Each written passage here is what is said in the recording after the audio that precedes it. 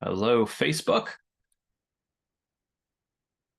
We will be live streaming here on YouTube as well. Hello, YouTube. We are live streaming. This is the VBC VET-A-THON. We'll be starting the program here in just about a minute. Excited to kick things off this year. Happy Veterans Day to those of you joining us on the social media platforms. Excited to get things going here. We're going to share our audio.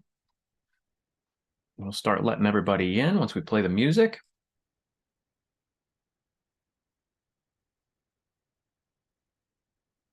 And we got 12 hours of programming and veteran stories for everybody. Thank you for joining us. Here we go.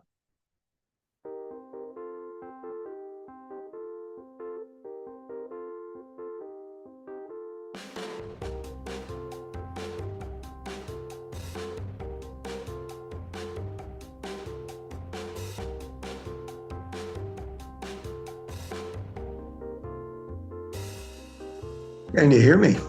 We can hear you. Can you see me clear? Hi, we can see you. Is the lighting okay? I believe so. You, Stu? Yeah. Hi, Stu. Welcome. Brad, Sandy, Hi. Carol, hello. Good morning. Happy Veterans Day, everybody. Hi. Thank you. Welcome. We got any Marines out there? It is. Happy belated birthday. One day, 248 years. That's right. Look? Not too bad for 248. That's true. Not too bad at all. We have a nice small crowd to start us off here with the VET-A-THON. Though, as you know, Brad is a marathon runner. Yes. The VET-A-THON is not a race. It is a light jaunt through veteran stories for the day. We are live streaming now on Facebook and YouTube. I want to welcome you guys to this is the third annual VBC VET-A-THON. My name is Sean Hall. I'm Director of Programming with the VBC.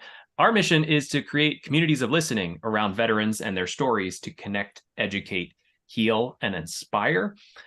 We have 12 hours of veteran stories to go through starting now. We do 11 to 11 on the 11th day of the 11th month. Easy for me to see, 11th day of the 11th month. And today's Veterans Day. Yesterday was the birthday of the Marine Corps. Brad, you're our Marine Corps veteran here. Yeah. How did you celebrate?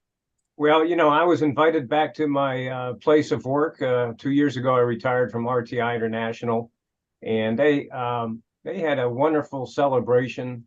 And our guest was retired Sergeant Major Rachel Painter, who was part of the female engagement team in Afghanistan and Native American. Boy, she told such a compelling story. We have to have her on the show to learn more about her service and her impressions of, being in the military, really being a pioneer as one of only 23 female sergeant majors to date to reach that rank. So I look forward to having her on the show. But, we put out the flag, the Marine Corps flag, and you text and call your Marine buddies, and it's just a great way to connect. And during the ceremony, they had a different veterans stand up and sing their service songs. All I can say is the rest of the services were weak, very weak. And but the Marines, as you know, bonded together, and we gave a resounding rendition of the Marine Corps hymn. Excellent. It's nice to hear. Well, it's a beautiful day here in Pittsburgh, sunny and beautiful. So I'm sure the parade went very well, though it was a chilly morning, 35 degrees here. So when they were lining up for the parade, I'm sure it was quite frigid. But Todd will be joining us in a couple hours. Him and I worked through the schedule. I'll be doing the first two here. And we'll show a share screen to start, just so we can thank a sponsor and get things going. Before we get to our first guest of the first hour of VET-A-THON, Stu Ritchell. Stu, I'm excited to have you a part of this program. And you have some pieces from a play you wrote, Vietnam Through My Lens, that we're going to hear on this hour, which we're very excited to get to. First up, yes, VBC VET-A-THON today, November 11th. Excited to have you all here and throughout the day. We want to thank FedEx for sponsoring the VBC VET-A-THON. They've sponsored us for a couple of years now. They have a couple hours scheduled throughout the day, as they have many veterans within their organization that they bring on to VET-A-THON and to share stories. So they'll be coming up at the 12 o'clock hour, and later on in the day, I'll share the schedule here shortly. This is our current VBC magazine. As you can see, Elvis is our cover boy. We had a wonderful veteran on who served with Elvis share his stories earlier on this year, and he and Todd collaborated on a wonderful article for the VBC magazine. If you don't have this, it should arrive soon, and if you don't get it, it's free quarterly. All we need is your address. All you have to do is send it to us at either Sean, S-H-A-U-N, or Todd, T-O-D-D, at veteransbreakfastclub.org, and we're happy to put a VBC magazine in the mail for you. A couple of announcements. Our Lioness podcast continues to go strong. We have 2 more episodes planned for the Lioness podcast. We have an hour of VET-A-THON. We're going to bring on Daria, and her and I are going to share bits of our knowledge about what's been going on with the Lioness podcast and this incredible story. She'll fill in later. To my understanding, as we've talked about on the podcast, a lot of these women served in combat prior to the combat exclusion policy. They want recognition. And that's starting to gain traction in DC. And guess what? Not only are they trying to do that for the CSTs, the FETs, but the Lionesses as well. And they're using our podcast because that is the most up-to-date information that is happening right now. It's very exciting stuff. Daria is going to fill us in with more information later on today. But we're happy as VBC to be able to provide this platform for these stories that is happening. It's causing change, that these women will get recognition for the service that they had. Scuttlebutt's going to be coming up on Monday. This is the other podcast that I host.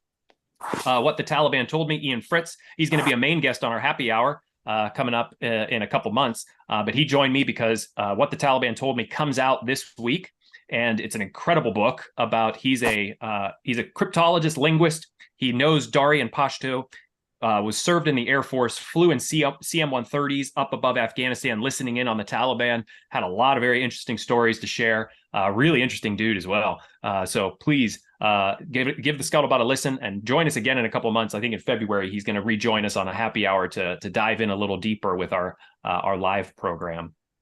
And on Monday night, we will have Glenn host this program. We will have James Conroy on to talk about his book, The Devils Will Get No Rest. Glenn mentioned, and he's going to be hosting 2 hours within the VET-A-THON. He mentioned that he thought he had read everything there is to know about FDR and Churchill, but as soon as he started turning the pages of this book, he couldn't stop and was really excited to bring on James to talk about his book. So just those announcements to start us off. We'll be chiming in throughout the day. I'm going to do a little mute all here, and I will ask Stu to be able to unmute himself. And what we'll do here. Is that right? There we go. You're good, Stu. Excellent. And I will do one more screen share before we get to you, Stu. I just want to go over our schedule for the day. As you can see, the 11 to 12 hour, we have 1st Infantry Division combat photography and journalist Stu Ritchell. We will be getting to you in just a sec, Stu. 12 to 1, we will have FedEx Ground share stories from their workers, veterans. We have 1 to 2, a Holocaust survivor and French resistance fighter. 2 to 3, the World War II Logbook Project with Lars McKee and Nick DeVoe. They're going to be joining us from Sweden and St. Lucia. So VBC and VET-A-THON have gone global. Atlanta will be joining us again. They've joined us last year from 3 to 4. They are an incredible veteran organization, veteran service organization in, you guessed it, Atlanta. That's Lloyd Knight, Scott Luton, and Kevin Horgan. They had a great comedy hour last year, just coming on, talking to us about what they've been doing down in Atlanta. Great veterans. Again, FedEx will take over from 4 to 5. We will be talking with World War II submarine veteran Julian Moses. Glenn will be hosting that hour from 5 to 6. We have 100-year-old Canadian World War II veteran Nick Janicki joining us with Scott Masters. Scott Masters will host the 6 to 7 hour. As I mentioned before, Daria Summers, she will be joining me from 7 to 8 on the Lioness Hour. And then 8 to 9, Glenn will be back with David Krissinger. And he has Ernie Pyle and the story of World War II. Guadalcanal, David Holland is going to be hosting from 9 to 10. I believe he's joining us from Australia to host that hour. 10 to 11, we have the National Veterans Art Museum to close out the day. And again, we'll be simulcasting this throughout the day. If you don't have time to join us for the full 12 hours, that's fine. I won't even be on for the full 12 hours. That's a long time. But please join us periodically throughout the 12 hours. You can just jump in and out of the Zoom room, pop on Facebook, listen in for a bit, pop back out, eat a snack, come back on, continue on with your Veterans Day activities and enjoy yourself. But as promised, Stu, thank you so much for joining us for the first hour. Really excited to get to your play and to hear a bit more of your story. Happy to be here. The pieces you'll get today, the scenes are from a show that I wrote in 2014 called Vietnam Through My Lens. Stories prompted by people I've met along the way through Vietnam and beyond. So I wanted to give you just a sample today of what it was like, what the show is like, 4 or 5 scenes, if we get there. Absolutely. And I'll start right off if you'd like. Yeah, definitely. Thank you so much. I have you set on just you are spotlighted. So as an actor, and I know that world deeply and personally, you are the camera. You're good. Your framing is good. You're good to go. Okay. All right. Well, soon after my return from R&R, I found myself sitting on top of a tank in the jungle with Captain Zoltan Szabo, commander of a bunch of tanks and armored personnel carriers. Szabo's men had set up camp for him, vehicles in a circle pointed outward like the spokes of a wheel, a good defensive position, I was told. Szabo had kind of an Eastern European accent. Captain, mind if I ask where you're from? Hungary. When did you get to the States? 1959. Escaped during Hungarian Revolution. Family in New Jersey sponsored me. What are you doing here? I owe it to my country. Wow. Crawls under the barbed wire, barely escapes with his life, manages to get to the States, and then says thanks by putting his life on the line. Captain, how do you see your career evolving in the military? My branch is armor. I hope to get back to Europe. If there is World War III, it will be for there with armor. Properly humbled, I wrote a story about Szabo. Okay, fast forward, 1988, I'm sitting on a couch in my house in San Jose, California, watching the nightly news on the tube. A guy was arrested as he got off a plane in Miami while traveling from South America to Europe. Case of espionage, biggest at that point since World War II. An organization chart went up on the screen. At the top of the chart, Zoltan Szabo. When I picked my jaw up off the ground, I called the FBI, told them of my brief association with Szabo, sent them a copy of my article. Szabo was not the guy arrested in Miami that day, but he had indeed gotten back to Europe and recruited over a dozen people to copy and carry documents that eventually made their way into the hands of the Hungarian intelligence service and presumably their equivalents in Moscow.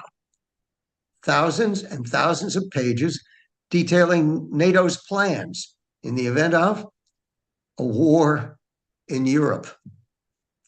Szabo's top recruit was Clyde Lee Conrad, bright American soldier with a top secret clearance. Conrad was arrested by the Germans and in 1988 convicted of espionage and high treason. He died in a German prison at age 50. Another member of Szabo's happy little crew was recruited by Szabo in Vienna in 1967. 67. So when I met Szabo in 69 in Vietnam, he was already a spy. I suppose he had been dropped off on shore. Not too hard to have gotten under the barbed wire under those circumstances. And when he said, I owe it to my country, he was telling the truth. But the bastard was talking about the wrong country. Szabo was eventually arrested and in 1989 convicted of espionage by the Austrians. Never served a day in prison, though, because of his help in exposing Clyde Lee Conrad. Savvy devil, that Szabo. That's story one. Story one, scene. So this is true. These are true. These are true stories that happened to you that you Oh decided yeah. to dramatize. Oh yeah. That's true of all the ones there in the show. There are 26 scenes, some shorter than this, one or two longer, but they're all true. There are, moments where I emphasize something or another or filled in something, but oh, that's absolutely true. I don't know that you can find Zabo's picture on the internet, and I never took a shot of him. But there was information I gathered online from one of the defense agencies about Zabo, and um, so it's true. I What don't made think you you? can find him sipping on a cocktail in Palm Beach or something like that. Was it SZABO? Szabo. First name Zoltan, Zoltan. See what you can get. For as odd as a name as that is, if you Google Zoltan Zabo, there Yeah. are actually there are actually quite a few Zoltan Well, one Zabos of out there. I remember someone telling me that a Hungarian who works in my apartment building was telling me that either Zoltan or Zabo means shoemaker or something like that. So This is so like a you lineup. can This is our so lineup. you know. Oh my, look at that. I don't know I if any. don't uh, I don't think he's going to be looking for more publicity, and I doubt you're going to find him Probably not. online. But anyway, that What is a funny. what a strange happenstance. And Uh, obviously, whenever you saw his name there again, it rang the bell. And Extraordinary, yeah, extraordinary. I mean, it wasn't surprising that I recognized the name. I didn't know anyone else like that, but the whole idea, and I wondered what he was thinking when I mhm. showed up out of nowhere. You get dropped off in a chopper. You're out there with a bunch of tanks and armored personnel carriers. You introduce yourself to the commanding officer. There was no ritual, no procedure for what I was doing. You just show up. And I wondered what he was thinking, how odd it would be that someone came to interview him. I wonder whether he had a touch of nervousness, but nothing that showed up as far as I was concerned. And certainly I wasn't considering that alternative. Does I don't want to ruin a future scene, but is there a part in a future scene that tells us how you got to Vietnam?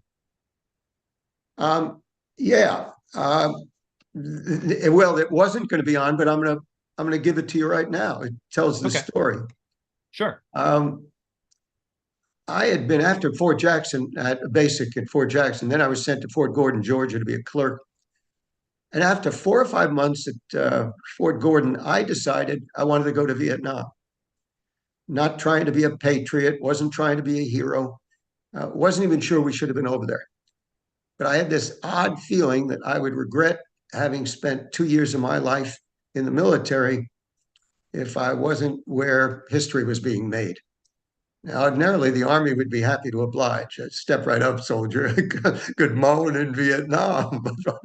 But I had these two buddies in Vietnam, Dave Myers, Kenny Gasparez. Dave was from Norman, Oklahoma. Kenny was a Cajun boy. Both these fellas were low-level enlisted people, just like me, but they worked in personnel. Those were the folks who made up the list called levies by which soldiers got to one place or another around the world. Guys, put me on a levy for now. No, no, no, no, no. Yes, now, but I want to go. You get your kill desk, Chewie. I ain't going to do that to you. Come with us, Taiwan. And isn't that ironic? Had I wanted not to go to Vietnam, do you think I would have known these guys? I submitted a form to volunteer. The next levy came out. My name wasn't on it. Dave and Kenny had kicked it off. Guys, I want to go. Oh, so in early December 1968, my name was on orders to report to the Oakland Army Air Terminal.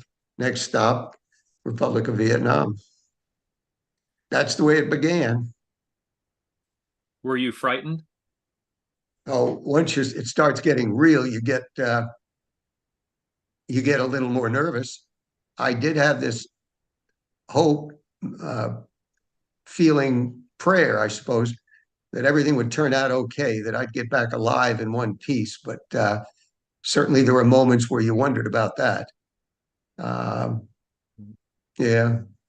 And then most of my time was not in the same degree of risk, I would say, as so many other guys. Um, medevac chopper pilots, by definition, flying into hot, dangerous landing zones, 24/7, risk it all, Mhm. Dog handlers who were, along with their German shepherds, were leading patrols in the jungle trying to find tripwires, buried munitions, the enemy itself. And these guys were often the first to be seen by the enemy. Mhm. Tunnel rats, crazy little guys who go into these holes and tunnels dug by the VC to hide munitions, underground living quarters, even an underground hospital complex we came across. Crazy guys who'd go into these things, and they'd sometimes go into tunnels, no room to turn around, and they had to crawl forward slowly in the darkness with only a pistol and a flashlight. Try that out. What's up ahead? I mean, there's courage. And then I get goosebumps just talking about it. So my time over there had moments, short periods of what I thought was real risk, but there were these guys that were 24/7, and I ended up writing an essay because I had a special affection, affection's the right word, and respect and admiration for the infantryman, and that was the poor guy who was slogging around through the mud, the jungle, the rice paddies, always with the risk of ambush just around the corner. As I like to put it, the fellow who didn't have the connections to get into a reserve unit back home, the fellow whose family had a long history of military service, the fellow who wasn't the sort to while away the hours in a coffee house praising Jane Fonda's visit to North Vietnam. Mm-hmm. And when I was over there in Nam, I wrote an essay in praise of the infantrymen. It got picked up by a rag called the Overseas Weekly. Some of you, I'm sure, are familiar with it or may remember it. And what I'd like to do, if it's okay with you now, Sean, is read that essay. I think it's very moving to me. And when I do it on stage, I can't help but get moved at certain points. And that it's the reality of that I think helps make the show, the live performance on stage or even here, something that beats film. Sure. Here it is. His body is covered not with modern fashion, but with the rags and grime of war. To remove the stain, he looks to his sleeve or a towel around his neck, not fortunate enough to have greater convenience at hand. The clouds around him are hardly silver-lined. They're laden with rain, makers of mud. Their only redeeming value is as a buffer, stopping the sun from mercilessly bearing down. When rain appears, he retreats to the sanctity of a disciplined mind and listens to the patter of the drops on his head, not a roof. And while others bathe, he scrounges to drink. Water is sometimes too precious to waste on keeping the body clean.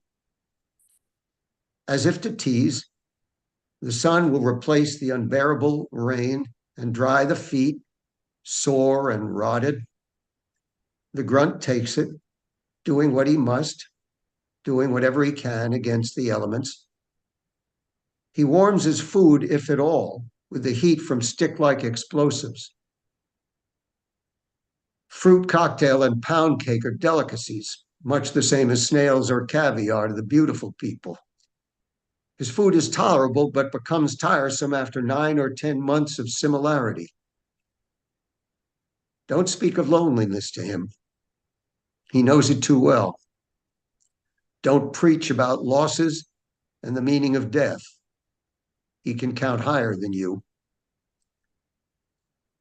And no one has undergone more of the experiences which make a guy cherish life and what it has to offer. He has lived and fought with great friends, some of whom will return home. But he notes the irony that those who live live only to return to riots, bloodshed, despair, or perhaps hope. Don't speak to him of race. The blood his brother shed was real and not strangely was red as his. When life was on the line, colors blended. After all, color won't stop a well-aimed round. Speak to him of nice things. Scream about living and life itself. Whisper about people, love, softness. He's a human being who wants to leave the names Grunt and Leg behind him in the dim past, where such history belongs. His personal victory is simply in terms of leaving Vietnam. He's finished his tour, no more chalking off days on a calendar. Now his future lies with his folks, his job, his girl, his world. The world should thank him and let him go on his way. Give him the respect he merits. Let him pick up the pieces and move on to a new and fruitful life. As an infantryman, he has earned his place out of the sun. He deserves no less. That's it.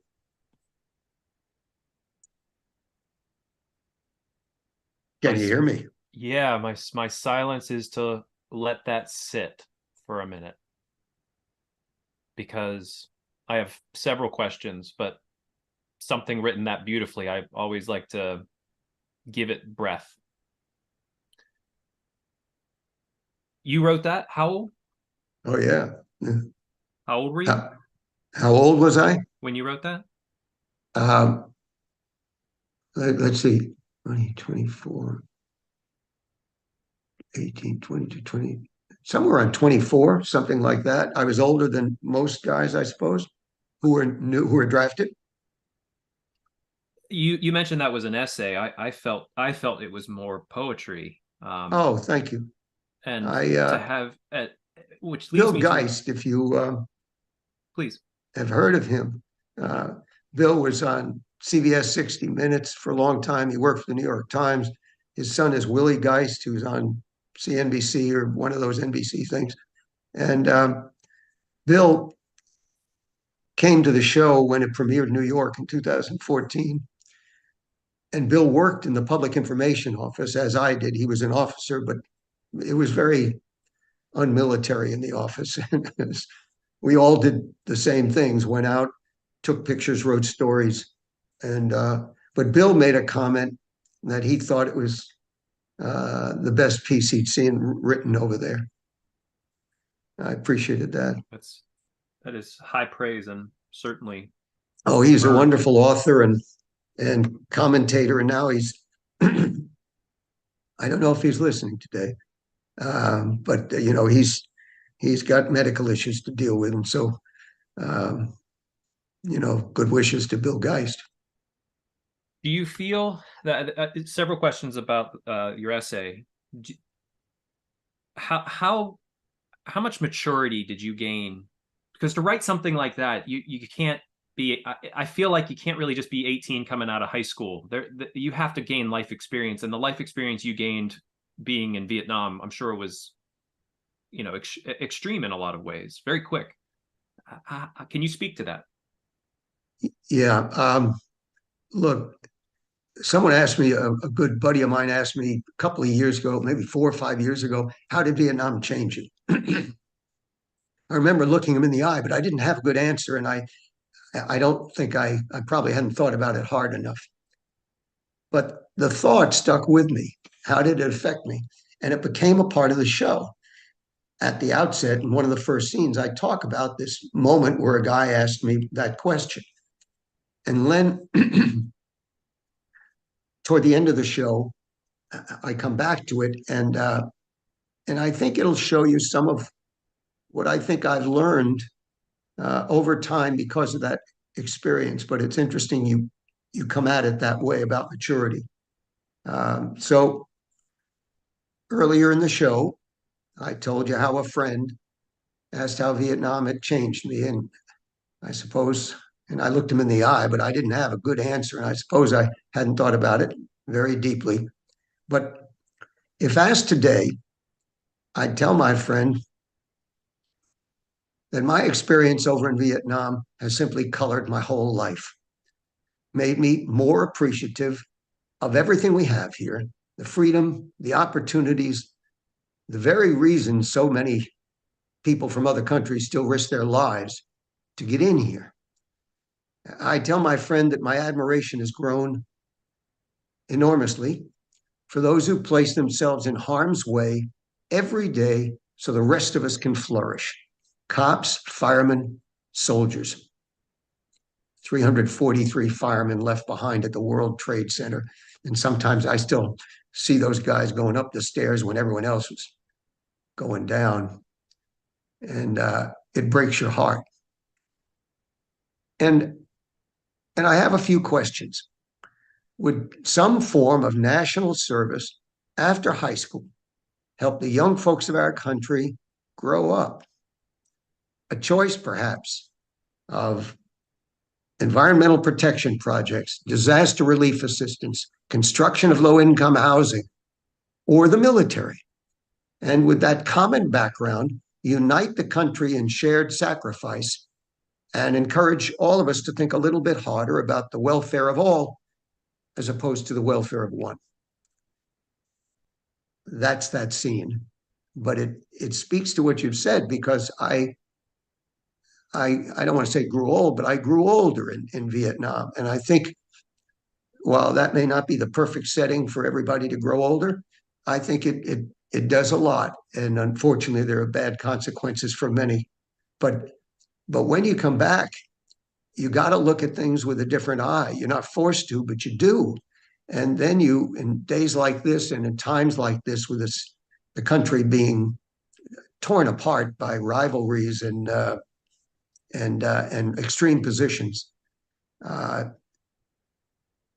you just kind of say that, you got to look for the kernel of goodness and come together somehow. And I do think required national service, don't have to call it a draft, but that's what it would essentially amount to, but with more choice. But required national service would make better citizens out of young folks, and they wouldn't be exposing themselves to some of what they do afterward, and they wouldn't have it, I don't want to say so easy, but things wouldn't be handed to them. Everything they have thereafter would be earned and feel earned. And they would have a piece of the action, a slice of the pie, and they would know what it is to be a citizen, whether it was military or other things. So I guess that's an answer to some of what you're asking about with maturity. I find it interesting. I mentioned I have a background in acting, so I remember pieces that I had to memorize for different shows, things like that. And you had mentioned before reading your essay that there were always pieces to that kind of make you a little more emotional. Yeah. And it's especially interesting 50 years, 60 years on from writing it. Yeah. I'm not gonna age you, but I'm gonna, No, I mean the writing of, oh yeah, that's right. I mean, that was 1969. I'm 79. That was in 69. So quite a bit of time ago. Over 50. Right. So there are still pieces of that still strike at the core of you. It's funny you say that. I never would have thought of that. Mm-hmm. But it does. And there are a couple of other scenes where certain things tend to happen to me. And I have to halt for a moment, and nothing's contrived. There's no acting going on. Mm-hmm. And then what an extra thing about it, when I noticed it, and I have a copy of it in front of me as people could see. I said to my director, I think we had already premiered the show, but I said, I want a special piece of copy paper, not just standard white. I want something that's a little more solemn or a little more sophisticated or something more substantial. And even that, when I read it, I touch the paper, and even that starts to move me. But yeah, there are certain points in there which almost inevitably, when I start talking about loneliness and preaching about the losses of meaning and death, and then when I talk about race and the blood his brother shed, and other softer stuff toward the end, yeah, I do get moved. And I hadn't thought about it in those terms, the ones you just said, all these years later. But it's true. Would you like to read your next piece? I won't read anymore. That's the only one you get read. I do the others. There you go. All the rest is done. I'll, yeah, this one is an indicator of how the show, the entirety of the show, is about the odd path by which I got to Vietnam, what I did there, and then how things have come about since then. And this one's about that. Sometimes you go looking for a kindred spirit. Sometimes the spirit just finds you. Warm summer night, New York City, 2008 or so, Little Italy. I pushed my nose up against the window of Florio's, an old Italian restaurant on Grand Street. Rumor had it you could smoke cigars in there, and that would have been quite a good discovery given Mayor Bloomberg's anti-smoking campaign. I opened the door just a touch. The smoke was dense. You could just about squeeze it.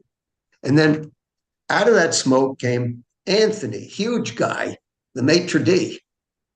What can I do for you guys? Master of the obvious. Can you smoke cigars in here? What do you think? Come on in. In we went, my buddy Howard Reed and I, into this oasis. So began my love affair with Florio's. Lawrence Amoroso, the owner, wonderful, staunch supporter of our troops. Military photos and memorabilia adorned the walls. If a soldier walked in there in uniform during Fleet Week, no charge. Drinks, meals, no charge. Larry even sent over special boots to Afghanistan. He felt that his boots provided better protection against IEDs than those then being issued by the military. And he had an apartment upstairs converted into a clubhouse for cigar smokers. Now, this was nirvana. I introduced some vets to the place. We'd go in there for lunch and then adjourn upstairs as gentlemen for cocktails and a post-lunch cigar. Well, one Wednesday, I walked into Florio's, wanted to say hi to Anthony and then tell him how many guys we were going to have for lunch the following Monday. Where's Larry? He won't be coming back. What do you mean? He's at home. Home? He's got cancer. I looked online for a place that made athletic plaques. Hustled up to one of them in Midtown, told the proprietor my situation. Here's the text and layout for a small plaque. The guy's dying. I need the plaque in 2 days. He supports our troops. I had that beautiful little plaque in 2 days. And the following Monday, walked into Florio's and passed the plaque around the table so the guys could take a look. Al Smith, Lieutenant, Infantry Platoon Leader, Army. Chet Brooks, Captain, Air Force Intelligence. Dick Holt, retired 2-star Army General. John, a B-52 pilot, and a handful of others. The text was simple. Larry, you have cared for those who serve. God bless you. The Lunchtime Soldiers of Florio's, 17 January, 2011. I handed the plaque to Larry's dad. He clutched it to his chest. Didn't say a word. Turns out Larry had just died. That's that scene. Wow.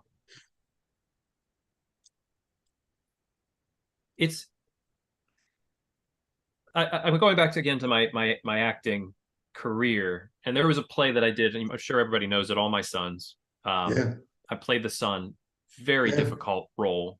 Very Sure. difficult to do it every night.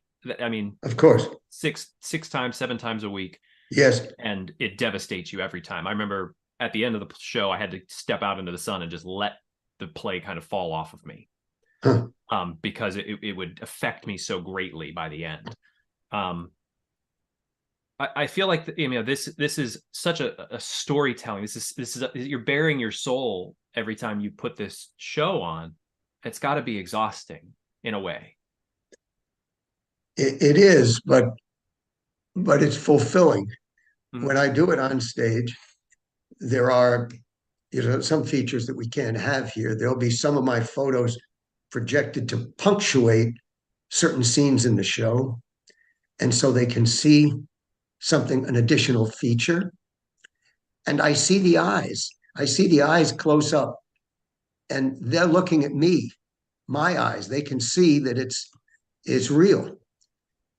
And I feel real good, and drained. But I have to tell you what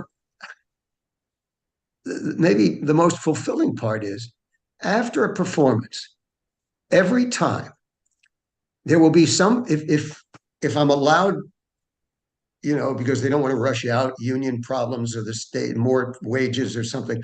If I'm allowed to stick around right there, there'll be people who'll come up to me, and they all have a little thing they'd like to see or share, and those are very telling. One woman came up to me in New Jersey, was at a college, and she said to me, and it's very halting as they come up to me, because it's almost like a confessional. She comes up and she's almost tearful, and she says, my brother served in Vietnam. And she said nothing else. And she turned away. She couldn't say any more. And you know that she was talking about the past tense and nothing going on after that. Mm-hmm.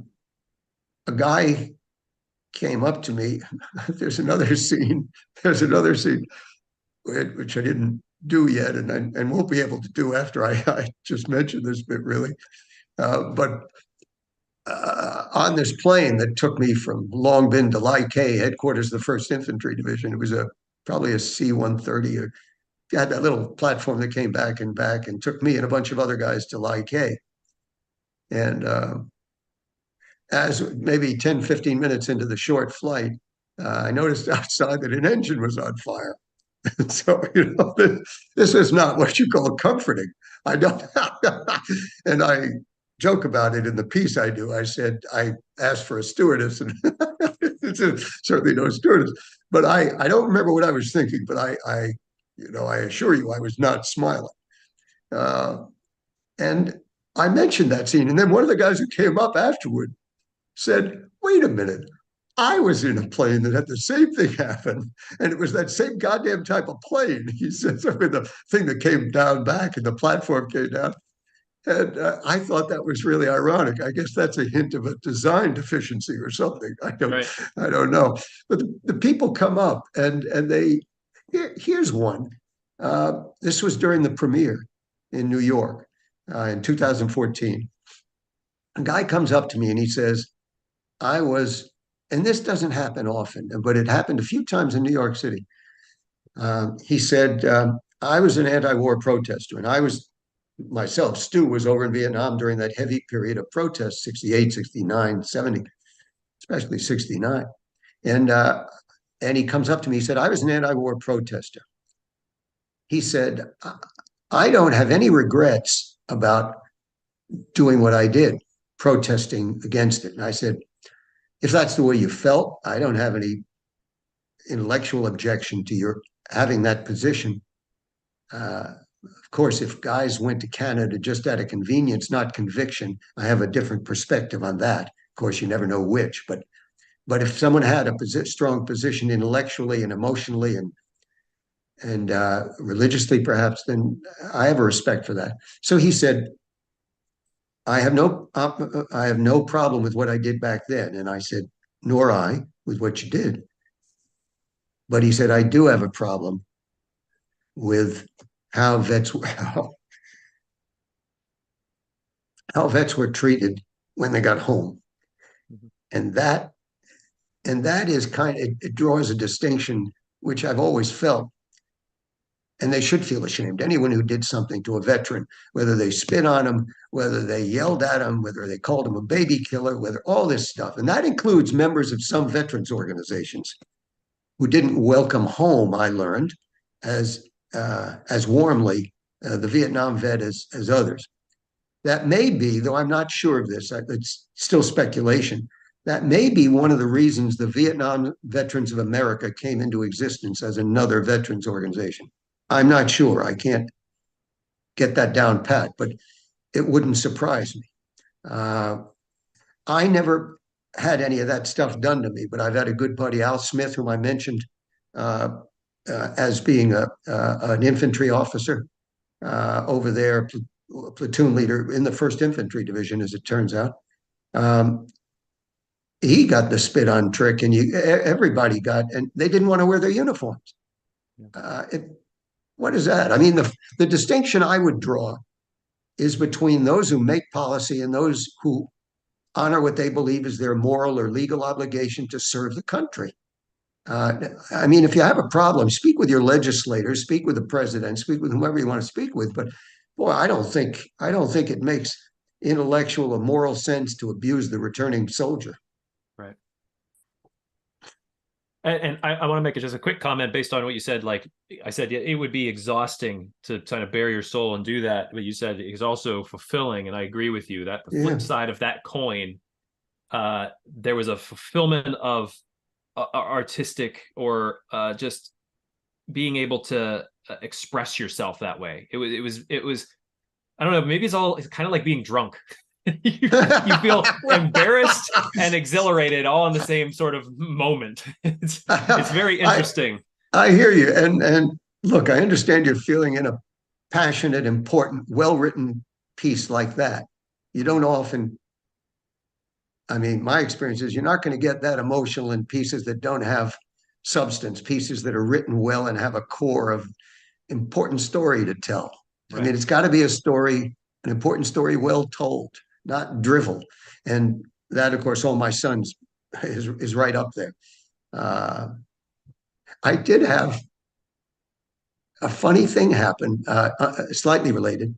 20 years ago or so, I was going to do a short off-Broadway series of scenes. I was in 1 or 2 of them, and there were going to be 3 or 4. There were a bunch of actors.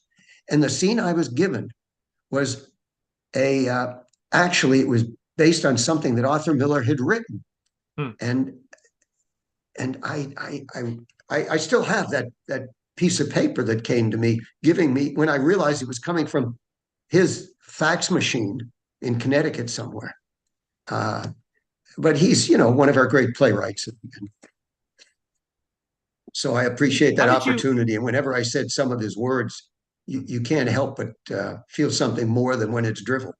Absolutely. Reside, how long is your play? About an hour and 15 minutes or so overall, when it's done pretty quickly.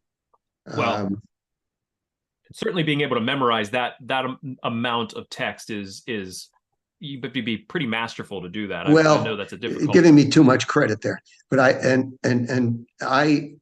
as I was writing it, over time you start to absorb stuff. The words change over time, sometimes intentionally, sometimes not. The words change, and so it's remarkable how much some things, not the core, but some things, the emphasis, even how I feel about the words. Yeah. I started asking myself, is this true? Is what I just said true? Did I really see that? And you start questioning yourself, and I react to it. And even, I got to tell you this. There's a scene. How much time we got? We have about 13 minutes. Okay, give or take about a minute. So I won't be doing this scene, but I'll tell you what it's about. And it was about, we have quarterly luncheons of combat vets in the city in Manhattan, and many are Vietnam. All branches, not all branches are represented. And it was during the course of one of these luncheons 5 years ago or so, I learned that one of the guys across the table from me, we'll call him John, as I did in the scene with Florio's, the B-52 pilot. And I knew that and that's all, his name's fictional and everything else in the scene is fictional. And it was clear he needed some financial assistance. And so I didn't know him well. I barely knew him at all, but I offered him help. Later on, when I was writing the show, the last scene I ended up writing was about this loan, non-interest loan that was essentially a gift. It was I said to myself, and this is being stupid, I said, wait a minute, they're going to see this play. The world is going to see this play, and some vets who know John well will see it. And that's kind of revealing something very personal. Do I have the right, legal, or moral to do this without his permission? This came up as I was about to go into rehearsal. It was the last scene I wrote, and I liked it a lot. I actually use it as the opening scene. And I said, I struggled with this for a couple of nights, saying, am I going to get back to him via email and say, do I have your permission? I didn't see a legal obligation, but I ultimately felt a moral obligation to get back to him. And I sent him a brief email saying, John, this is what I'd like to do. And all facts are changed, but there will be some people, obviously, in New York and elsewhere who might recognize it. I said, I can't proceed without getting your permission, and I won't do it unless you say okay. And then I had trouble pushing the button to send that email, and I pushed it. And it wasn't more than an hour later or so that I got back a brief email saying, I owe you. Good luck with your project. I think that's just the whole the scene and the response talk to, in my view, camaraderie. Totally. I want to mention, as a side note to everybody joining us, this is the Veterans Breakfast Club. We are beginning in the first hour of our 12-hour VET-A-THON. We're talking with Stu Ritchell, veteran and author, playwright of Vietnam Through My Lens, which we've been hearing pieces of throughout the first hour here. If you have a question during this hour, or if in the future throughout the VET-A-THON, if you're joining us, feel free to do the reaction, raise your hand, or you can just wave your hand here. We will try to, I'll try to see you with your hand raised if you have a question for Stu.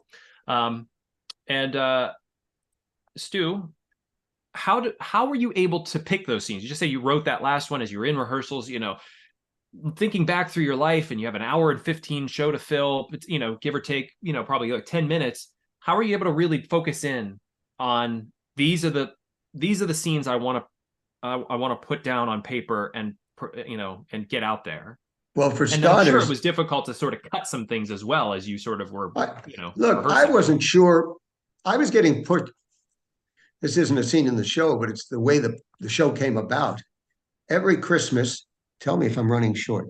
Every Christmas, there was a party at an artistic director's apartment in Manhattan, and I'd be outside. He and his wife had the ground floor apartment. It's late December. It's Christmas time. I'm outside smoking a cigar and having a beer with one other guy. And after I told him a story or so, he said, you got to put this down. Next year, I said, no, I don't want a vanity piece, and I don't know that I have enough to say. Next year, same party, different cigar, different beers, same thing. I gave him another story, and he said, this is valuable. Put it down. Third year, similar situation. Finally, I said, I'll do it. And so then the struggle began in early 2014. What do I remember? I don't have the great memory you think. I absorbed a lot over time, and that was useful for the creation of this piece. But right now, at my age, I really don't have the same ability to memorize much. I'm learning that in some auditions, and it's painful. But so I sat down and tried to remember what was meaningful to me, or what happened. God, I came up with one or two scenes that came from a prior play I had written called Everyone's War, a prior solo show. A scene about basic training. It still resonates, and I have that early in this show. Very funny stuff. I remembered that during this story about going to New Orleans with Dave and Kenny, the two guys that said stay with us at Fort Gordon and then we'll go to Taiwan. I went down. Dave and I went down to visit Kenny in New Orleans, and we ended up at a parade. And the parade had a lot of parade of transvestites. There were all these parades. Parade of transvestites. I was absolutely shocked. Mm-hmm. And because it was 1971, I'd never seen such a thing before. And now I live in Greenwich Village in Manhattan. Well, so what's new? And you could just go out on the street in front of your apartment and you see strange things all the time. Mm-hmm. But during this parade, this transvestite parade, all of a sudden, one of the paraders, and there were thousands, one turns toward Dave and I, who were watching the parade, and he yells out, "Hey, Stu!" I said, Dave looks at me and he says, "Oh, oh, you have a friend in that parade? I said, Dave, I don't know who the hell this person is.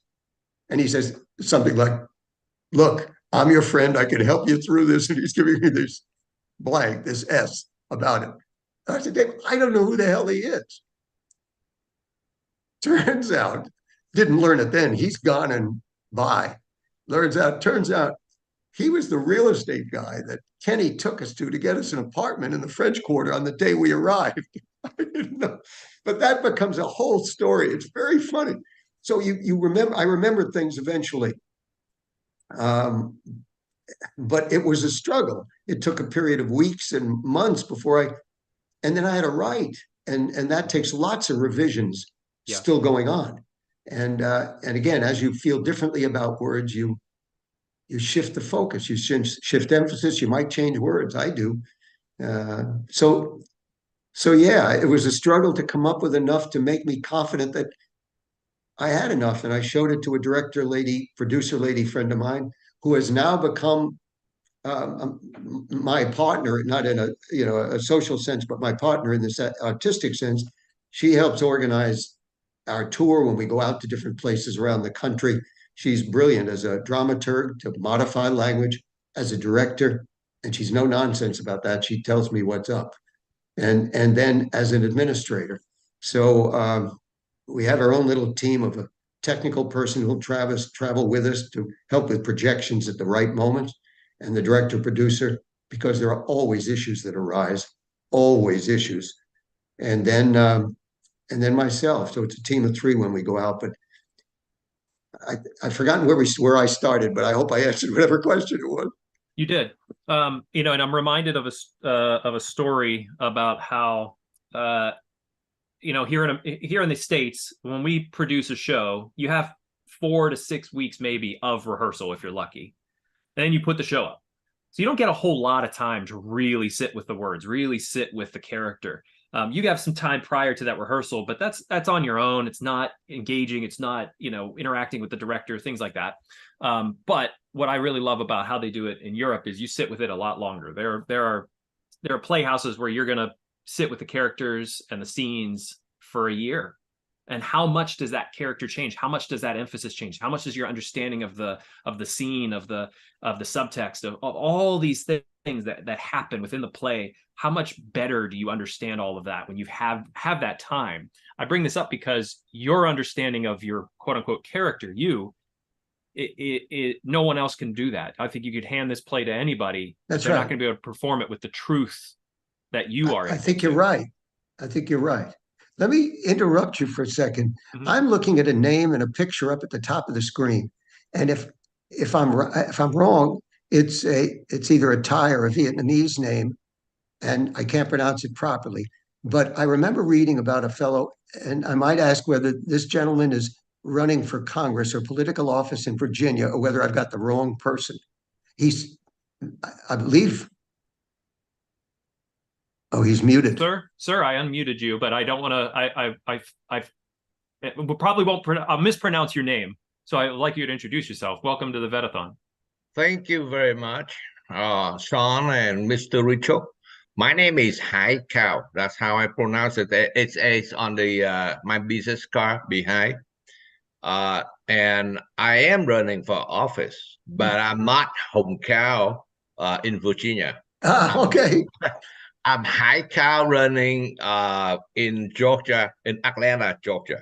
Oh wow. Well, you will have to join us for the VET-Atlanta hour. I'll mention here for our viewers, VBC, we are an apolitical organization, so we don't talk politics here in the room, though I do really appreciate you joining us and being a part of the day here. We have a very set schedule, so what I'd love to do is to invite you back, because as we mentioned here in the chat, that Mary mentioned, we'd love to hear your story, your life during the war, your escape, your life here. That would be something that I'm sure VBC would love to dive into. But as we go into about 2 more minutes, we're going to be jumping into the FedEx veterans. So we have a packed schedule now. Does that sound like something you'd be willing to come and join us with? Here, Hai, let me ask you to mute. Go ahead. Yes, I will be more than happy, and will be my honor to share my life and my journey from Vietnam to America with all of the veteran of the Vietnam War. Wonderful. Wonderful. Please, if we don't have your contact information, if you could maybe put your email in the chat to me, we'll be happy to reach out to you. Maybe we can set something up and have you back on because we'd love to hear that story. Stu, before we let you go, you're welcome to stay with us throughout if you'd like. But before we move on to the FedEx hour, Stu, I'd love to ask you one last question. Well, it's a two-part question, really. What is the one thing that you hope people would be able to take away from the play that you've written and you're performing? And where can people see it? Look, I hope people enjoy it and are touched by it and are moved by it so they think about things they haven't thought about before. But I want it to be a good piece of art. Yeah. And as well, in terms of where they can find it, right now, they can go to a website called VietnamThroughMyLens.com, and it'll show you where we will be playing. We just had a couple of performances, one in Pennsylvania, one in upstate New York. But the upcoming you can find on the website under the segment called Touring, VietnamThroughMyLens.com. Fantastic. I put that into the chat. Stu, I want to thank you for joining us for the first hour of VET-A-THON. You really kicked us off. I say you can't fumble the kickoff to the Super Bowl, and you certainly booted it through the upright. So that's great. And thank you. You were marvelous as a partner in this. Absolutely. I love acting. It's, one of my passions in life. So it's fun to talk to someone who has the same passion. You can speak the same language a bit, just like I always see the veterans do. You always get in the room and you guys always just know how to talk to each other. I love it. Stu, again, please join us throughout the day. If you have any time, you want to jump back in, you want to say hi. We're happy. We're going to be here. A happy Veterans Day to you. Thank you again. And, best of luck. Break legs out there. Break legs out there. Have a good day. Thank you, Stu. I believe Chantal, I'm hopefully pronouncing your name correctly. There, Chantal. Hey there. Good morning, BBC, and all the wonderful veterans today. Happy Veterans Day. And if we have anyone from Canada, happy Remembrance Day as well. We've got, we're excited to be a part of this. And we have Miss Jenny Connor, who is actually our lead for one of our ERGs, and the title or the name of that ERG is VET-A-THON. So I'll let her talk maybe a little bit about that, and let's kick off. But again, congratulations. Thank you for serving, everyone. Thank you for being who you are. Thank you for being here, and thank you for all that you do for everyone. Thank you. Thank you, Chantal. Jenny, you're going to be leading us this hour. Yes, I am. Thank you so much, Sean. I'm really glad to be here. So I'm in charge of our VET-A-THON employee resource group at FedEx Ground. And so I'm not actually a veteran. I'm someone who's just really passionate about veterans and just providing resources, providing a place of community for them within FedEx. My brother is serving in the military. My grandfathers both served. And so I'm just really passionate. I've had some cousins as well. I just really am passionate about all that you do and providing that space for you. So this hour, we've got a couple of different veterans who are going to be able to share their stories, and we're just going to do some question and answers, let them share, and that's kind of what it's going to look like. We're going to start off first with Andrew. He was the VET-A-THON lead and actually got a promotion, and so passed it off to me, and really excited to have him. He's a P&D manager in Midland, Texas. Is that right, Andrew? I am, yeah. Wow, how do I follow up, Mr. Riker? That was some great storytelling. Yes, I was the lead a couple years ago when VET-A-THON, I did the VBC call for Veterans Day, I passed it on to Jenny, and now I'm a co-lead. My time is very consumed with this new location. Yeah, and something Andrew won't say is that he really took, I think VET-A-THON had kind of stalled out a little bit, and he took it and really revamped it within FedEx to provide that space. So we were really grateful for all the work that he did. I was just able to kind of take on what he did and kind of move forward in that way. So Andrew, what branch of the military did you serve in, and what was kind of your job there? So yeah, I was in the Army. I did just short of 9 years. I was a staff sergeant, and I was a Patriot missile defense operator maintainer. 14 Tango series. All right. So in that time, how long did you serve? So I did 8 years, 9 months, 2 months short of my 9 years. All right. So maybe tell us about maybe some of your experiences or something that really stood out to you while you were serving in that time. Yeah, so I got to travel a lot. In my time in, I spent 7 years overseas. I've been to Qatar. I did 3 years in Japan, South Korea a year. I got to go to some missions in Amsterdam. I was at Fort Hood, Texas, Fort Bliss, Texas, and of course Fort Sill, where I got my training from. It was probably the best experience I could have asked for. I came from a military background. My father and brother both were Marines, but it was apparent that the Marine Corps was more than I would have expected. They were always, very, as we say in the Army, hool. Devil dogs, they're a different breed of military. And I kind of wanted to carve my own path. And that's what led me to join the Army. I had troubles as a kid and in my teens and early 20s with drugs and other things, getting involved, alcohol. And one day, I got stopped by a cop, and luckily nothing came of it. But the next day I walked into a recruiter's office and completely changed my life. 10 years, just short of, with the military, best decision I made. I got married, have a couple kids, and now I live, probably the best life I could have lived. If I hadn't made that decision, I'd probably either be in jail or dead. So the military really is something that I'm passionate about. It does save a lot of lives. I've seen it firsthand with some of my friends that are from other much more dissident areas of the country, and it just puts perspective into your mind as you progressively move up. Okay, very good. Thank you for that.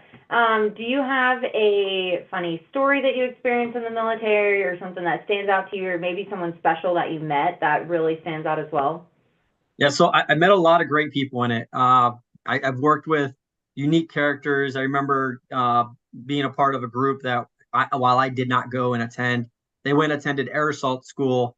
The week they got back, they decided to practice air assault out of a third floor window at Fort Bliss, which was very much frowned upon, but they still wanted to show off what they learned, utilizing their skills. And it didn't end well for them, but it was still great to see for me. I got to interact with Japanese soldiers, being involved with the Patriot missiles. There's a lot of branches and countries that use the missile system. So I've worked with, in Korea, they have special operations group tankers. So I've worked with groups over there on unique missions. And then, of course, our special forces, I got to do some unique trips with them as force comm and as just soldiers they needed on the other side, doing guard shifts and stuff just to help them get trained up. So, yeah, go ahead, Sean. I was going to say, we have to go back to this air assault story because there's a lot that you left on the table there. Number one, I'm not a veteran. So what is air assault, and why? And the only thing I'm imagining is these guys jumped out of a third-story window. Yeah, so air assault is, a lot of times they're utilized to repel. They're repel masters usually. There's more to it. Air assault does involve, people that do groundwork, but a lot of times it's rappelling down buildings, rappelling down mountains, or out of helicopters. I know there's more to it, as I'm not air assault. I can't tell you anything. If anybody's on here, I'm sure you can tell us more. But the moment they graduated school, that was their, they partied that night. The school was very stressful from what I hear. But it was probably one of the funniest things to see, was just a bunch of grown men making a decision to climb out the third-story window, they utilized a fire hose, because the buildings we had, they had fire hoses on the third floor, which caused a lot of issues, a lot of upset people afterwards. Their careers didn't survive, but it was still funny. They were all to see. court-martialed? Essentially, yeah. Wow. UCMJ'd. So they made a decision, but still, as you look at it now, while it's not great for their career, but still it was a unique experience, especially when there's alcohol involved. Reminds me of when I was a teenager and my friends were like, we're going to go to Walmart and stir some trouble. And I said, I think I'll pass. Yeah. Jenny, go It ahead. was Sorry, I needed to hear more of what was going on with that story. No, no, you're it good. was I'm glad you asked for clarification. Yeah, so with your time in the military, Andrew, and transitioning out of it, how was that transition? And then maybe, how does FedEx fit into all that as well? So, it's different now compared to a lot of people who had a different transition. So FedEx or the Army, which is the branch I was in, and a lot of branches are working towards giving veterans a better transition. What I learned was you have to take care of yourself. Nobody's going to hold your hand and walk you through it. They're going to give you the tools, they're going to give you the notes, but ultimately you have to do it yourself. For me, I started 2 years prior to my transition. I knew I was done. I was hurt. I'd fallen a few times that caused me injuries, and it just I was finding myself in the back. So I started my transition, and then I got stationed in Korea. And Korea for me was a 1 year tour without my family, or it would have been a 3 year tour if I took my family. And knowing I wanted to get out, I took the 1 year, and that's where I transitioned out of. I utilized every resource available to me. I contacted the FedEx because they were a part at the time. They're hiring freeze now, but at the time they were doing internships, so I could go work for them for a 4 month period, and then come out with a career. Uh, we were training as ops managers, which are the management team that's responsible for people that load trucks to get them out for delivery.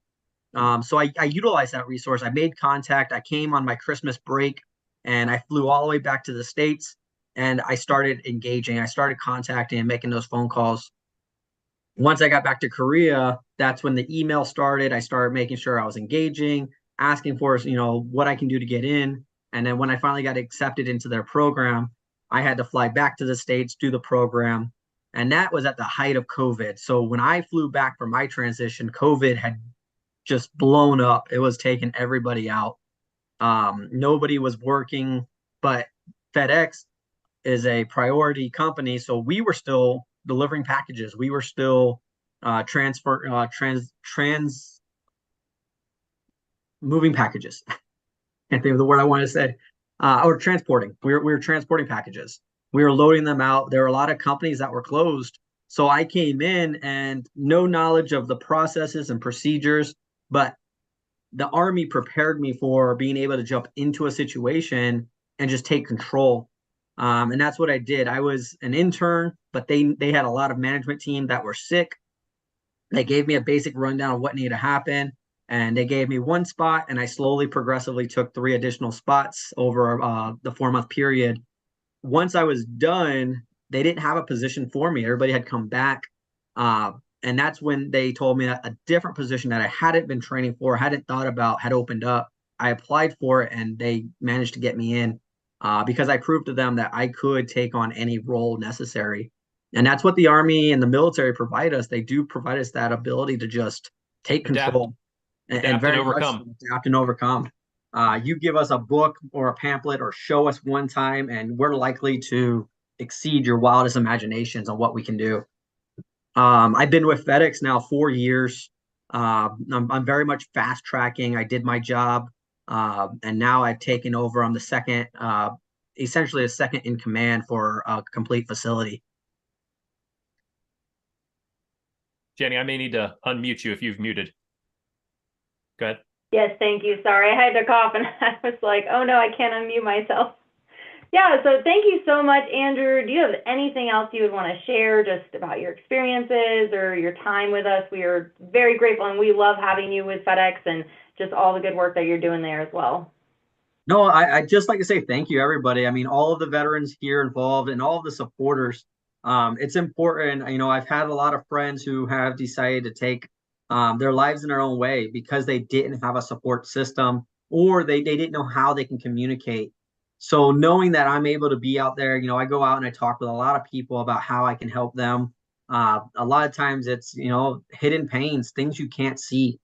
So it's all about being open and being able to communicate. I've got a few veterans in my station who knowingly, they can walk into my office, say, I just need to talk. You got a few minutes, and I'll shut the door, stop everything I'm doing to give them that time. But I check in on them as well. I've got friends all across the country and the world who still to this day will ask me questions. I've got some active duty people who I'm still very close with, and they're not happy with the way the military is changing, but I'll talk to them in a way that'll make them feel that they're appreciated. And, it's not, the military was the greatest thing I ever did, but it's not the end. Once you get out, you got to keep pushing through. So I want to say thank you to everybody who supports the military and veterans alike. May I jump in, Jenny? Yes.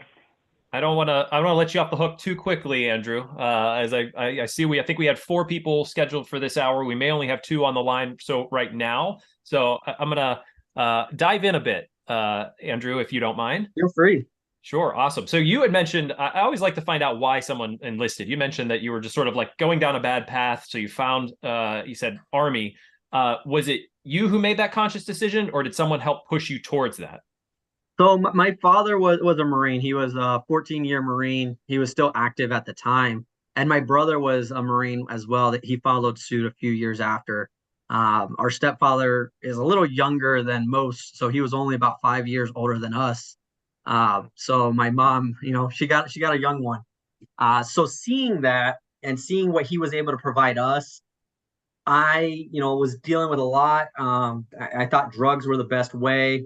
And I was doing a lot of things that I shouldn't have been doing, but I didn't know that at the time. I knew right from wrong, but, I was trying to prove myself.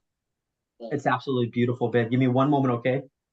So I made a decision. The cop pulled me over because I made a illegal U-turn, and I had drugs in my car. He did not suspect, didn't ask questions.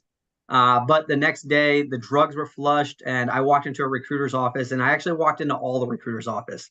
I thought I was going to go to the Coast Guard first because I didn't want to deploy away from here. I wanted to be in the States, and they weren't open. The Marine Corps, they didn't like that I had a GED, so they wouldn't accept me. Air Force, same thing. They want some college. They didn't like my GED. And then the Navy was the same way. But I walked into the Army, and they said, well, let's take a test ASVAB and see what you score. And, I scored okay. They said, all right, go ahead and study a little bit, come back the next day. And really, they just wanted me to come back and take me up to MEPS. But they need to make sure I can get up there with what I had. So they gave me the drug test. I didn't have any issue with the drug test. I didn't use, I just sold at the time. So I passed the drug test, no problem. And I was gone within 26 days. So passed everything they needed, got up there, and they said, do you want to fire a missile? And I said, that sounds like fun. I'd never fired a missile. I was the guy that transported the missiles so other people can fire it because officers fire the missiles. But it was the best decision I made. I grew up, my biological father was a felon. So I grew up in the life of seeing people in and out of prison regularly, and looking back on it, I could have easily been there. Right. I have a 3-year-old as well, or I don't know how your daughter is, but I know the feeling of the pitter patter here. So don't worry about that. That's totally welcome here with BBC. Yeah, she's 5, and she wants that attention. It's the weekend, so she usually gets it. But yep, I always, I got no problem with her being in. She's what I live for. Absolutely. Totally hear you on that. So if I could take a couple more minutes of your time, I'd love to hear, was it a culture shock to you when you hit basic? So basic training, again, I should have ended my career there. I had a blast in basic training. I thought it was a camp. I grew up, like I said, in the military, but I did like the Young Marines. So I had this basic, I'd already been trained on these basics, tasks and drills. But I was loud.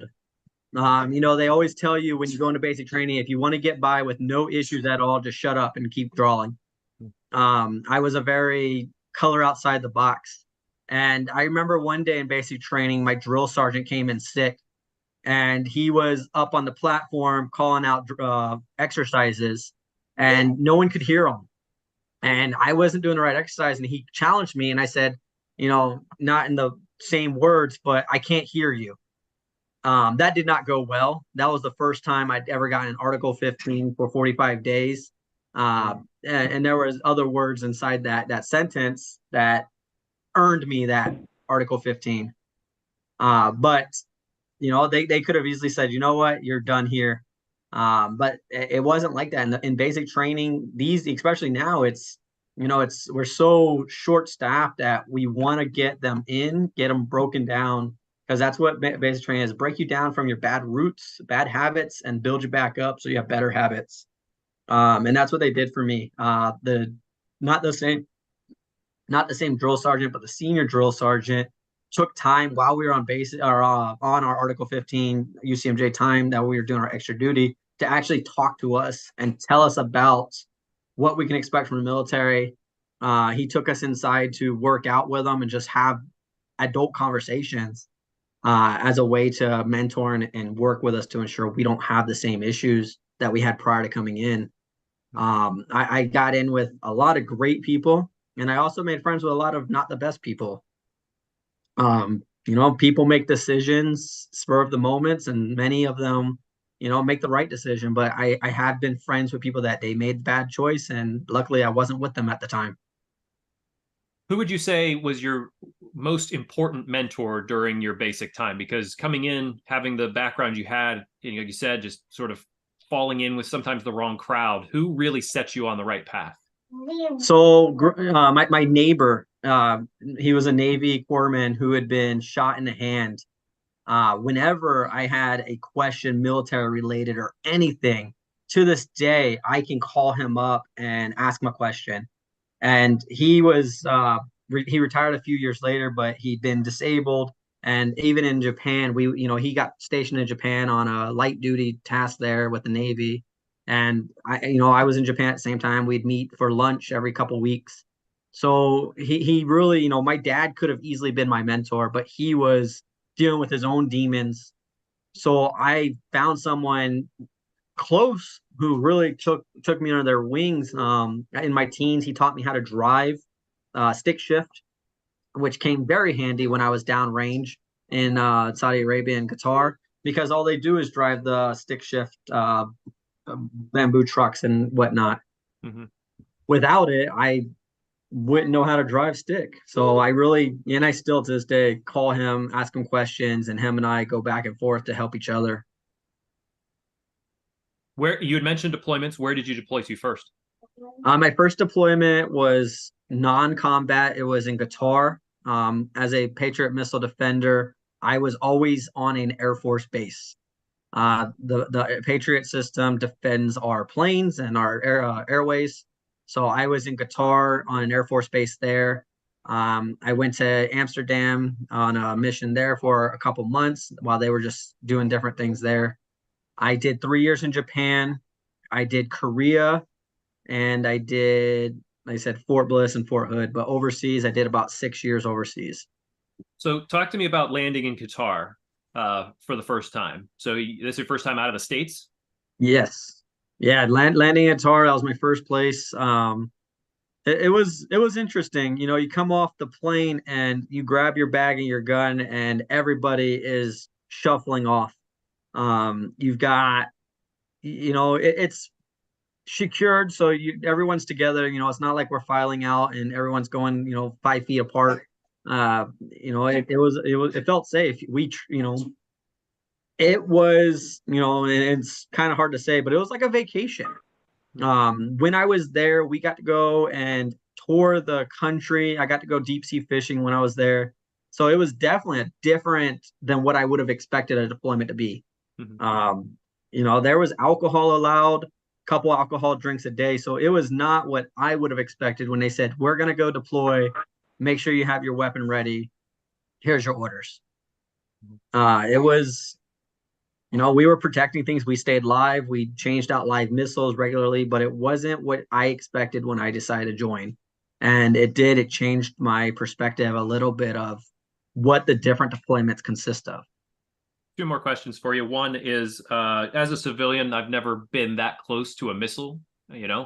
What was the first time you stepped near one? Did it feel a little intimidating? It's in a casing, so I don't think I ever felt intimidated by it. What intimidated me was the height of it. Having to climb up on top and having to torque down bolts or take it off with forklifts. That was the intimidating part. Knowing that it was mechanically and electronically managed, there was never really a fear that, this thing's going to go off. Not like my first time throwing a grenade. When I was throwing grenades, that was intimidating. One bad drop and that could have gone off. But I never had a fear with the missiles because of how big they were and all the steps we were taught that goes into setting them off. It's not like somebody could just walk up and go, "Hey, let me throw an incendiary on here," and that missile is going to shoot off. It's going to cause some issues, but it's not going to fire. I laugh because we've recently, in the last week or two, talked with, for whatever reason, the topic came up of throwing a live grenade the first time, and every single veteran has said, like, that was intimidating the first time you pull that pin and you have to toss that, and it's like you were singularly focused on making sure this goes absolutely perfect. Yeah, absolutely. Especially at the beginning of that experience, you're sitting in the bunkhouse waiting to go, and all you hear is nut to butt. Everybody nut to butt. That was probably, the best thing to hear, at the time. You're like, I'm not gay. You're a basic training soldier, but that's what they told you. Get close. They want everybody sardine tucked in. And then you get out there and, it's very important that they're ready to throw you on the ground. And you see people get thrown on the ground because they don't throw it far enough. But I didn't have that issue. I knew I needed to get it away. It was a baseball in my hand, and I wanted to keep my hands. Chantal, you said you had a question for Andrew. I did, Andrew, and as an ex-spouse, veteran, so I too, like Jenny, I've supported in many, many ways.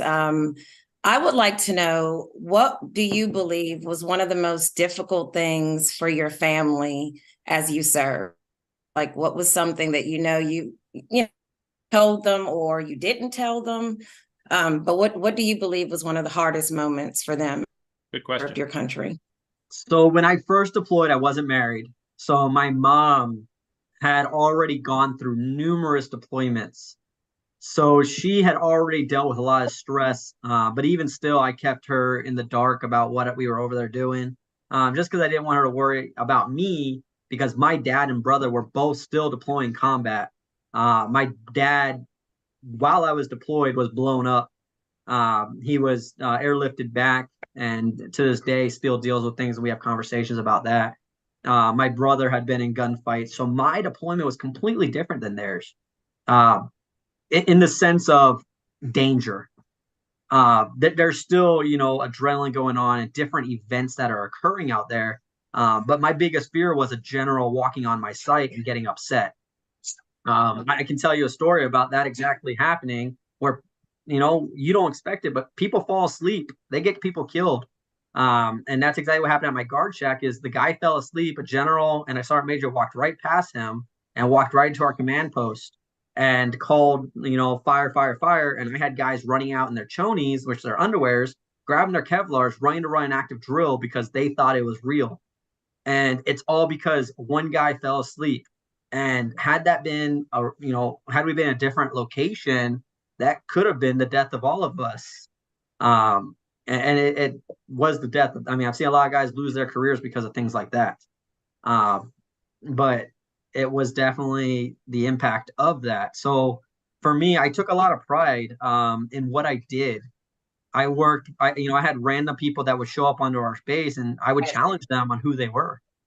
So keeping my mom just kind of out of the loop was what I did best, because I knew she didn't need to worry about me. She needed to worry about my family that was back home. I had little brothers and sisters. So I wanted her to worry about them. For me, I knew I was safe. Now, when I got married, that was different. When I had my first kid and I was married, luckily for me, I didn't deploy combat anymore, but still I went overseas to Japan. My wife was there for a few years, but she struggled to deal with depression because she's a Hispanic and has a strong Hispanic background. So she struggled to deal with that separation, even while we were just in Japan, just the three of us. And then when I went to Korea, I went by myself, and it was different there too, because she stayed and I got to communicate with them, but she dealt with it a lot better than I expected. My kids grew up, my daughter really didn't experience what my son did his first 3 years without me.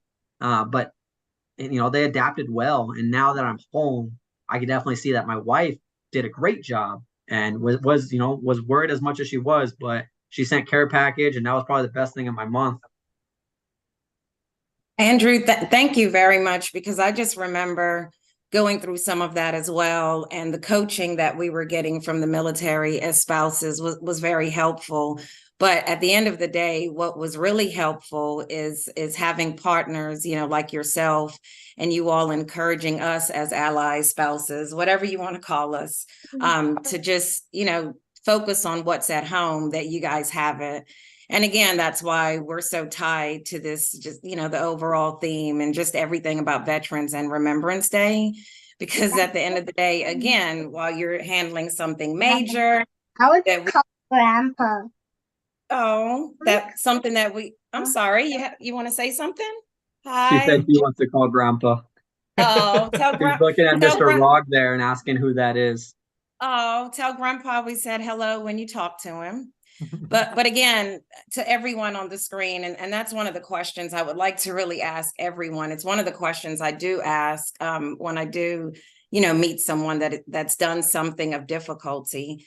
Again, thank you for just always taking care of us by letting us know that you all have it, and that does make it easier. But as someone that's in the dark, it's just really hard. So I was, just wanting to get your perspective on what you thought, but that's exactly what some of us were dealing with when you all are away. So thank you, Andrew, for sharing. And Sean and Jenny, I'm sorry. That's one of my favorite questions of, with anyone going through difficulty. So I would like to hear some responses to that as well later with our other participants. But thank you, Andrew, Jenny, Sean. Thank you. And thank you, Andrew. Jenny, I'm going to hand it back over to you. Andrew, appreciate you being a part of this. If you'd like to join us throughout the day, you're welcome to. It was great to hear some of your story. And I believe we have Donnie Wilson also joining us today. Yes. Donnie, Donnie I'll ask Wilson. you to unmute. Yeah, Donnie, is that Jay with you? Yeah, that's Jay. Jay Girls, the one and only. Well, why don't you go ahead and introduce both of yourselves, and then we'll get started from there. Okay, my name is Donnie Wilson. I work at 522 in Cedar Rapids. It's a new hub. I'm an ops manager, just like Jay. And I've been working for FedEx for about 4 years. Before that, I was BC for a contracting company for FedEx for about 15 months. Hello, everybody. Happy Veterans Day. My name is Jay Garrels, and like Donnie said, I work here at 522 here in Cedar Rapids at the hub as well. I've been with FedEx this time around for about 1.5 years. And the first time that I worked for FedEx was about 25 years ago. So for about 3 years. And then that was right after I got out of the military. You're old, man. Yeah, I feel it. So in any case, it's good to be back and good to be with you guys today. So thank you very much. Well, we are very glad to have both of you. Before, I know, Donnie, you want to share something that maybe not everyone always talks about, but go ahead and tell us what branch of the military you were in and just how long you served and what your position was. Okay, I was in the U.S. Army. I was in for 13 years. I started out as a cavalry scout, just like Jay. And then about 6 years into it, I switched over to be a diesel mechanic, thinking I wouldn't get shot at anymore. And definitely didn't work out that way. I've been, like Andrew, I was in Texas a lot. I spent 4 years at Fort Hood. Not a bad place, but at the same time, all you do is go in the field. I was at Fort Sill for training. I've been to, Fort Leonard, Missouri. I was stationed in Augusta, Georgia for about 6 years. Been to a lot of places. I've been to Bosnia, Egypt. I've been to Germany, Kuwait, and Iraq. And that's pretty much my whole career, just bouncing around. As a cavalry scout, I deployed to Iraq for the invasion. That's where I seen most of my combat. And as a cavalry scout, there's a lot of things we do. We do a lot of just frontline missions, kicking indoors, LPOPs, which is observation. A lot of times just you and a couple guys or your troop just sitting around. I lived in a small COP, which is a combat outpost. It was literally 14 of us, and we were part of the MITS team where we trained Iraqi army. So we literally lived on a small compound with just us for security. And most of the time we roamed around without any protection on that compound. So most of my career as a cavalry scout was outside the wire at a small combat outpost.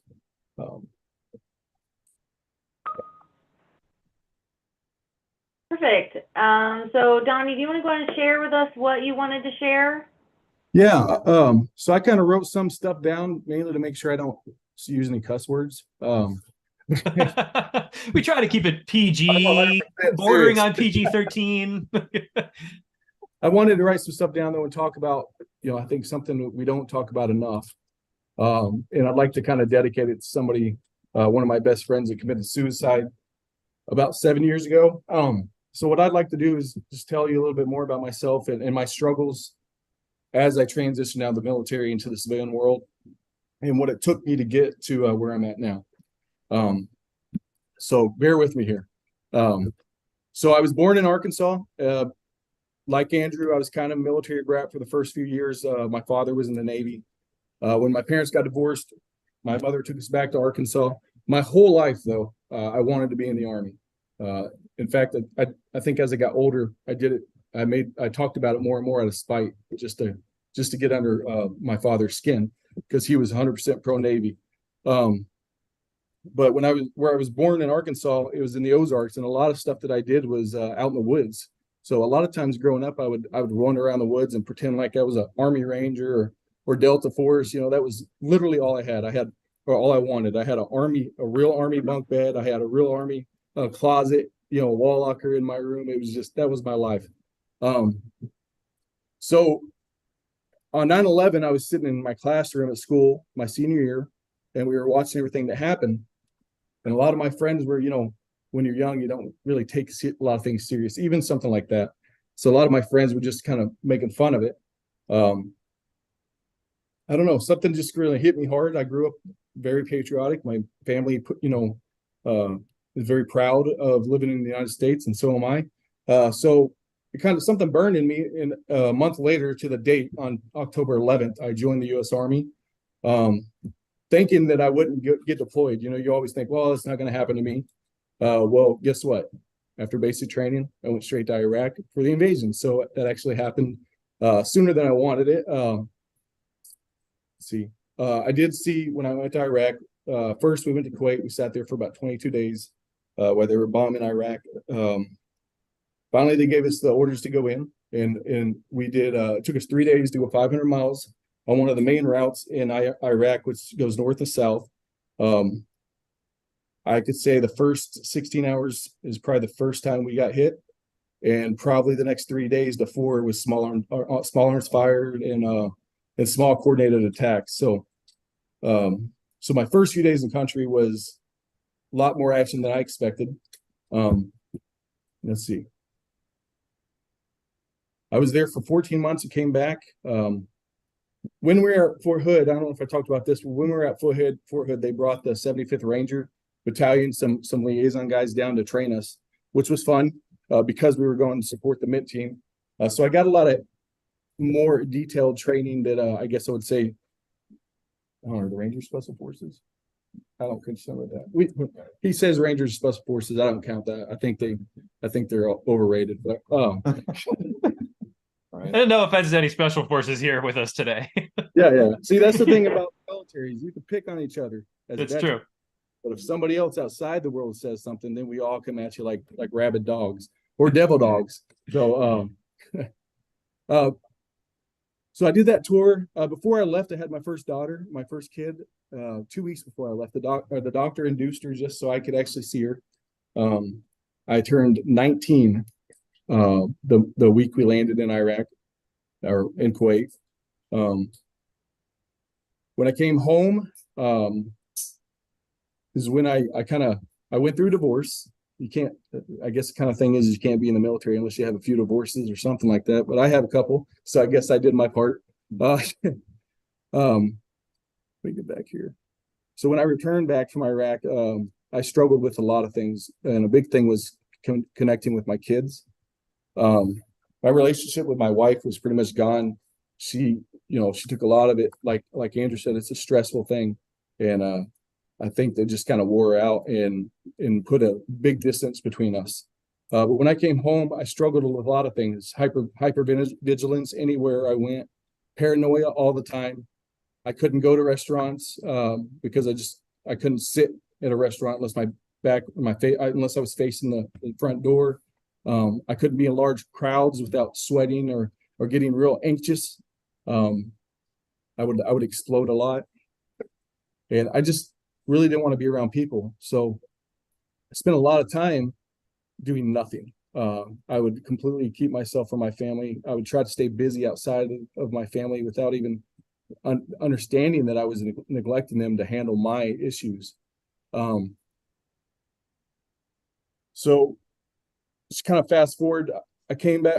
I went back to Iraq in 2007 for another 15 months as a mechanic, thinking I won't see any combat.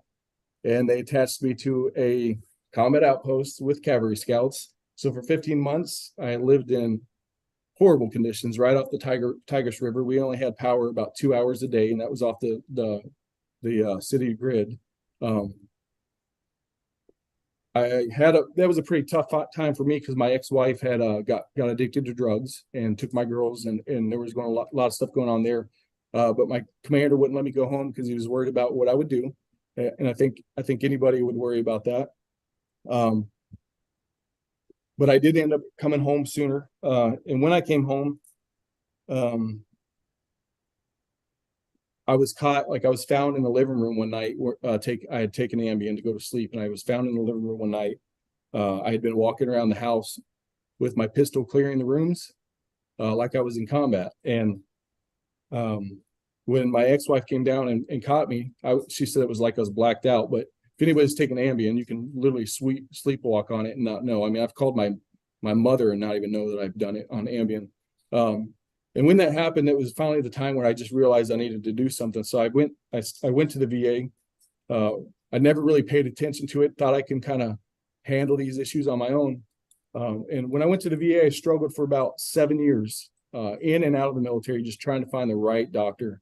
And it was getting tough because every time I went to a new therapist, I had to say the same story over and over and over. And any veteran that goes to the VA or sees a therapist understands that's not fun. It's not fun, and it can deter you from wanting to help yourself.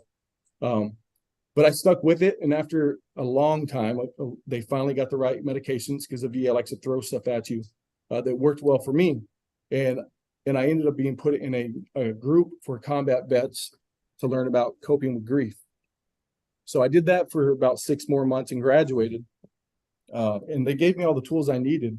The thing that was tough is I had a lot of struggles with suicide. Especially the first 3 years when I got back from Iraq while I was still active duty. You do come back, especially if you see a lot of things, you come back with a lot of remorse, a lot of regret, thinking you could have done something different. You know, you really, a lot of times you don't even recall what's going on, like when you're in combat, at least for me, until after it's over with. And then somebody like me, you just analyze it over and over and think, if you would have done this, it would have helped this person, or if you'd done that, this wouldn't have happened. So when I went to that group, they really taught me how to cope with that. And then hearing other veterans that have been in combat who also felt alone and incapable of helping themselves, that really helped, just kind of hearing that from them. So what I say, the reason I say all this stuff is, for the longest time, I put using the VA and using what was available to me to the side, thinking I can cope with it and handle it doing, by drinking and, at one time doing drugs, thinking I can handle it on my own, and I couldn't. But when I finally did go through all the program, and I graduated this 6-month program, I think 2 years ago, I started going around and telling all my friends, I'm in a veterans group, just telling them, you should use this. Don't be stubborn. You should use this. There's all these things out there for you for mental health. Even in a world where there's not enough mental health doctors. I try to tell a lot of my friends that because they try to do the same thing I did. And I don't want them to go through what I did. And I don't want them to deal with what a lot of us veterans and a lot of us people have dealt with. And that's, losing friends to suicide because they can't handle it. So when I got out, I struggled with a lot of that. I had a lot of support though. It actually took my kids, my 2 oldest daughters, to pull me aside in the living room and tell me that they feel like I don't even notice them. And that really changed everything. So now I religiously go to the therapist. I take all the medication as much as I hate it. And I see now that if I would have done all this stuff years ago, I probably would have been a lot further in life as far as my career. My kids would have had a lot less trauma to deal with. I would have had a lot less trauma to deal with. So I say this on Veterans Day, if you're hurting, if you have any mental issues, you don't know what to do, if you work for FedEx, obviously you do have somewhere to call. There's crisis lines you can call for free, but don't let your pride get in the way, because at the end of the day, it's not worth it. You lose. You don't see it then, but in the future, you'll see what you lose. And so I really encourage whoever, if anybody's out there has that problem or any problems like that, use the VA. If you don't feel comfortable with the VA, use something. Don't just let it sit aside. My best friend, Dan Fisher, we served in combat together. He committed suicide 5 years ago because he wasn't sure he was taking medications the VA gave him, a lot of them, and they had it mixed up. He got to the point where he just felt like he didn't belong. He felt like there was no reason for him to be there, that there was no solution, and that because there was no solution, the best fit for him was to end his life. And so he slit his wrist in the shower. The thing with that is he reached out to me about a week before it happened, and I'd been putting him off because he was always calling me and our friends. He was always junked out, and we got to the point where we just thought we couldn't make a difference. And I didn't do anything. I didn't try at all, and he killed himself. So I'd say really, please take it serious. It's a struggle that I think any veteran has gone through, especially combat veterans. We know it's a struggle anywhere outside of here, but it's not something to be ignored. That's kind of the message I wanted to send.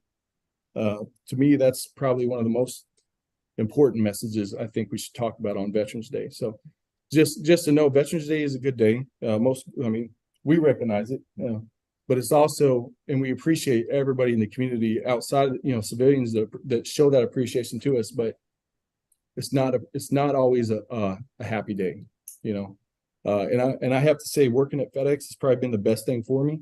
I've never worked anywhere since I've been out of the Army that gives support to veterans like this.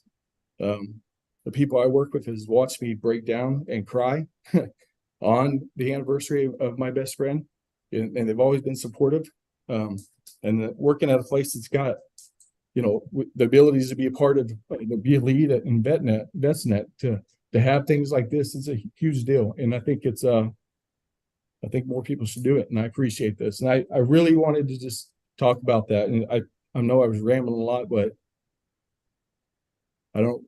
mental health, mental illnesses, especially combat related, I just think are overlooked too much. And I think that veterans sometimes we just got to put our pride to the side. So that's my message. Donnie, thank you. Thank you so much. Thank you. Really. Yes. And you we're not rambling. It's a very important message. It's an important story. Absolutely. And I on our podcast, The Scuttlebutt, I've had conversations with many veterans who, just like you, reached sort of the end of their rope, and found some way to claw back into life. Some of them, it was their kids. Some of them, it was, finding a new purpose. And I wonder, in your situation, you said your daughters sort of helped you see that. Was there something else, a part of your life? I mentioned people that do kneeboarding, people that, go on long hikes. Like, is there a passion that you've found in your life, your daughters, that has sort of helped you find that, repurpose that in your life?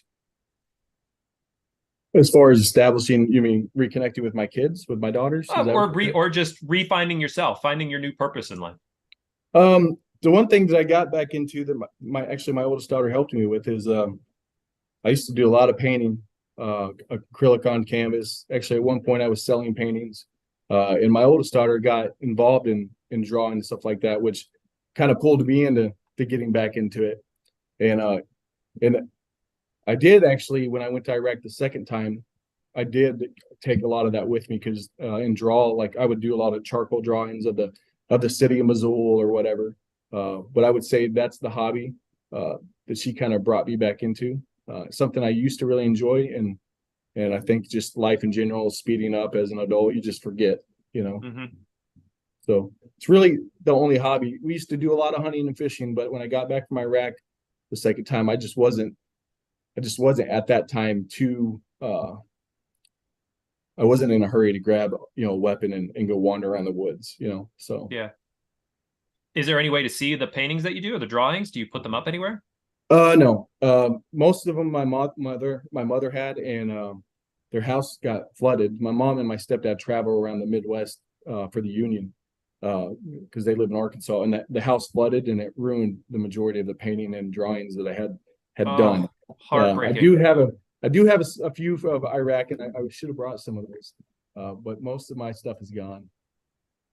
Can you talk a bit about what you mentioned about how FedEx supports veterans? I think that's a really important, not only just for you have FedEx behind you there on the wall, but it's not something that maybe a lot of us know about, that what FedEx does for the veterans that are a part of its network and a part of its organization. Well, I would tell you, just having to get somebody that created this business that's a combat veteran, even though I've never met him, is a huge deal to me, because that just tells me that he understands the trials and tribulations that veterans go through, and not that I'm not trying to separate veterans, but even combat veterans, having programs like VET-A-THON, where I met Andrew and Jenny, and they brought me in to be a part of that. That's something that I've never seen at a company, and that's an avenue to build camaraderie within a company, and to combine community members, civilians like Jenny with military. So VET-A-THON is one thing they help a career help. They have all the opportunities where mental health, you can call, what is it, 8 times you can go visit of your choice for mental health. I mean, they have a lot of stuff that companies don't do. This year, sending out the coins to everybody. I mean, I can't say a time I've ever had that. Just the overall appreciation, the patriotism, just in our location. I mean, our senior managers and our management, they go out of their way to make us feel important for Veterans Day. And it's little stuff, but it's stuff that you just don't experience at any other place. What? And Donnie, your senior manager's on the call today, right? Yeah, I know. I'm kind of kissing up. So even just that support, though, that he did show up today, I think that shows a lot. And yep, I'll explain a little bit of our EAP. We offer up to 8 free counseling sessions per incident that you're dealing with per calendar year. And whether it's a small incident or something as severe as what Donnie's dealing with, I mean, I've used the services. It's not easy to talk about that you need that, but it's so necessary. And after having used it, that's been really important for me. Donnie, for someone who hasn't gone through what you've gone through, and they want to help, but they don't know how can we show up for you in your life? Like, what's the best way for someone who's struggling with what you're going through? Be patient. My fiance is probably the most patient person I ever met. And if she wasn't patient, she probably would have kicked me out already, but be patient.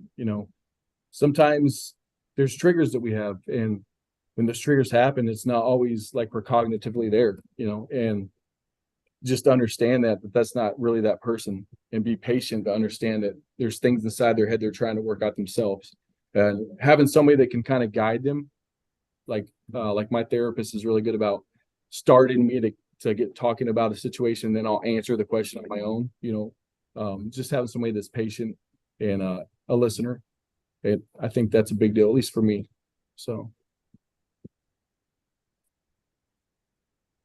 I do want to thank you, Donnie, just for I know that it's not an easy mountain to climb, telling your story, but it's so important, and your message rings I'm sure so true with everyone here, that it is important. It is absolutely important to not only be patient, but to do something about what you're struggling with. Don't be shy of it. Don't hide it. Get out there and talk, because it's so needed. Yep. Absolutely. After I finished that group therapy, I did start to get where I talk about a lot. Like Andrew said, the biggest accomplishment in my life, other than my kids, is serving in the military. I can say that I did something that only 2% of the population did. at that time, Mhm. you know, and I've been around the world and seen things other people could imagine.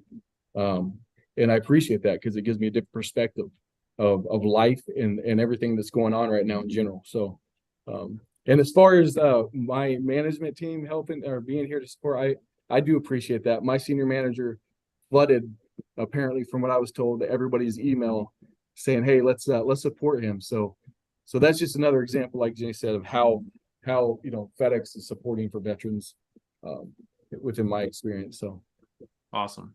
another one of those suck ups. It's perfect. Jenny, I want to everybody to give Jenny a round of applause for stepping into the hosting duties here for the hour of a FedEx Hour. I know we have another FedEx Hour coming up later. Jenny, are you back with us then, or? I will be back with you then. Oh, so were you voluntold or did you volunteer for hosting duty? Both. Both? Excellent. Chantal and I decided we would try to tag team it if we needed to. So yeah.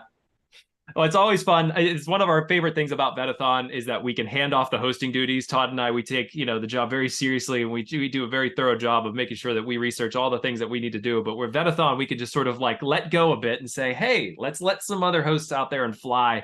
Jenny, you did a fantastic job. I just want to give you a good round of applause. Thank you so much for stepping into the hosting duties, and we'll look forward to seeing you again later. I believe the 5 o'clock hour. Is that correct? 4 o'clock maybe? Might be 4. Yep, 4 o'clock hour. I was looking at it wrong.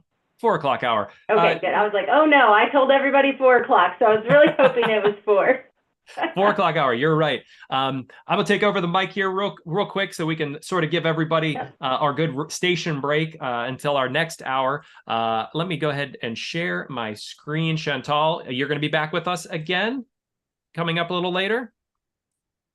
Absolutely. You guys are really inspiring me today, so I'm not going to miss any more.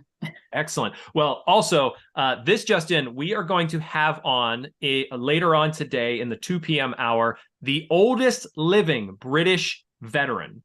She is joining us, 107 years old, with Lars McKee from Sweden and Nick DeVoe from St. Lucia. We've gone global. We will have them joining us. They were able to confirm a veteran who's 107 years old. I told my wife the other day, I said, no way in my life did I ever think I'd meet a 100-year-old or a 100-plus-year-old. And in my time working with BBC, I think I've met roughly 5 to 10 100-plus-year-olds.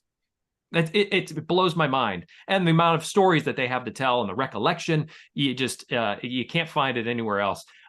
This concludes our FedEx hour, our first FedEx hour of the VET-A-THON, the 12 to 1, as you can see on your screen upcoming. Debbie Stuber is with us in the room now. Todd will be taking over the hosting duties shortly. But Debbie will be on here to, we're going to talk about survivor Kurt Leuchter, hopefully I'm pronouncing that correctly, a Holocaust survivor and French resistance fighter. We have a very interesting story coming up in the 1 to 2 hour. As we mentioned, the 2 to 3 hour, we have Nick and Lars.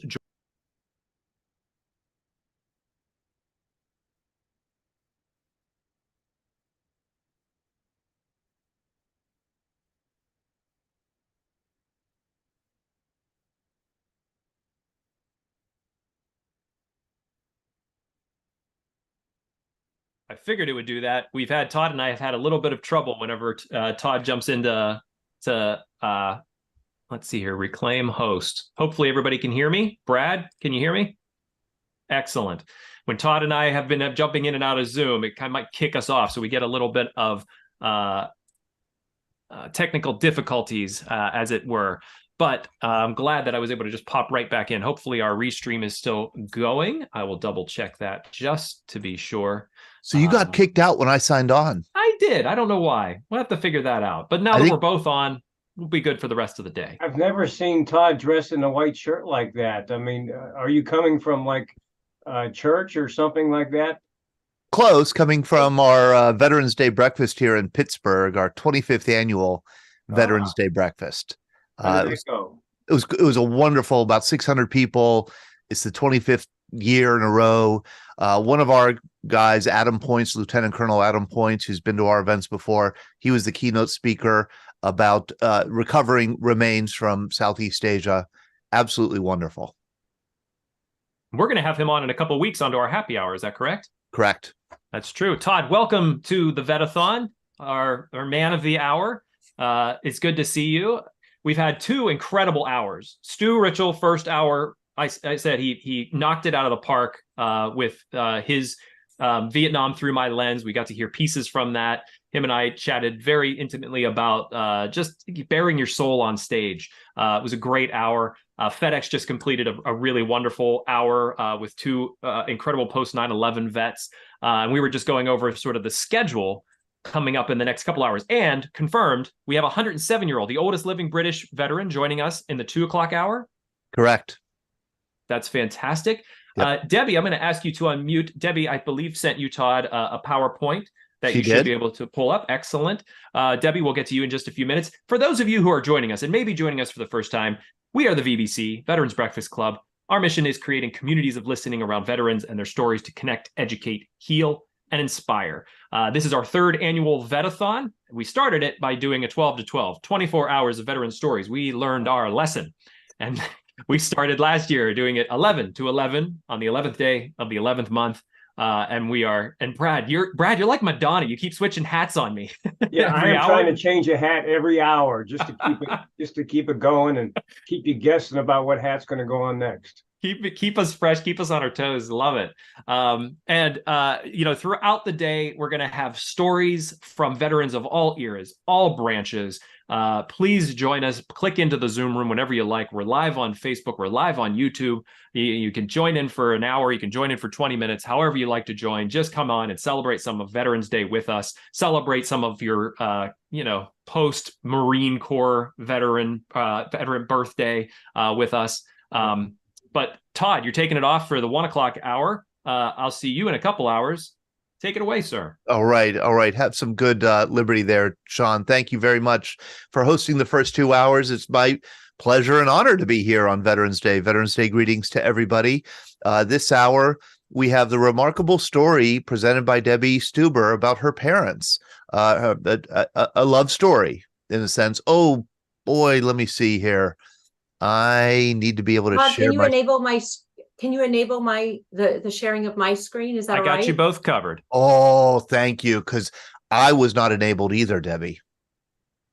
So Sean, before you do leave, after you enable us, could you also make sure that the live stream is going? Absolutely. All right, thank you. Co-host duty, and Debbie, I'll make you co-host as well. There we are. Very good. Thank you. I got it. And this live stream is up. Oh, excellent. Thank you very much. And Debbie's going to share with us the story of her parents, Kurt Leuchter and Edith Loeb, Holocaust survivors. Kurt, I know, was also in the resistance, the French resistance. And Debbie, you are, as a survivor of this generation, the survivor generation, you feel a obligation, I suppose, to share this story, to share a history. It won't be long where we have no Holocaust survivors left, and it'll be up to people like you and me and others, everybody here, to be witnesses to that history. That's correct. Pardon me, my father, who's 94, is having a little bit of difficulty signing on, but he doesn't actually need to be on until after I've presented. I just want to check one thing with you, Todd. I think it's okay. So my father is obviously the veteran of 2 wars, but the story I share is both of their stories. That's okay, yes? Oh, yes, of course. Absolutely. Okay. It's and will you be going to the next slide? Because I can share my own. Okay. And Debbie, I was just going to say, which would you prefer? I have your slide deck up. I could share it easily and you could just tell me when to advance. Would that be easier for you? You know what? That's okay. Well, you have it up. We'll just do it that way. Sounds good. Okay. Good afternoon. I just want to say thank you to all the veterans for their service. It's my honor and privilege to tell you my parents' story this afternoon. I want to especially thank the Holocaust Center of Pittsburgh and Veterans Breakfast Club. The Holocaust Center continues to support me as well as my friends and family. I'm very blessed that my parents, who are both Holocaust survivors, are alive and well at 94 and 95. In November of 2018, shortly after the Tree of Life massacre here in Pittsburgh, my sister spoke at a vigil in Brooklyn, New York. And in part of her speech, she mentioned that when she and I were girls, my father would always say, you know, the Holocaust could happen again, and you better have your passports ready to go to Israel. As time goes by, as Todd mentioned, the voices and eyewitnesses of the Holocaust are dwindling.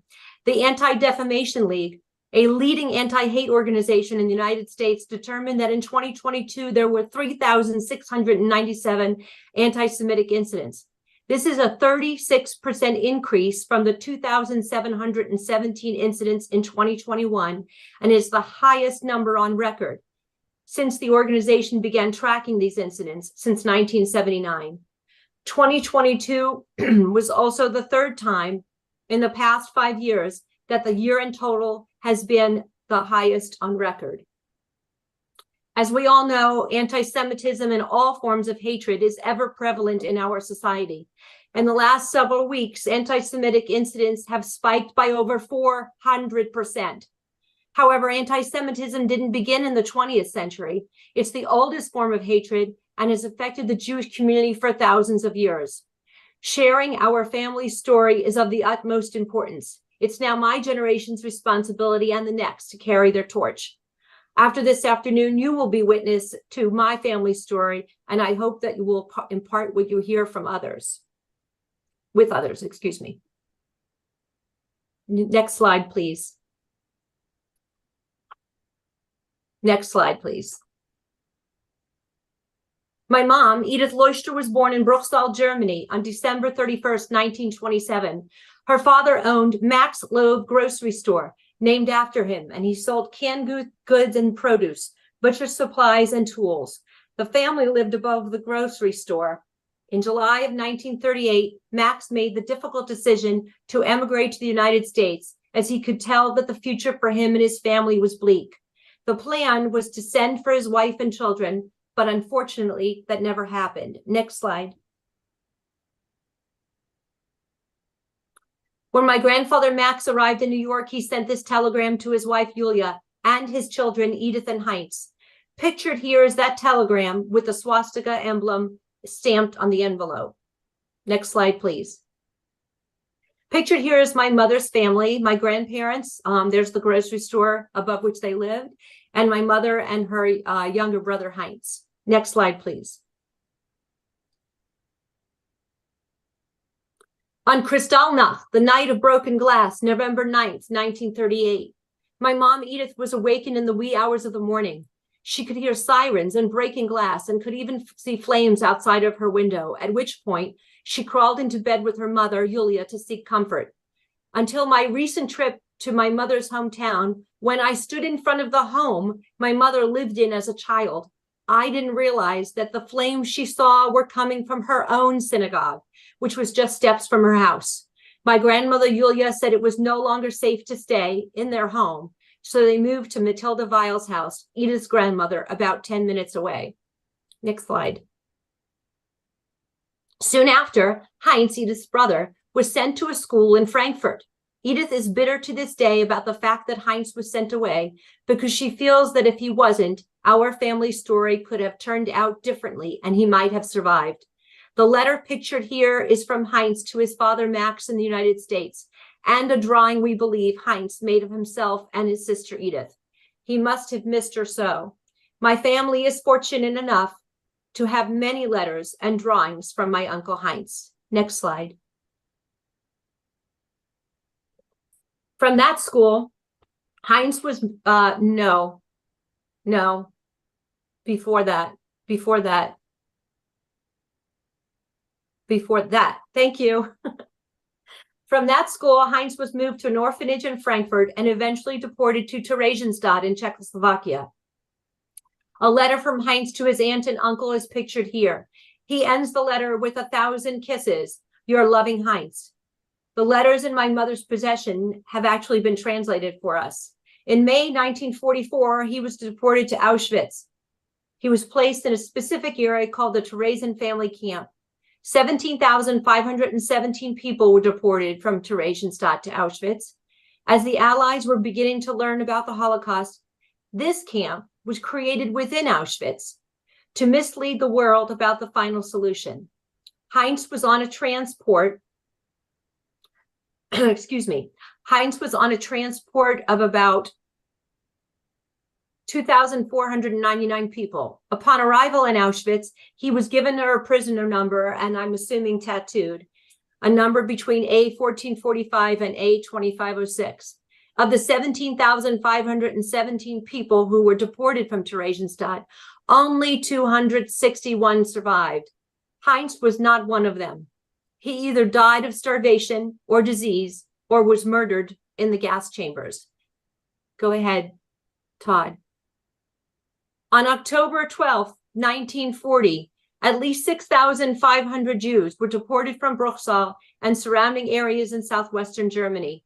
Edith, her mother Julia, and her grandmother Matilda were given 1 hour to gather a few possessions and were marched to the railroad station along with the other Jews in the town of Bruchsal, numbering about 120 people. I'm hoping we can share in a moment the footage that was just discovered a few years ago in Bruchsal, Germany archives. It was hidden, and a year ago, October, we met the gentleman who was responsible for having the footage made public, only after he told the local government officials that he would bring them to court if the footage wasn't made available. In February 2020, we discovered that my mother and her grandmother are in the footage. In this frame on the far right is my mom with the beret, and her mother is to the left of her, carrying a purse and a blanket. My family traveled last October to Bruchsal, Germany, as the local theater produced a play entitled The Girl with the Hat Box, based on my mother's story. We're hoping it comes to Pittsburgh for the premiere in the United States next year. And this is your mother, and this is her hat box. This is my mother. Yes. And this is your grandmother. Yes, and if you move the mouse over to the left, the old woman on the left, all the way on the left. Oh, here we yes. go.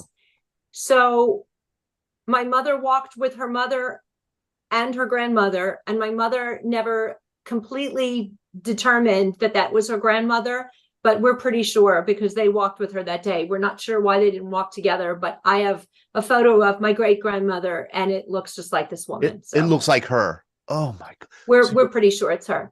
3 generations. Yeah. And Todd, yeah. And this is a still captured from the footage that I'm hoping we share in a moment. Since you're sharing my screen, I don't know that you're going to have the ability to share the footage, but I do have it in a link that I can share with you in just a moment. Well, let me see. Let's see. I just need to reshare and optimize for video. I assume that the next time here we go.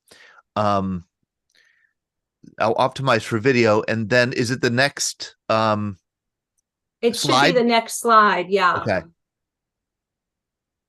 So when they arrived at the railroad station, Julia asked for permission to call her son Heinz in Frankfurt to see if he could join them. The police denied this request, but she was given approval to go home to look for the papers that she said she had to emigrate to the United States. Oh. She went back twice. I'm sorry, Debbie. I'm going to interrupt you again just because it seems sure, that that's fine. The footage is linked. It's not embedded in the slideshow. It's linked to a site, correct? Yeah, and you know what? I'm going to right now give you the link in the chat. And I think I have it. I'm at the link now. Okay, so it's a YouTube video. Yeah, we'll be able to share this unless it's copyrighted. We might get dinged for that and taken off the air. But if it's not copyrighted, if it's public domain, then we should be. So I'm going to share my screen again so we could share the footage if you don't mind. Right. Sure. Let me just say a couple more things before you share that. Okay. Got it. I got to get back to the slide I was on. So on my screen. Okay. So just bear with me for a second. When they arrived at the railroad station, Julia asked for permission to call her son Heinz in Frankfurt to see if he could join them. We think that when she went back for the papers, they weren't there because they were probably taken at that point. From inside the railroad station, they could see outside the windows. Townspeople, including children, were yelling that they were happy to see the Jews leave Bruchsal and were spitting at them. Eventually, they boarded the train and they breathed a small sigh of relief because as they crossed the Rhine River, they realized they were traveling south toward France as opposed to east toward Poland. Okay, your turn. All right, so I'm going to share this footage now. It's a YouTube video. It must be public domain. And we could, Debbie, I think you have shared the link here in the chat. And while you're doing that, I'm going to try to get my father. Unfortunately, for whatever reason, he cannot see the email. Okay, here it goes. And you could tell me how much you want to play this. It's just 1 minute and 30 seconds. So if you're okay, you can share the whole thing.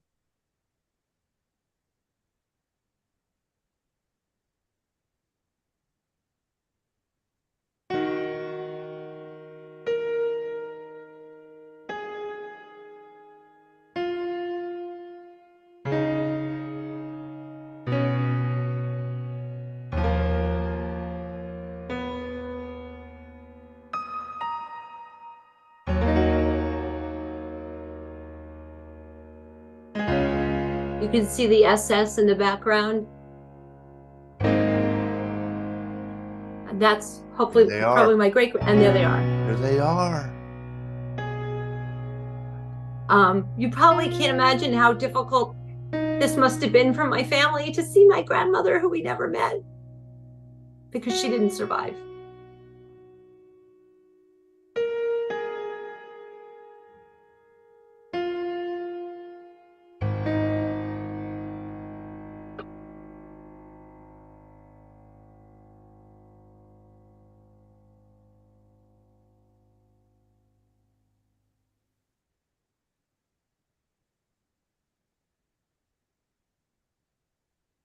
Thank you. You can go to the next slide, and I would like, I think there was a question that I would love to answer. Oh, Mary Klepper asks, how did you find this video?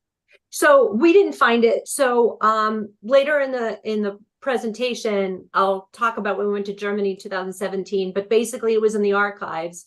Oh, I thought I saw my father. Yes, my father finally joined us. Okay. Excellent. Welcome. I've been having a little bit of anxiety. Now I can calm down. Dad, you're on mute. So, but I'm still speaking, so you're okay on mute for now. So it was in the archives of Bruchsal, and a gentleman basically forced the government to release the footage and anything else that was hidden in the archives. So I hope that answers your question, Mary. Okay. A few days later, they arrived in Gurs, an internment camp in southwestern France. So that's the next slide. Yeah, there you go. I just wanted to pause here for a second and tell you all that an internment camp is not a concentration camp. There were many internment camps in many countries. They did not murder people in internment camps, but obviously people were ill and they died as well there. Edith had to use straw to make mattresses, and there were too few blankets for too many people. She described it was extremely disgusting and very muddy. She attended school but learned very little. In April 1941, Edith, her mother, and grandmother were deported to another camp called Rivesaltes in the area of Perpignan, still in the south of France. Last year, one of our friends in my mother's hometown presented us with a memorial book from the camp, as well as 2 stones he brought back with him, which was quite meaningful. My grandmother, Yulia, at this point developed a hernia and was ill. At this camp, the barracks were infested with insects, and according to my mom, the beds looked like cages for rabbits. One bright spot was that Max, Edith's father, was able to send packages and money from the United States. Edith was always hungry. She says the food consisted of watery soup with vegetables that looked like weeds. Her mother had to cut her hair off at one point because of proliferation of lice in the camp. The Vichy government of France gave the difficult choice to the parents in this camp to sign their children over to an organization called OSE, which from French translates to Children's Aid Society. This was a Jewish underground organization that operated throughout the war and saved over 5,000 Jewish children. Edith had to say goodbye to her mother, Yulia, and her grandmother, Matilda, but she couldn't hug her grandmother because Matilda had body lice at this point. A few months later, she received a telegram from her mother that she was deported to Drancy, another internment camp in Paris, and eventually deported to Auschwitz. We all hope that Yulia didn't make it there and died of the hernia in the cattle car on the long trip there. However, we will never know. By the end of the war, Edith was in 5 schools and orphanages. While she was in one school, she was also a part-time nanny for a family from the area of Alsace-Lorraine, the geographic area between France and Germany. Edith was given the false French name Edith Labbé and papers that indicated she was from that area as well, which made sense because she was from Germany and was already learning French. Next slide, please. At one point, Edith was placed by the OSE in an orphanage called Magelier for about 1.5 years. She made a lot of friends there, and she also met a boy named Kurt, and he really liked her, but she thought he was a big shot and didn't pay much attention to him. Next slide, please. Toward the end of the war, Edith became a French Girl Scout, and upon liberation was able to get an affidavit from her father, Max, and emigrated to the United States. She reached the port of New York on a freighter called the Fort Royal on April 23rd, 1946. Next slide, please. This is an ad that my grandfather Max placed in a German Jewish newspaper post-war called the Aufbau, searching for his wife and son, my uncle and my grandmother, who, as I said earlier, did not survive. Next slide, please. Oh, I'm sorry, you're behind one. Next slide, please. Next slide, please. So I share the one before that. I share this mostly with children who don't necessarily know geography. So Kurt was born in Vienna, as you can see, and Edith was born in Bruxelles near Heidelberg. It's about 6.5, 7-hour drive, and they would never have met each other. Next slide.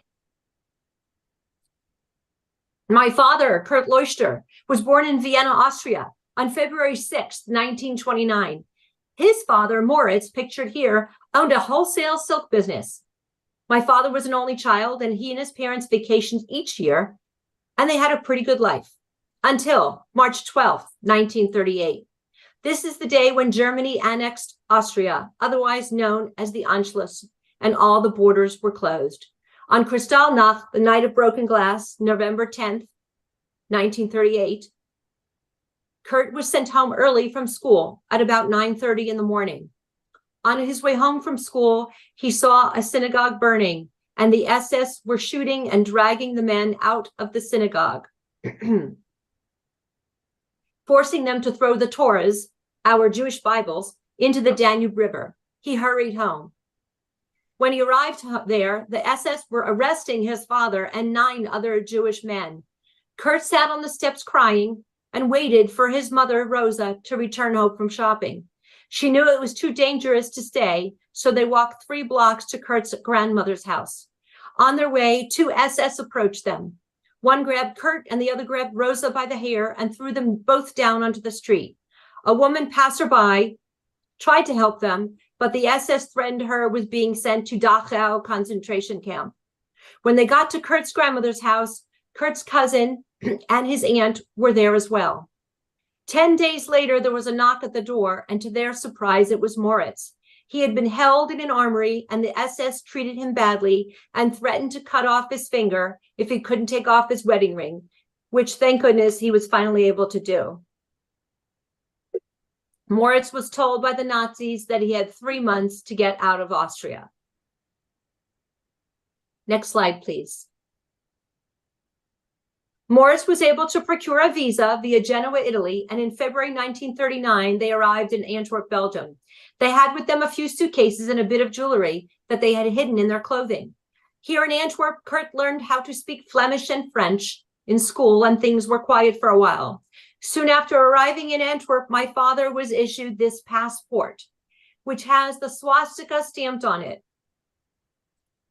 as well as the name Israel, which you can see above his name. Now, why is that? Well, the Nazis assigned the name Israel to all Jewish boys and Sarah to all Jewish girls, one of the many ways they ripped away people's identities. Next slide, please. In Antwerp, they ended up living very near a man who happened to be from the town of Brody, Poland, which also happened to be Moritz's, Kurt's father's hometown, as Moritz moved to Vienna when he was a little boy. One night, when Kurt was eavesdropping on his parents' conversation, he heard that the neighbor would let them hide a bit of jewelry in a washcloth in his basement wall. Next slide, please. On May 10th, 1940, the Germans invaded Belgium. Moritz, along with all the other Jewish men, were deported by the Belgians to the south of France. In July 1940, Rosa and Kurt were moved to a detention camp in Limburg, Belgium. My father's Aunt Paula, who looked Aryan, as she had blonde hair and blue eyes, approached the Gestapo to procure papers for them to move to Paris and was granted permission. They didn't stay long, as they wanted to be near Moritz, so they hired a guide to take them across the demarcation line. The sign pictured here is part of the permanent exhibit at the Holocaust Center of Pittsburgh, which is currently located at Chatham University.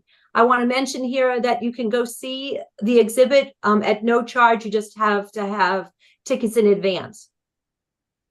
And until November 25th, there's also an exhibit, as some of you may know, at Posner Hall at Carnegie Mellon University called Violins of Hope, which has instruments displayed that were played by Jewish musicians and survived and restored after the Holocaust. They crossed the demarcation line at night with 14 other Jews. The SS were guarding the border with guard dogs and machine guns. Luckily, they crossed without incident, and at this point, they boarded a train for Marseille in the south of France. I just want to read the translation here, which is on your screen.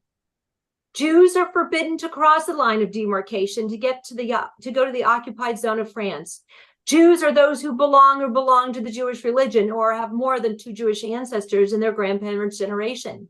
An individual's grandparents will be considered Jewish if they belong to the Jewish religion.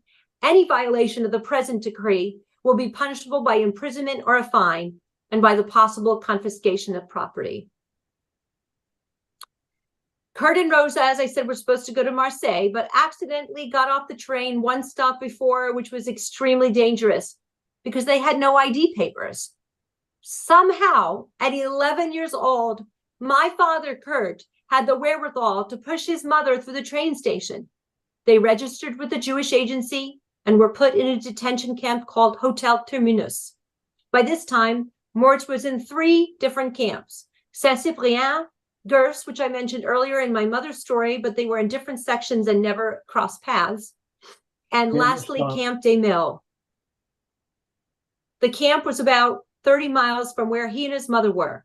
My father was able to bring food to his father on the weekends. Soon after, Rosa and Kurt were moved to this camp as well.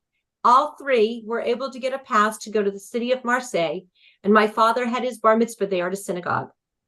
Soon after, Kurt's parents were given that same difficult choice to turn their son, Kurt, over to OSE, and on August 9th, 1942, they signed the papers.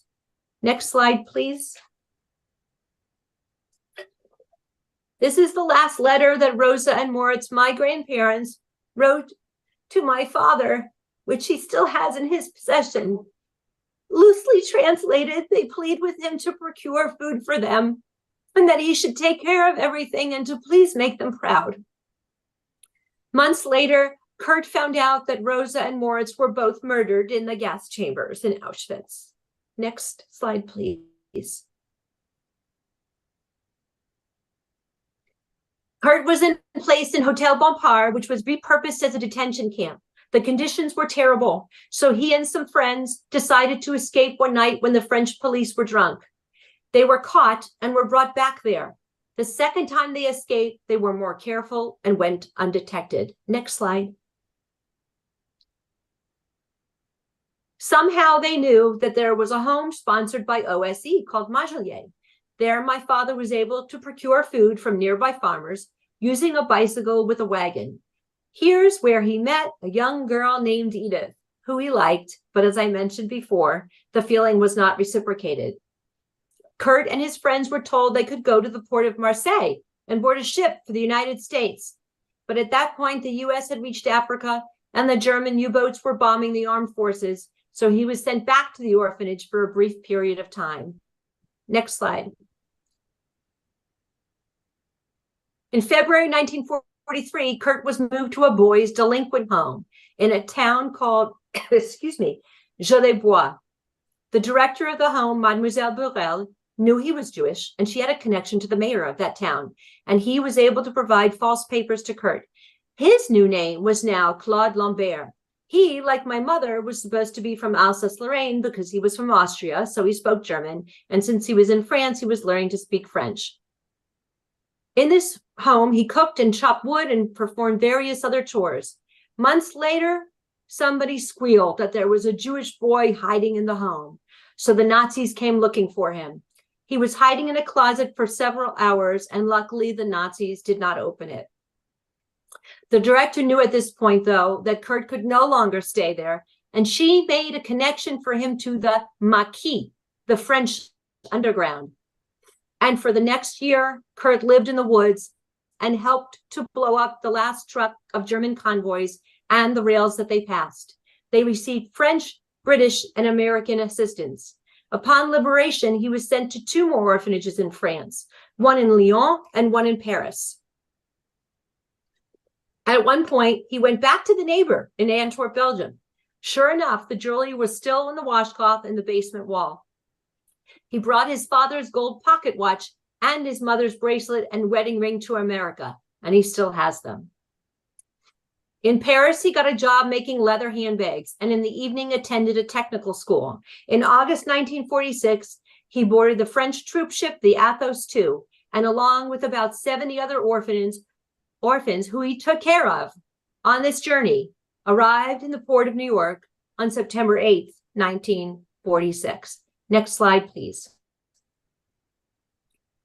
In January 1947, my father was standing outside the Museum of Modern Art on the sidewalk, chatting with his friends, when who should tap him on the shoulder but Edith, the girl he liked in Majolier, the orphanage in France.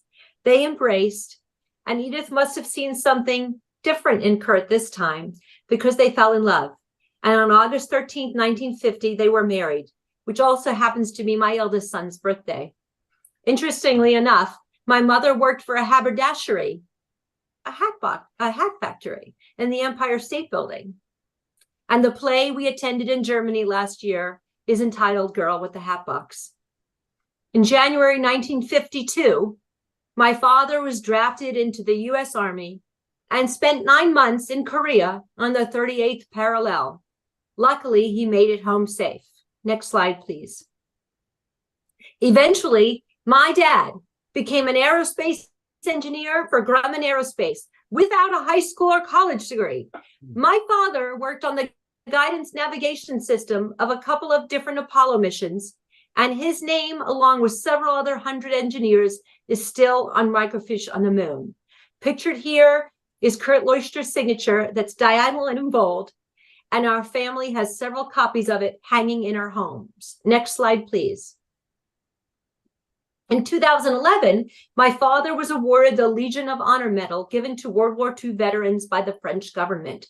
When I read the letter that's not pictured here, that accompanied it, something just didn't make sense to me. I knew my father was a Holocaust survivor, a Korean War vet, and that his name was on the moon, but then realized for the first time that since he fought in the French resistance, he's also a World War II vet.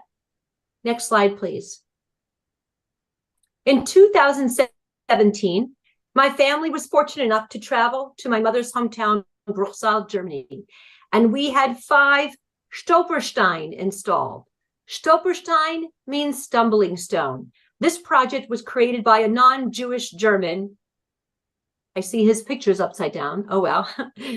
There are 100,000 Stolperstein in 31 European countries, and it's considered the largest deconstructed Holocaust memorial in the world. So if you travel to Europe, please remember to look down on the sidewalk. So the stones are laid in front of the home, the last home that that person willingly wanted to live. And it basically just says when they were born when they were deported and what happened to them. So my mother and my grandfather who survived also have stones. Pictured here are 5 that we had installed for Yulia and Max Loeb, my maternal grandparents, for Heinz and Edith Loeb, my mother and uncle, and my maternal great-grandmother, Matilda Weil. Matilda Weil's prayer book from the 1880s somehow survived, and we were able to use this prayer book to recite the Jewish morning prayer during the ceremony. The townspeople of Bruchsal, Germany were absolutely wonderful in that they welcomed us with open arms and were extremely generous of heart. Several spent the day of the ceremony with our family, and there was even an assembly at the local middle school with presentations by students. One of the students who presented information about my family story, as there were other families honored that day as well, actually attended the play last October about my mother's life, which meant a great deal to us. Next slide, please.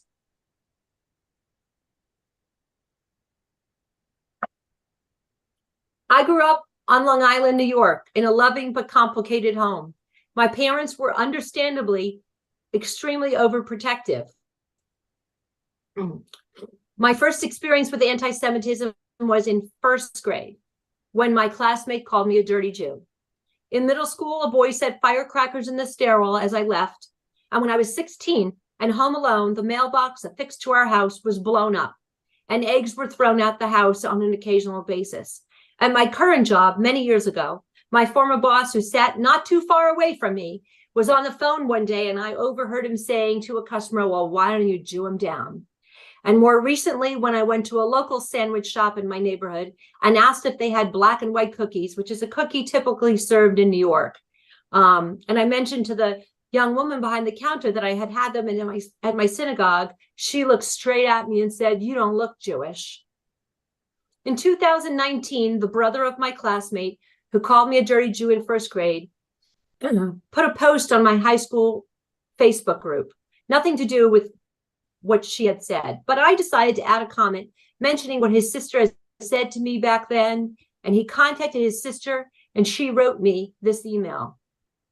My adult self is not shocked to see that this, given what was said, my adult self is not shocked to see this, given what was said and taught in my house, but I am no less ashamed, horrified, and saddened, especially when I see how this has stuck with you and hurt you so badly. If it's any comfort, I am not the same person and do not advocate hate against anyone and don't tolerate it in my life. Maybe it's some comfort in knowing that I have not continued to hurt others like I hurt you. Thank you for being open to my message. It's great to hear that it had a positive effect, which it absolutely did. And now I get to add it to the story I tell as well. Next slide. My parents are 94 and 95, and this past August celebrated their 73rd wedding anniversary. Pictured here are my 2 biological sons, my sister and her 2 daughters. The little lady on the right is their first great-grandchild and my granddaughter, who was born a couple of years ago. My mother's last name is Loeb, which means strong man or lion. And my father's last name is Leuchter, which means candelabra. I'd like to think that the strength and many branches of my family that now exist give us all light and hope for the future. Thank you. Thank you, Debbie. And your father is in the room with us. Yes, he here, is. right? I'm not sure exactly where he was a little bit ago. Dad, Jolene okay, Jean? Dad, can you? No, that's his caregiver. Can you? Thank you. Can you unmute him? I could ask him so to. There he is. There's Kurt Leuchter. Hey, Kurt. Yes. Thank you for joining us. Oh, okay. It's a pleasure. Well, it's our honor. It's our pleasure and our honor. You must be so grateful to your daughter for knowing your story so well and your wife's story and sharing it with people. Yes, she does a very good job, I know. Thanks, Daddy. It's a pleasure. Can I ask you this, Kurt? I rushed very fast to come here to that Zoom because I was at a veteran affair right today. It's Veterans Day, and we had a big ceremony at the park. That's right. I keep, I forget that you're right. An Army veteran, Korean War veteran, with a whole story, I'm sure, about that service too. But I wanted to ask you, when Debbie was growing up and your other children were growing up, how much did you tell them about what happened to you in World War II? Well, I didn't tell them till I was in my 40s, 40, 45. I wouldn't say nothing before that.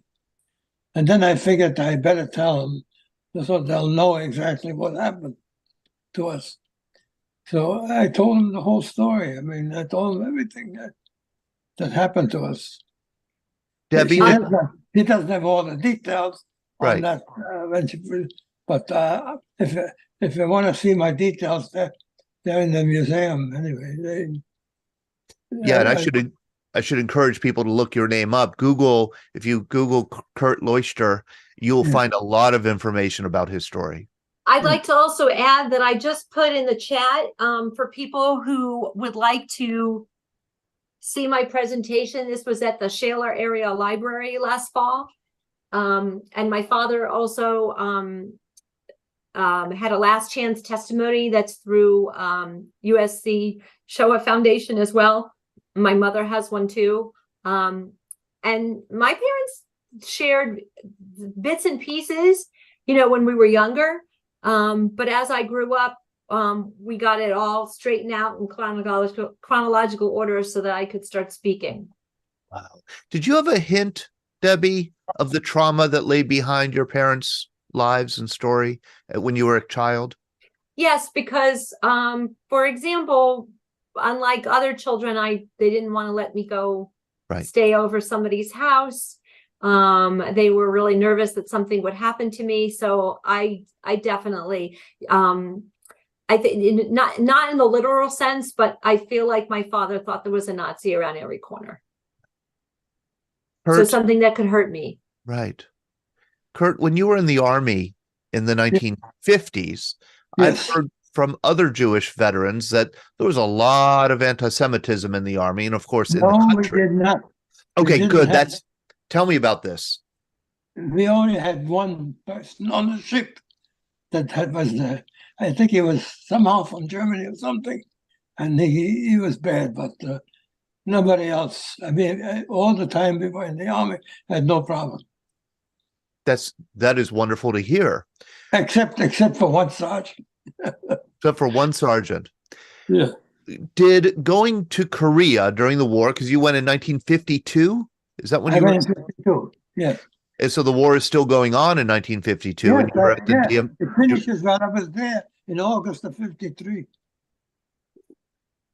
I guess what I want to ask is, was it hard to go back into war? I mean, you had escaped war by barely, survived war. Was it hard to go back into a combat situation? I want to tell you something. They asked me when I got drafted, do you have any objection to join the American Army? I said, no. And why should I? I came to a country that was free, sort of, until today. I mean, we don't know what's going to happen here. But anyway, it was free, and I figured it's my duty to do something. Wow. I mean, I've seen plenty before. I was in the underground. By the way, this is my medal here. Oh, look at that. The Legion of Honor. Oh, Daddy, thank you for sharing. From the French government. Yes. Yeah. I had my shirt on still when I came home from the uniform. Oh, how wonderful. And we see also that you have the combat infantry badge up above that, indicating your combat in Korea. Yes. I was in the combat engineers. Oh my. What a remarkable story. Can you tell us a little bit about your work in the French underground, the Maquis? What did you do with them? I'd rather not. You'd rather not? I'd rather not. Why is that? It's too dangerous, too many things. Todd, I want to say that, so my parents have shared basically their entire story, but that's the one part that my father will not discuss. Do you know why? Generally, why? I pretty much know why. Yeah, I do, but I'm not going to share that either, if you don't mind. Okay, absolutely. It was very difficult for him, and he basically had to do what he had to do, and let's leave it at that. Got it. Oh, I get the picture. Thanks. Can I ask you about the story of the OSE is new to me. Okay. And you went through it somewhat quickly, and I was surprised to hear that it was there was an official connection with the Vichy government? No. Let me explain something. The organization came from 1932 from Russia, helping kids there and everything. And they formed in France the same organization for French, and not only Jewish children, any children. But when the war broke out and they saw what happened to Jewish children, to all children, they were very enthusiastic to help.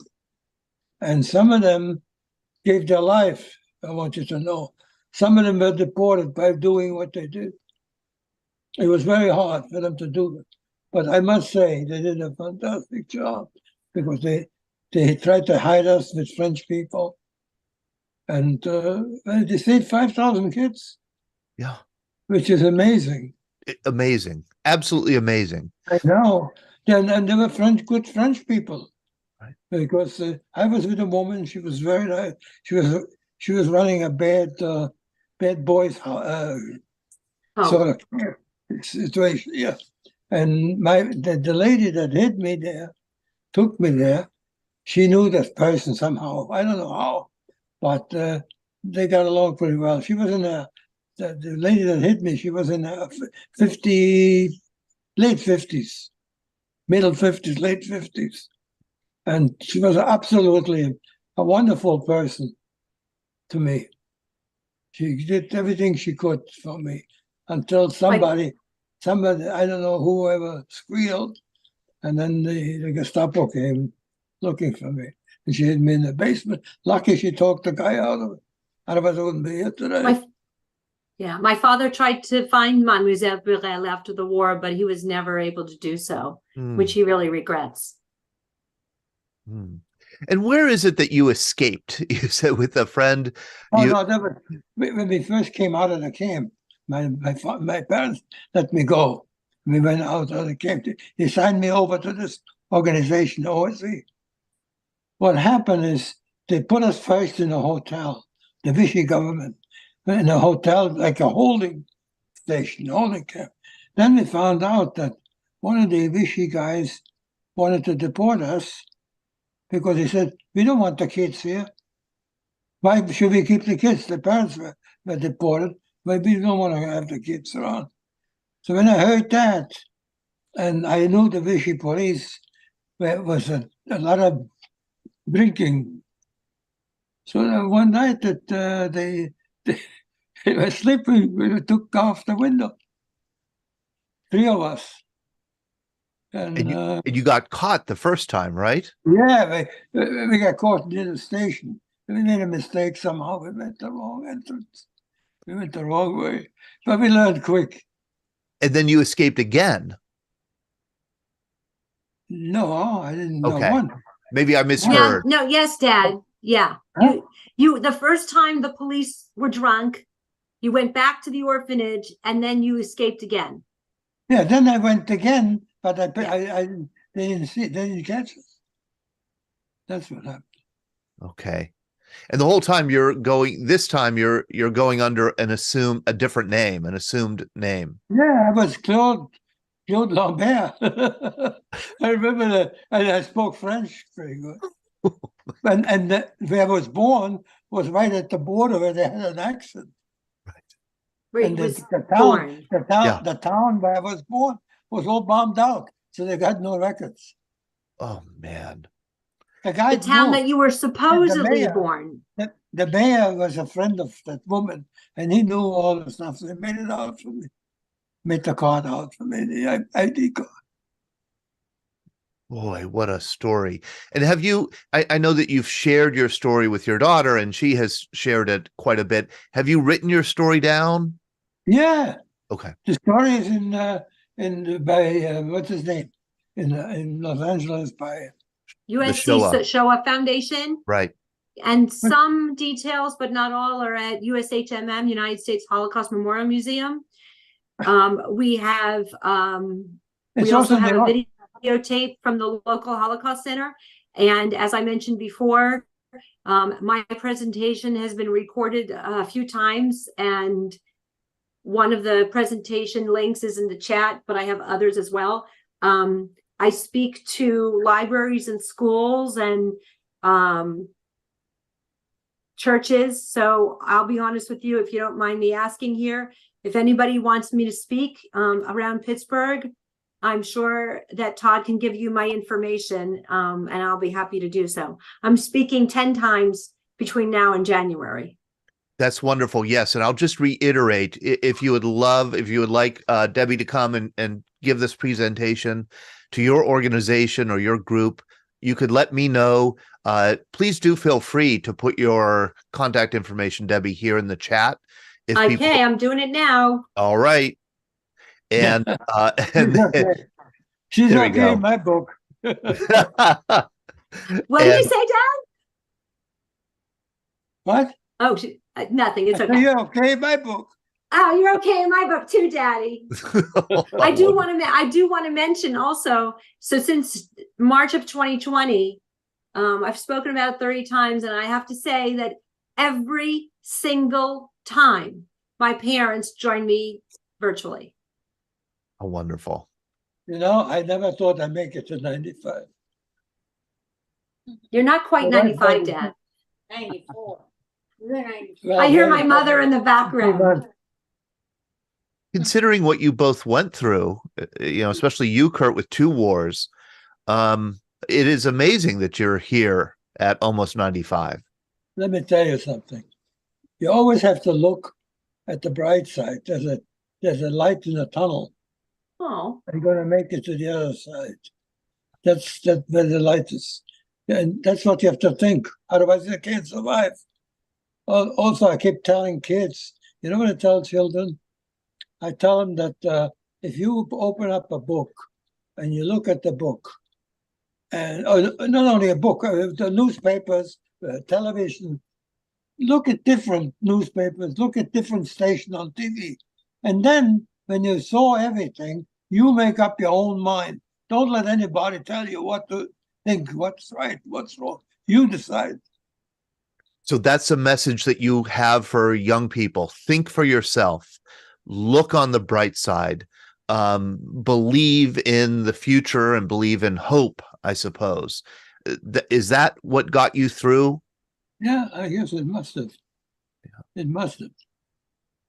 And you believe in God too, because at one time I didn't, after my parents were killed and everything else. But then when I was in a foxhole, one guy yelled out, "Oh my God." I said, "Oh, maybe I should do that." I'm not kidding you. So, it's possible. Who knows? I didn't know that part of the story. Usually during Q&A, there's something that comes out that I haven't heard before. It's fabulous. I love that. So in a foxhole, I mean, the old saying is there are no atheists in foxholes. And there you are in a foxhole and you thought, maybe that was the time to be a believer, huh? What do you got to lose? The guy was yelling out, so I said, maybe that's it. Maybe I should. Oh, is that great? What a wonderful. One time I didn't, and after a while, when my parents got taken away and everything else, I said, where is he? Yeah. Yeah. And then when this guy yelled out, oh my God, I said, oh my, maybe he's right. Maybe I should think about it. And wasn't it Elie Wiesel who said something like, he never stopped believing in God, but he definitely stopped liking God? I know personally. I know Elie. I know. Did you really? He said, yeah, he came down to our meetings here in Miami. I mean, many years ago, he came down. And I know him from France anyway. Boy, oh he's boy. He's an amazing person. What he went through, unbelievable. I know. I seen the bunk where he lived, where he was in camp. because I went back to the camp to Oh. say a prayer for my parents. Oh, Yeah, my parents went to Auschwitz. I've never been, and I think they were hoping for some Let me kind of tell you. closure, but Let me tell you, people from the bus, they were in the bus with me, all ask me, how did you manage to with your parents? How did you? I say it bothered me for a long time. I've never got over it. Because when you're 13 and a half years old, you lose your parents and you're all on your own. It's very hard. It's not easy. You have to do everything yourself. You have nobody to ask, really, you know. It's not easy. Kids here don't know what that means. They don't know. They're not how should I say? We were grown up in Europe, most of us, and we were already half men when we got over 14. But here, the kids are kids. What can I tell you? That's the story. it's just, thanks, Dad. it's By the way, overwhelming. I never knew you couldn't call me Kurt. What's your name? Todd. Tom? Todd Todd. with a D. Todd with a All D, right, Dad. Tom. You call me Kurt. So, Kurt. Dad, just to refresh your memory, because we do these a lot. This is a local veterans group in Pittsburgh, Dad. What's that? I wanted, Wait, Mom. this is a local veterans group in Pittsburgh who we're speaking to. Okay. Oh, Okay. very good. It's just such an honor, I mean, I think I don't have the words to tell you how meaningful it is to have you just talk with us a little bit here on Veterans Day, Kurt. It's beyond an honor. It's overwhelming. Somebody put it here in the chat. I think Mary Klepper, your story and your Edith's story is so beautiful, so tragic, so overwhelming that it's hard to find the words to respond to it. I tell you, I tried to do my best whenever I can. Yeah, when I came to America, but I see things are not looking good too good. They don't look too good for Jewish people. And Kurt, yeah, you said I mean, Debbie shared that story about when she was little and you said, hey, it could happen again. The Holocaust could happen again. I warned the kids. I told the children that. I told them, I think when I was 40, I told them, don't be surprised if this happens again. Oh, no, this can't happen in America. A lot of people told me that. Right. I said, you'll be surprised. History repeats itself. Right. It does. I see in the If we don't watch, all of us, it can happen very easily. People are swayed one way or the other. I think there's a lot of Jewish people that didn't believe that until October 7th, to be honest with you. Not that we're going to go into that. I did want to mention that Brad Washabaugh, if I pronounce your name incorrectly, I'm so sorry. He said, I don't understand the hatred against Jewish people. Why? I'd love to have the answer to that. But it's the old, like I said in the beginning of my presentation, it's the oldest hatred in the world. It's existed for thousands of years. I can't explain it. I tell you the truth, Tom, I tell you the truth. When I came to America and I was drafted and I was stationed in the South first. Is he on? Yes. Oh, I'm listening. Yes, we're on here. I'm hanging on every word. And and I went in the South and I seen what's happening here. Blacks, one toilet, the other for mine. I said, this is Germany. What am I coming here for? Yeah. I really meant it. I said, this is terrible. That's awful. We all put on this earth to get along. Yeah. So why can't we? Yeah. Great question. Wonderful question. That's it. Wonderful question. I think a lot about these things, It Oh, goes into my mind. It's sometimes during the night, can't sleep. Things come up. Yeah. But what can you do? Well, Kurt, you've seen so much. You've seen the darkest part of humanity. You've seen the absolute worst of humanity. And I'm also sure that you've seen the best in humanity. You've seen people sacrifice themselves for others. Right. That's right. True. And so, I mean, you carry this burden, which I think is one of the reasons why we're so in awe being in your presence here in your company, that you've seen the worst and the best that human beings can be. And most of us have not. Most of us have not. You're right. You're right. And I hope you don't go through what we went through. Yes. Or anybody. Right. I don't wish it on anybody because it's horrible. It's just horrible. But my wife and I went through, and then people went through even worse than we did. Even worse in the camps. Yeah, I'm really lucky, Todd, because my parents shared with me. And I think often about the thousands or millions of stories that either can never be told because they didn't make it or because they could just never speak about it. So I'm extremely fortunate that my parents shared. Yes, that's exactly it. The stories that can't be shared. It's rare a person like your father and mother who are able to share their stories that are so traumatic, so kind of hard. It's hard to get across what you experienced. So I've heard a lot of veterans say, nobody will ever understand.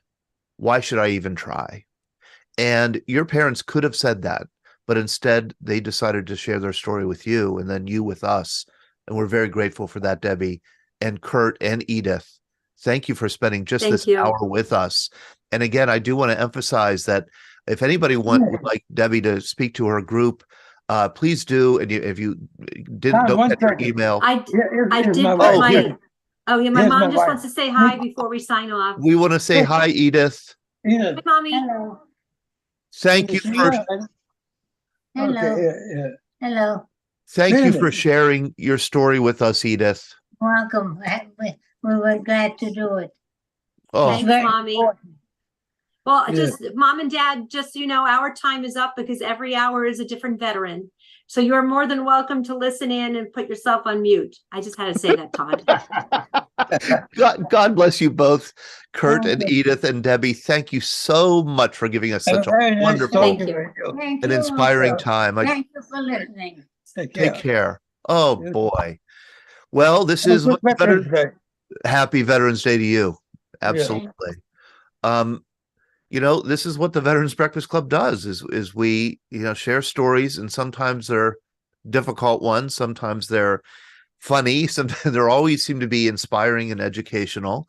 And this one just happened to be overwhelming. And it just, there's so much more, of course, to the story of Kurt and Edith than Debbie could share.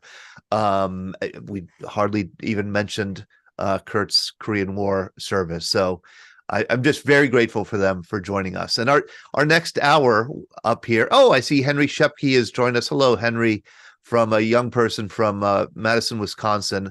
I know that he'll be, if he wasn't watching this on a live stream, I'm sure he'll go back and watch it again. But for this hour, we have the Logbook Project with our longtime Zoom friends here, Lars McKee, who's joining us from Sweden, and Nick DeVoe, who's joining us from St. Lucia. Hey, hello, Todd, how are you? Hi, Todd. Good to see you both.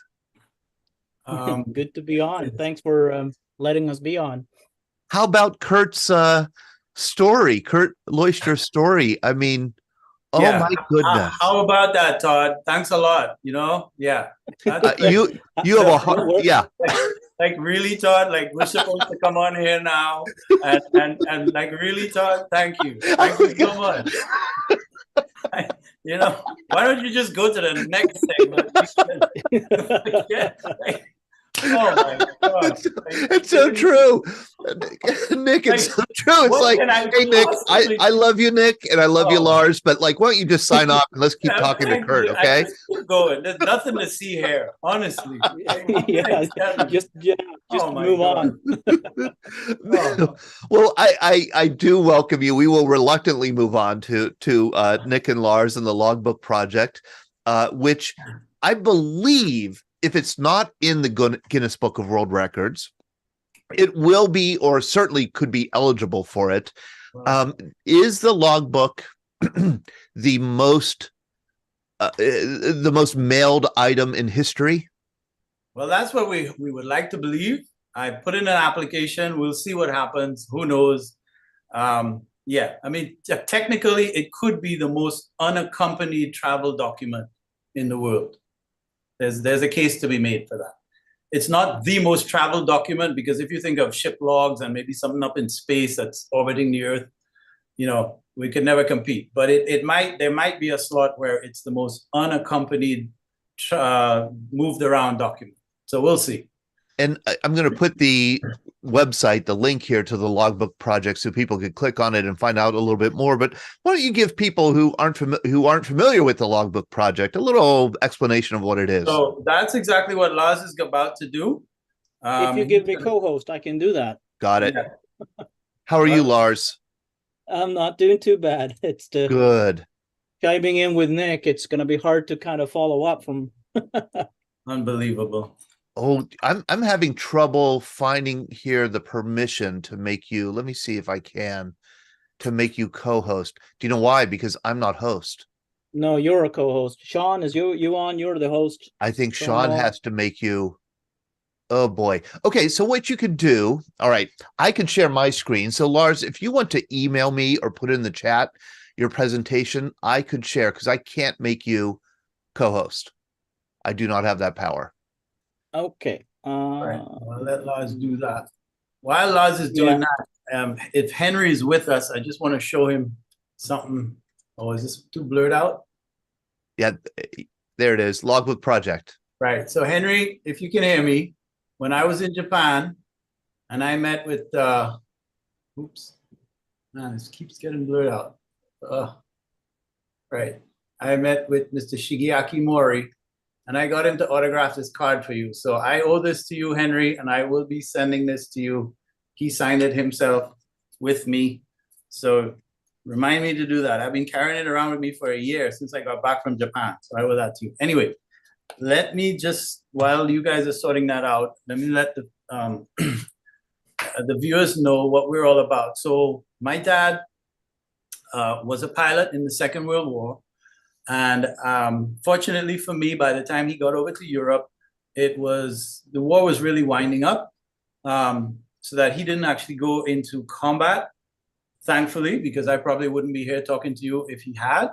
But he certainly was a fully qualified pilot. Towards the end there, he actually signed up with the Fleet Air Arm, the British Fleet Air Arm, and in the hopes of joining the invasion of Japan, which never occurred, thankfully, again. But as a result of that, he had his pilot's logbook, which chronicled his every single flight that he did, first in Canada and then over in England. And I've just always been fascinated with that document, which is the one we were talking about sending all over. And then about in 2016, I saw a story about a Japanese pilot named Mr. Kaname Harada. He had been at Midway, he had been at Pearl Harbor, although he had to stay with the carriers. He was a very accomplished pilot. And I thought, wouldn't it be a great idea if he could sign the logbook? So I had a friend in Japan who had agreed to help me. I sent the book off to him. Unfortunately, Mr. Harada passed away before he could sign it. He was 99 years old. But then I thought, well, there must be somebody else in Japan who could sign this. And at the time, President Obama was making a speech at Hiroshima. And you can Google that. There's a photo of him in an embrace with a gentleman called Shigeaki Mori. And Mr. Mori was a 10-year-old schoolboy on the way to school when the atom bomb was dropped on the 6th of August. And he survived that by falling into a river. But he lived through that whole Armageddon. And years later, when the Japanese built a memorial with every single name of the casualties, he felt that there were some American POWs in Japan And he could see them from his school because his dad worked as a police officer, and these men were being kept at the police station. And Mr. Maury dedicated his life to discovering the names of these six or seven POWs. And he spoke no English, and this is at a time before the internet, but he, over I think about 20, 25 years, found all the families, was able to tell them how their nephews, sons, whatever, had passed away. And now the American names now are part of that memorial. So he, talk about an experience and just an incredible human being. And I was fortunate enough to go all the way to Japan last year to meet with him at his home. My wife and I went, and that's the card I was holding up earlier. He signed, and Henry, I'm sending that to you. It's long overdue, but Todd will remind me. I will. So I'm hoping, do you have the presentation by now? Oh, here we go. Here we go. It looks like I do. Yes, I do. Okay. Here it is. Oh, this is great. Okay, hold on a second. Let me just get it. There's two of them. So he's sending you his own, and then mine should follow shortly. But if you get his up and running, okay. We have some exciting. So just to finish off that story. So when Mr. Shigeaki Mori signed the book, at that point, I thought, my goodness me, that's just one story. I think as your previous presenter said, about over millions that are out there. And that was 2016. And I have spent since then sending this book around the world. And that's why we're having the conversation about if it is the most unaccompanied travel document. And we have over just about 250 signatures in the logbook now. There it is. So with that as an intro, I will hand over to Lars. Yeah, thanks. Yeah, I mean, and Nick, you covered it very well so far. So, I mean, the Logbook Project, we've been honored to be featured on the Veterans Breakfast Club a few times already. So I'm not going to go into too much of the details, but it's just basically, as Nick has pretty much outlined, it's a global journey of an RAF pilot's logbook, collecting firsthand accounts of veterans and witnesses from all sides of World War II. And the way we do it is by asking them to sign a page of the logbook as a, for posterity and as a token of remembrance. So yeah, if you take next slide then, Todd, hope it all's gonna work out. So the logbook, as you can see, it's basically it belonged to Nick's father, Cyril DeVoe, who's on the right, and just an excerpt of the logbook page from some of his flights in a Seafire. That's actually post-war flights, training flights. So yeah, you can take the next slide then, Todd. And obviously, this whole thing, the logbook obviously came back with Nick's father and was kept within the family as a heirloom.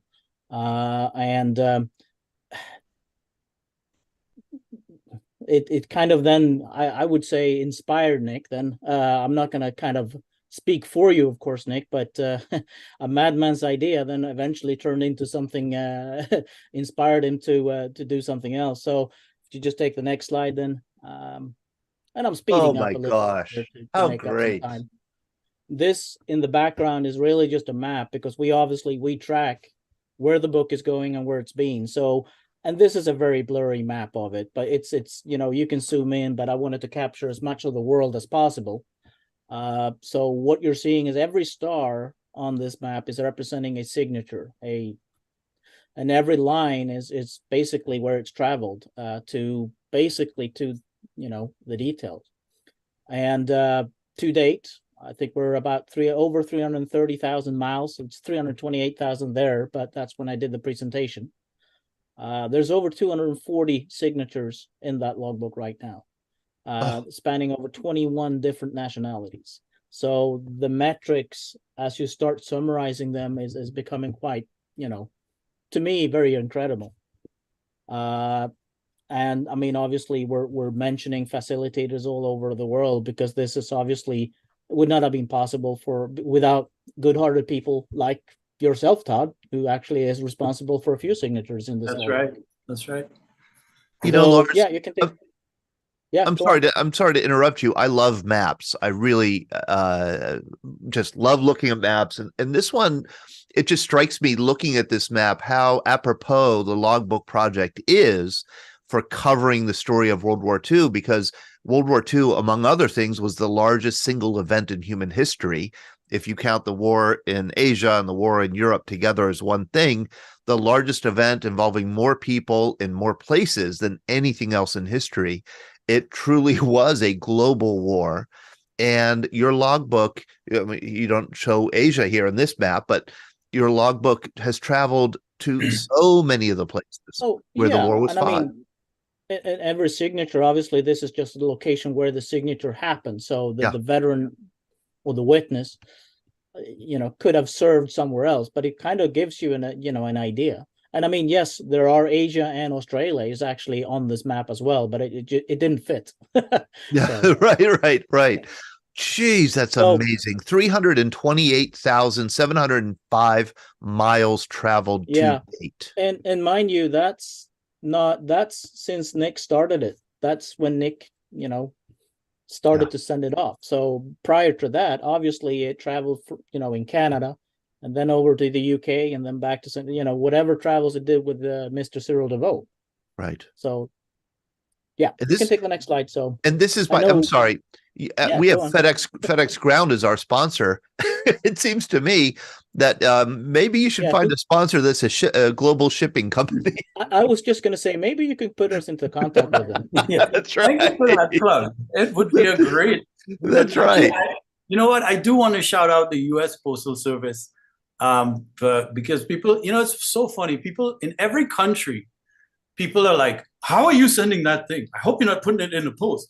And I'm like, well, actually, yes, we are. I mean, we use tracking and so on. Yes. But the U.S. Post, I got to say, they have been excellent. They have, I mean, once or twice they'll take a scenic route and it takes a little longer to get there. But no, man, it's been great. Anyway, let me not take time, but yeah. No. And here's another thing about the project, Nick and Lars, is that trust that you do put in people like me, who we've never met. You don't know me from Adam. I mean, we've known we've known each other for years by correspondence and over Zoom, but we've never met in person. And yet you send me the logbook and you trust that I'm going to be able to get signatures and send it back to you or send it on to another veteran. Well, for signature. I'm not gonna lie, Todd. I have many sleepless nights still.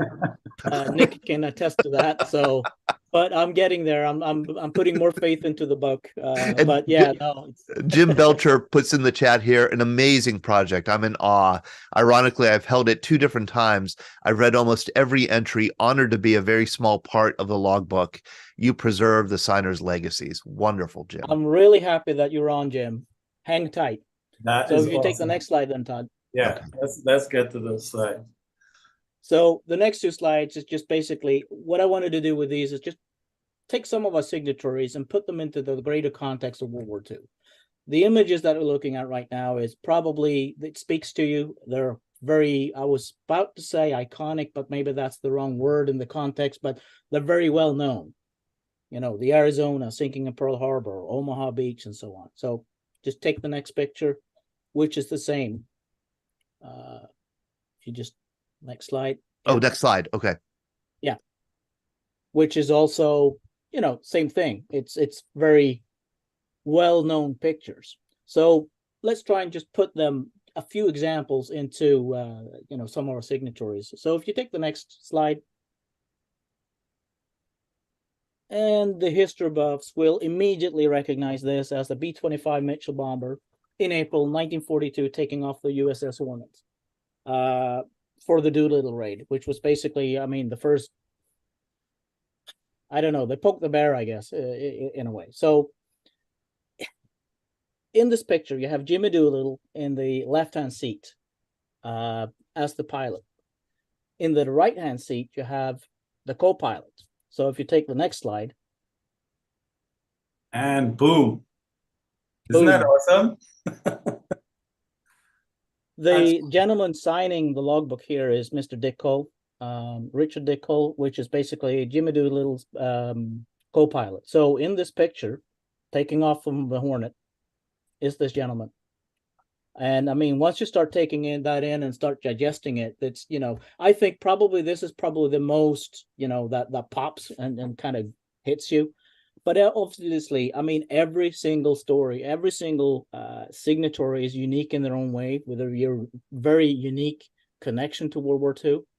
But if you take the next slide, I have a few examples of this. So if you take the next, same thing. This is another iconic picture. If you want it, it's called the Into the Jaws of Death. It's probably one of the most known pictures of Omaha Beach. It's taken from I wrote it down, Robert F. Sargent. It's taken from a Higgins boat that he's on. This is soldiers from the first U.S. Army 1st Infantry Division landing on Omaha Beach. It's taken about 7:40 a.m. on D-Day as they are landing on Omaha Beach. Taking the next slide. At that time when this picture is taken, Mr. Bill Parker is already ashore. I mean, he's in front of these guys somewhere trying to, I guess, do what he was doing. So that's another signatory that when you start looking at their individual story and putting them in the larger context, it's just sort of it grips you. And I just want to say Ed Cottrell just joined us. He's 101 years old, P-47 pilot. He's in the Zoom room here with us. I got to talk to him this weekend. He was in Pittsburgh, and I got to talk to him. Just now that we're talking about these, heroes of World War II, we have one in the Zoom room here with us. Yeah, Ed is one of our signatories. Also a signatory. Yes, and he's a signatory. So I can't see you, Ed, because I'm on the slide, but hey, Ed, again. Hi, Ed. So anyway, another slide. This is the USS Mississippi, which is I'm wearing the hat of. Basically, it's her last dying moments, keeling over, and before she sinks into the lagoon of Ulithi Lagoon. So if you take the next slide. This is then obviously the logbook is signed by Mr. Mike Mayer, whose father was John Jack Mayer, who was a survivor of the Mississippi sinking in the Ulithi. Next slide. And I'm speeding things up here. Again, this is USS Comfort H-86, which was a hospital ship, which just standing off of Okinawa in April of 1945, she's hit by a kamikaze. Not sure whether they're actually aiming for the cross, but it did hit the ship, and it killed 28 people and over 40 casualties or injured. Just take the next slide. And Doris Howard, First Lieutenant Doris Howard, was a U.S. Army nurse. She was on the ship. And as the kamikaze slammed into the ship, she was just thrown clear of her feet into a bulkhead and, injured herself quite badly, but she survived.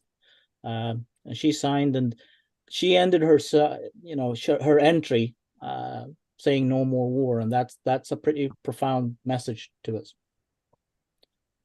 Next slide.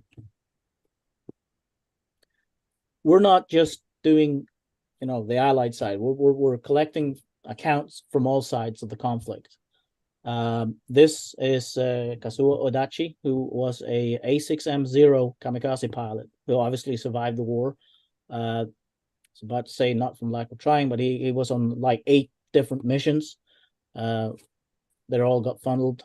His last mission was basically at the time they were taking off for a last do or die mission, but as they were trying to take off, somebody came running down the runway and basically stopped them and said, "You got to listen. The emperor's going to speak on the radio." So they went to speak on radio, and that's when the war ended. So he was just minutes away from last. So he's a signature, and also, I don't know where you are in this picture, Nick, but you're in the room when he's signing the logbook right there. I don't know exactly what. I was privileged enough to visit Japan last year, and the garb that he is wearing, he is a kendo teacher. This 97 or 8-year-old man at the time, his movements are as youthful and graceful as any martial arts practitioner that you will see. And I was treated to a demonstration where he weaved it's what they call a kendo sword. It's made out of bamboo, I think. But just incredible agility in this gentleman. So that was part of my trip over, and I got to, as Lars says, I got to witness that signing. It was a surreal moment, just phenomenal. Thanks. And the next slide. All right, hold on a I think second. we should probably start coming up to the. I'm going to stop it end of just it. for a second to redo it. I believe Marguerite is in the house, is in the Zoom room. Just in Wow, case. is she with us? Wow. I think she is. Marguerite Woodstock Riley. Yes. Oh yeah, Yes. she's needs She's to be with us, unmuted though. joining us from Barbados, I believe. Yes. Oh I'm my going to goodness ask her me. to unmute. Marguerite is the oldest. Well, you introduce her. Hi, Margaret. Yes, hi. Oh, so lovely of you to join us. Yeah. So, joining us now is 106-year-old Ina Woodstock, Ina Collymore Woodstock, I beg your pardon. You are looking at the oldest female British Army veteran. Do I have that right, Marguerite? Yes, yes, that's right. I just met her in person in Barbados last week as well. Marguerite left from Jamaica originally, went over to England as part of the ATA, and arrived. She took a convoy, and we're going to talk Marguerite, about. Ina. Sorry, Ina. Oh, I beg your pardon. Ina went over. I'm not that old. Yeah. And she was part of the convoy. She went across, and when she arrived, they put her in a typing pool, and she announced that she had not come all that way to type. Whereupon she was then deployed to a radar unit in Belgium, in Brussels. And we're still delving into her story, but she then went on to have a storied career in the legal profession. Obviously had to face all the colors of, all the barriers of sexism and race, and overcome all the foolish things that people put as barriers. And she blazed too many trails to count. And she ended up as a judge, a barrister, has a storied legal profession in Jamaica. On top of all her philanthropy work, we are witnessing history in this lady.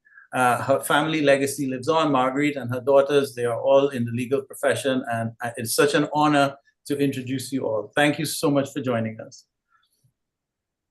I should add, she's a logbook. Thank you. Thank you. Marguerite, thank you so much for joining us. What an honor it is to be, again, just sharing this time a little bit with your mother, Ina. 106 years old.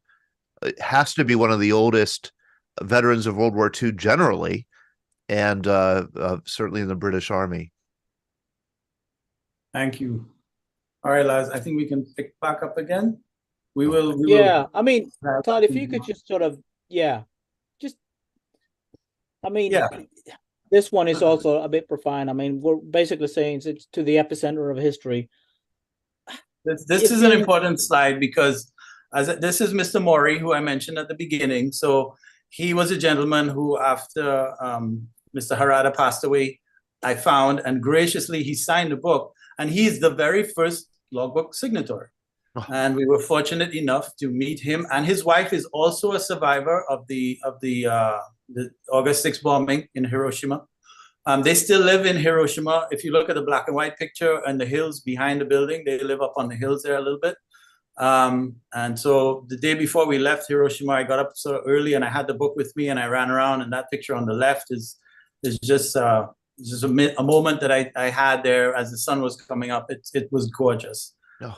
But so, so that's another thing, is that being able to place the book at some of these historic spots too has been so rewarding. But so I'm just looking, and here, of course, sorry, Laz, you take it. Yeah, no, and I mean, it's just also, we mentioned some of the Holocaust. We have several Holocaust signatories in there, and it's,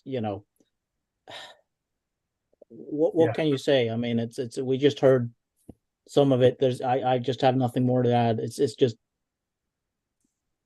this is and again, I mean, one of the more profound pictures. You got the sinking Arizona. Donald Stratton is is a signatory. He climbed off. I'm not going to go into the details, but he climbed off the Arizona as she was burning. From one of the. It was actually circling on another picture that I showed. So.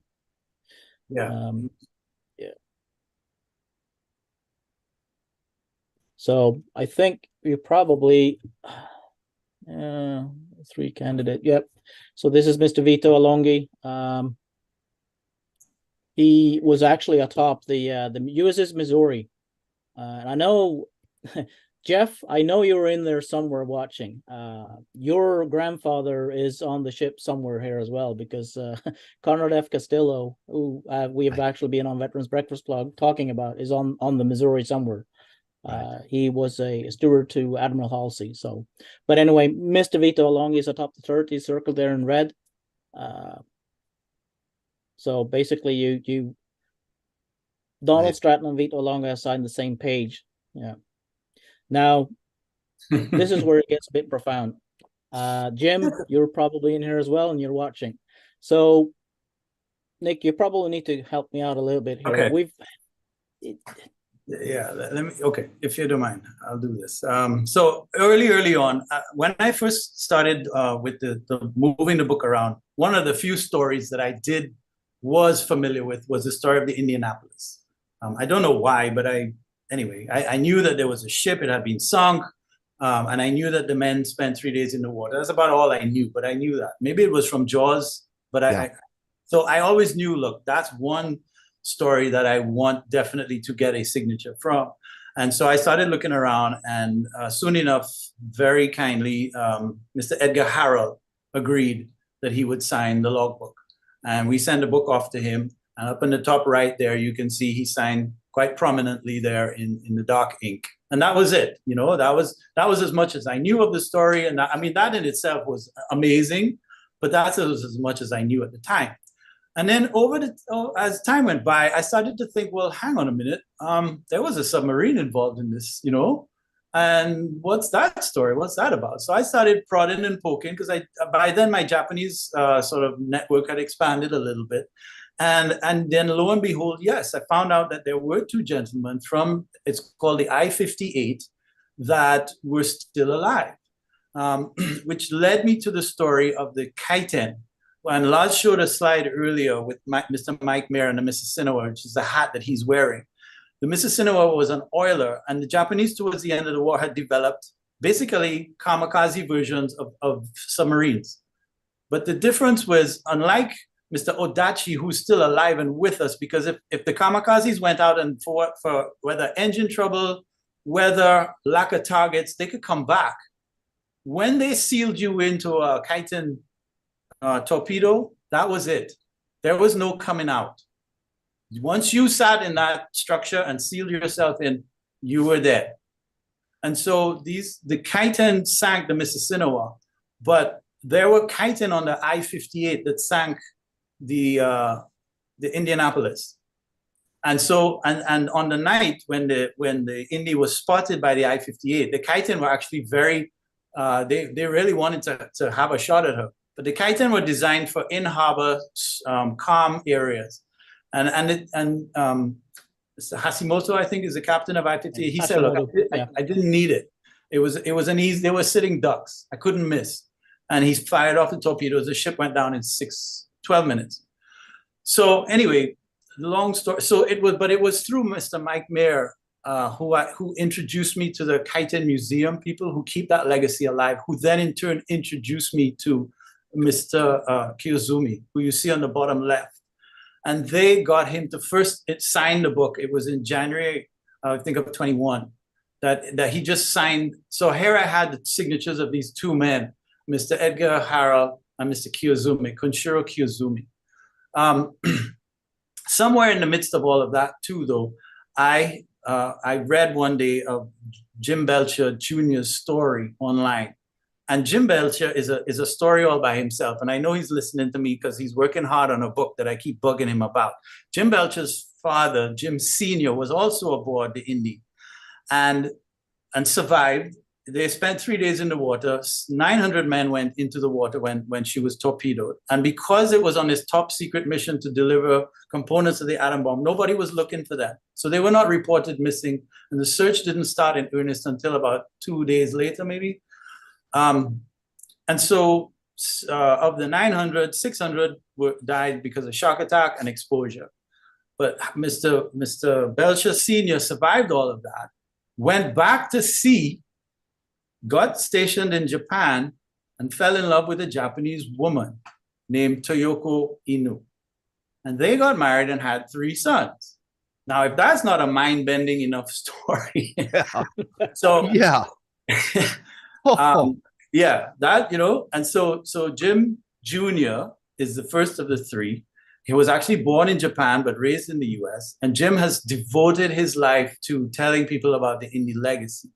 So Jim has a separate page. We have a separate page for Jim, and his mother is a signatory. His father had died by the time I caught up with Jim, but Jim very kindly has inserted a signature from his dad in the book on another page.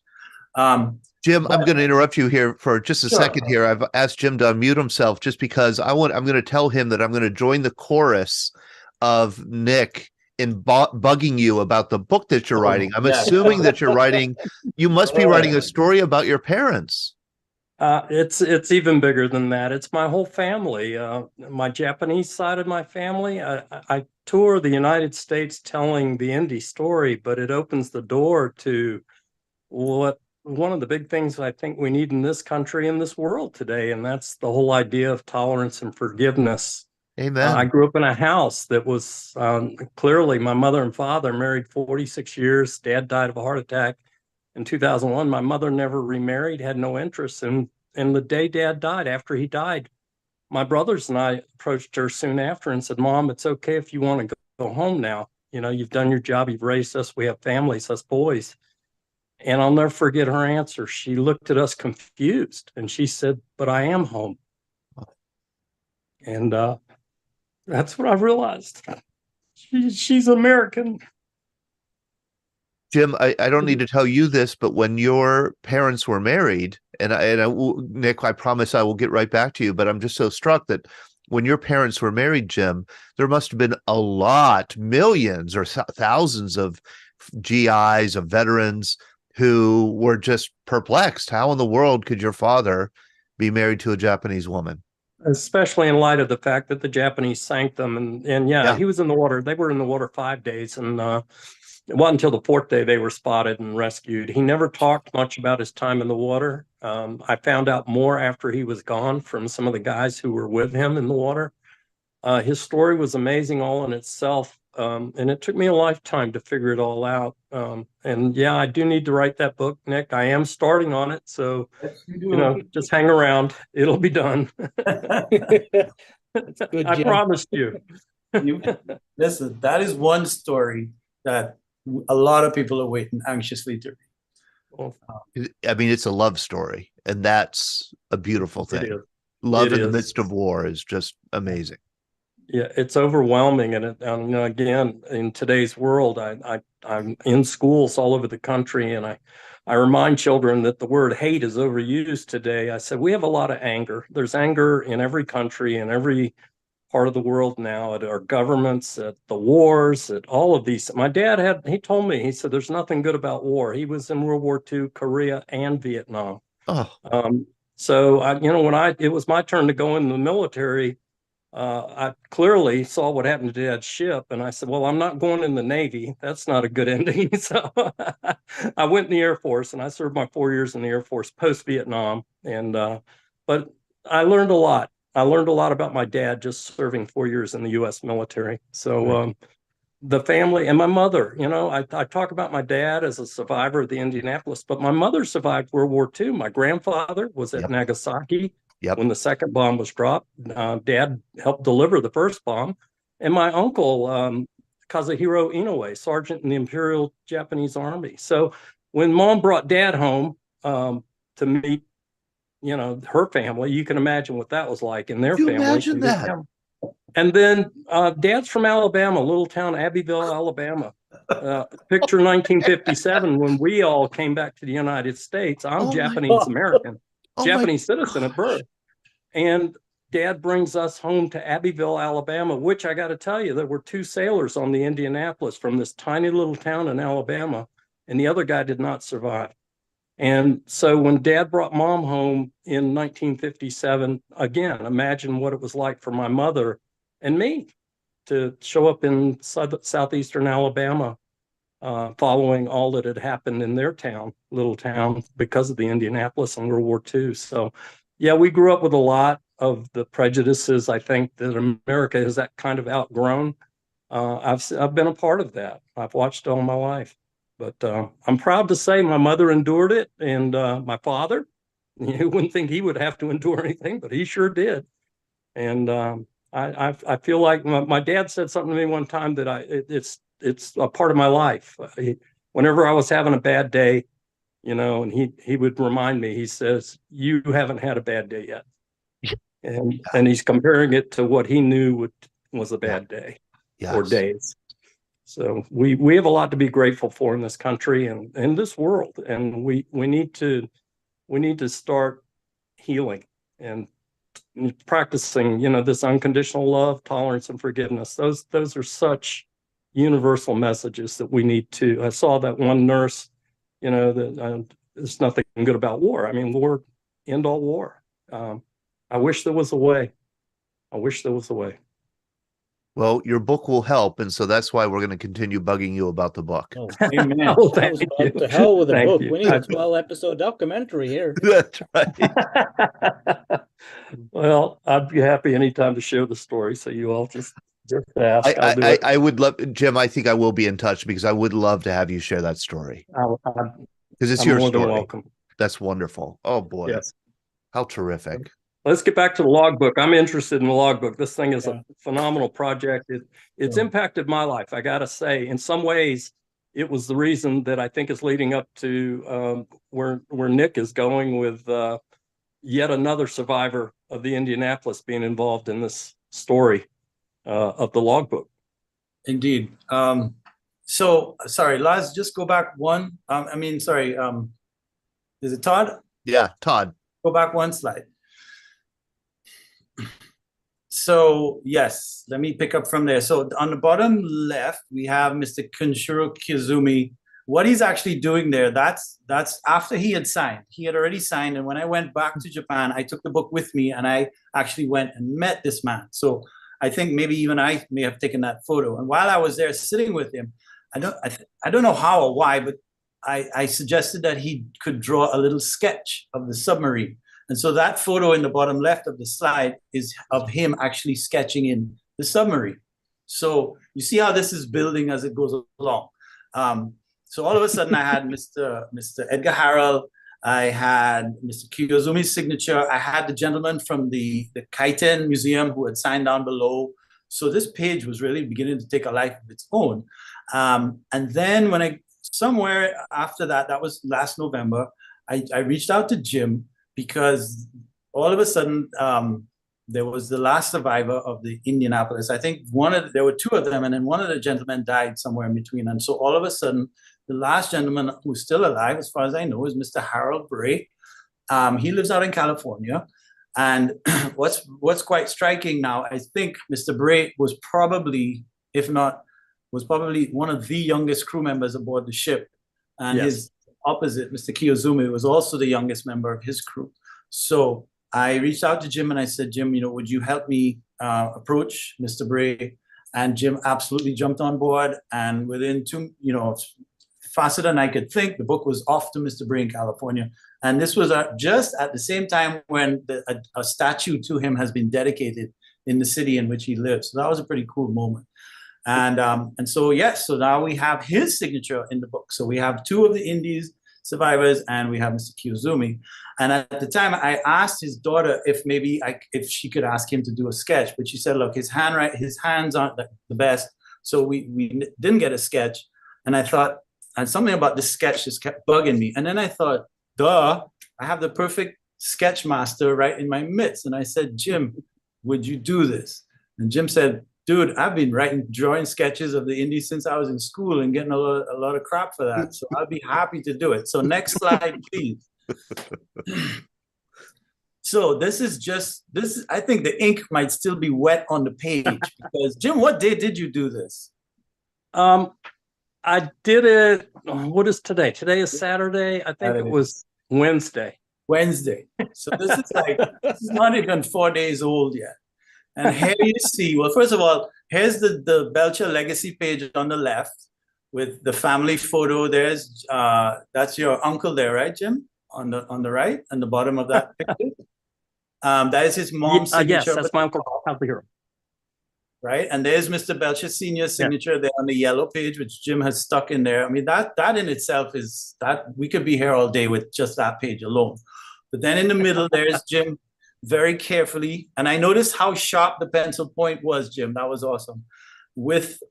And the backdrop is just what struck me, where he has the two models. There's the Indy and there's I-58. There are his dad's medals. His dad's photo is there, maybe not so clear in that picture, but it is there.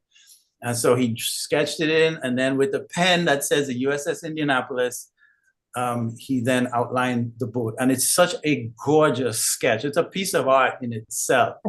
So Lars, please make a note of the date, because I don't think Jim actually dated it, and I want to put that date on there. So that wraps up in completion the Indy I-58 page in the logbook. And I am still trying to wrap my head around all that is on that page. It's mind-blowing. The history on that page. Yeah. The last two men from the submarine and the cruiser actually, because of the logbook, I was able to put Harold Bray in touch with Mr. Kiyazumi. Harold wrote him a letter. And I had no idea. I don't, with the survivors, I've helped them for years. I don't direct them. I just asked him, would you like to write a letter? And he did. He wrote a beautiful letter. And surprisingly, Mr. Kiyazumi felt the same way and wrote a letter back. And those two letters to me represent everything I'm talking about. What did they say in those letters?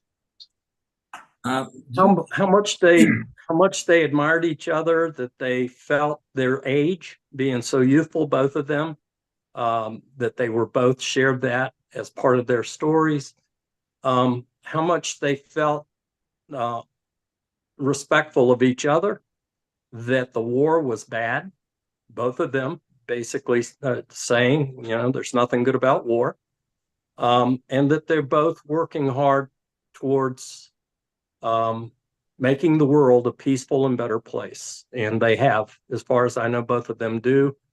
But the biggest part of the story with the letters, and if you read the exact letters, it's even more impactful, is that there's a bond between these two men now that would not have existed ever between the ship and the submarine had first the logbook come around, and then second, the opportunity to know and meet and talk to Mr. Kiyazumi, who I'd seen in the logbook, and realized that we needed to reach out to him because, as Nick had said, there were two survivors for quite a while from the I-58.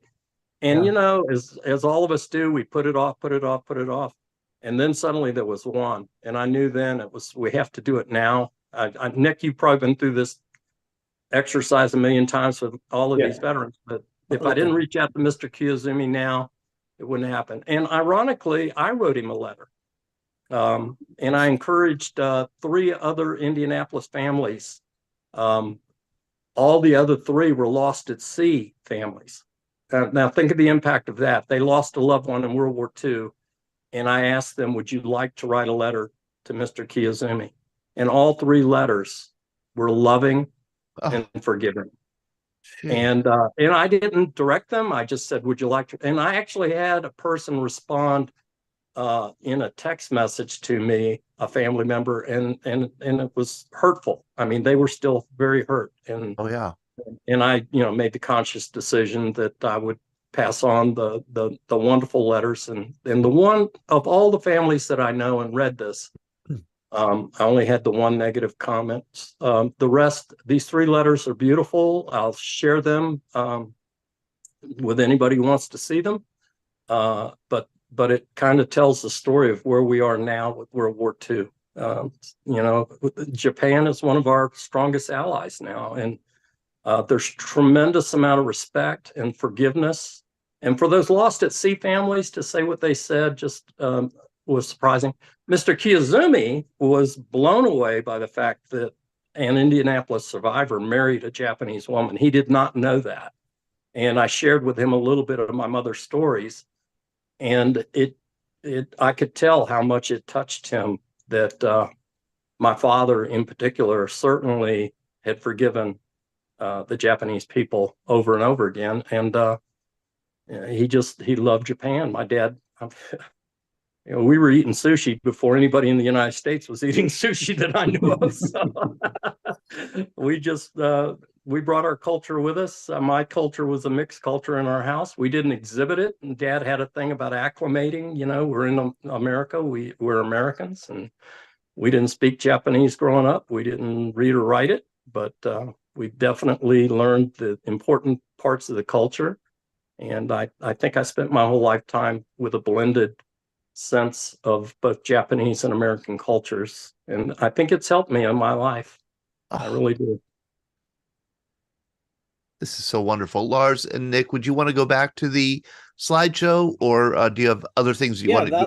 That was the introduction. That was the 5-minute introduction I intended to do. That was your 5-minute introduction. Well, I'm looking at the clock. We have 12 minutes left. No, you can stop right there, Todd. You don't need to go further here. Okay. Really. Well, I mean, in other words, we've been just scratching the surface. Absolutely. Todd, if you would mind pulling up the other project show, do you have it? Oh, I do have it. There are like 2 slides there that I would like to move on to, because I did want to touch on the U-boat war, which was part of why I asked Ina to join us today. And I'm so thrilled that she is there. I mean, what a remarkable person who lived through. And I guess this is all in keeping with the whole submarine theme as well. As you can see, you definitely need to get Jim back, because that story that's the story that keeps on giving. That's the original Guess Who's Coming to Dinner story. Yes, exactly. Exactly. Okay, so I need to reformat this just a little bit just to get this. And so I'm going to share now. So we'll go real quick, and I'll make this fit into 10 minutes. Okay. Because I'm so happy actually that this happened. There are part of the problem we face with this project is that's the wrong. This is the wrong one? Yeah. That's the wrong one. Part of the problem we face with this project is that it pulls us in literally 250 different directions. And if we're not careful, we can go down rabbit holes in a hurry, in a heartbeat. VET-A-THON, November 23, Rev 2-1, Todd. So, and Lars, being the kind of person Lars is, I just have to drop a name, and then he's within 10 seconds. Hang on a second, Todd. 10 files for me to read. So anyway, well, I'll just give the listeners a little bit of a precursor to what we're trying to pull up here. So I live in Sydney. I'm sorry. I'm just going to say, Lars, I think you sent me 2 copies of the same one. What do you think? Fire the webmaster. I think, it's on its way. Okay. I should add, Lars reached out to me. Lars has been with me now. Lars, when did you first jump in? 2019. It's got to be a few years back now. I got this email from this crazy Swede one day, or maybe I was the crazy one, and he's like, he's like, listen, what you're doing is batshit crazy, but I think I want to be part of this. And I said, okay, well, I had the same response, Lars. I said, I really need a website. And I don't think I even finished saying the word website, and he had a mock-up within days.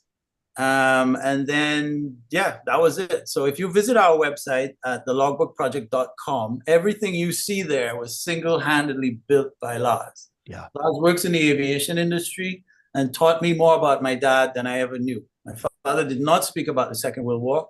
Lars went through every single line in my father's logbook. And I now have a whole new respect for my father, what he did, and for my life. Just think about getting on a plane today and turbulence and things that make us shiver versus getting on one 80 years ago and the technology of the time. So I have a whole new appreciation for my father as a pilot, what he did. He flew 9 different types of aircraft. Along the way, Lars went and found one of the planes my father flew was a Tiger Moth. Lars found the plane, the very plane that the plane, which is now in a private collection out in Wetaskiwin in Canada. And so we wrote off to the owners and we said, listen, if we send you the book, would you just get a photo with the book and the plane? And they said, tell you what, if you send us a book, we'll take it up for a spin. And they did. The plane is still airworthy 80 years later. And it's on YouTube. We have a video of it. They took the plane up, the book up with the plane. And so, you know, things like that people have just outpoured to us on this journey. It's just been one of, you know, you said earlier about, you know, trust. People, when they get the book, they open it and they see pages like Jim's page and his family's legacy, and it just that hits them, the impact. And so people do. People will take that book and drive 300 miles in a day. This has been done just to get signatures. It is, the response to it is, and then of course, when they realize the history that they're holding, they then become terrified and say, okay, how soon can I get this off to the next person, please? Yeah. There's a fear factor there as well, which, and yes, we accept that it could disappear, it could vanish at any moment, but it has not. And it's been 7 years. And the circles that we have created, the people we have met, the stories we have shared have been life-changing and enriching in ways that I cannot describe. I'm going to ask you a difficult question, Nick, and that's going to be, I know it's one that I've been asking for years now, I suppose. What are your plans for the logbook? I mean, do you have an end in view? The end is going to come. It's coming, I think, pretty quick because the pages are actually filling up.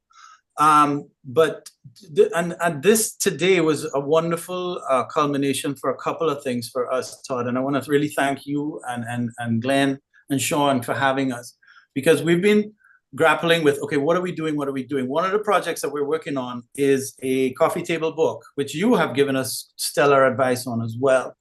And so Lars's presentation, even as I was looking at it, we were going through it, I was like, my goodness, Lars, this is a template, basically. So we're going to take that, and now that becomes our working model to take that and turn that into a coffee table book with some of the stories. Great, here we are. So that's one thing. And the other thing is this presentation, which I'm looking at the time, I have 5 minutes. Right. So this is the other thing which I'm working on right now, which is a documentary. As I mentioned, I live in St. Lucia, which is in the Caribbean. Now, the thing about when you think about World War II, yes, we know it was spanned the whole globe, and we know it was in the Battle of the Atlantic. We know Europe, we know Asia, Japan, the South Pacific. We know all these exotic places, but nobody really talks about what happened right here where I live, for goodness sake. And so next slide. Well, what did happen was that, so we know, and we know as well, we know that when Pearl Harbor was bombed and America was dragged into this war, that, okay, all of a sudden now, the U-boats were unleashed on your East Coast. And what you see here is all the sinkings on the East Coast. But next slide. What we don't talk about, though, is what happened right here in the Caribbean where I live. Next slide. There is something called the Battle of the Caribbean. Wow. This is what the legacy is today. There are over 300 sunk ships in the waters around us. Now, this slide is a little disingenuous in the sense that, you know, these are big dots. And so it looks, but I mean, obviously the area is huge, but still the point remains that there over 300 ships were sunk especially in the early part of the war, as far as America was concerned, because they really didn't have any defenses against what was going on. So next slide. So over the course of the war, the Germans built 1,160 U-boats. 785 were sunk. Total losses 3,000. So the kill rate in the everything was like about almost 4 boats per U-boat sunk. The kill rate in the Caribbean, next slide. For just 11 U-boats, the kill rate was 29. So just think about that in terms of a return on your investment. If I'm German and I know I can send 1 boat out to the Caribbean, guess what? Next slide. So let's see what it looks like visually. So here's a global loss rate through a periscope of 1 down submarine. Next slide. Here's what it looks like in the Caribbean. Wow. So, and of course, each of these ships has got a crew on it. It's got oil on it. It's got, what's going on? Why are they targeting the Caribbean? What is it that's special about us? Next slide. Why did they come? Next slide. And so now this is actually a little video, but here we are at the Caribbean. If you can press play. Ooh. Will it play? Let me see. It may not. I doubt it, actually. Okay. Well, what this was going to do is zoom in on a little island called Aruba. Aruba is a tiny little island, sits just off of Venezuela. It was Dutch. It belonged to the Dutch. When the war broke out, Aruba was the largest refinery for aircraft fuel. So let's just think about that for a minute. Wow. What does that mean to the Battle of Britain? What does that mean for Britain's very survival before the war break, before America gets involved? So Aruba, Trinidad, and Guyana, which is next to Venezuela, Guyana produced a lot of bauxite. You need bauxite to build planes. So you got oil and you got bauxite, and that made it absolutely critical to starving off the war effort to defend in Britain. And I'm watching the clock. So I think we could pretty much wrap up here. So, but essentially in 1942, that was the shipping losses were the highest in any theater of war, right in the Caribbean. And there's a submarine, actually let me see, just go a couple more slides. Let's get to, these are some of the big players. Keep going. Ironically, Karl Donitz, of course, was the commander of the German U-boats, and when Hitler committed suicide, became the leader of the whole German Reich. And Mr. Ben Ferenc, who's a signatory in the logbook, was the last Nuremberg prosecutor. And I didn't make the connection that Ben Ferenc would have put this man to death, basically, because I think they did execute him and would have firsthand knowledge of him. And I didn't make that connection until it was too late. I'm going to wrap up in 60 seconds. Next slide. Keep going, keep going, keep going, keep going, keep going. This is, okay, keep going. Right, St. Lucia. No, all right, no, stop, go back.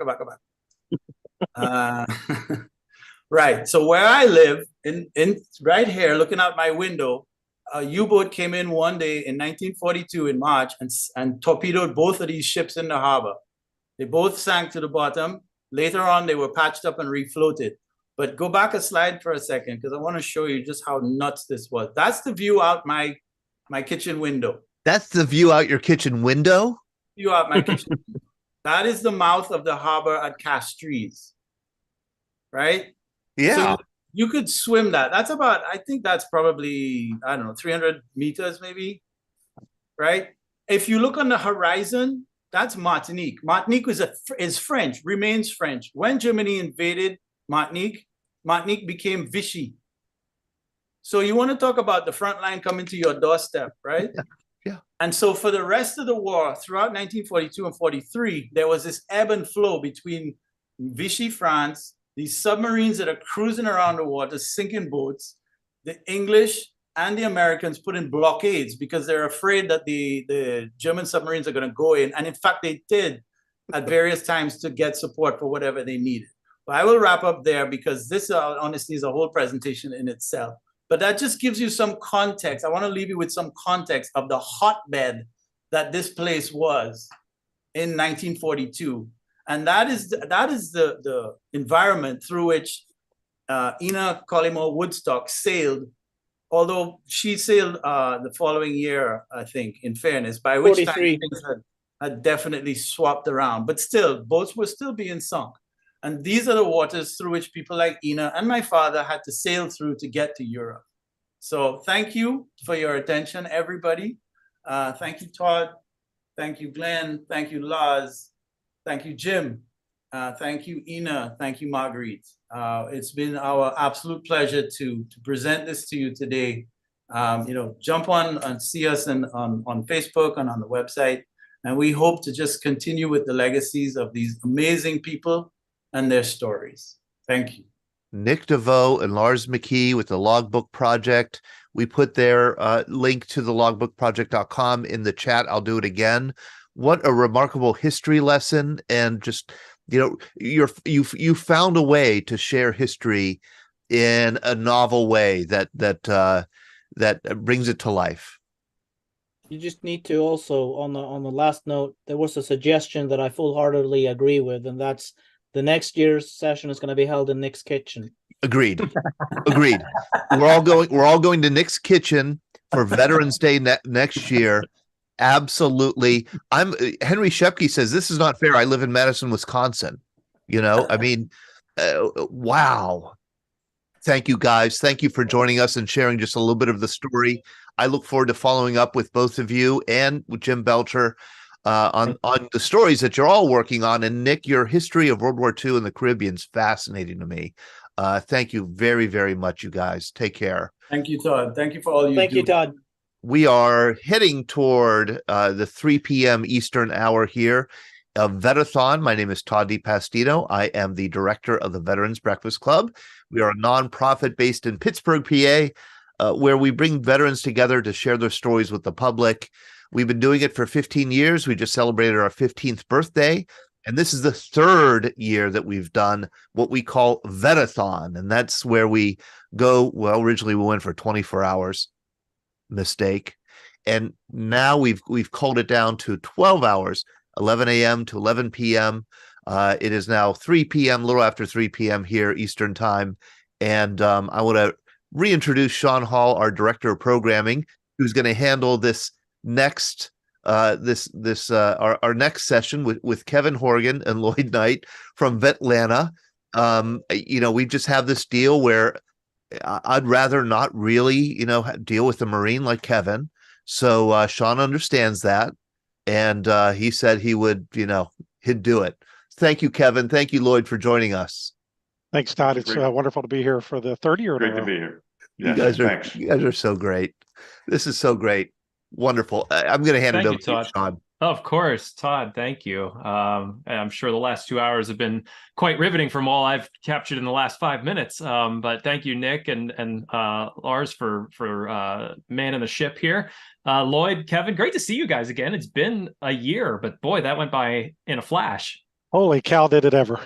Yeah. I'd love to hand it right over to you guys, but I figure maybe we can get like a recap of where VET-Lana has been, and also happy belated Marine Corps birthday, Kevin. Hopefully you're recovering well. Oh yeah, definitely. It's just every day is like the Marine Corps birthday for me.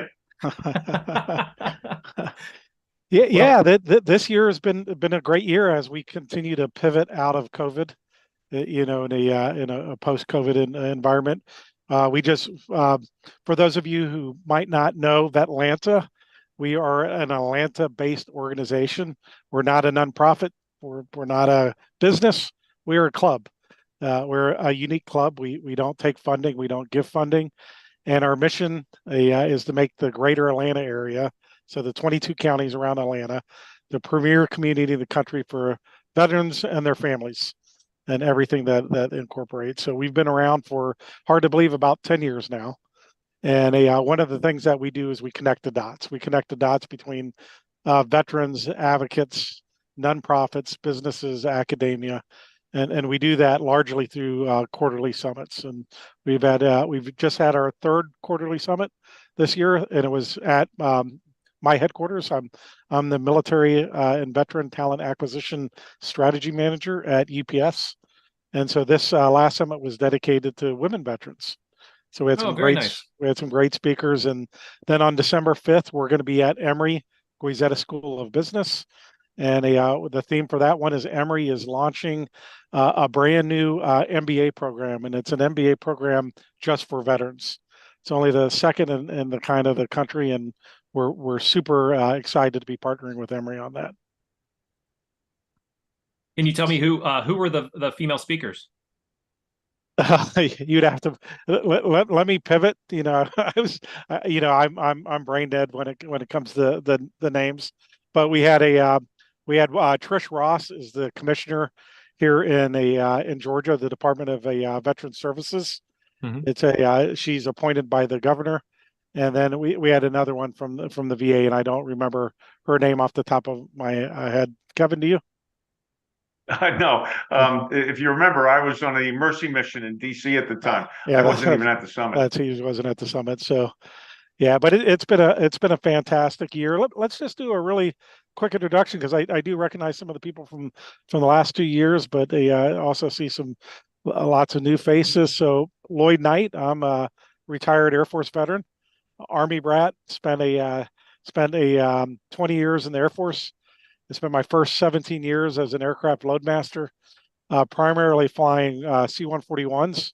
Kind of a little bit different route though, because I did most of my C-141 time in flight tests. So I flew the B models and the A models, flew C-5 Galaxies, C-23 Sherpas, and I spent my last 3 years as a first sergeant, responsible for morale, welfare, and discipline of the workforce. Had a great transition. It's hard to believe, almost 17 years ago. I had my retirement ceremony on a Friday, started terminal leave on a Saturday, moved to Atlanta on a Sunday, and started with UPS on a Monday. And and over to you, Kevin. Let's get a good introduction out of you, my friend. That just sounds like the worst 3 days of your life, Lloyd. I listen. I'd like to devote all my time. I want to hand it right back to Nick DeVoe, and he can tell us about his journey. It was brilliant. Awesome. I mean, that was awesome. I was ready to actually go, hey, take the next hour, and Nick, that was crazy. Wow. You can have the next hour if you send me a plane ticket back to St. Lucia. Yeah, there you go. That's a bargain. But we're gonna check you out. I think that's awesome stuff. That kind of history that falls through the cracks. A lot of people don't understand and know the gravity of it and how that really changed things. I live in Atlanta. Kevin Horgan. I've been retired for about 7 years. I only spent 5 years in the Marine Corps. I was an infantry officer. I consider it the great privilege of my life. I was nothing special. I was never shot at. I've probably gotten more mileage professionally out of being a Marine officer than I have being a lawyer. When I left the recruit depot as a series commander, I put through 5 series in MCRD San Diego, and I pretty much had it right to there. I started loading trucks and going to law school the same day, about 2 weeks later, and I never looked back. But it's been a great ride. The VET-A-THON, the business we call VET-A-THON is we're essentially a club. We don't like the moniker of a club, but what we do is we hold these networking events 4 times a year, which are very, very popular. We've had up to 1,000 people attend.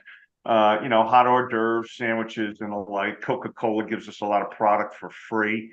And what we do is we ask companies to give us space, give us some chow money, and then we to Lloyd's point, we have a networking event, which is the most popular part of it. We put together anywhere between 25 and 50 vendor tables. Most of them are VSOs, 501c3 types, and the like. And then we do have some veteran businesses and businesses that we vet ourselves to make sure that they're not the rackets that we know a lot of these organizations can be. But it's very popular. And then we try to get a couple of rock stars to speak to us, kind of a motivational rah-rah type thing. We've had the governor. We've had luminaries and Medal of Honor winners come speak to us. We had Woody, and I'm struggling with Woody, but we've had Woody come speak to us, and I know, God rest his soul, what a great guy he is. Yeah. Excuse me. But I mean, that's what we do. And it's fun. It's collaborative. It's not meant to be cloying. We don't have the kind of polish that the BBC has. This is what a great magazine, what a great thing that you guys do. It's just awesome stuff. It's too bad you guys use the F word. Like, Sean, you got it right there and you're underneath the flag. I can't believe that. That's disgraceful. And that's we have very nice wrapping. It's when you open up the gift and see what's inside and give it a good whiff that you're like, oh wait. I'll be a little bit more politically correct than my Marine Corps friend there. So the F word does some great thing for veterans and their families as well. And the reason I'm wearing the UPS shirt is the last summit we had here, my friends at the F word came walking into UPS corporate headquarters wearing their F word bling. So, I said, all right, I'm going to get you guys back. Do they call you guys the U word? Yeah, probably. No, it's something to do with Brown, and I don't understand the analogy. So.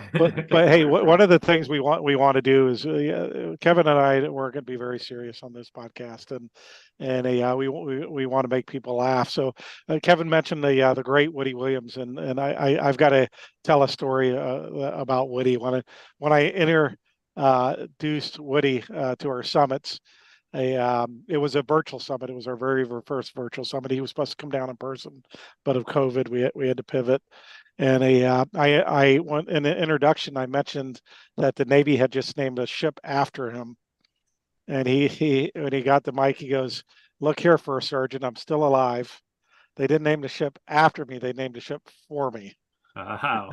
And then we had sent our veteran affairs manager at the time to West Virginia to set up the Zoom platform for Woody. And that night, they went out to eat, and Woody was 98 at the time, and they had a brand new Cadillac, and he said Woody drove him to dinner. And he goes, Woody knew 2 speeds, full on accelerator and full on brake. And he said there was 2 things, Woody. So Woody never got a speeding ticket in his life because he always had those Medal of Honor license plates, and he never bought a mill in his hometown. So then everybody knew Woody. He was, I think, like 5'3" or 5'4", but a personality of a giant. So pretty wonderful. We were very lucky to have him come on one of our programs, and I was even able to meet a Medal of Honor recipient at an event that we held here in Pittsburgh at Soldiers and Sailors. And maybe I'm alone. Correct me if I'm wrong. I'm a civilian, I'm not a veteran. But it's really hard, especially when a Medal of Honor recipient is standing in front of you wearing the medal. It's very hard for you not to feel a little like awestruck. Oh yeah, totally. They're rock stars. We were blessed. David Bellavia came to the and spent a couple days with us before COVID, and David is absolutely remarkable. And David does a lot of the Medal of Honor recipients wear a false medal and a replica, and David travels with his real medal, and then he takes it off and hands it to everybody. And he tried to hand it to me, and I was like, whoa, whoa.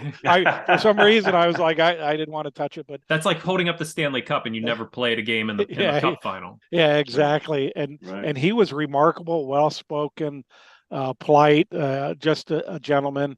And then you go to read his book and how he won or was awarded that, for what he was awarded that medal for, is just absolutely spectacular and horrifying. Mm. And if you haven't read his book, I think it's called House to House. Pretty remarkable. Yeah. Yeah, amazing stuff. I have a Woody story I'd like to tell also. I want to say shout out to Brad. Happy birthday. I remember you from last year, sir. Thanks for being on. My story is unlike Lloyd's story. My story is actually true, and it happened this way. Okay. We were at the Army-Navy football game in 2017. Yeah, 2017. It was in Philadelphia. Of course, it's sleeting and raining sideways. It was just terrible. It was a boondoggle that UPS let a bunch of us go. And I was retired at the time, and they invited me, and my wife and I went. So everybody's lined up. We're inside the hotel, and we're getting our prom pictures, if you will, with Woody. And everybody has to get the picture with Woody. And Woody's standing between us, and we're all, we do all that kind of good stuff. And then the next people come up, and my wife whispers to me, she goes, Woody had his hand on my ass the whole time. And I'm like, well, what do you want me to do? What am I supposed to do? Call him out for this? So no, I kind of let it go. well, I have the opposite of that. So yeah, we did the event here at UPS. It was a summit, and Patrick Murphy, who was the acting Secretary of the Army at the time, was here at the event, and he was really good. And we were posing for some pictures with the Secretary Murphy, and my late wife was there, and she was a huge supporter of Atlanta. And then she thought she was holding my hand during the pictures, and she was actually holding Secretary Murphy's hand. was super embarrassed. So, well, yeah, I got one more, and we were very blessed to have a summit at Mercedes-Benz Stadium, which is our football stadium, our soccer stadium here in Atlanta. We're very blessed. Steve Cannon is the president of the Arthur Blank Family Company of Businesses. Steve is a West Point graduate, Army veteran, and he is so he leads the Falcons, the Atlanta United, the stadium, PGA Stores of America, and a couple ranches in Montana is the businesses. And so he gave us the stadium for one of our big summits where we had over 1,000 people there. Governor Kemp was the keynote speaker, and Governor Kemp was pretty remarkable. Spent over an hour with us. At one point in time, he told me, he goes, "Lloyd, you need to run for office." And I said, "Well, Governor, I'm flattered, but I don't fundraise." And he goes, "You don't need to run for office." And then we took and then we took some pictures and we took pictures and there's a bunch of us lined up and everybody's really serious. And I'm a practical joker. I get around. It's 17 years of flying. And one of our other board members had squeezed between me and the governor. And so when the pictures were being taken, I reached up and just gave him the biggest goose and squeezed his ass. And he sounded like the Pillsbury Doughboy. He's like, hee hee. That was Patrick Haddock there, Kevin. And I didn't think much of Wasn't it. me. I didn't think much of it. And then like 3 days later, what I didn't realize, there was a camera off to the side as well. And I was like in the governor's office, and the pictures are like, oh my gosh, they got a picture of me, grabbing this guy's butt. If I ever go run for office, it's going to pop up and they'll find it. It'll be they'll find it. It'll be absolutely. So if you see a scandal, 10 years from now, that's it. I came clean on this show. Kevin, can you talk a bit about, I feel like there's Vets Talk behind you, which I don't know how that's run. I'd love to hear more. But you also, is that a new poster behind your left shoulder? Oh, well, thank you so much for bringing that up. My favorite subject. This is my new book. This is my fourth book. The first two books were Civil War historical novels. You can check it out on kevinhorganbooks.com, or you just go to Amazon and Kevin Horgan Books, and they'll come up. My third book was just a novel based upon Desert Storm veterans. And this one is a compilation of tales and poems, don't laugh, about roots, revenge, and redemption. And it also contains about 20% of the book contains my first person true account of attending the New York Yankee men's fantasy baseball camp last January. Now, I know, I look very young and athletic. I understand. I'm not. I'm 65 and a hot mess. But I went anyway. I went with my kid brother's about 9 years younger than me. And it was the most wonderful, miserable week of my life. But it was a lot of laughs. We had a lot of fun. And I was the only one that didn't have to go see the trainer every day on our team. And we were talking about the walking wounded. But if you like baseball and you can still walk, you got to do it. If the Yankees aren't your team, all the pro sports teams have kind of a fantasy camp. But the Yankees do it first class. It's just. And how that end up in your book there, Kevin? If you want to let the. Oh yeah, well, I mean, people like Lloyd and my sons and friends just say, "Hey, listen, your fiction work, whether it's historical or not historical, is fine and dandy. I think it's great, but the first person account was it's fun, it's funny. So you can blame Lloyd. Yeah, it's absolutely hilarious. So he wrote a blog on it, and every time he posted an episode of the blog, it was the highlight of my day. Very funny. Is there anything PG-13 rated in the new book that you could give us a small reading of? You know what? Or do you pay by the word? PG.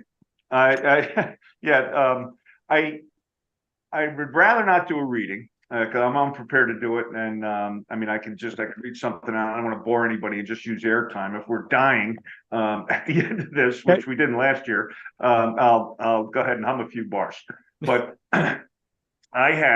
so Lloyd made a point. I have a podcast, I have a blog, and I've been posting excerpts about, I put about 10 out of them so far, and they're really just little tastes. The most important thing about the book, though, and I think it has to be noted, is all my pre-sale royalties, 100% of them, I give away to veteran service organizations, and all that stuff's on my website. During the normal course of business, and after this pre-sale period, where I'm going to sell the lion's share of them, right? And after November 18th, it's 50% of the royalties. So this is not I ain't making any money here. I haven't, but it's not a labor of love. I just love doing it, and it's fun to do. And it's interesting. Lloyd and I have been connected with some amazing organizations, some of them small mom and pop, and some of these really big organizations are very well run, very professional, very sincere in their work. Now, we know, and we've met with groups that are, shall we say, less than sincere in their motivations, and they take what is a good idea, turn it into a charity, and then it becomes a racket. And those are the ones we all want to avoid. But one of the biggest ones, and I got to mention this, is Tunnel to Towers. I don't know if anybody's associated with any of those folks, but Tunnel to Towers people they're just awesome, and they're sitting on a huge cachet of money right now, and they're doing wonderful things.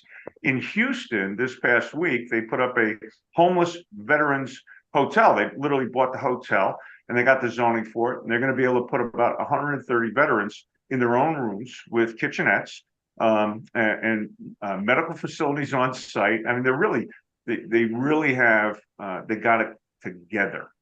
They've given out, I don't know, between 50 or 70 smart homes and homes to Gold Star families, police officers have fallen, and military veterans, and of course, wounded heroes. And I think we've seen that. So giving money to those organizations, in my opinion, is that is really the whole point of this, because these organizations, they struggle. They want to do the right thing. I think what the beauty of the Veterans Breakfast Club is that you got a first-class operation in communication, which is so critical to everything that happens. There's so many people we know that what they do springs from their heart, but they don't know how to articulate it. And I think Veterans Breakfast Club does it in a first-class, marvelous fashion. And I just want to thank you for that. So I'll stop rambling. All right. Or I'll start reading. I'll do one or the other, but I'll just stop rambling. Hey, one of the things I just did is I just threw the Landing Zone podcast address into the chat session. So I was very privileged that the UPS let me start a podcast. First episode just went out a couple of days ago. It's a monthly podcast, and it's really going to be advice on helping veterans and spouses land their next career. So guess who I leaned on for my very first guest in that podcast was Kevin Horgan. So he's the guest star in the first one. Next one will be released on December 1st. I'm really excited for the next one. It's going to be featuring Hire Heroes USA, and we're going to get it really into some advice on writing resumes and job interviews. So it's dropped it in. Please forward that podcast out to anybody that's going to be looking for a job. Excellent. Thank you. I put that, it's in the chat. I also put that Tunnels to Towers website link there in the chat. And maybe that's a great point, because VET-Atlanta is so connected with so many of these great organizations. Maybe we could talk a bit about the ones that sort of stand out to you. I'm sure they all stand out to you, obviously, but maybe ones that, bubble up to the top of your, immediate thinking of like, hey, check out these guys. They're doing great work. They're doing something different than, maybe what VBC does. Is like our whole mission is getting the stories out there. Tunnels to Towers, creating livable spaces for veterans.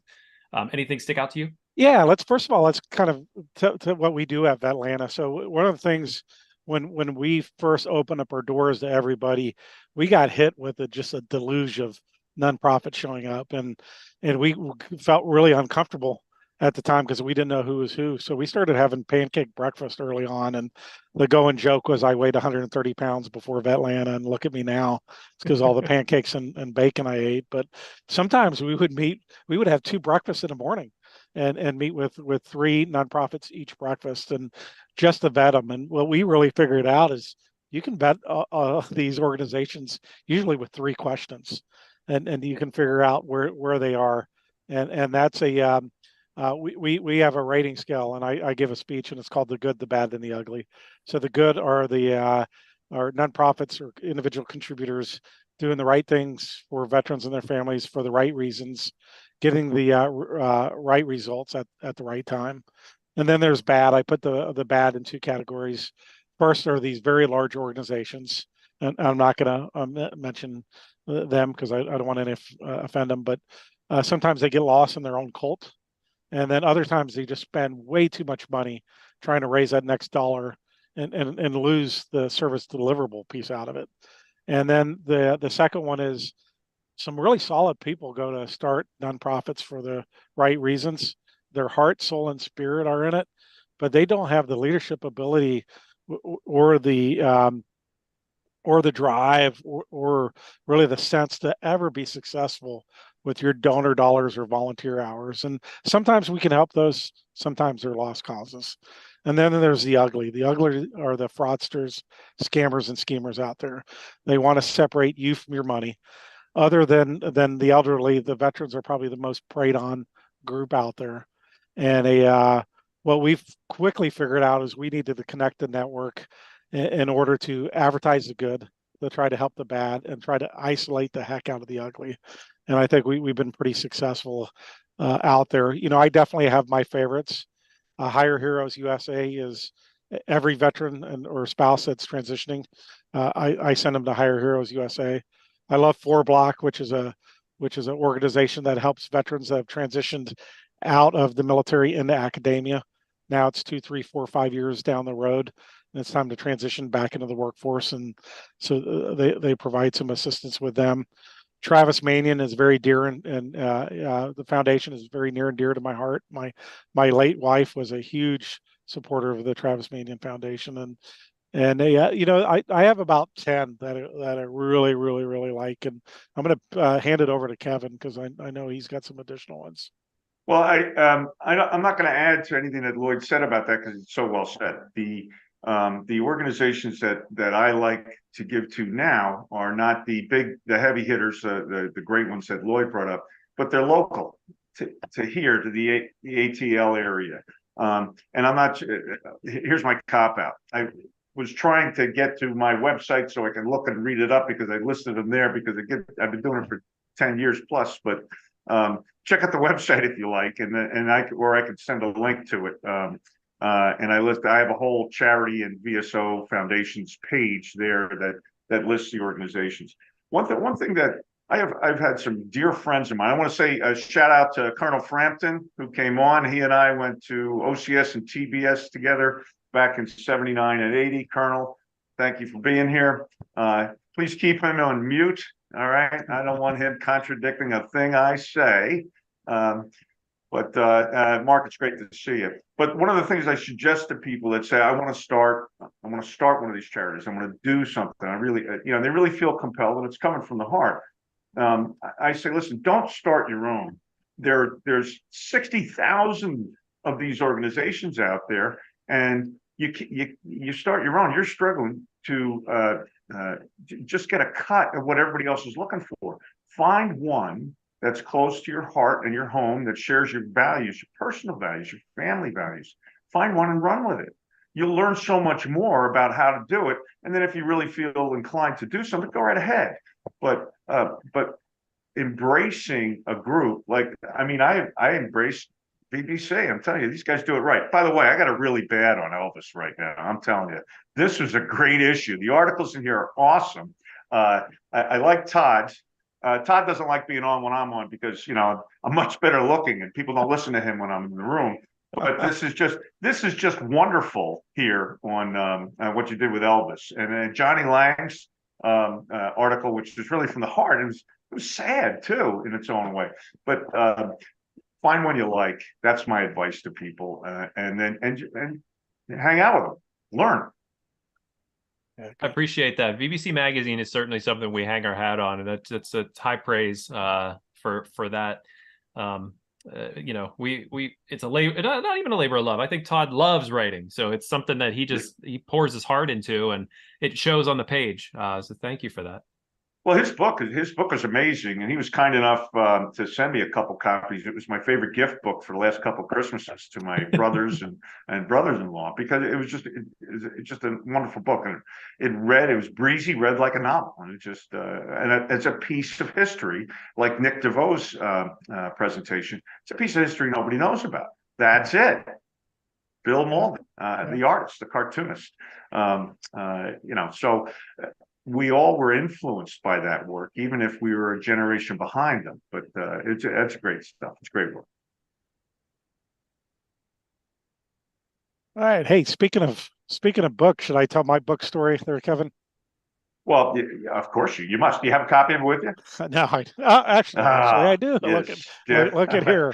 So it's called Night Work, my unfinished journey of Atlanta.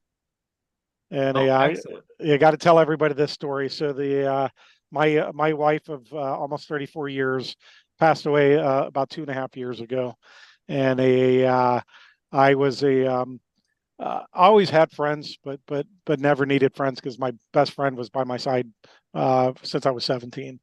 But when she passed away, my friends from Atlanta were including Kevin, were there for me in a very big way. And so I promised, like, hey, I'm going to really start spending more time and taking care of some friendships. And one week in December, I went to breakfast with 3 different friends, breakfast and lunch that week. None of them were connected, and they all 3 told me I needed to write a book. And I was like, holy cow. And all 3 friends were believers. I'm like, this is a sign from God. So I'm going to go, I'm going to see what I can do. I'm going to write 15 pages, and I'm going to give it to the meanest person I know, that knows what he's doing in writing. And everybody knows who that is. That's Kevin Horgan. And so I expected to give it to Kevin and him laugh and go get back to work, Forrest Gump, and he said, it's phenomenal, keep going. And he gave me some praise. And crazy thing was, I wrote the book in 3 weeks. And then I thought I was done. I was going to spread my late wife's ashes, and I for some reason I wanted to get the last chapter done. So I got it, and then I sent it emailed it to Kevin, and in case my plane crashed or something, because I spread her ashes in the Caribbean. And then I came back, and he said, you're not done. You got a big part of the book is about faith, and he goes, you need to talk more about your faith journey. And then you need to talk about your friends that have really helped you along the way. And I finished it, and it was so healthy for me. Again, it wasn't a money making endeavor. I think I broke about even. Learn a lot in the book. I learned never to trust your editor. So, because I had about a page full of mistakes in it. But when I go to write the second one, I'm going to reach it back out to Kevin, and for advice and encouragement. And then I'm going to hire a much better editor this next time around. Well, hey, listen, Lloyd, it was good. And I'll tell you a couple of reasons why I think it was good. And a lot of people, they give me material. People have asked me to ghost books, because I like to write. But the thing is, with mistakes in books, even with the good editors, there's mistakes in every single book. It just happens. It just, call it gremlins in the machine. It doesn't really matter. So, but the beauty of what Lloyd did, and it was, I'm not trying to say what he was trying to say, but it was cathartic for him to write that down. And it is for all of us in certain moments of our lives where we're bursting and we just have to say it. But what was impressive about it in a clinical sense is that it was measured, it was well written, the punctuation, spelling, mechanics, syntax, all of it was spot on. So it wasn't just rambling like a manifesto or some silliness like that. This is from the heart and the head. It's a great history. It's a great tribute to his late wife and our great friend Suzanne. And everyone should consider doing something like that. Now, allow me to pivot if I can. Colonel Mark Frampton, United States Marine Corps, hoorah, is on. We got him on mute right now. I had a project that's kind of in a dormant phase called Core to Corporate. where I corralled a bunch of old friends, liars, drinkers, lovers, all that kind of stuff, Marines. and corralled them, yeah, and into give me a story, give me an anecdote in writing, and we'll publish it. All right, just on a blog, just for the heck of it. It was a COVID related thing, we were all under siege, and going out for long walks, and wondering when the heck it was all going to end. But Colonel Frampton sent me a couple of dynamite stories, which are really the cornerstone of Court of Corporate, and he sent them out, and I've seen them a couple times over the last, it's 40 years. It's more than 40 years. I look just as pretty as I was then. In Mark, he's a little bit on the old side, but you take the good with the bad. The difference between me and him right now is that he takes care of himself, and I'm about 100 pounds more than I was back in 1979. I wear it well, but there you have it. So, Colonel, if you would, tell us a little bit about your journey, and how do you your service, lifelong service, and there you have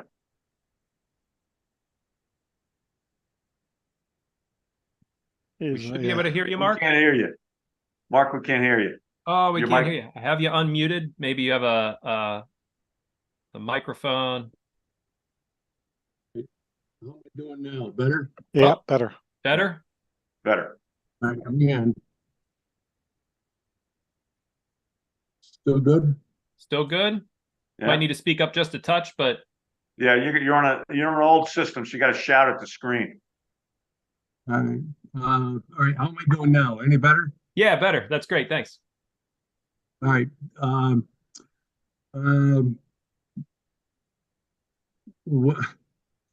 Geez, Kevin. where do you start? Let's see. I was just a young tot. Capsulized 30 years and 30 seconds. Start back at the beginning. Why does anybody decide to do what we've all done? You raised a hand and you signed on the dotted line. There had to have been something or someone, or maybe a few someones who were inspirational in having you make that decision. For me, there were 4 men in my formative years who were part of that process. I lost my dad when I was 18. It was 1975, still finishing a freshman year in college. And over the next several years, there were 3 or 4 men in my life who kind of were instrumental, influential, call them a fill-in dad of sorts, but they were all former Marines. One was my high school football coach, who was tougher than nails. My uncle was an Okinawa Marine, 1945.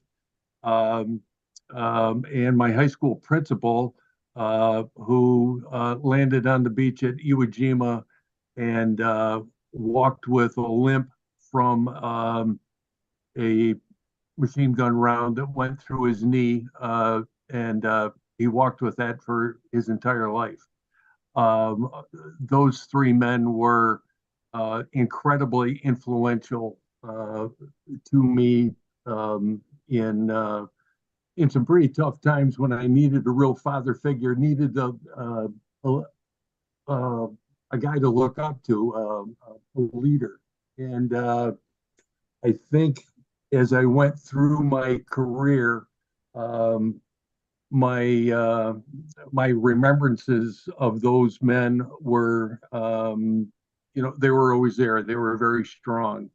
And so I'll share a excerpt from a letter that I can still remember almost word for word from my uncle. Here I was, a second lieutenant on Okinawa, nearing the end of my tour, and I got this letter from my uncle who had been there in 1945. And he said, "Very well, I remember Lieutenant Jones on Okinawa. I'd have gone to hell and back for him, and did, simply because I believed in him." And I have never forgotten that. And I had tried to model my style of leadership and involvement with those words in mind for 30 years. And so I got to the end of the road, and that's awesome. That's well, Kev, you know the rest of this story. On the night that my retirement became official, January 1st of 2010, I apprehended a burglar in the act in my house. And I'll save you all the details, which is a pretty good story, but he ended up in the hospital with a crushed trachea and 3 broken ribs. So he fell. That's how that story. He fell down on the way out. We're leaving a lot on the table there, because I am now intrigued by this story. Right, Kevin, you can show them where to find it. It's probably a good thing you broke into your house and not Kevin Horgan's house. Can I watch like John Wick or the movie Taken, and I kind of get the same idea? Yeah, more or less. Yeah, phenomenal. Did you have a cool line like "you picked the wrong house"? Well, there's kind of a little line that some folks around here use, that I administered some old-fashioned country justice. So Semper Fi, scum. All right, Kevin, you're the only one that I know that's a lawyer. I mean, would that suffice in court? In your house at night, you could use anything to defend your family. That is the textbook definition of a burglary: breaking and entering in the night. Yeah. You do anything at your disposal because it is meant to be bad intent. All right. So it's probably a good thing that you had a lock on the gun closet, or else he would have, fallen on a gun several times. Just remember, though, Kevin was a real estate lawyer. Yeah, I'm a criminal. Forget it. I mean, I've been in jail, but I can't really coach anybody on. Brad Washabaugh, you have your hand raised. Yeah, hello, Mark. Colonel, also myself, retired in 2005. Now, this is just for the audience sake. I understand you were an engineer officer. Could you hold up your hands? I want to see whether you have all your fingers, please. Yeah, but he's missing 3 toes. Yeah, 3 toes. 3 toes missing. That's the first question infantry officers ask engineers, about their proficiency. If they got all their fingers and toes, perhaps they did something right. Yeah, pretty much. Hey, I've got to get to this subject. I want to pivot because. Oh wait, hold on. Sorry, I didn't know if Brad was done with his questions. Yeah, while we got the loadmaster over there, I put a remark in there. I can remember many long plane trips where the loadmaster would go up and down the aircraft, stepping on Marines as they checked on the load. Now, is that a skill they teach in the Air Force to do it to look like an accident, or? Absolutely. I actually, the Marines were my favorites passengers. So because you would get the Marines on, and you'd have to count the passengers. So you're counting 1, 2, 3, and then the Marines, usually a gunny would stand up and he'd be like, sit down before you hurt yourself, and like sound off and be like 1 gunny, 2 gunny, and go through. And then you'd have Army passengers, and they would try the same thing, but they could never count to 10. So I ended up counting the passengers. And you get the Air Force. Air Force was the worst. So they were wouldn't sit down in their seats, so I couldn't count them. And the Air Force passengers complained more that it's too hot, it's too cold, it's too dark, it's too light. So I love Marines. Yeah. And Kevin's heard me say this 100 times. Never had much use for Marines when I was in the Air Force. but man, I love Marines now because you guys make it happen. It's not the way I would do it, but I give Kevin something to do, and then not only step out of the way, but turn my head. Yeah, we're going to get it done. There may be some collateral damage, but we're going to get it done. Absolutely. Yeah, very cool. So yeah, thanks, Brad. Thanks for the question. Yeah, Loadmaster was an incredible job. You know, it was a pretty phenomenal. The 141 was could be challenging when you would have the center line seats. Yeah. And I remember, you know, having your oxygen tank and your helmet bag and your parachutes and trying to walk from the back of the airplane to the front, and you know you would have to step on people. So and then my oldest son, what does he do? He doesn't follow my footsteps and become a loadmaster. He joins the Army and becomes a paratrooper with the 82nd Airborne. So yeah, the AI. But one of the things that I wanted to ask Kevin, and we tried to do this the first 2 years, is Kevin, what is your favorite military movie? Well, that's hard for me to, because I don't really put a lot of thought into it. I actually wrote down about 30 different movies here. I know it's ridiculous, but, Lloyd is, as president of our club, he gives me a variety of assignments, and for some reason, I just drop everything and do it. I just, I guess it's the sincerity of what he's doing. I have some favorites, and I think they're all debatable, but one of my favorites is actually my favorite movie, not just favorite military movie. And I think the premise of all these movies is all war movies are anti-war, right? I mean, you see people review them and they say, well, it's an anti-war movie. It's like nobody's for it. They're all against it because, people are dying. But my favorite all time is probably Paths of Glory, 1957, black and white. It was Stanley Kubrick's first feature film, starring Kirk Douglas, who financed a big piece of it. And it's a wonderful, wonderful movie in so many respects. Adolph Menjou and several other great names of the era. It's just great stuff. But recently there have been a couple of great movies on, and I gotta read it. 1917 came out a couple of years ago, and then the documentary "They Shall Not Grow Old," which was really spliced together, and they colorized some of it, which is really necessary. Yeah, and Todd says "Paths of Glory" is a masterpiece. We do agree on some things, but and then there was All Quiet on the Western Front, which we're all familiar with the 1930s black and white version, but the one they just made, I don't know if it's Prime or Netflix or I don't know. All that stuff's a mystery to me. But I managed to figure it out. But that one was extraordinarily good. And the book itself, which we've all read and forgotten much about, that movie is just jarring in every respect. So yeah, if I had to pick. Yeah, those are good. For an older movie, my favorite is Sergeant York. So I was a huge fan of Gary Cooper. Loved the movie. Really read a lot of books about Alvin York. I'm from Kentucky, so was pretty neat. So really like that one. Band of Brothers probably, and I was watching it right before I left Sarah's house to come over here. So really loved Band of Brothers. Mark or Donnie Wahlberg's character in that, being a first sergeant, love his character. I got Kevin hooked me up with the Kirhi Military Museum, with here in Georgia, and I got to go give a speech there just a couple weeks ago, and I wanted to see the mountain, 3 up, 3 down.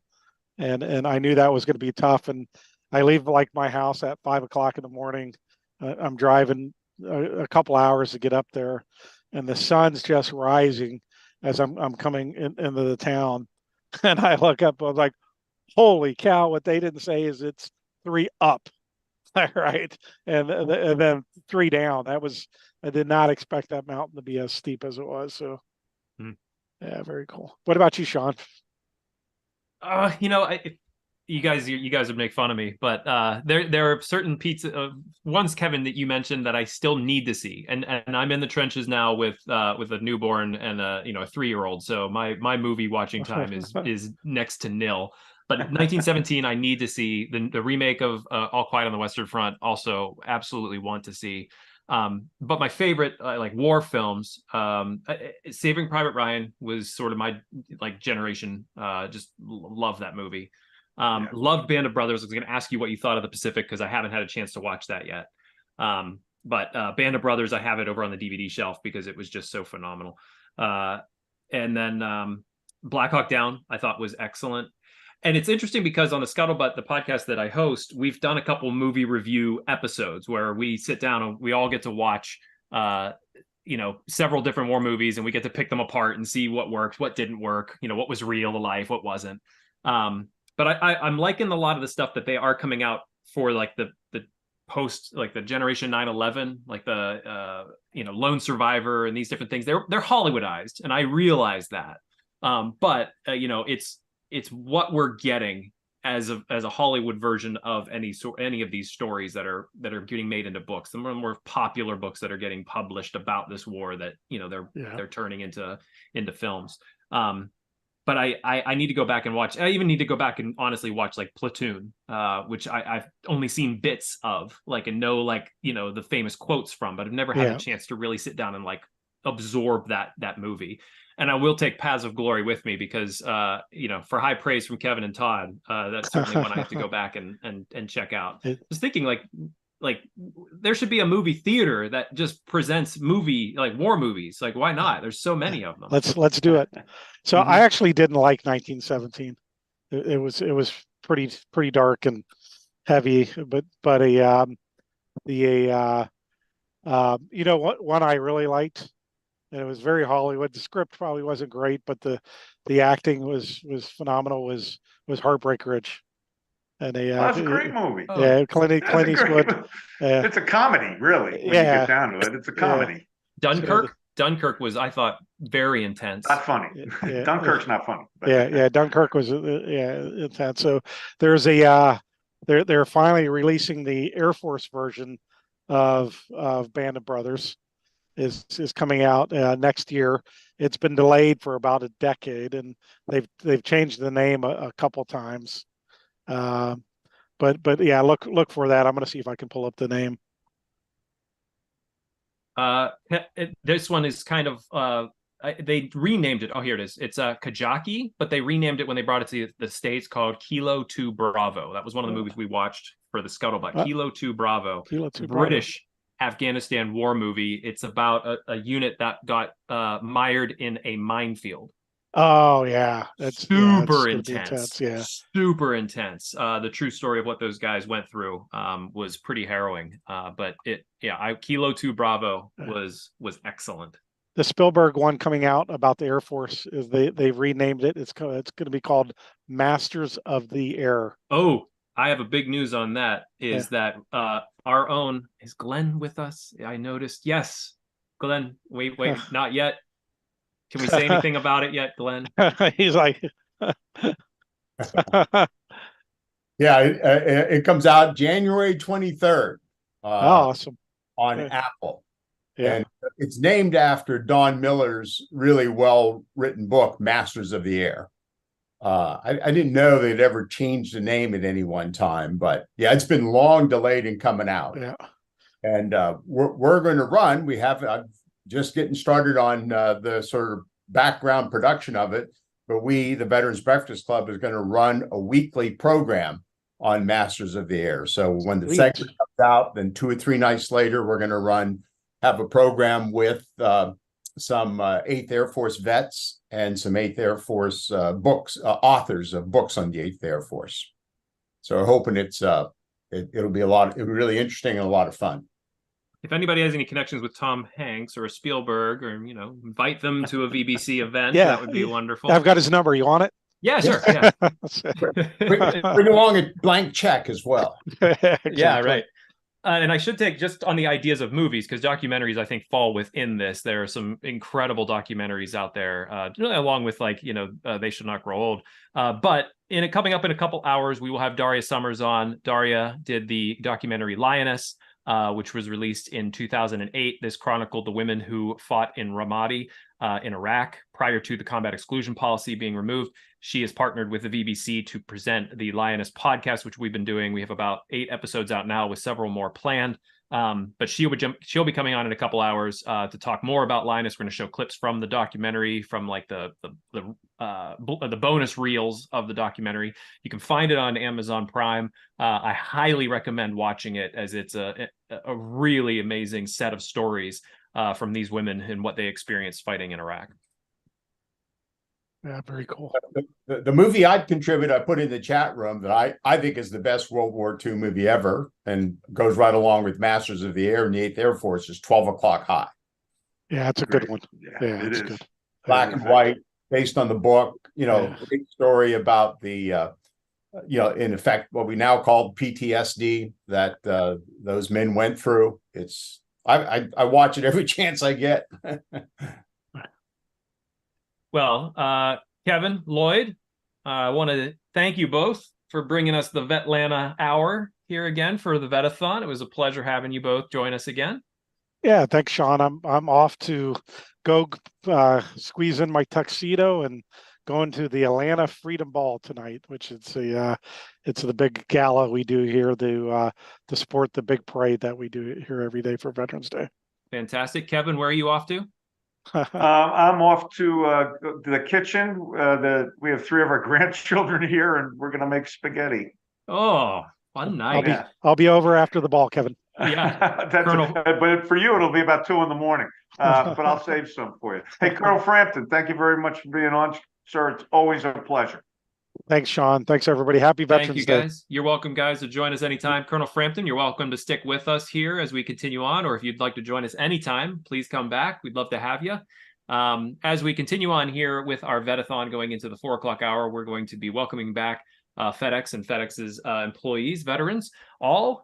Jenny will be taking the mic here in just a minute again, just to give us her hosting expertise. And I just want to remind anybody who's here that has never been a part of a VBC event or just recently found us today, a part of our 12-hour VET-A-THON. 1, happy Veterans Day. Thank you for spending some time with us today. 2, we are the Veterans Breakfast Club, and our mission is to create communities of listening around veterans and their stories to connect, educate, heal, and inspire. It's a mission that we've served for 15 years.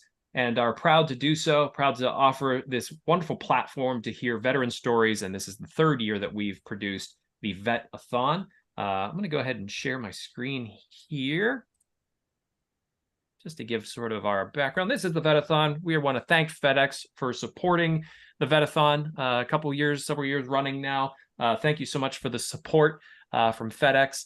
And we also, as Kevin talked about, we have a VBC magazine out. I have a copy right here. This went out in the mail this past week.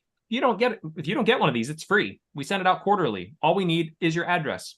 You can send that to Todd, TODD, at veteransbreakfastclub.org, or myself, Sean, SHAUN, at veteransbreakfastclub.org. And we'd be happy to send you out the magazine. Like I said, this just came out, I think, in the past week. So this is the newest issue. It will come out quarterly. We'll have another issue early next year. Please send us your address. Again, we'll be happy to put one in the mail for you. As I mentioned earlier, we have a podcast called Lioness, the Origin Story. Daria will be joining us in a couple of hours to talk more about the Lioness Project. It's an incredible podcast. Please look it up wherever you find podcasts. Look it up on YouTube. Give it a listen. Awesome stories. And we also have the Scuttlebutt podcast. This is the new one that'll come out Monday. We have Ian Fritz joining me. I host the Scuttlebutt. He wrote the book, What the Taliban Told Me. He became a linguist in the Air Force, learned Dari and Pashto, and was sent up in CM-130s and was listening to the Taliban during the war in Afghanistan. And he wrote a book about all sort of the eavesdropping that he did. Really incredible, really awesome dude. And we had a great conversation on that podcast. Look for it on Monday, this particular episode, or just if you're on a podcast platform, look up the Scuttlebutt. Check out any of our previous episodes. Love to have you join me for that. We also have on Monday night, Glenn is going to be hosting Monday night. James Conroy will join us. He's the author of The Devils Will Get No Rest. Glenn, I thought it was really interesting what you said the other night about it, that you said you thought you'd read everything about FDR and Churchill, but got into this book and couldn't put it down.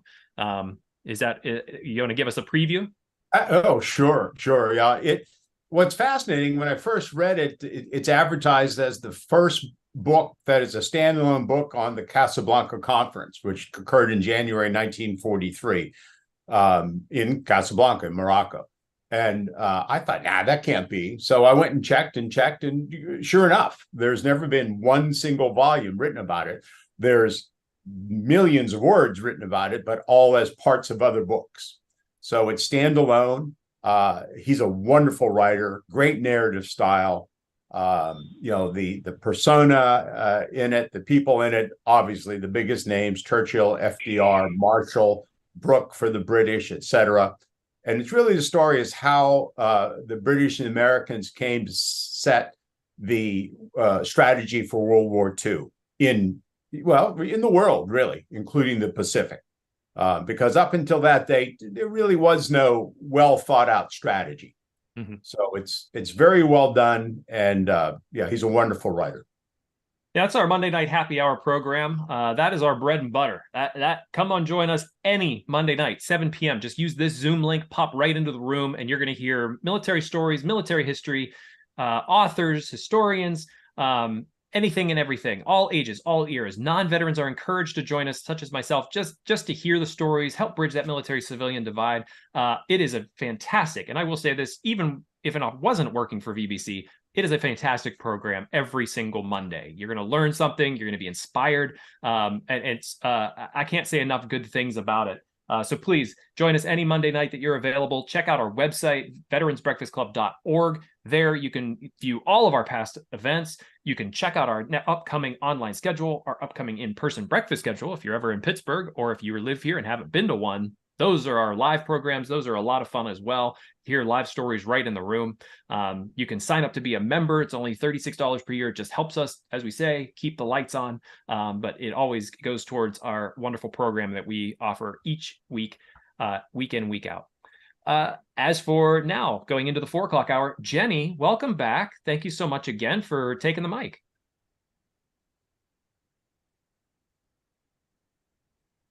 See, you're connecting to audio. This will be the FedEx hour. We have several veterans joining us. Les Jackson, Mick Hanna, Geoff, I'm going to probably mispronounce his last name, Abthorpe, and Angelica Tenorio. Hopefully, I didn't butcher any of those names, but we're very excited to have you all join us. Thank you all for taking the time on your I'm sure, busy Veterans Day. See if Jenny can hear me. She can hear me. We can't hear Jenny, though.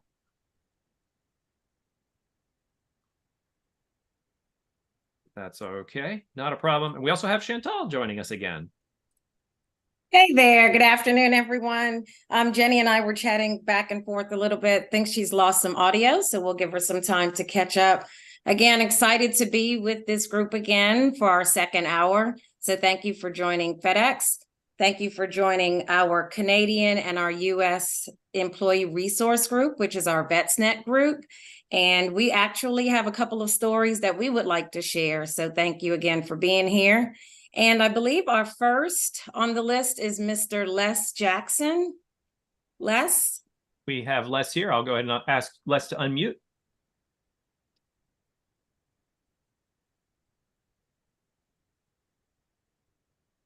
There we go. Les, can we hear you? Can you hear me? We can hear you. Okay, awesome. Go ahead, Chantal, if you'd like. I'm here. Looks like I lost audio again, but I'm back on. Not sure what's going on. No, So okay, so one of the things that we wanted to do was make sure, because this is just so amazing just from the beginning, but we wanted to make sure that the way these stories were told were just as natural as they could ever be. I've heard some of these stories already, and so I'm excited to hear them again.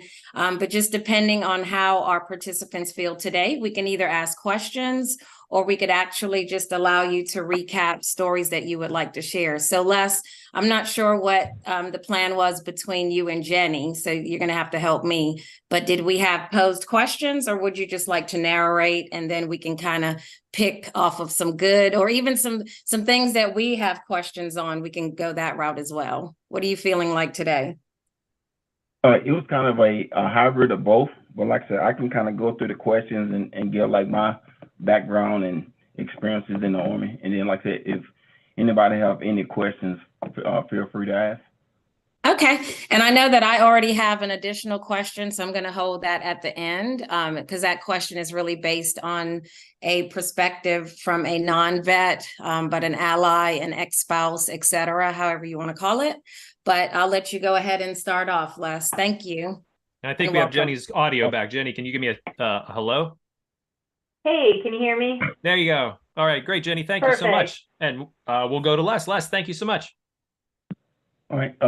Good afternoon. I'm a Army vet, retired, disabled Army vet of 24 and a half years. Some of the questions I was asked to answer was what initially motivated me to join the Army. I will probably say it was a couple of things, but the main thing was, well, I'm born and raised in Houston, and coming from, you know, a not so good neighborhood in Houston with, you know, a lot of my friends going to jail and getting shot and killed. I was a pretty good student, you know, to kind of pat myself on the back. So I really didn't want to go to college just straight out of high school because my parents didn't have the money to pay for it, and then I didn't have the mentorship of somebody telling me like, hey, you know, you can take this avenue to go to college or this avenue to go to college. So I was walking the halls one day, kind of skipping class, and the Navy recruiter was like, hey, are you going to take the ASVAB? I was like, sure, because I seen the principal coming down the other way. So, of course, I was trying not to get in trouble.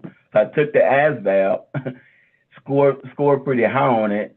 And this is not a knock to any of the Navy vets that is on the call, but I've done all like the pre-MEP stuff with the Navy.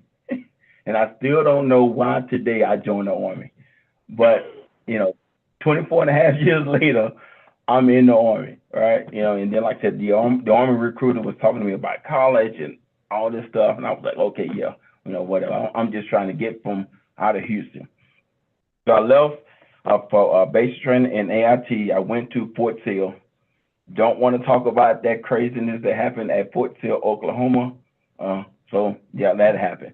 My initial MOS was a 13 Bravo, which is a field artillery cannoneer.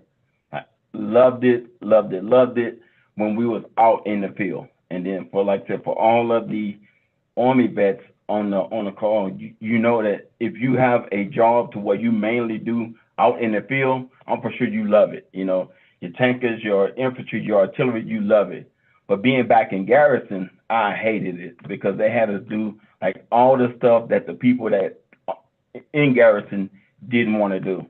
So when it was time for me to reenlist, I reenlisted as a 54 Bravo, old school, or now a current 74 Delta, which is a CBRN specialist, chemical, biological, radiological, nuclear specialist, or for short, a chemical guy. And for most of y'all out there, the guys that put on the mask and put you in the CS gas and wear the mop suits.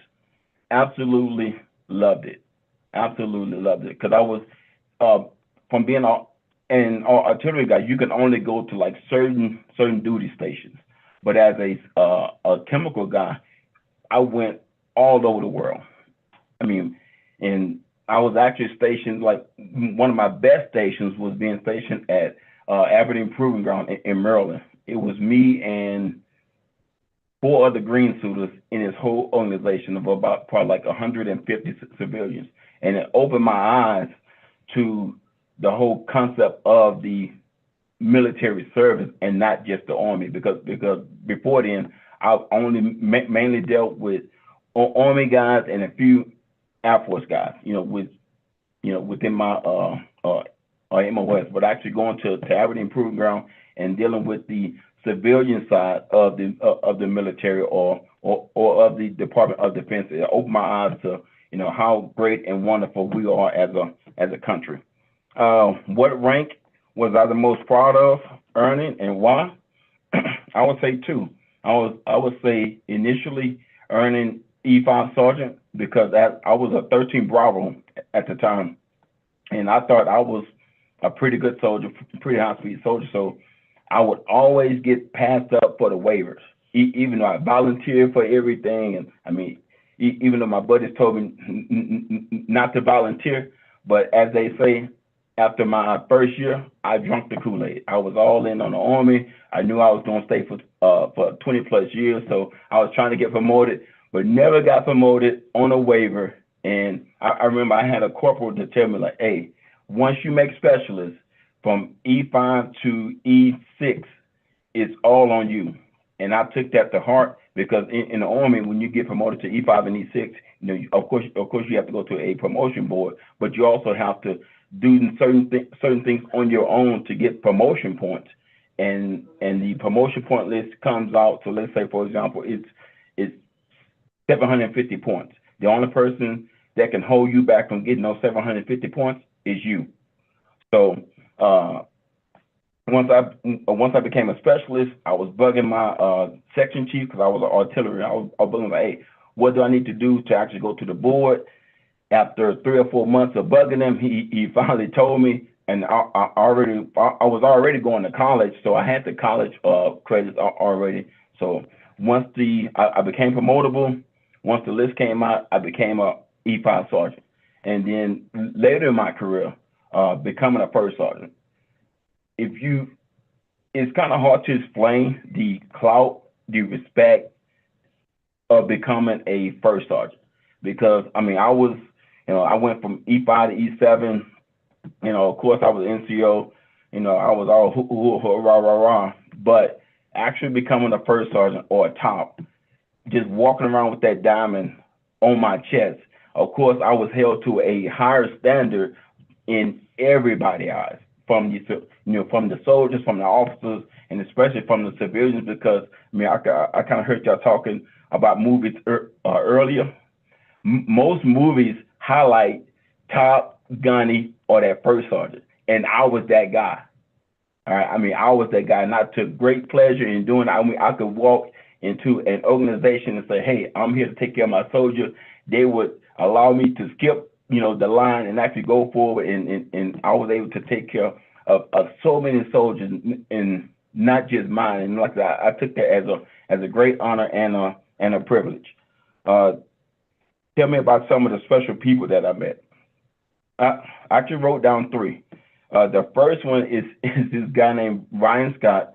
We was both stationed in Alaska together. And what was so special about him, his wife, and his 2 sons was both redneck hicks from the backwoods of Alabama. I mean, like deep Alabama. I mean, his kids were military brats, and they were so country that they had a country accent in Alaska. All right. So me and him, we became friends. I mean, like, just it's real good friends. He was the first guy to ever take me out fishing and hunting. I mean, just doing all type of crazy outdoor stuff. And then, like, one day I was talking to him, I was saying that, hey, if I was to ever take you back to Houston, we would have issues, because like he's a white country dude from Alabama. I come from a not so good neighborhood in Houston, and he was honest to tell me, like, hey, if I was to take you back to Alabama, we would have issues, because like he was raised from a racist family in like deep Alabama, and like I would never forget him and the experiences that we had from just our family, and just the stories that he used to tell me about, just some of the crazy stuff he grew up around. And then like he was in awe about the crazy stuff I would tell him that I was growing up around. The second guy is Sergeant William Price, who's actually my best friend today. And this guy, you know, he was deployed a couple of times. He had like real bad PTSD, and he was my platoon sergeant. So one day, and I'll tell you the instructor. So one day he missed work. So I called him up, and you know, so I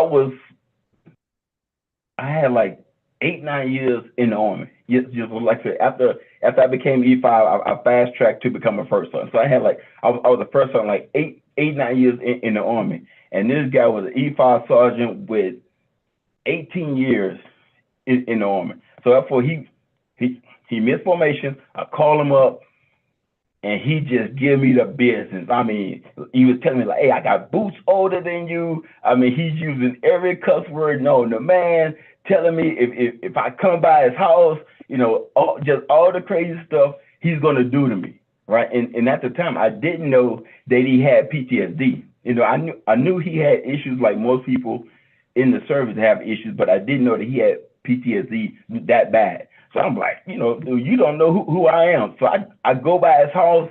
He got like all these crazy people at his house, like all these 3 people just at his house. I get him. We go back to my office. My commander is blowing on my phone like, "Hey, first on, you know, Sergeant Price, he got issues, such and such and such." So we sit him down, and come to find out, he didn't take his medicine for like 3 or 4 days because the pharmacy was giving him the runaround on his medicine. So we got that stuff straight. Like the next week, he came to me, you know, he was crying and apologizing. And, you know, of course, I was still like brushing him, like, "Nah, hey, Sergeant, such and such and such," you know. So probably like for the next 2 to 3 years, we used to go eat breakfast together, and we became the best of friends. I was his best man at his wedding. It was his girlfriend at the time, his wife now. She still thanks me today for getting him out of that crazy stuff he was in. And sometimes, you know, he'll call me and tell me how, you know, I like literally saved his life. I mean, and at the time I didn't know, but like he was involved in some crazy stuff, right? I mean, like some crazy illegal type of stuff, but he was still in the Army. And I remember he told me, because then he had like 19 years. And I was like, "Hey, Sergeant," you know, because he was an E5 sergeant, so he had to retire. I said, "Hey, what are you going to do?" He was like, hey, first, I'm going to get out. I'm going to drink my gin. I'm going to play my PlayStation. And that was probably like 10 years ago. And what he do? He goes on vacations with his wife, of course, because his wife, she forces him to get out the house. But he sits at the house, he plays PlayStation, and he drink his gin in moderation, right? And then the last one is my brigade Sergeant Major Moden. When I switched over to become a Seaburn guy, I was a E5 at the time, and he was our commandant over our NCOA school. And for some reason, this guy took a liking to me. I mean, every little thing that I done wrong, he was always just jumping them. I'm like, what does this dude have against me? But he was teaching me and molding me to be a first sergeant. And like I said, fast forward to the sergeant Price, Sergeant Major Moden was our brigade sergeant major when I was the first sergeant, and he actually hand selected me over like 15 other senior guys to become his first sergeant because he knew the guidance and the mentorship that he put into me when I was just a young sergeant. And I would say that he actually taught me how to have tough love, to hold people to the standard, but with compassion. Because I mean, he done ripped me up and down, but after, you know, he tear me up and down, he would call me into his office and give me a hug and tell me how great and wonderful I'm doing, and you know how I'm like his son. And normally when I was going to his office, I was going to his office to give him a piece of my mind, and he'd come in, he had like some food for me because you know I like food. He had me sit down and just, I was like, "God, man, what's wrong with this dude? You know, is he bipolar or something?" Because you know, just yesterday he was just tearing me up and down. Now he treats me like I'm his, you know, his favorite kid or whatever. So, And then lastly, how does my military experience affect my life today, and how does FedEx fit into that? I mean, and like I said, not to pat myself on the back again, but I think because I'm a ops manager here in El Paso, I approach the job as an ops manager the same way I approach the job as a first sergeant or just my whole time in the Army. I have a saying that, well, when I was in the Army, I said privates are people too, and I have a saying that package handlers are people too, because I noticed that in some cases, the managers kind of overlook the actual workers, you know, for whatever reason, you know, that they're stressed because their boss is on them or whatever crazy. So, you know, they just trying to get the job done. We just trying to get the packages loaded and out the door. But a lot of my peers forget that, hey, you know, this is somebody's father, brother, sister, mother, you know, family member. And just how we come to work, you know, to make money to go and feed our family, they're doing the same thing. And they're just at different points in their life. And that's the reason why they're not the manager and we are. So like I said, I just try to treat everybody like they are a person, and just showing compassion, and just showing compassion to the package handlers, the contractors, and also to the owner of that package. Because at the end of the day, that's how we make our money, by having good customer relations, by whoever has ordered that package, they're getting that package on time and in a good condition. And then just last but not least, just being punctual and on time. I mean, I had a hard time dealing with that at first with FedEx, because, you know, in the Army, if you're not early, you're late. But, you know, after a lot of mentorship and talking to from my SWAT manager, and they kind of told me like, hey man, you know, you're not in the Army no more. Just as long as they clock in 3 minutes before and 3 minutes after, hey, you know, these people are still good. So that's all I have as far as my story. So if you have any questions, I'm more than happy to answer any questions.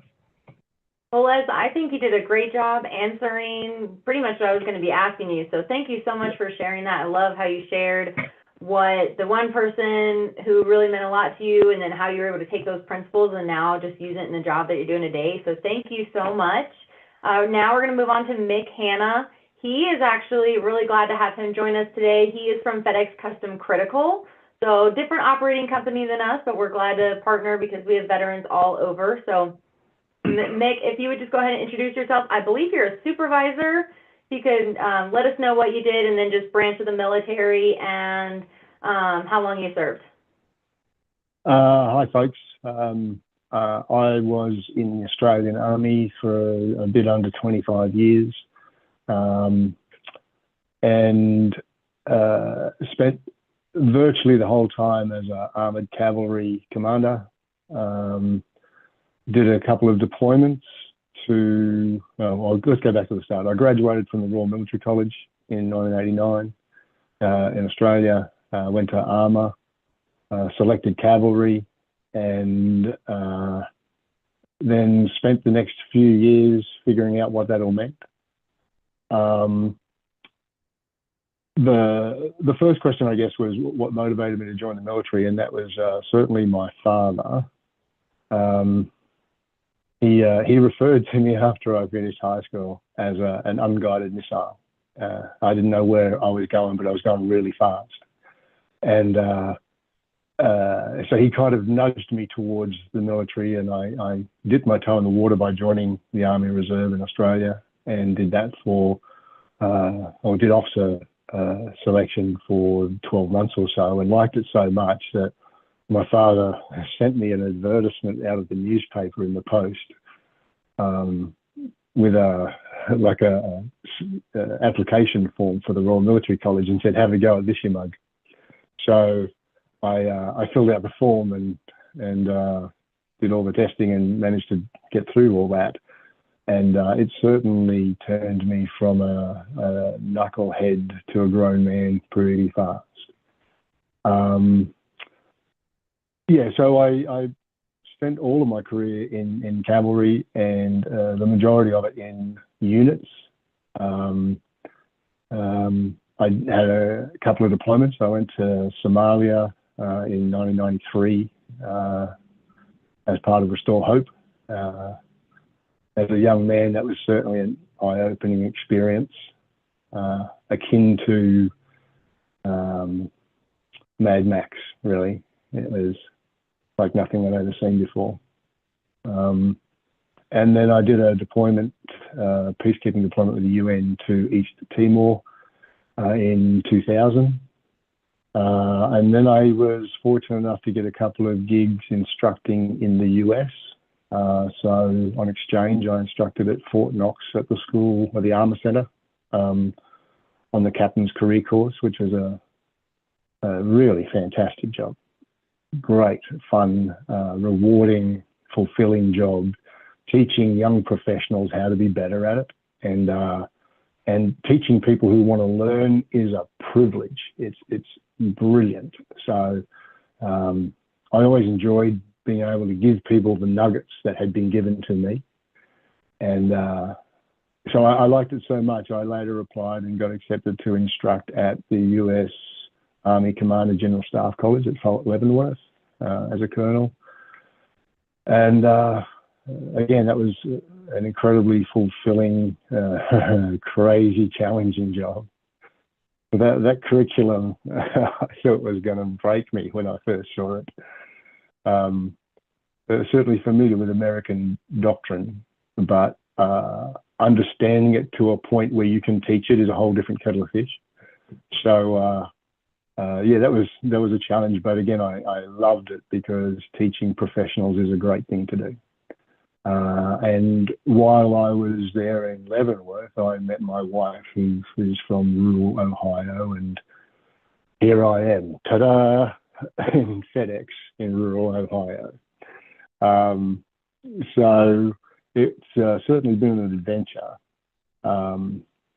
I would say in relation to how it applies these days, there's two things. Firstly, I think most veterans will understand about how big your experiential envelope is. Because generally we've slept less, walked further, eaten worse food, been wetter, been colder, than most people. So we can generally cop a bit more on the chin than the average Joe because we've taken a few hits in the past.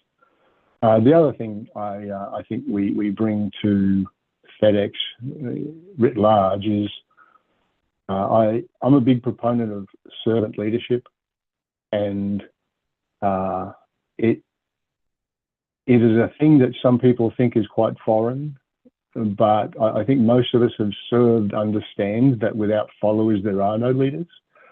So the ability to support and enable and protect people who look to us for guidance is, a privilege we should all accept and take seriously. And I think the military helps us with those lessons they teach you very on that it's not about us, it's about them. So ultimately, that's the quick version of almost 25 years in the military. So thanks very much for your time, folks. Yeah, thank you, Mick. Quickly, so when you were serving in 25 years, is there a time that, I know Chantal wanted to address this a little bit, but while you're serving in some of those areas that were pretty dangerous, when your family, either parents or spouses or children, like how did they work through that time that you were deployed? Did they have support? Yeah, kind of that perspective, if you know. Yeah. Like Somalia was different. That was in '93. That was the first Australian deployment since Vietnam, and was a pretty big deal, but we were ill prepared for what we were being asked to do. We were seriously still training to fight in the jungles of Vietnam and instantly being told to peacekeep people who were starving to death. So it was a challenge, Yeah. I apologize. I kind of lost my train of thought there. I've got You're a good. melancholy. Yeah, so I certainly think that was an experience like nothing else. And then East Timor was a similar sort of experience of trying to help people in an environment where some of those people you're trying to help don't like you very much and try to hurt you. And as a leader, that can be a very challenging thing to do, to tell people that you have habitually taught to be aggressive, to stay alert and be a little less aggressive. And that has a number of inherent challenges. But I think similar things happen in your day-to-day work. You have to influence and persuade people to do things often they don't want to do, and you have to try and do it with a smile. So it's good to have some experience of bad things along the way, to have a few tools in your tool bag. Yes, well, thank you so much. I really like that you mentioned servant leadership too. That's, I think, my favorite style of leadership. If we're not willing to be down in the trenches as well and be able to do what we're asking our people to do, then it's hard to be a leader then. Our next person we have is Jeff Absorb, and I see that you've been on the call for a little bit. I will ask you to unmute. There you go. All right. And is my video showing too? It is. Just out of curiosity. Yes. It Do I look is. handsome? Absolutely. Yes, you look very handsome. Jeff is one of our Canadian veterans, and he works in, I have your location here, Thunder Bay, Ontario. Is that right? That is correct. Yes, thank you, Jenny. So he's in Thunder Bay. He's a senior manager, so he runs one of our stations up there. So if you just want to introduce yourself a little bit, give us a branch of the military, kind of how long you served, and we'll go from there. Right. So I'm gonna actually throw away my script and take a riff off of what Mick just did, because maybe it's because we're both colonials from the Commonwealth, but my God, we have a mirror image career in many ways. I joined our Army Reserve as a private in high school because I needed money, and I wanted to be an archaeologist back in the 80s because, you know, Indiana Jones. And that first summer, after not graduating, but passing my first year archaeology at Lakehead University here in Thunder Bay, we were all told we had a job that summer on a native dig site, which got me really excited. Of course, I was the guy in the audience that raised his hand and said, "How much will that pay?" And found out, oh no, there's no pay. You're doing it for experience. To which I was very disgruntled because that wasn't going to pay my tuition the following year. So I went back to my platoon commander and my Army Reserve unit, who was a secondary duty, was recruiting. And I said, "Is there a job in the regular Army that will pay me to dig?" And he said, "Oh, yes, there is." Fortunately, I was smart enough, and they sent me to the equivalent, our Royal Military College in Kingston, Ontario. And I ended up going there the year after, in 1989. I spent 4 years there, got my commissioning as a second lieutenant in the infantry corps, and I was posted out to the East Coast to our Royal Canadian Regiment, as we call it. My career gets very colorful after that. I do not take it for granted that I had a very unique career profile. I was never, and many of the veterans on here will understand when I say I was never the golden boy or girl in a unit. I was never going to be given the anointment, the royal jelly, and said, "You're going to be a general one day." I knew I would have to work hard for every step of the way that I went. I was pulled off training early. I wasn't done training when they needed us to go to UN peacekeeping missions in Sarajevo in the early 90s. A lot of people won't remember that, but Bosnia, Herzegovina, the former Yugoslavia was imploding, and there was a massive call out for all nations to provide peacekeepers. So I was pulled off, and I was given unique training because I would be separated from the main Canadian contingent and put behind lines to try to get the aggressors to buy into the peace accord, the Daytona Peace Accord. I spent 3 years training to be a war fighter, only to deploy, and ultimately be told I couldn't use my skills, that I had to use negotiating skills. And it's one thing my father said is I lacked tact at that time. I learned I didn't have tact and I didn't have patience. But I learned it there. I learned how to negotiate, and I learned a little bit of tact, and I learned a little bit of political jargon so that I could do my job. So I spent the next many years of my career in the infantry corps. I actually, in the Canadian Army, I have one of the longest records of direct leadership, whether it be platoon commander, company commander, battalion commander, and so forth, than most of my peer group ultimately had. You know, the usual model is 2 or 3 years with troops, staff job, brigade job, and what have you. I just kept getting passed over for promotion and posting. So I just kept working with troops, and that helped refine my skill of servitude leadership, which is a key phrase. I buy into that too. In the Canadian military, we were taught early on the 5 S's of service. We call it the sovereign, now our king, but before for me it was my queen. We call it to our service, to the Army or the Canadian Armed Forces. We call it to our superior. We call it to our subordinates, and we call it to ourselves. And in any situation, when in doubting how you should make your decision, we refer to the 5 S's. And your self is last. So that's how I applied it early on in my career. So I bounced all over Canada. Not only did I bounce all over Canada, I bounced all over the US. I was given great opportunity. Happy belated birthday to the Marines that are on here.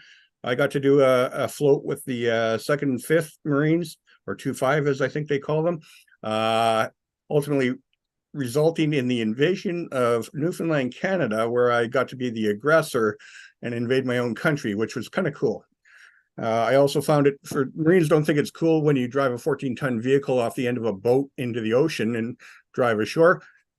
My troops and I, we thought that was pretty cool. Done a lot of crazy things in my life. That was probably one of my crazier.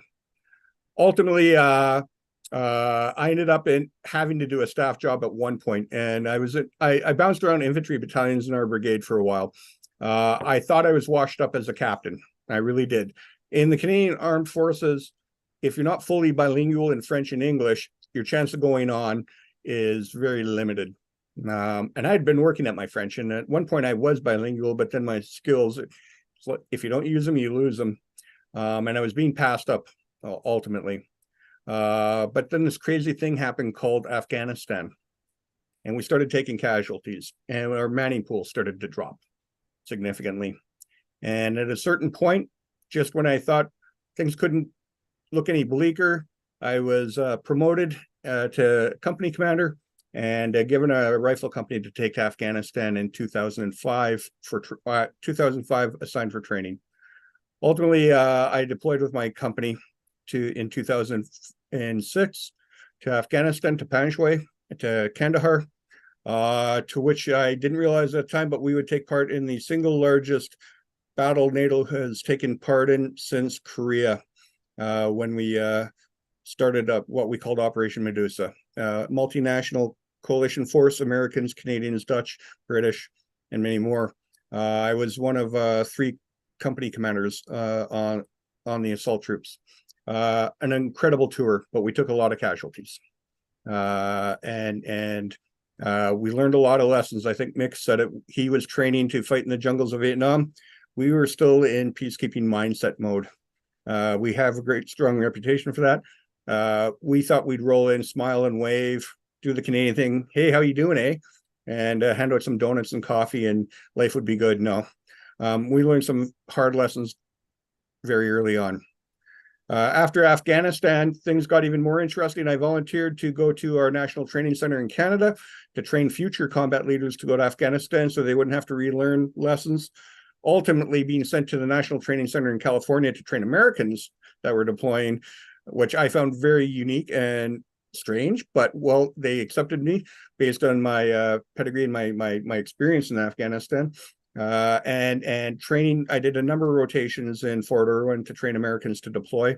There's a couple of brigades I'm quite proud of that I helped prepare to go overseas. Following that, I was given the unique opportunity to go to Staff College in Pakistan.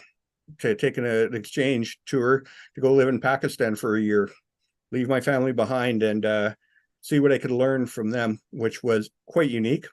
That allowed my family and I to travel many times around the world. Canadian benefits package allowed us to reunite every semester anywhere in the world, and the Canadian government would pay for it. So my kids and wife are quite exposed to a world adventure, even though, which allowed me the chance. I'm not the smartest bunny in the woods, so I needed that quiet time in between to actually write papers and read books and things like that, because I am just, after all, an infantry. Following that, I returned to Canada and was given battalion command. And then ultimately, I did some really cool things fitness-wise that ultimately resulted in an injury. And I ended up having to be sidelined a little bit. So they decided they'd promote me to brigade commander, because not quite as physical. So I was given command of 38 Canadian Brigade Group out of Winnipeg, Manitoba, 2,400 men and women across the prairies. And I would take that for 4 years. During that process, worked with a lot of Indigenous to expand our Indigenous programs to get more recruitment into the Canadian Armed Forces. And then from there, ultimately, they decided they were going to send me to general school, which I really had a question why they were going to do that at the end of the day, but I wasn't going to look a gift horse in the mouth, as we say, and I accepted it. But through that process, while I was down at the school, COVID hit. And while COVID hit, I also started to get letters saying that I was going to be medically discharged from the forces for an injury I received in my leg. Things started to come together quite quickly for me. And in the end, while I was writing my last master's paper at home remotely, I knew I'd have to look for jobs. I put out 5 job resumes for the first time in 32 years, because I was in the Army that long. And I put 6 resumes out in the span of weeks. 5 were not acknowledged at all, which really frustrated me completely. I'll tell you what, FedEx Ground, I saw this weird advertisement on Indeed. I said, what the hell? I'll throw it in. Senior manager, I have no clue what that means. I don't even know. I know what FedEx is, but I have nothing about logistics. I'm just an infantry guy. Logistics, for logistics people on this call, logistics just happens. Bullets, beans, and bombs just show up in your position. You get resupplied, you get fed. You don't know how it happens. Little elves show up and things happen. That's how I look at it. Well, I tell you what, FedEx acknowledged receipt of my resume immediately. Next day, our district HR woman called, said, hey, there are 25 candidates. The DMD's reduced it down to 8. He wants to interview you. Can you be available for an interview 2 days from now? I said, sure. To which, of course, I Googled everything I could about FedEx, had stickies all over my computer screen and so forth, which none of that mattered. And now that I know how FedEx does its hiring program, which is a wonderful program. And 2 days after that, I was being phoned and given a job offer, to which I jumped at. I was still serving at the time and ultimately had it released, but FedEx was really good about that. I started with FedEx and there was an overlap, but we're allowed to do that in Canada, which is good. So like a couple of other people said, I bring a lot of skills. My boss told me right from the get-go, he wasn't hiring me because I knew nothing about or knew anything about logistics. The small station in my very small town of Thunder Bay, the people hated each other. It was imploding. It was failing every metric you could under the sun. Inbound, outbound, everybody hated each other. And it was just a miserable place. And he was bringing me in for my leadership to turn it around. And that I could do. I didn't have to know all the metrics. And it was a steep learning curve for me for all that. But I do know people and I know how to get the best out of them. And within a year, we were turning it around and we had opened up a brand new multi-million-dollar station here. And things just kept getting better to better. And my bosses liked me for the last 3 years. I know I'm running short on time.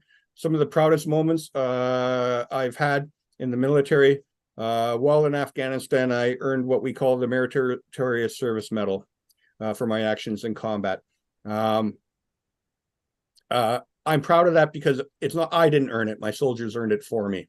I asked them to do things that many would not have wanted to do, but I did it at their side.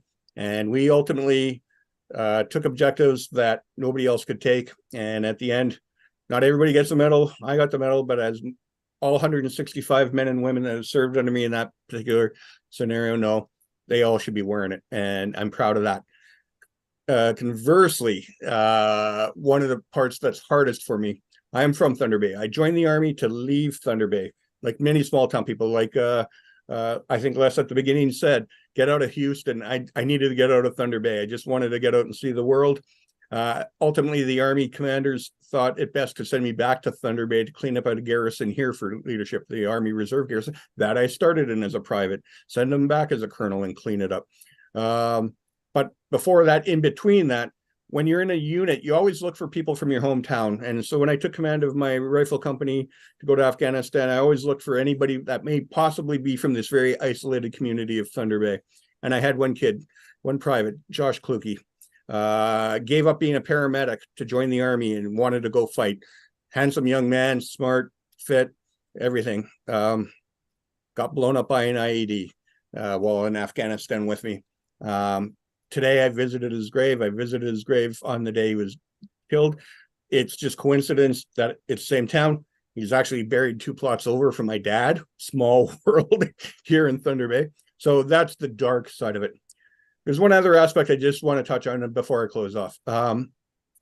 My PTSD recently has gotten out of hand, and I'm not ashamed to say that. I've been in denial. I've helped a lot of soldiers in the last 10 years. You know, almost ordering them. I ordering them because they still call me sir, but go get help, go get help. Well, I was always in denial because I'm the boss. Well, it took a bit of an intervention from my family and my friends, and finally got some help, some testing, and I got to go away for 8 weeks for some treatment. FedEx is amazing. You know, I'm kind of reluctant to go to your boss, your DMD, and say, hey, boss, I got to get locked up because my brain's a little funky right now. Well, not a problem. He said, when are you going? I said, well, Pete's coming up, so I'm thinking after Pete. He goes, when are you going? Like, are they calling tomorrow? I said, well, no, I don't have the call yet. If they call tomorrow, you're gone tomorrow. And when you get back, you have a job. So that's good. They did call. I'm not going until 23rd January. So I get to take my team through peak, which is great. Of course, we're doing a transition in Canada to one FedEx or FedEx. We're not going to be called FedEx Ground and Express in Canada anymore. We're going to be Federal Express Canada, one company, one team. I won't help them through that transition. I'll come back just as it's wrapping up. I feel bad about that, but everybody knows I'm getting the help I need. So don't be ashamed of getting the help you need when you need it. So thank you for your opportunity. Thank you so much, Jeff, for sharing that, and that you are just taking those steps to really care about you and to take care of your mental health. Like, we're so glad that you're using those resources, and a lot of people will put it off. So we're glad that you're able to take your own advice and to get the help that you need. So thank you, and thank you for being willing to share that story. Our last person we're going to switch to is Angelica Tenorio. She is a senior office admin for the Mountain District, I believe. You can correct me if I got that wrong, Angelica. And if you just want to go ahead and introduce yourself and you know what you did with the military. Hi, so my name's Angelica Tenorio. I decided to join the Army after finding out in high school there was a internship opportunity with the DEA. And the DEA. And one of the things they told me was that you have to know that your family's not going to know about your whereabouts. If you get killed, they may not receive your body for proper burial. Just wanting that, like they told me, like, you know, this internship, you're going to learn things, but after you graduate high school, that's what you're facing. And I couldn't do that to my mom. I couldn't do that to my family. So I decided to join the Army and went to basic training the summer of my junior year after completing my junior year in high school. I ended up doing basic training in Fort Jackson in Columbia, South Carolina. And oddly, I was put in a unit called Third World. We all know what Third World means. It's not a nice term. I don't remember why we were called that, but I knew that we always had to finish first. So I just focused on that. After Fort Jackson and basic training, I returned to complete my senior year in high school. And then after graduation, I went to Fort Harrison in Indiana for my training as a public affairs specialist.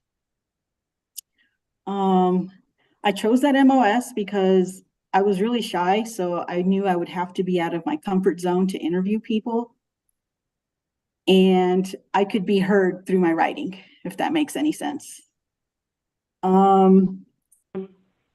Let's see. The majority of my time in service was just spent all over, like overseas in the US. It was just all over the place. Another one of the questions was which medals or citations you're most honored to have received. While I did receive quite a few. What was most important to me was just being recognized by my unit leadership and being chosen for like special travel with missions with them as an NCO. And it was weird because usually like when you're traveling with high leadership, everybody has to be some type of officer. For some reason, they chose me as a specialist and I would get to go with them and just do what I had to do. It says, tell me about some special people you met. In my AIT, which is Advanced Individual Training, I had the opportunity to learn and train with a lot of individuals from foreign militaries. And I thought that was weird at first because I was like, why am I training with foreigners? You know, like, why are they here training? And I never really comprehended that, but I really had a lot of fun with them and learning, you know, just about different culture values, different people, just how people just work together and need to get things done. So I really enjoyed that, and definitely the most fun people to train with were the Japanese and the Turkish. And let's see, one of the funniest things that I experienced was in Japan. We were doing some training and we had a chance to take a ride on a Mitsubishi tank, but no one told us about the hydraulics and how the tank could move in different directions while it was stationary. And several of us fell off, and like our Japanese counterparts just laughed so hard that they cried. And I'll never forget that because it was funny but not funny, but thank God it was not moving. So another thing is flying in like small jets to get to different areas. Landings were always like short and abrupt, like and we're on the ground. And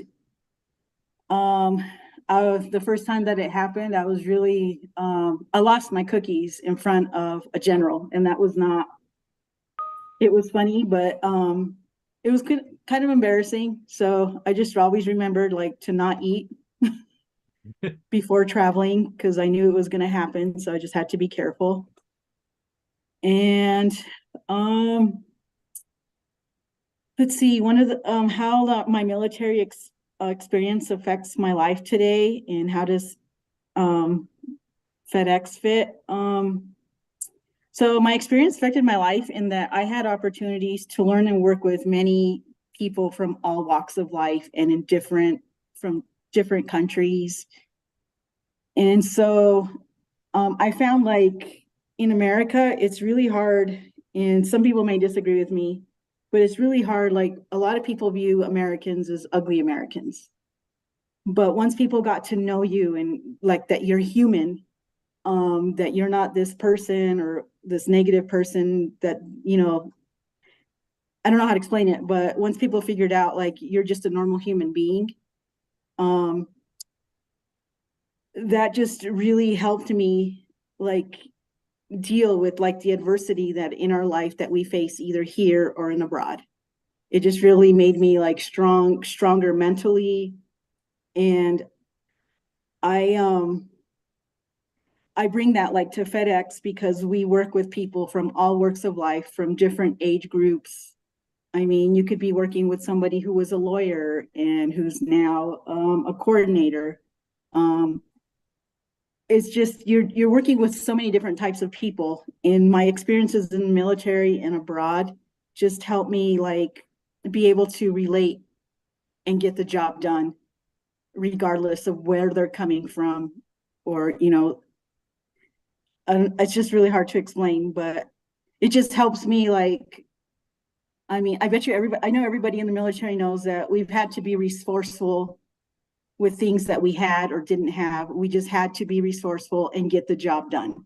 Whether we were hungry, were we cold, whatever it was, we had to get the job done, and we figured it out.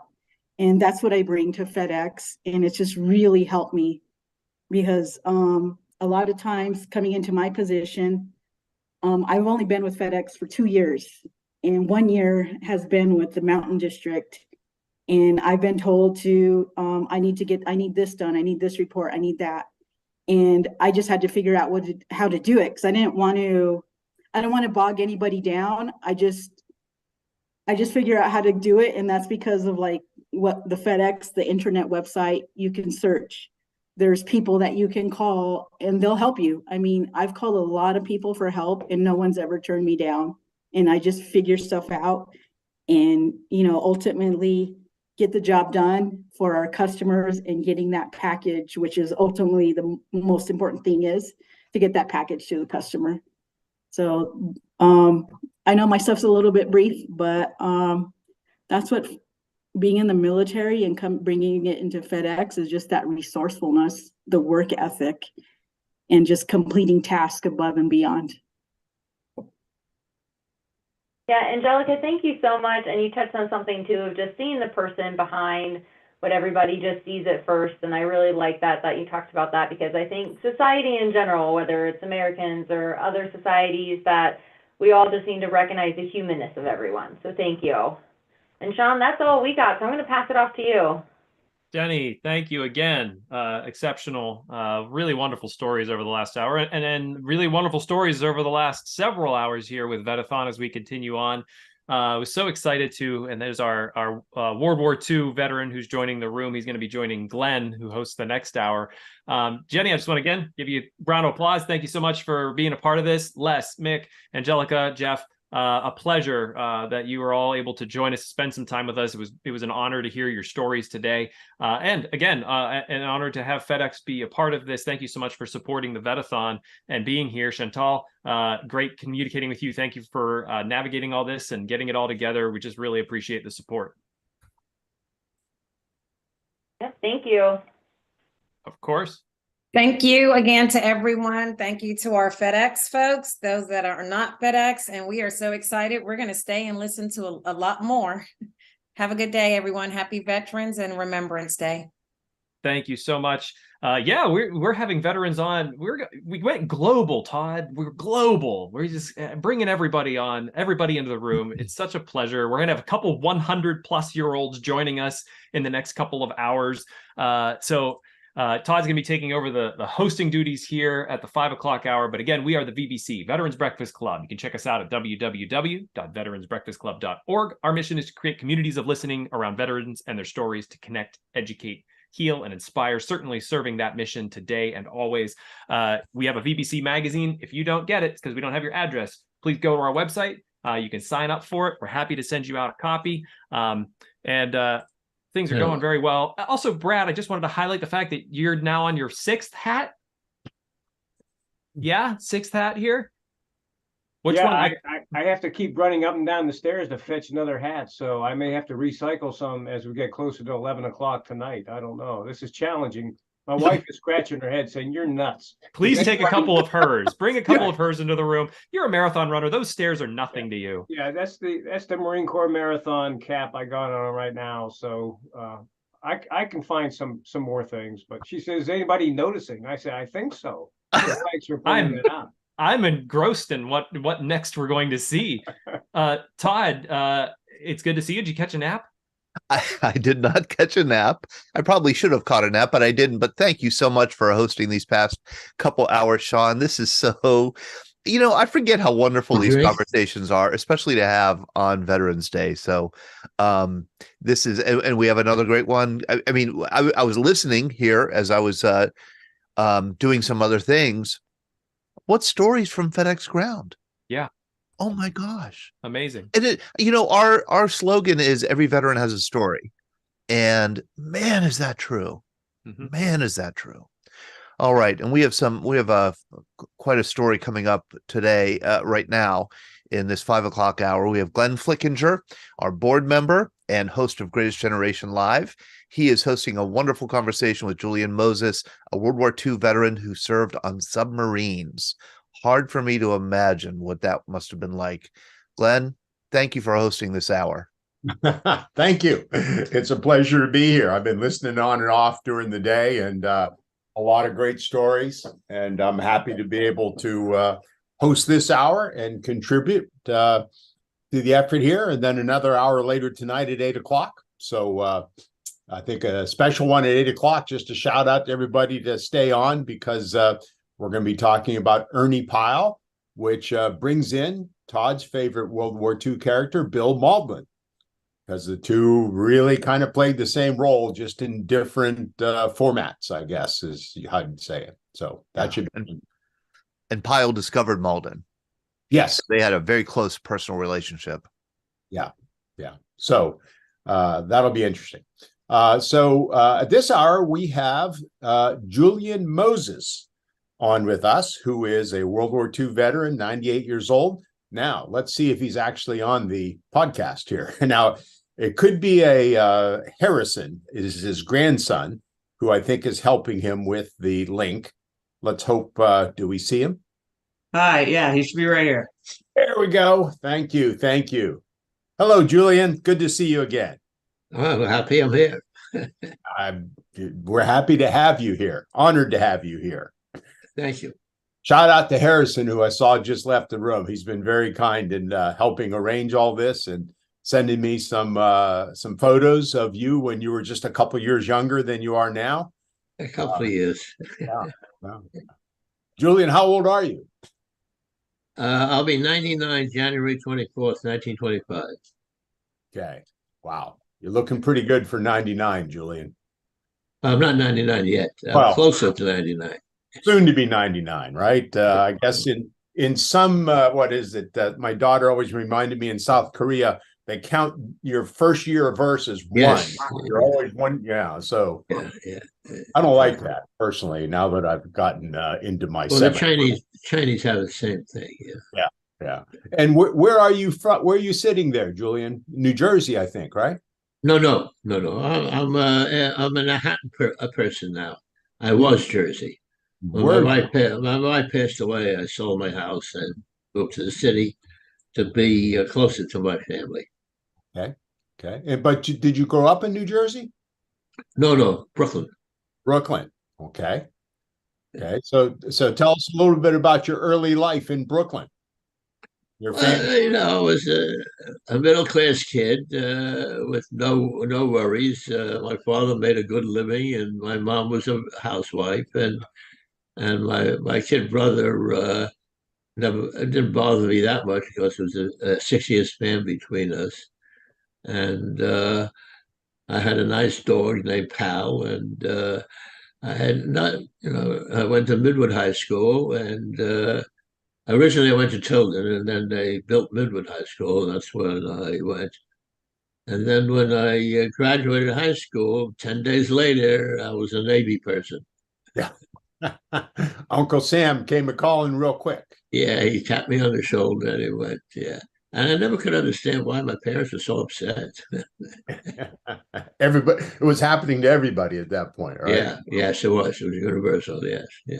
That was 1943? That's correct, yeah. Just as you turned 18 years old. Yeah. I have some photos that Harrison kindly sent me, and I've created a PowerPoint here. I did some research on your submarine tender that you served on, and I also would like to spend a few minutes before we get deeper into your story, Julian, just helping to educate the audience about the submarine war in the Pacific during World War II. Because I think it's deeply underappreciated and a story that is not widely told these days. Okay? That's true. We had about 200 active combat submarines, and we lost 25% of them. Right. Let me put this these slides up here, Todd, and I No, always we may run into the same problem we ran last time. I'm not the host of this program. Sean is. So he has to give you that permission, and Sean may have walked away from his desk. So what we may do is you could email me those photos. You could put the photos in upload the photos, put them in the chat so that I could get them and I could show them. But I'm trying to make you co-host or give you permission to share. And let's see. what I've got, Todd, is 17 slides in a PowerPoint. Okay. I don't think I can upload them into the chat room. I don't know. Can I? I have no idea how to do that, Todd. Okay. Hold on. I'm gonna make this work. I'm gonna make this work out of sheer determination. How about if I text Sean? He's probably feeding his baby.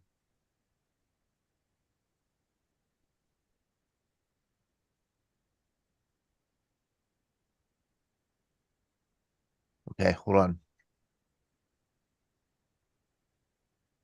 Can you sing or something? Keep people entertained. Well, Julian can. He's from Manhattan. He can't be too far from Broadway, right, Julian? No.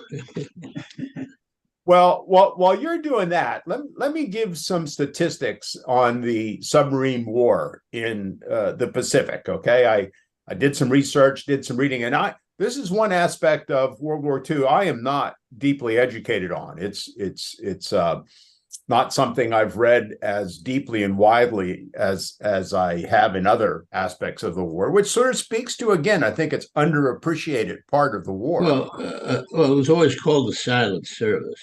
Yeah, that's right. The silent service, not only during the war, but after the war, we were silent about it, which is a shame. So here's some statistics. There were 51 subs in the Pacific as of Pearl Harbor. Okay, 51, and they were older, smaller subs, right? I believe, Jerry, in 1918, which never saw service during World War One, there were a designation of O-boats. Yes. And when I went to submarine school, that's what they introduced it. And there's a little story about that if you want to hear it. Sure. The first day, all of us were young, 18-year-old, well, then it was 18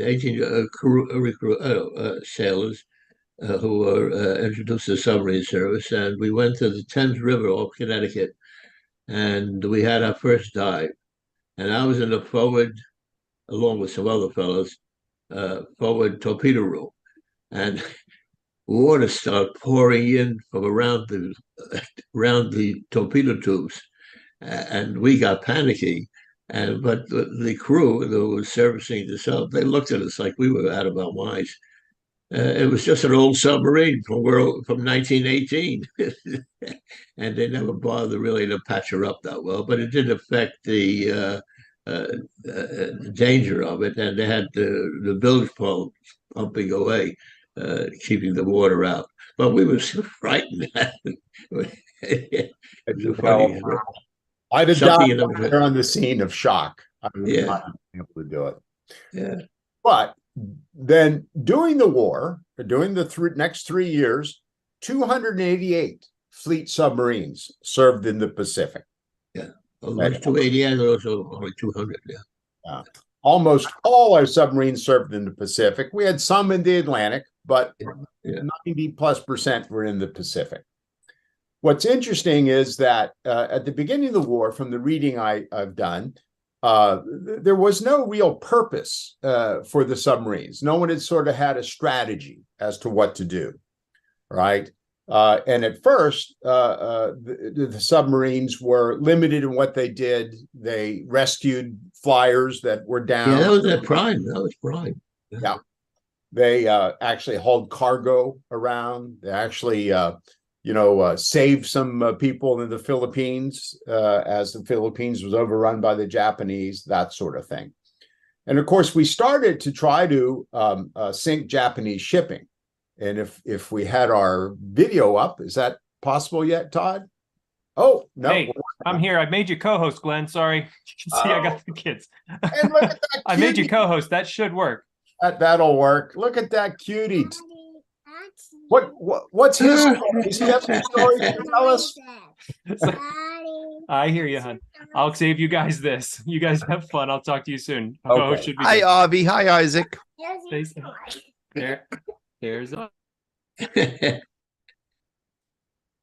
We entertain in all sorts of different ways here on the Veterans Breakfast Club. Let me get this teed up correctly, okay?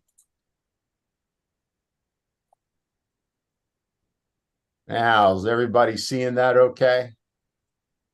I see it. Yep, we're good. Wow, that's great. You recognize that young man, Julian? Yeah, I was young, 19. 19 years old. Yeah. And that's your, I don't know, is that referred to as a dog tag in the Navy? Yes, that's right. Navy dog tag, yes. Navy dog tag. Is that different than an Army dog tag during World War II? Yes, yes. I'm getting into stuff trivia, a little trivia I didn't know. Okay. How's it different? Anybody know? Well, yeah, a Navy dog tag was silver color, as we say, round. I believe Army dog tags were squarish, rectangular rather, and would go look bronze type, I believe. And I imagine that's your service number there, 812. Yeah, 812-4400. Have never forgotten it. And the T8, what's that? Your rank? That's my blood type. Well, the blood type is O, right? 43 Yeah, type O. yeah. What the T8, I haven't got a clue. That was probably your time to go eat dinner or something. Yeah, maybe. Well, 43 is the year I went in. So, yeah. U.S. Naval Reserve, is that what the R is standing for? Yes, yes. And the SV, submarines or? Selective volunteer. Selective volunteer. Okay, interesting. Okay. So anyway, I want to get back to the role that the submarines played. Here they were, saving airmen, and I'm not sure. I have a picture that's very similar of the most famous airman that was saved, which was George Bush, of course, off of. Yes, he went down there. Yeah. I don't think this is him, but so. Eventually, though, we began to figure out that we needed to sink Japanese shipping. And if you looked at a map, right, you saw that Japan was very dependent on shipping from the South Pacific, particularly Indonesia, Malaysia, Vietnam, because that's where the oil was. That's where the raw materials were that they needed. And what the admirals began to figure out is that there were these choke points along the coast of China there and between Taiwan or Formosa back then and the Philippines. And that we ought to go about attacking this merchant shipping, right? Really? In 42, very little success. Even in 43, to modest success. One, we didn't have bases close to this area. We had to be based out of either Australia or Pearl Harbor, or Midway. So it was a long way for the submarines to get there. Well, go ahead. There's another aspect of it. They had difficulty with torpedoes. Yes. Yeah. Some of them didn't work.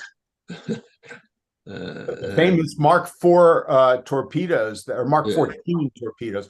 Well, I know by the time you get involved, they're past that. But what did you hear about that? Why didn't they work, and how were they fixed? Well, we were just sailors, and I was an electrician on the sub, and they didn't really. We gathered from the newspaper. I forgot the name of the newspaper that was circulated, but that there was problems of torpedoes bouncing off a side of a ship, and nothing happened.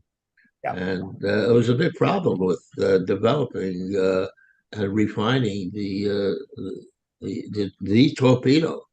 Yeah. the captains that ran that were ship.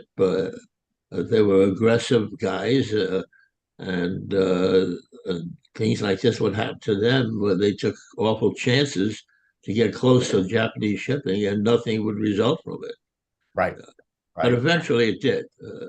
It actually was finally fixed, as I read the story, in July of 1943, which is hard to believe that it took, whatever that is, 20 months to get fixed. Yeah. At first, I know from background reading earlier, as the captains reported these problems, the Navy brass didn't believe it. They thought, no, you guys just missed, or you're shooting it, or whatever. But as crew people, and we knew that what was happening. But we were just sailors. What can we do?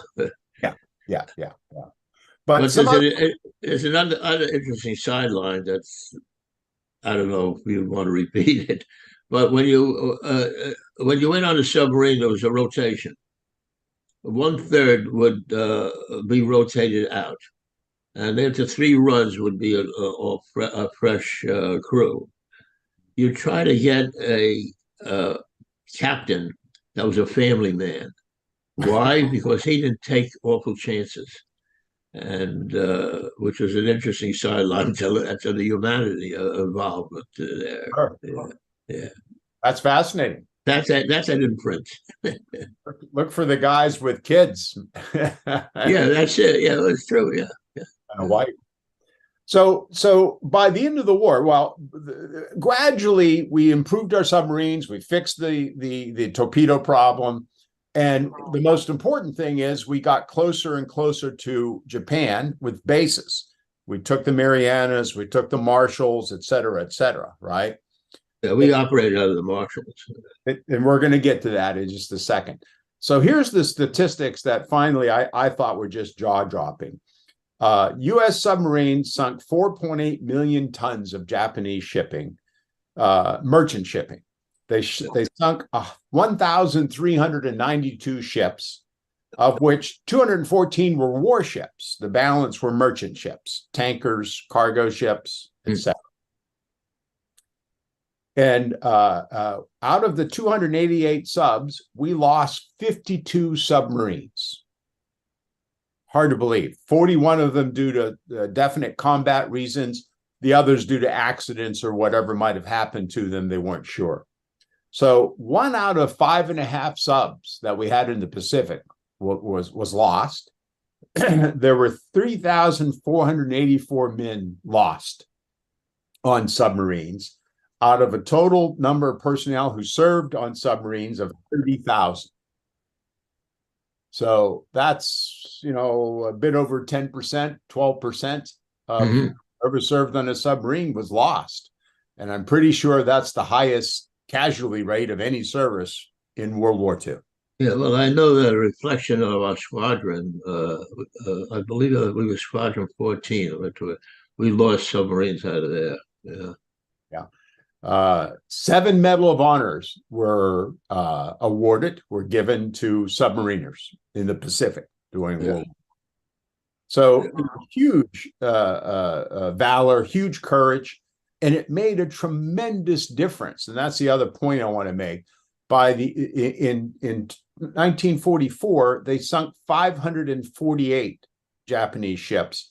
In 1945, the last year of the war, they only sunk 162. There were very few Japanese merchant ships left. Exactly. There just weren't any left. And those that were left, they kept in the harbors. And they didn't have the petroleum, the oil to Yeah.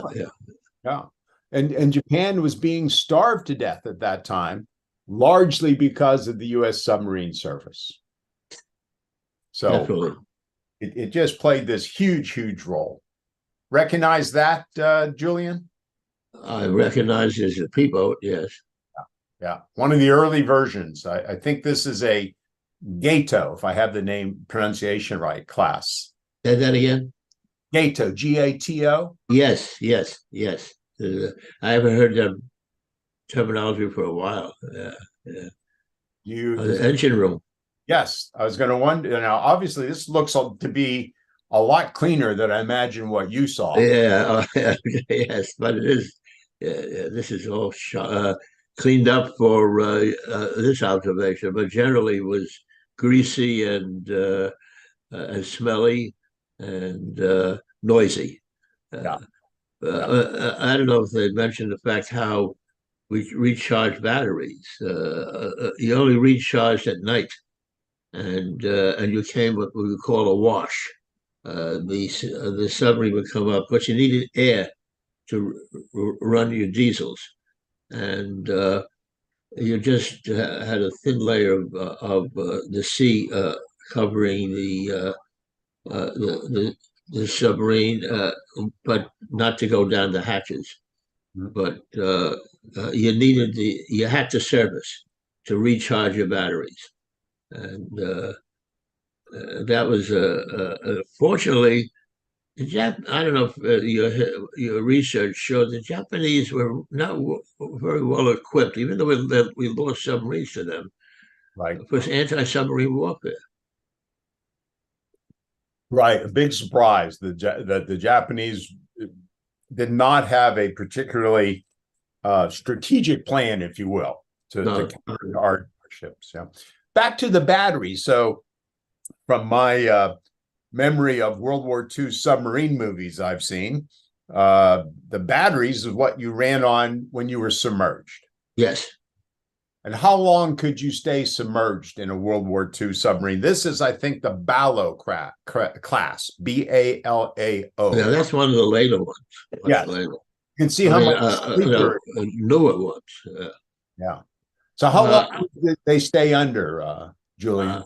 I hate to throw a figure out when I'm really not 100% sure. Remember, this is over 70 years ago, so I have to pull back to my memories. They could till from morning from sunrise to sunset, I believe.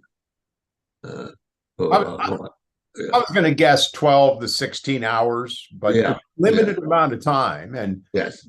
And just like the U-boats of the German submarine service, 90% of the time they ran on the surface using their diesel engines. Well, so did American submarines.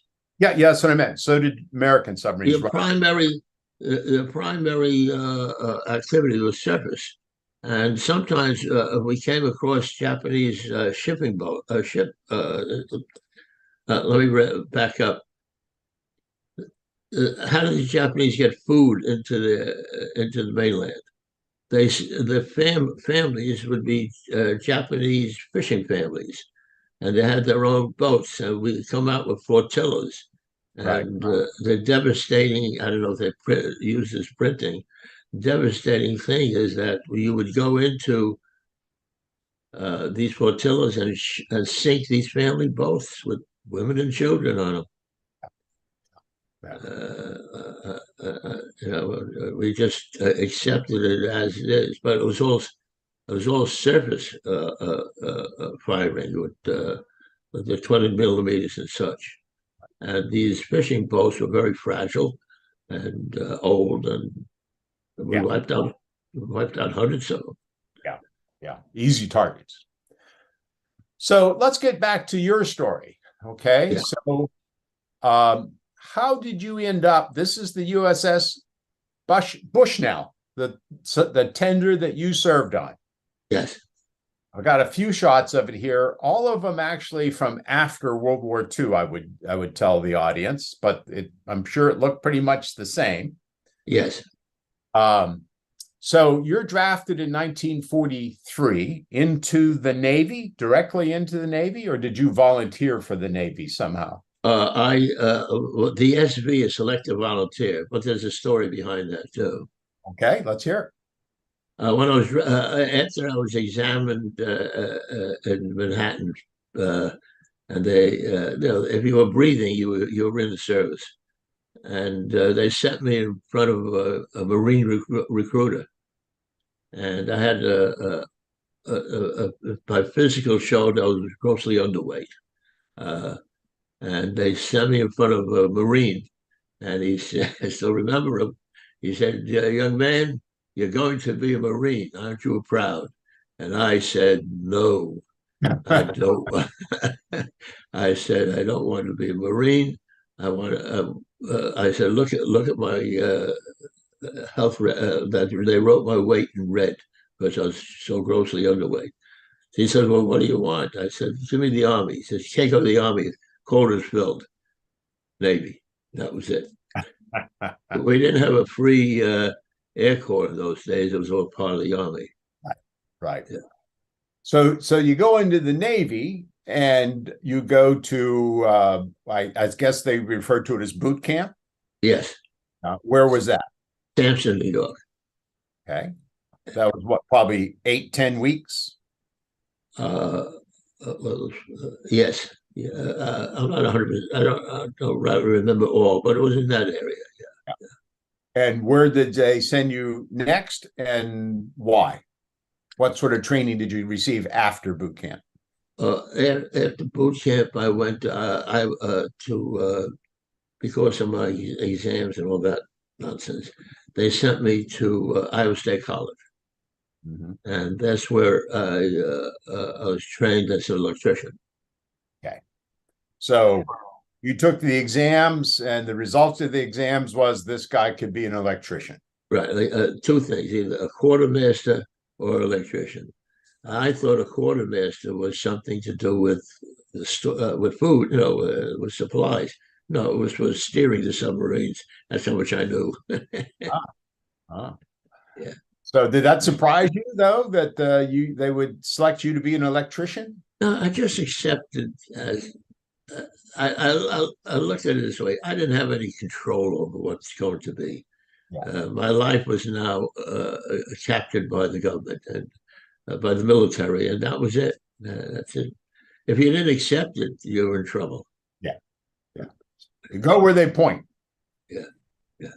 So one thing I want to say about submarines, we underwent heavy psychological testing.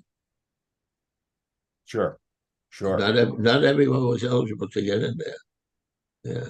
Well, you're trained as an electrician for 4 months at Iowa State College. Yeah. When did you find out that you were going to submarines? Did you volunteer to go to submarines? At Iowa State? They called for volunteers for submarines. So you didn't want to be a Marine, which, relative to all the Marines I know on our program, I had a decision to not be a Marine. Very intelligent decision.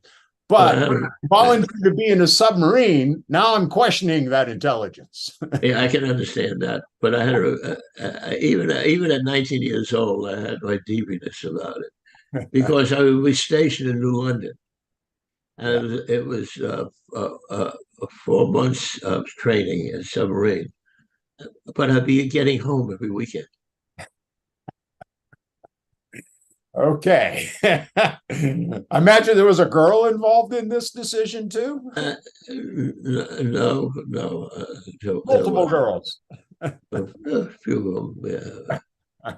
A very nice girl. Her last name was Movis, and her nephew became the head of CBS. Interesting. Yeah. So wait, I'm not finished with her. And her uncle was Ben Gurion. Oh, wow. Yeah, her mother's sister was married to Ben Gurion. Wow. Yeah. Wow. So, yeah.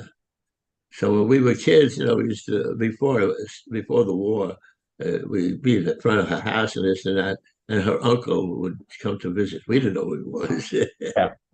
Wow, that's quite a memory. Yeah. And you're yeah. So at New London, you're there, and subsequently, at this point, you believe you're going to serve in a submarine. Yes. Okay. And they send you from New London. Where do you go next? I'm trying to recall it.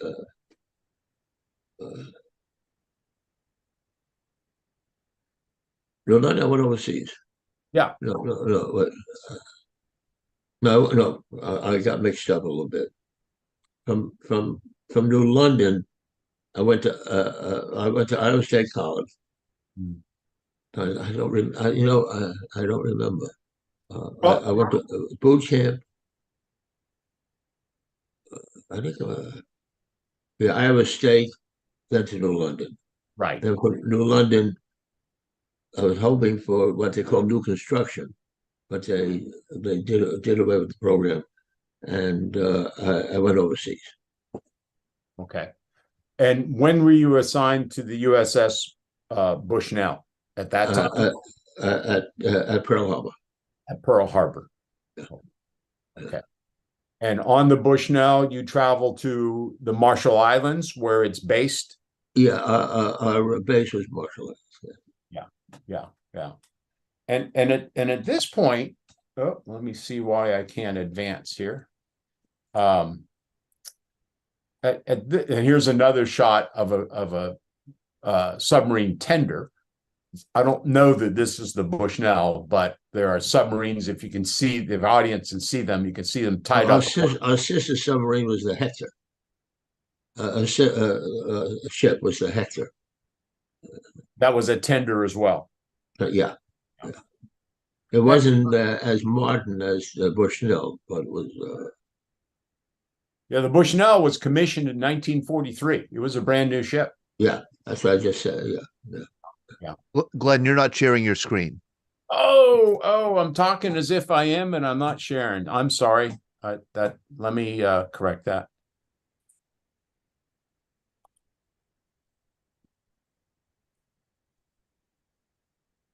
How's that? Is that better? Oh yeah. Okay, let me back up a little bit here. Is this Pearl? Yes, I believe that's Pearl Harbor. Yeah. Here's the Bushnell that you served on. Yes, that was my home. Yeah. Now I have to tell you, when I looked this up under, I looked up subtenders World War II, and there it was. And there's actually a site for the USS Bushnell. I was surprised at how large this ship was. Oh yeah, it was pretty big. Yeah. And this the idea of, but yet it's armed. It's got a couple of 5-inch. Yeah, it had some 5 inches on there. Yes, it did. Yeah. But we never, I don't remember. We fired it a few times. Oh, there's a funny story about that one, if you want to hear it. We love funny stories. Okay. At that time, we were at sea, and the Japanese were floating balloons to the West Coast. So they called General Quarters, and they're shooting up at this balloon, spot in the sky. And one of the sailors turns to me and he says, "It's not a balloon. That's Saturn." They were firing it. Falling a little short. So I said, I told him, "Go tell them this." He says, "I'm not telling them that." And that's what that was a funny on this ship. Was the food good? I'm sorry? What was life like on this ship? Was the food good? I didn't have. We were dispersed in our sleeping, and I slept on deck along with other guys too, with a thin mattress. But when you're 19, 20, it doesn't mean anything. You're not that young. Yeah. And but they didn't want us to be in the whole sleep, in the regular cruise quarters to sleep. They dispersed us throughout the ship. Yeah. So, what was your job? What did you do on the tender and then on the submarine? I was an electrician. Submarines would come in, or I go out on shakedown. Submarines always got banged up through depth charge or through collision or with a reef or whatever it is. There was always repair work to do on the submarine. Some submarines were battered a bit by depth charge, not too many. And I had the bad experience I had. I was working on a panel board and it blew up in my face. Oh, wow. Scarred blistered all my eyes. And the two fellows looking over because I was leaving petty officer, and two fellows looking over my shoulders got hit too with it too. Yeah, that was not a pleasant experience. You end up in the hospital or in the Oh no, we had a hospital on Bushnell. Yeah, we had physicians on the Bushnell. Yeah. This I was just an interesting shot I found of men on a submarine on a subtender crossing the equator for the first time. Yes. Imagine you had a few fun moments with Yeah, that. I went through it. It's a dim memory, but I went through it. Yeah. So when you and I talked, we talked about here you are first in the Marshalls Islands here, if I can get my right, and then eventually you're in the Marianas as well. Yes. And at this point, you didn't know that you weren't going to actually serve on an active submarine. Is that right? Yes. And how did it come about that you, because you mentioned about taking turns serving on the subs? Well, the crew. I repeat myself. 1/3 of the crew would go off the submarine, and replaced with another third. So after 3 runs, the entire crew would be rotated. The captains. I don't know exactly about the officers. I wasn't too sure about their what they did, but among the crew that was done, and I never just the war ended. I never got onto a submarine. What wasn't part of it? I thought I remember you telling me that they refused to let you serve on one because of your specialty of being an electrician. You were such a that was after the war ended. Okay. They wouldn't discharge me because I became essential. Okay. Yeah. I wasn't alone. There were mechanics and such. Yeah. But that didn't last too long. Yeah. But it wasn't pleasant watching everyone go home. I had to stay. Yeah. I was in Guam at that time, Marianas. And here you are. I imagine this is again in before you went overseas. Yes, yeah. I was 19. I was 18 there. This one I don't remember too well. Picture on the right. Yeah. No. Looks like it might have been would have been taken at New London, perhaps outside one of the buildings. It could have been. I just don't remember it at all. Yeah. It's not at all. I can't identify it at all. So maybe we ought to pause here. I've been dominating the discussion here, Todd. Are there any questions from the audience? Anything in the chat room? Anything people would like to ask of Julian? Well, I will certainly invite people to ask questions of Julian. I'm looking in the chat. I do not see. We figured out what the T8 was on the naval dog tag. Oh, yeah? That was the date of your tetanus immunization. Oh, it was? I learned something new. You must have got it in August 43, I guess it would have been. Yes. Who are we attributing that great detail to, Todd? Who C'est moi. I looked it up. Oh, okay. Oh, here's a good question from Brad. Do you get extra pay as a submarine sailor? Yes. Yeah, we received. I don't remember what the percentile was, but we did get extra pay. Yeah. So that wasn't my motivating factor. Sort of like the airborne troops. So your tender served a certain squadron of submarines. Yeah, Squadron 14. Yeah. Squadron 14. And I think one of those you told me was the USS Tang. I believe so, but I'm not 100% sure. Okay. Do you know the story of the USS Tang? It was sunk by its own torpedo. Yeah. Sunk by its own torpedo. I think, inside the Sea of Japan or somewhere just off the coast of Japan. Yeah. Well, you know what the torpedo was? It was it was an acoustic torpedo that was generated by sound, and unfortunately, the propellers of the submarine, of the mother submarine, attracted the torpedo. They came around and did damage. Yeah. Yeah.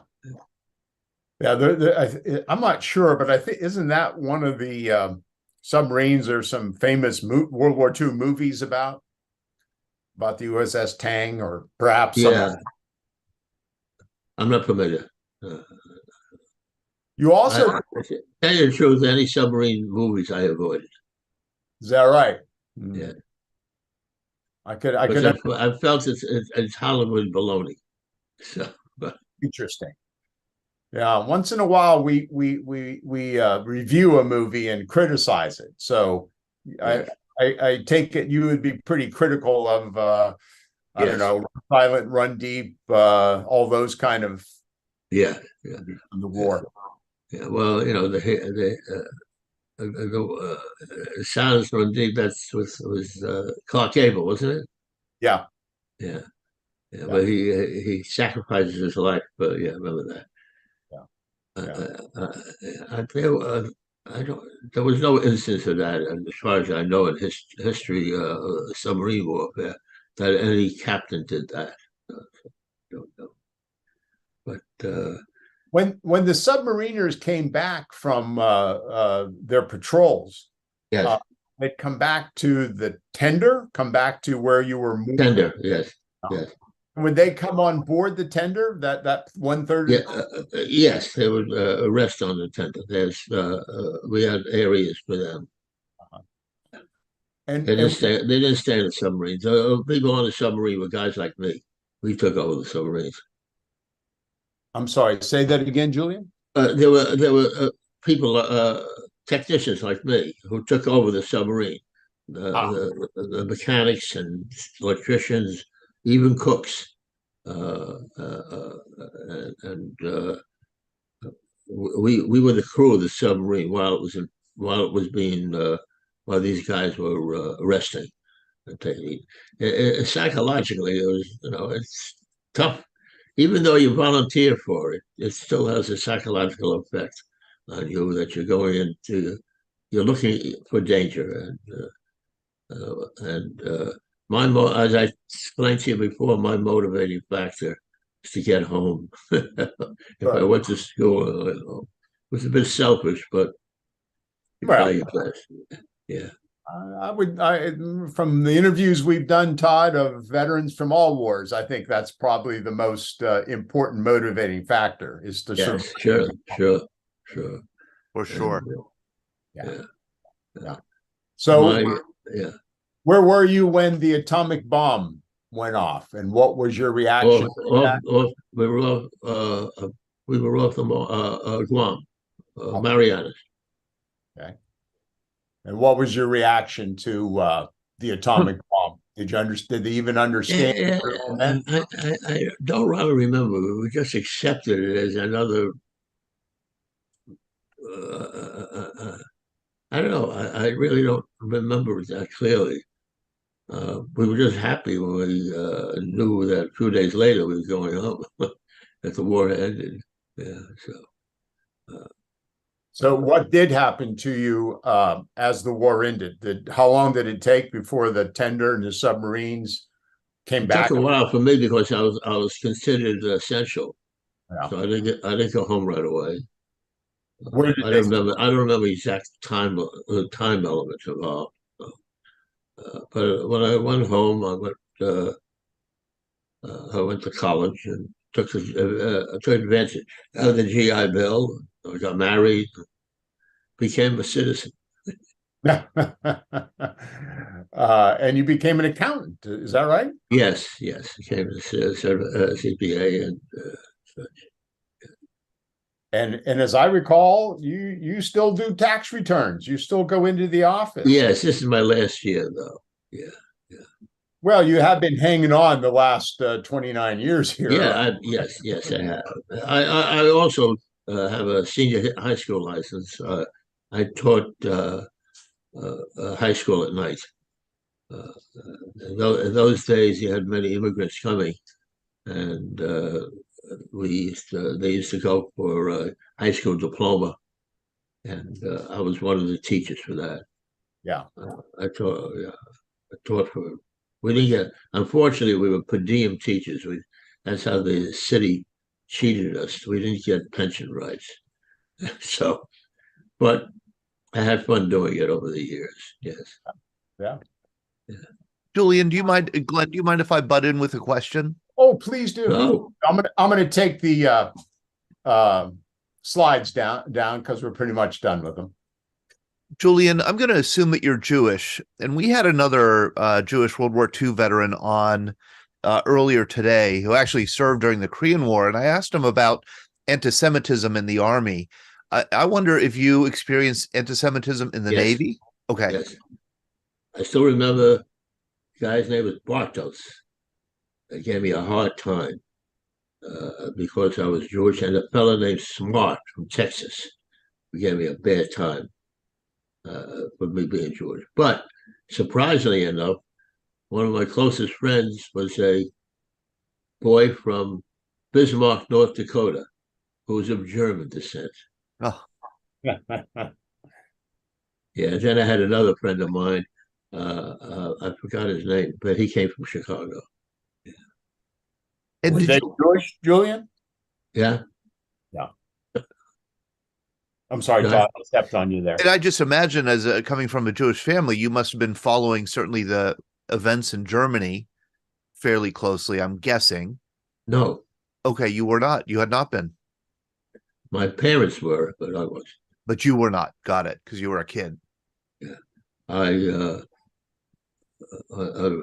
got involved in it after I became a more adult. Yeah. What happened? Did your parents have family in Europe? No. My mother was born in the States. My dad was originally from Odessa, Ukraine. But he came here, he was 9 years old and educated here. And such. My grandfather was a chemist in Russia and Ukraine who owned a perfume factory in Siberia. And the only reason they came to the States was my uncle was eligible for the Russian army. And a Jewish guy going into the Russian army, forget it. You never saw him again.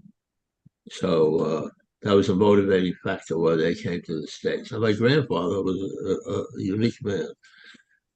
Yeah, he took what he's very well educated, spoke about 6 languages, and he came to this country. He became a pharmacist.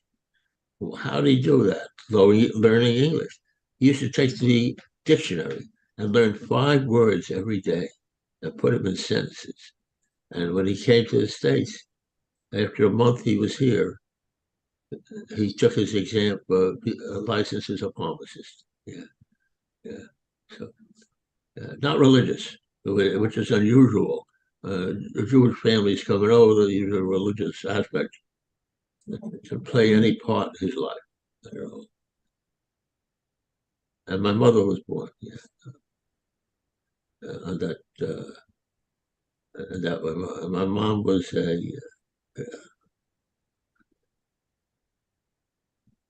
yeah, she was a good lady.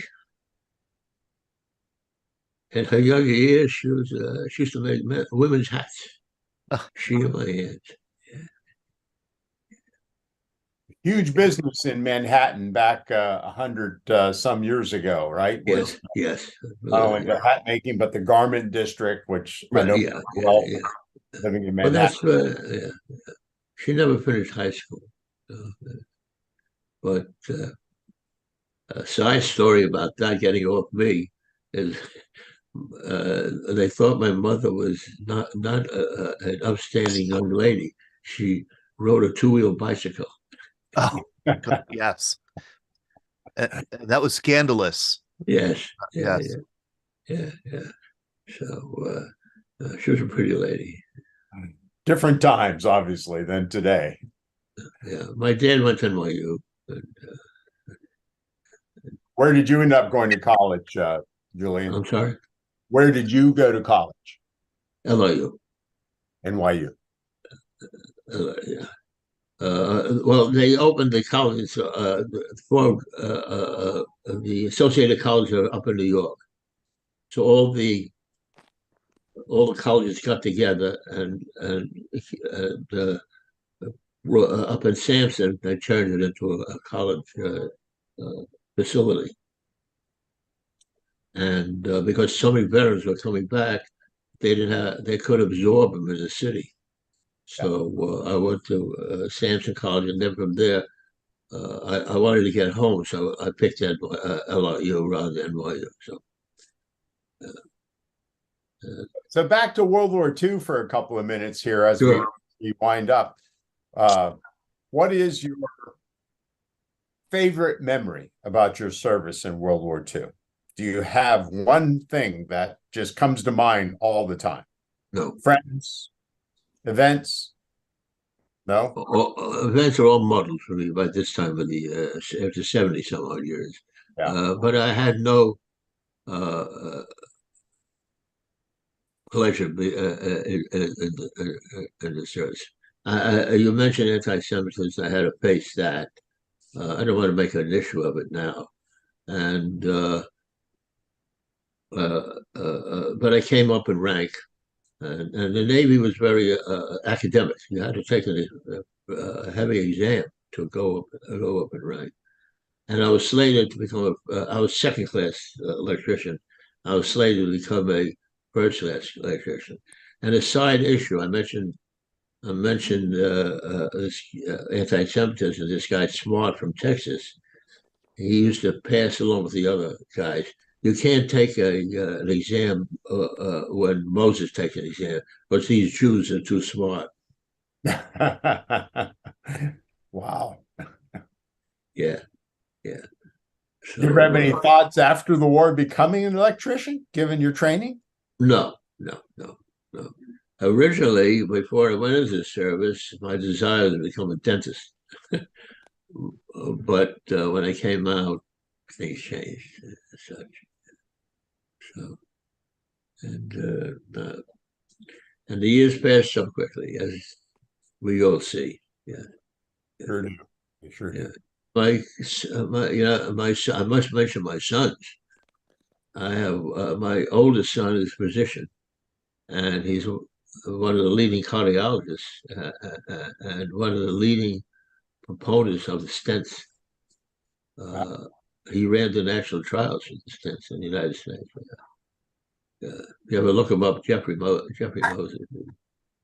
quite an achiever. Yeah, we emailed quite a bit in setting this up, so you must be very proud of him. Oh, you did? Oh, you did email. Oh. He's who we first got in contact with. I can't remember who through, Todd. Do you remember how we started this? I think it was Lamont Gourdine. That's it. I don't know. Is Lamont on the program? I don't think so. Oh, okay. But do you know who is on the program? Is somebody who's older than Julia Parsons. Somebody who's older than Julian Moses, and that's Julia Parsons. She's another World War II Navy veteran, 102 and a half years old. Should happen to me. Yeah. And she was a code breaker, Julian, in World War II. Oh, yeah. Smart cookie. And how? Yeah. Your achieving exams had to be up there. Oh yeah. And I noticed I've been hearing from people that there was a local news segment here in Pittsburgh on Julia.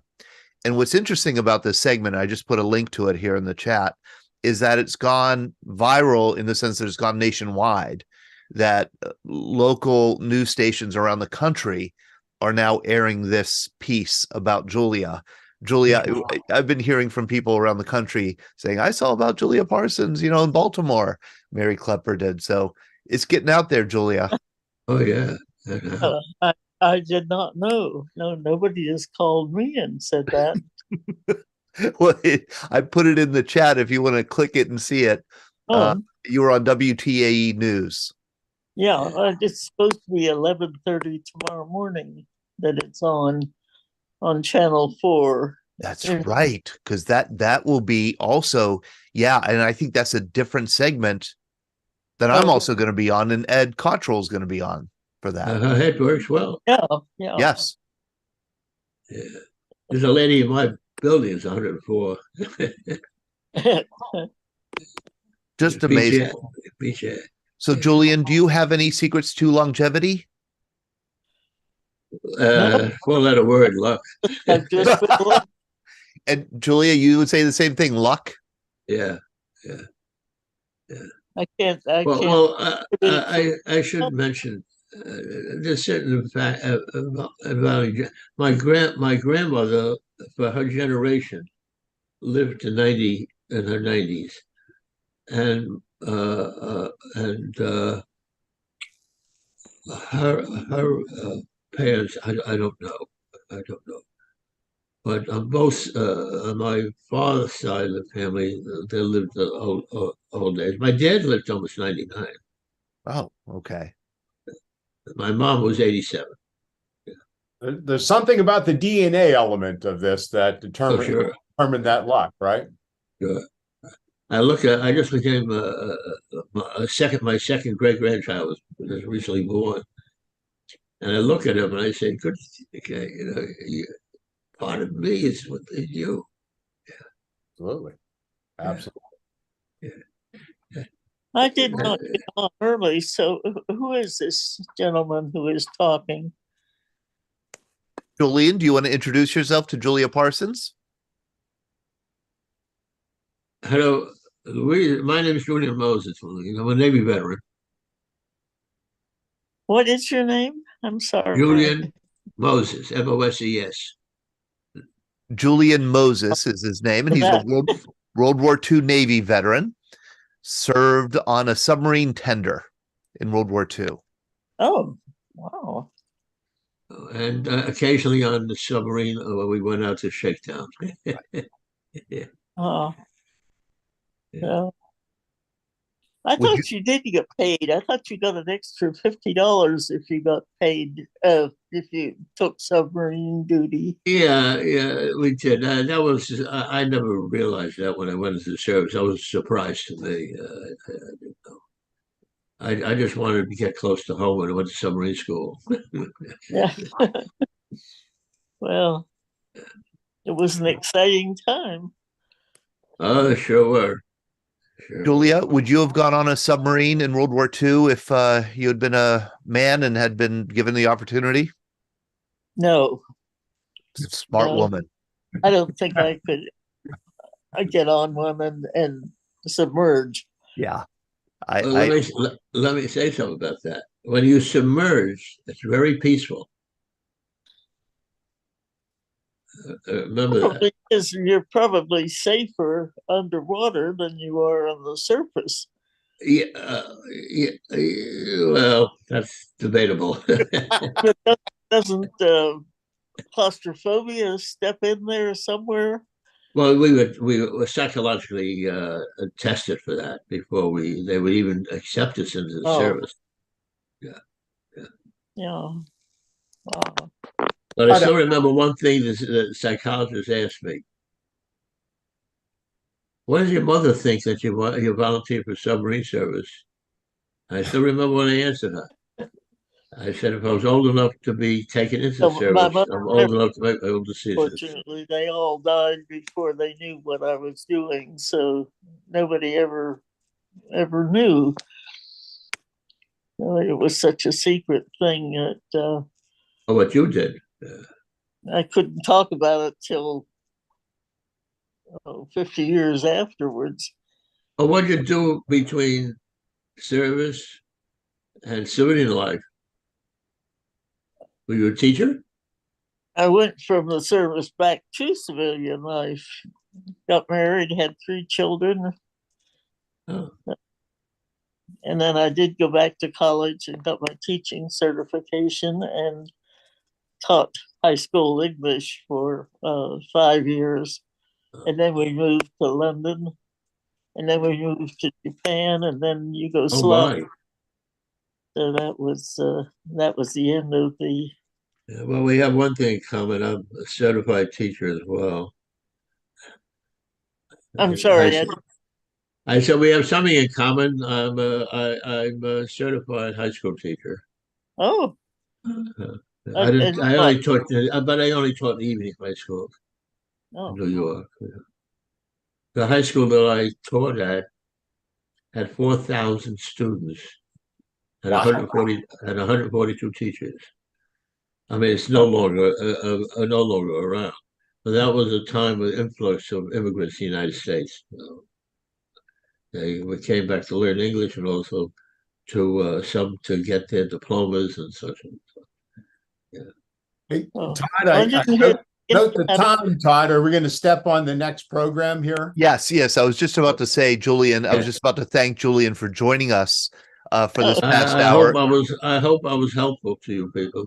Very much so. Very much so. We don't get many submariners on our program, so it was an absolute pleasure and honor to have you join us. If you're interested in sticking around, we have another World War II veteran joining us now.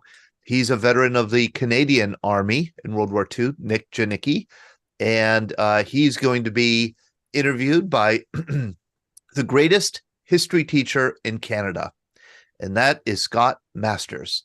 Scott Masters is here. He knows Nick. Nick is on Zoom. Nick was in a legendary regiment or a brigade. Scott, was it? We'll ask Nick about that. We'll ask him about it. Okay. I'm going to turn it over to you, Scott. Thank you, Glenn, for hosting. Thank you, Julian, for being on this past hour. Thank you, Julian. Yeah, thank you.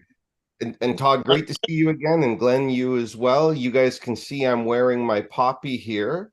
You can also see there are a fair number of young people in the room tonight because I decided to be daring and invite my students, at least a few of them. And I'm glad to see that one of them is wearing his poppy, which is fantastic.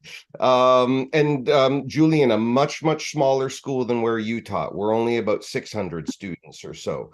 So it's a totally different kind of situation. But it's really great to be here. I've had the occasion to speak with Nick on a few instances now. He's joining us from British Columbia, where it's just about 3 p.m. Got an absolutely incredible story to tell. So, Todd, if you want to go ahead and unmute Nick or ask him to unmute, and I think we can get started here in a couple of moments. And students, you guys pay close attention. You get to learn a very interesting story from a really interesting Canadian veteran. So, Nick, it's really nice to see you again. How are you doing tonight? Let's see. I asked Janicki's iPad. It's Nick Janicki. Okay. I'm sorry. I saw Janicki's iPad. I thought that was it. Oh, no, there's Nick Janicki. Okay, of course. Hey, George Zagstruck, good to see you. I hope you're well. I haven't seen you in a while. Here we go.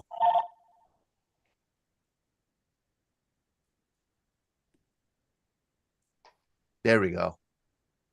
Hi, Nick. How are you doing? Very good, Scott. Excellent. Great to see you again. And Kathy, it's really nice to see you again too. Thanks for getting your dad connected once again. And Nick, I wanted to begin by wishing you a belated happy birthday. You had a pretty big birthday about 2 months ago. How old are you now? September 8th, I was 100 years old. Well, a belated happy birthday from everybody in the room. And Nick, I thought I would give a quick explanation how you and I met, because British Columbia is pretty far away from Toronto. Yeah. And Todd, you would find this to be a very interesting story as well. There's a young filmmaker in Canada by the name of Eric Brunt, and I guess it'd be about 5 years or so ago now, he decided to do a cross-country trip and interview World War II veterans in all the different parts of Canada. And I think he ended up interviewing something like 700 veterans during a year-long journey. Just absolutely incredible. And Nick would have been one of the very first people he came across. I was lucky to link up with Eric when he made his way to Toronto, and he shared some interviews with me. And we got to talking, and I asked him if he thought there'd be any World War II veterans out there who would be interested in a Zoom. And Nick, you were one of the very first people that Eric recommended to me, and we've had the opportunity to get to learn your story over the years. So thank you so much for taking some time with us today. Okay. Yeah, please do. Excellent. So, Nick, I always like to ask, a question about your early life to get these things started. And hopefully you're going to notice my students taking diligent notes. I see another one has put her poppy on since I mentioned that comment a few moments ago. But Nick, I'd love it if you could tell us just a little bit about your life growing up in British Columbia before the war. Before the war? Yep. I'm a Canadian. I'm in Canada, and I was born in a little community called Stout, BC, across the Fraser River from Yale. My dad worked for the railroad, and What else? How big a family did you come from, Nick? Well, my mom and dad, and I had 3 brothers and a sister. There's only 2 of us left now. That's my younger brother. He just turned 96, and myself. Okay, and we'll talk about your older brother's story, of course. That's a big part of this. He went into the army before you, and you followed him right into the Scottish. And Todd had a question about that. How do we describe the Scottish? As a regiment or a division? It's a regiment. It's a Canadian Scottish regiment, yes. And its home base is in Victoria, BC. Yeah. Okay. So what I thought I would do, Todd, with your permission, I'm a Canadian teacher with a room of many Americans. I wanted to give sort of a really, really quick, and I promise, really, really quick overview of some of the elements of the war, and that'll set us up to hear about what Nick went through right at the very end of the war. So to my students who are in the room, most of these kids right now are studying the 1920s and the 1930s. We're getting very close to the Second World War. You guys get the bonus of getting a preview from Mr. Masters on a Saturday, which I'm sure is an incredibly thrilling thing for all of the kids in the room here today. So I'll go ahead and get my slides ready here. And I thought a very quick introduction to me would be useful as well. A lot of you guys, have gotten to know me, of course, over the many years that I've been doing the Veterans Breakfast Club now. It's been, a pretty important part of my regime since the pandemic, and I'm so happy to make these connections. And I actually went down to Pittsburgh this summer and had the opportunity to meet Todd and quite a number of the others. So what brought me to it is this. Both of my grandfathers happened to be veterans. One grandfather, who I'm circling here, was a veteran of the First World War. He lived to be 105, and I got to listen to his stories all through my teenage years. This is my other grandfather, who served in the Canadian Navy during the Second World War. That's Grandpa Masters right there. But that, I would say, really set me on a path to be incredibly interested in history. And it's something, that never left me, something that I always wanted to be able to return to. So I decided when I did become a history teacher that introducing my students to veterans would be one of the most important things I could do. We started by inviting veterans into the classroom, and this photo goes back quite a few years now. Then I started taking students out into the community, to local hospitals. You can see that the students had great enjoyment in terms of doing selfies as we met the vets. And then we started doing Zoom. And Todd, you'll be happy to know I chose the photo of our very own Mark Spiridigliosi when we met him a couple of years ago. It's been a big part of my program. I've always enjoyed having students directly connect to the community, and we've built this web page where we have almost 1,000 interviews on there now, and about 600 of them are with World War II veterans. So we all know the basic history. Hitler invades Poland, September 1st, 39. The British and the French declare war 2 days later. Prime Minister Mackenzie King of Canada famously waits 1 week to get involved. He wanted to demonstrate Canada's independence, and the 1 week wait was a big part of that. And then from there, the war effort really started to kick into high gear. Tens of thousands of men get involved. As my students are learning right now, a lot of that had to do with the Great Depression and just the lingering impacts there. One point I like to make to American audiences, if you're not familiar, this was the flag that Canada fought under in the Second World War. So the connection to England was a really, really big part of the story. On the home front, Canadians supported the war effort in just about every way you can imagine. And the air training plan was a really, really big part of that. Some of you might remember the veteran Ken Lett that I brought on the show a couple of years ago, who talked about his experiences at that time. Battle of the Atlantic, proportionately, I think was probably the most important part of Canada's role. And we had a really touching Remembrance Day ceremony just yesterday where we invited about 20 veterans to the school, and 4 of them were World War II veterans who were involved in the Battle of the Atlantic, either on the high seas or in the air as patrol. Definitely a critical part of Canada's involvement. Many people are well aware of the Dieppe raid, the really, really difficult raid in the summer of 1942 that was so tragic for Canadian and American and British forces at that time. And of course, the Canadian involvement in Italy. When I was on a couple of years ago, Todd, I invited a vet by the name of Don White, who shared his experiences moving up through the Italian peninsula alongside American and British forces. And of course, Todd, I'm sure you well remember talking to Jim Parks about a year ago. He sends his regards, by the way. I just saw him recently.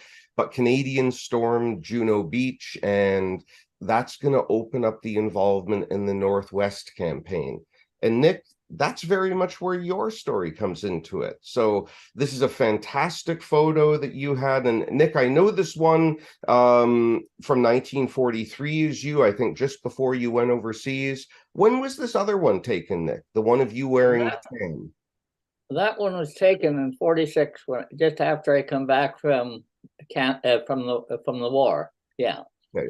So this other one is just before you go overseas. I take it you're before I went. Yes, before I went overseas. Okay, so you're about 19 or 20 years old here, right? Yep. Yeah, that'd be about right. Absolutely.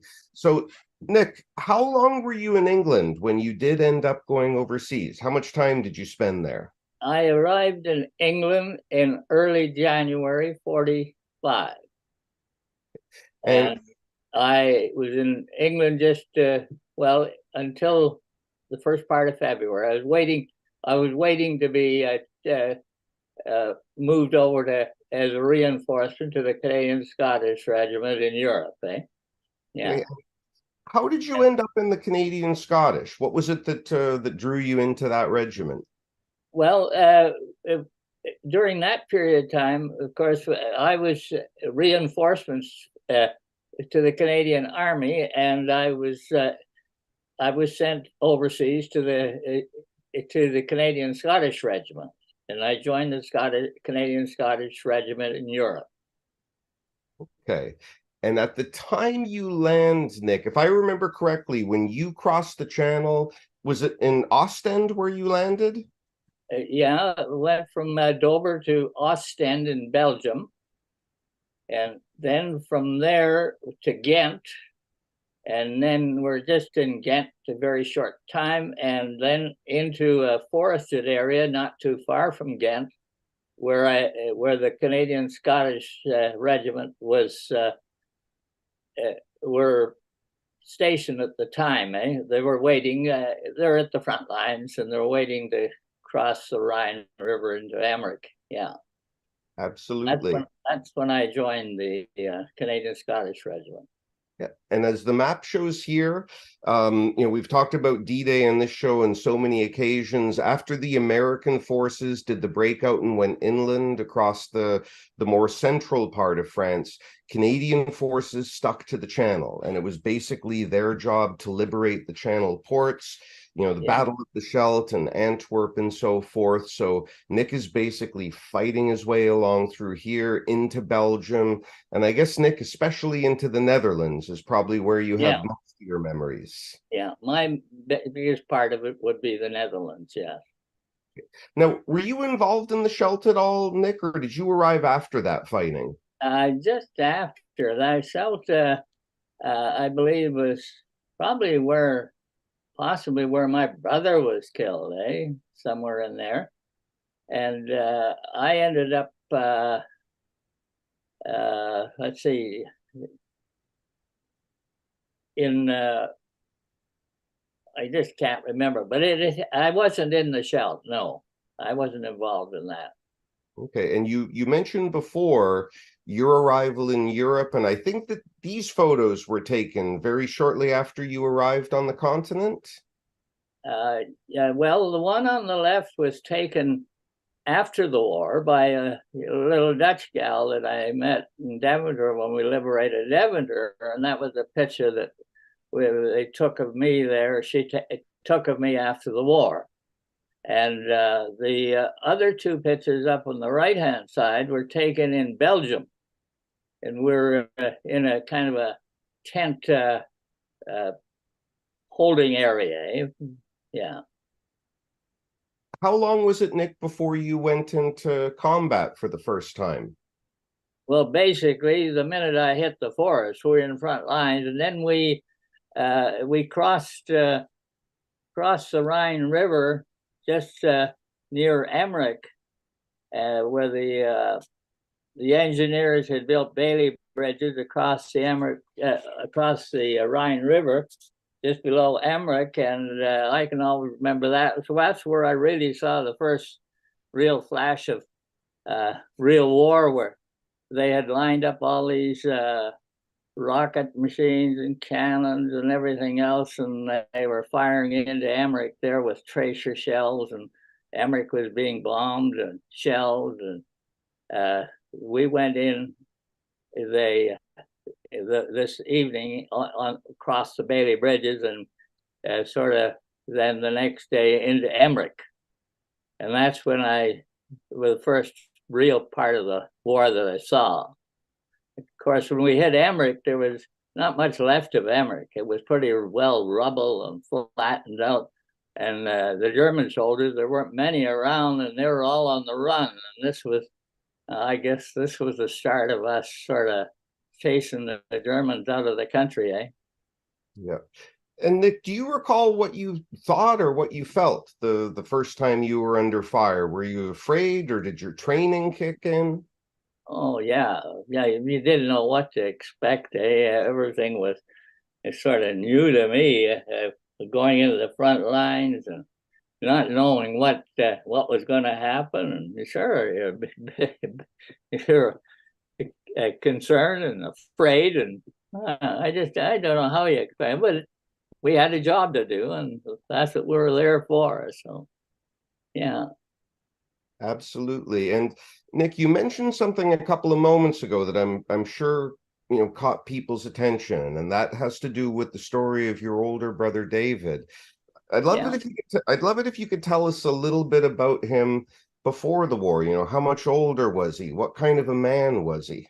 Oh, okay. David was 2 years older than I, and before he went into the service, he worked for a restaurant as a waiter and that. And then he joined the services, and he was in Canada for a couple of years, and then he was sent to England, and he was sent into England, and he did his training and was preparing for D-Day and crossing the English Channel. But yeah, Dave, he was a great guy, and I just miss him so much.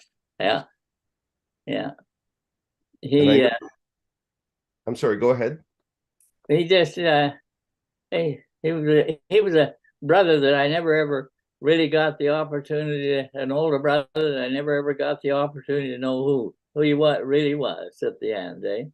Yeah. And I notice in the photos you shared, you know, he always seems to have a smile on his face. You can just tell that he was a nice man. And I don't remember, I'm sorry, go ahead. No, you go ahead, Scott. I was just going to say, I don't remember the exact circumstances of this photo, but I think this was a cousin of yours, right? It's not his daughter. No, that was my younger sister. That was taken of her just before he went overseas. Yeah. Yeah. And he was part of the Scottish as well, right? Yeah, he went to England, and he was with the Scottish regiment there. He did his training for D-Day, and he crossed the English Channel with a Canadian Scottish, and he fought every battle that the Canadian Scottish regiment were in. He never missed a battle. He started as a private, and he ended up as a sergeant. At the time that he was killed, he was sort of an acting officer, because where there were so many, they lost so many personnel in this one place, and that's where he was when he was actually killed, and it was on the sort of the border of, I guess, the German border and the Dutch border, and yeah. But he fought every battle there was with the Canadian Scottish before he got it on February the 9th, 1945. Nick, how did you learn about this? How did you learn about your brother's death?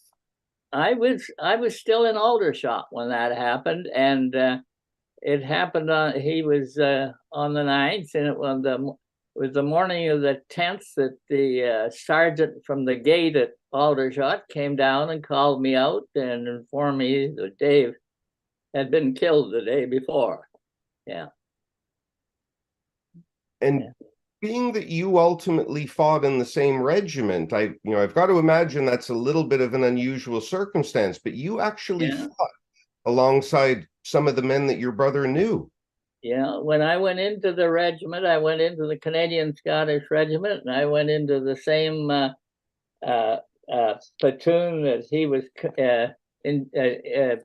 in charge of, or in command of, and I went into the exact same platoon that he belonged to, and I met some of the guys that knew Dave when they were with him, and so I can remember this one time when we hit a little kind of a shell hole, and I jumped into it, and all of a sudden there was some sniping from a German sniper, and this chap was a Bren gunner, and he says, "Hey kid," he says, "keep your head down." He says, "There's a sniper shooting our way." And then he asked me who I was, and I told him, and he said, "Well, I knew your brother well."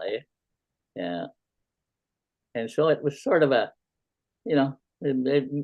I become part of them because of a lot of that, and meeting a lot of the people that Dave was with over the while. Yeah.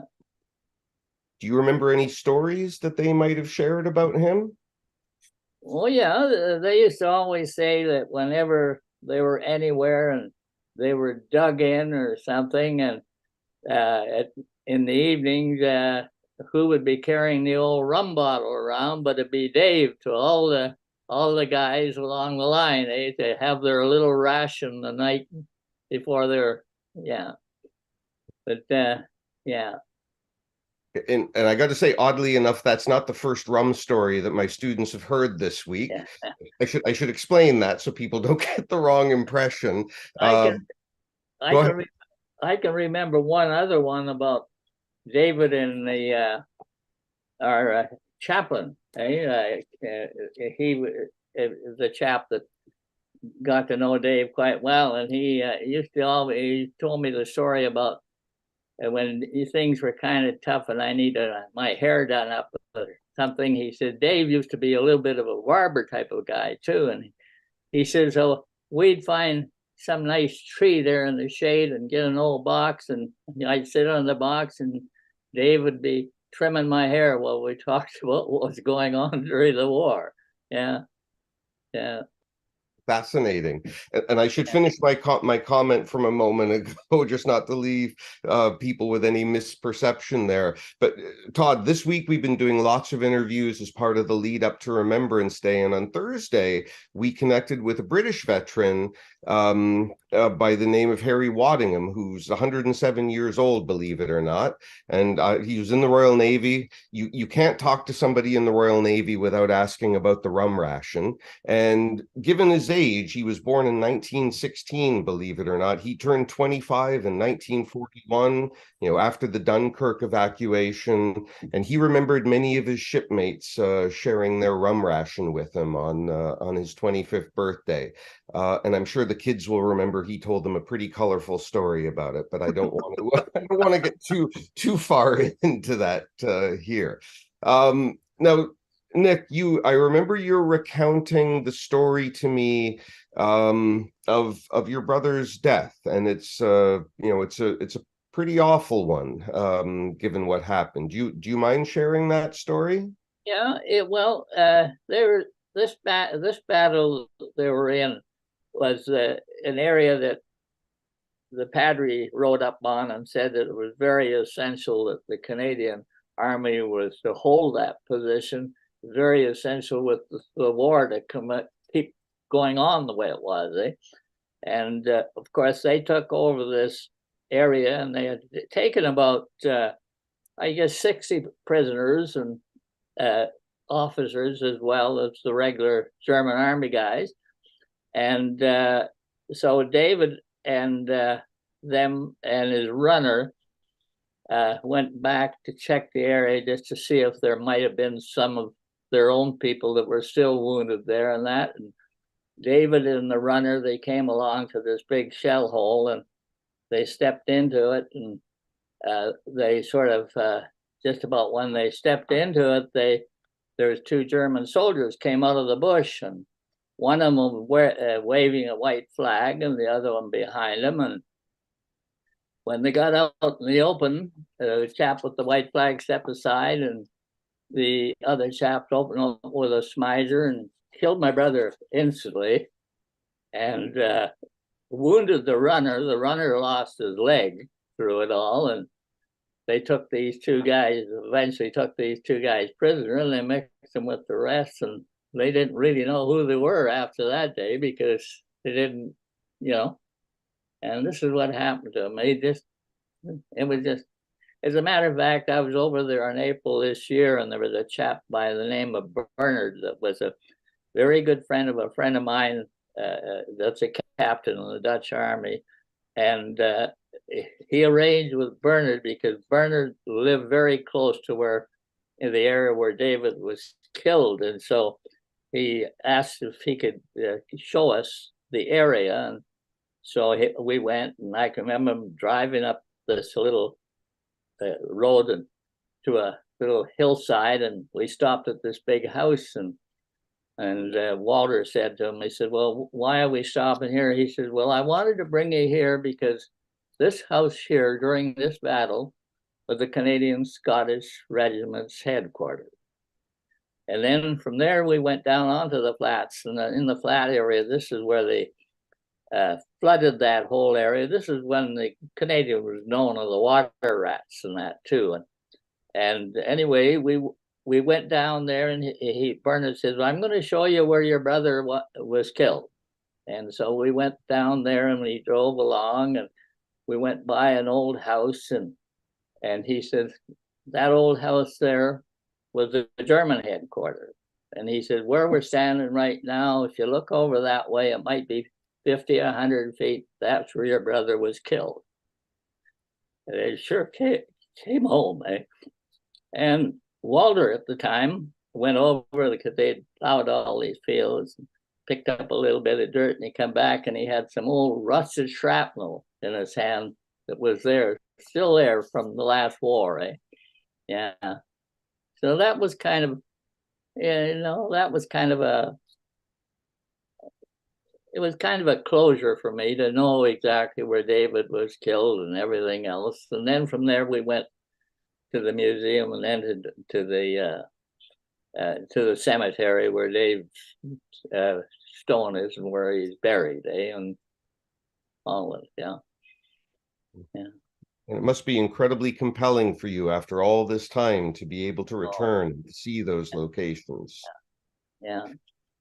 Nick, I'm curious. At the time, you mentioned you were in England, still in Aldershot when you learned this. What kind of allowances does the military give you in that situation? Do they have some sort of a funeral or a furlough? Do they do anything? No, nothing, because I was out of there in 2 days, and I was over to Dover and heading to Europe, heading to Belgium and Holland. Yeah. So it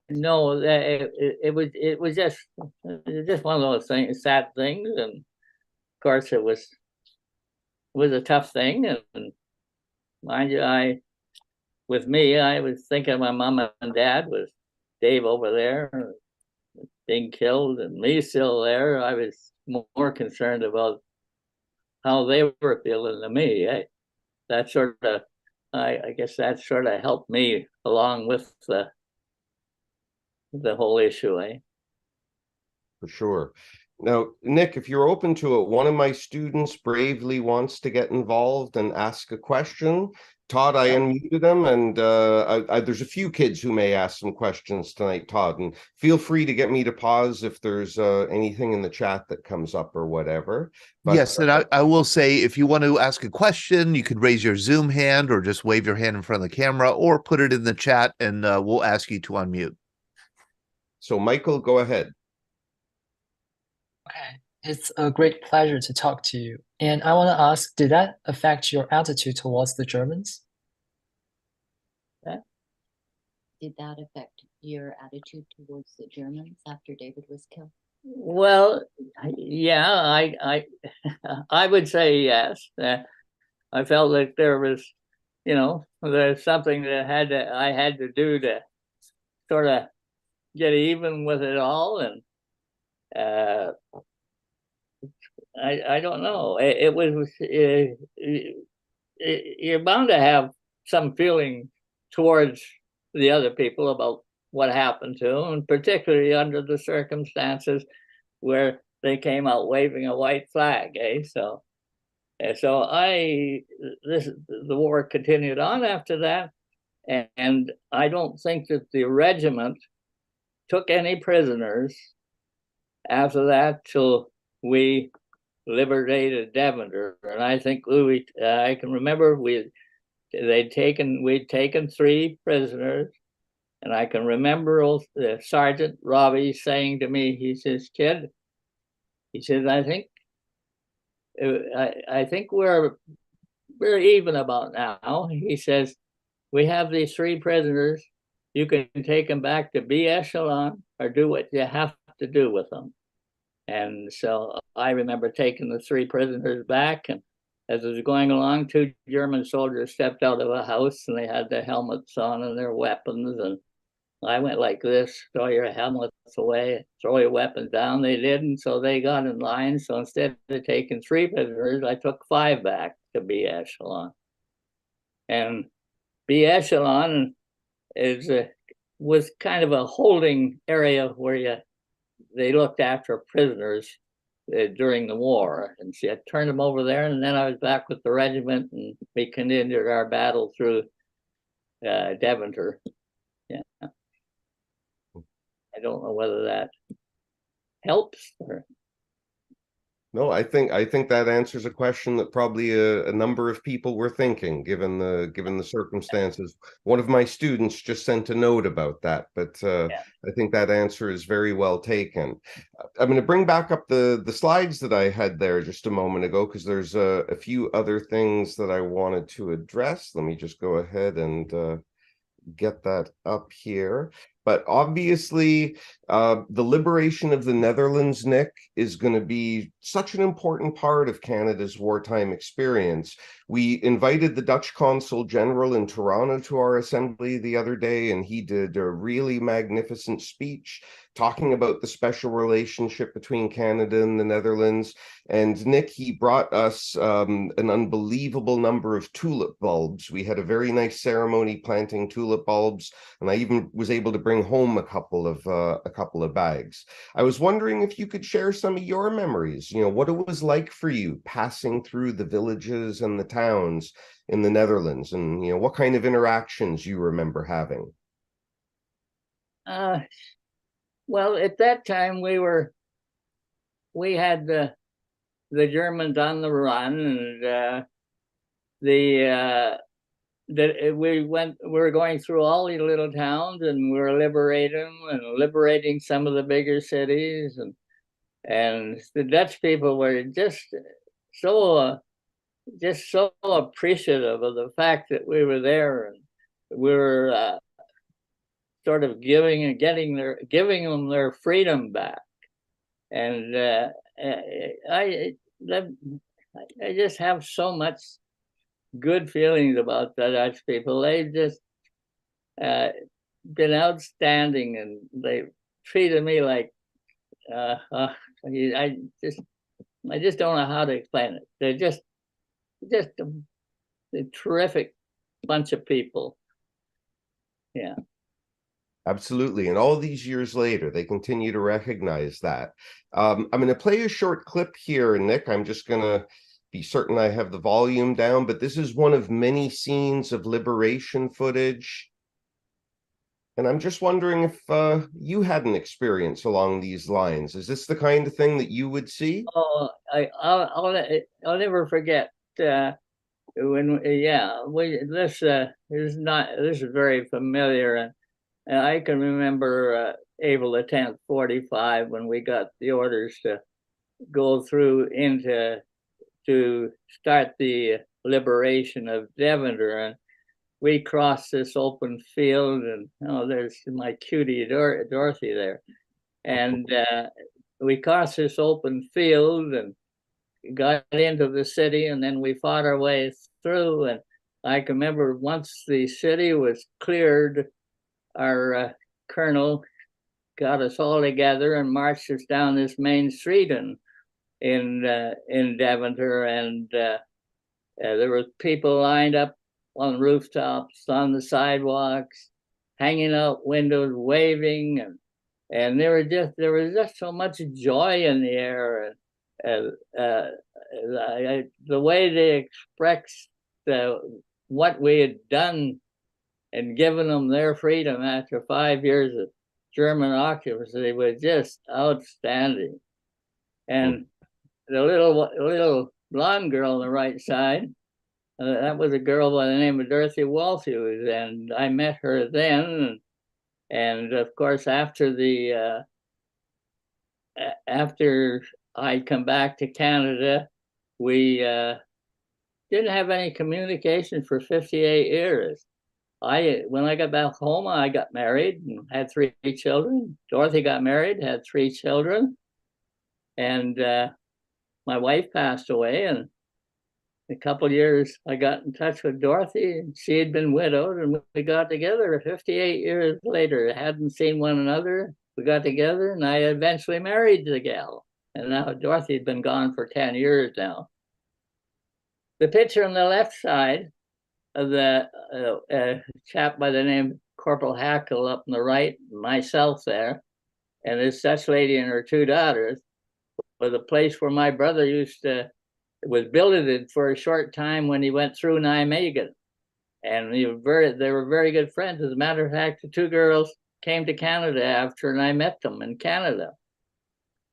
And the one picture there was taken in Ada with the kitchen crew, and this one was just after the war had ended.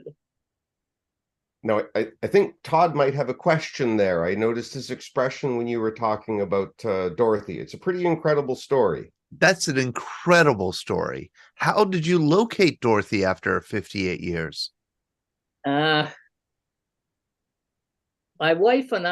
first wife and I went to Holland. We made a trip to Holland. We did a bus tour, and during that time, I sent a letter to the family and said they're coming over, and I'd like to get in touch. And there was nobody at the address. Please forward the letter on. So they did to Dorothy's brother in a small village outside of Deventer.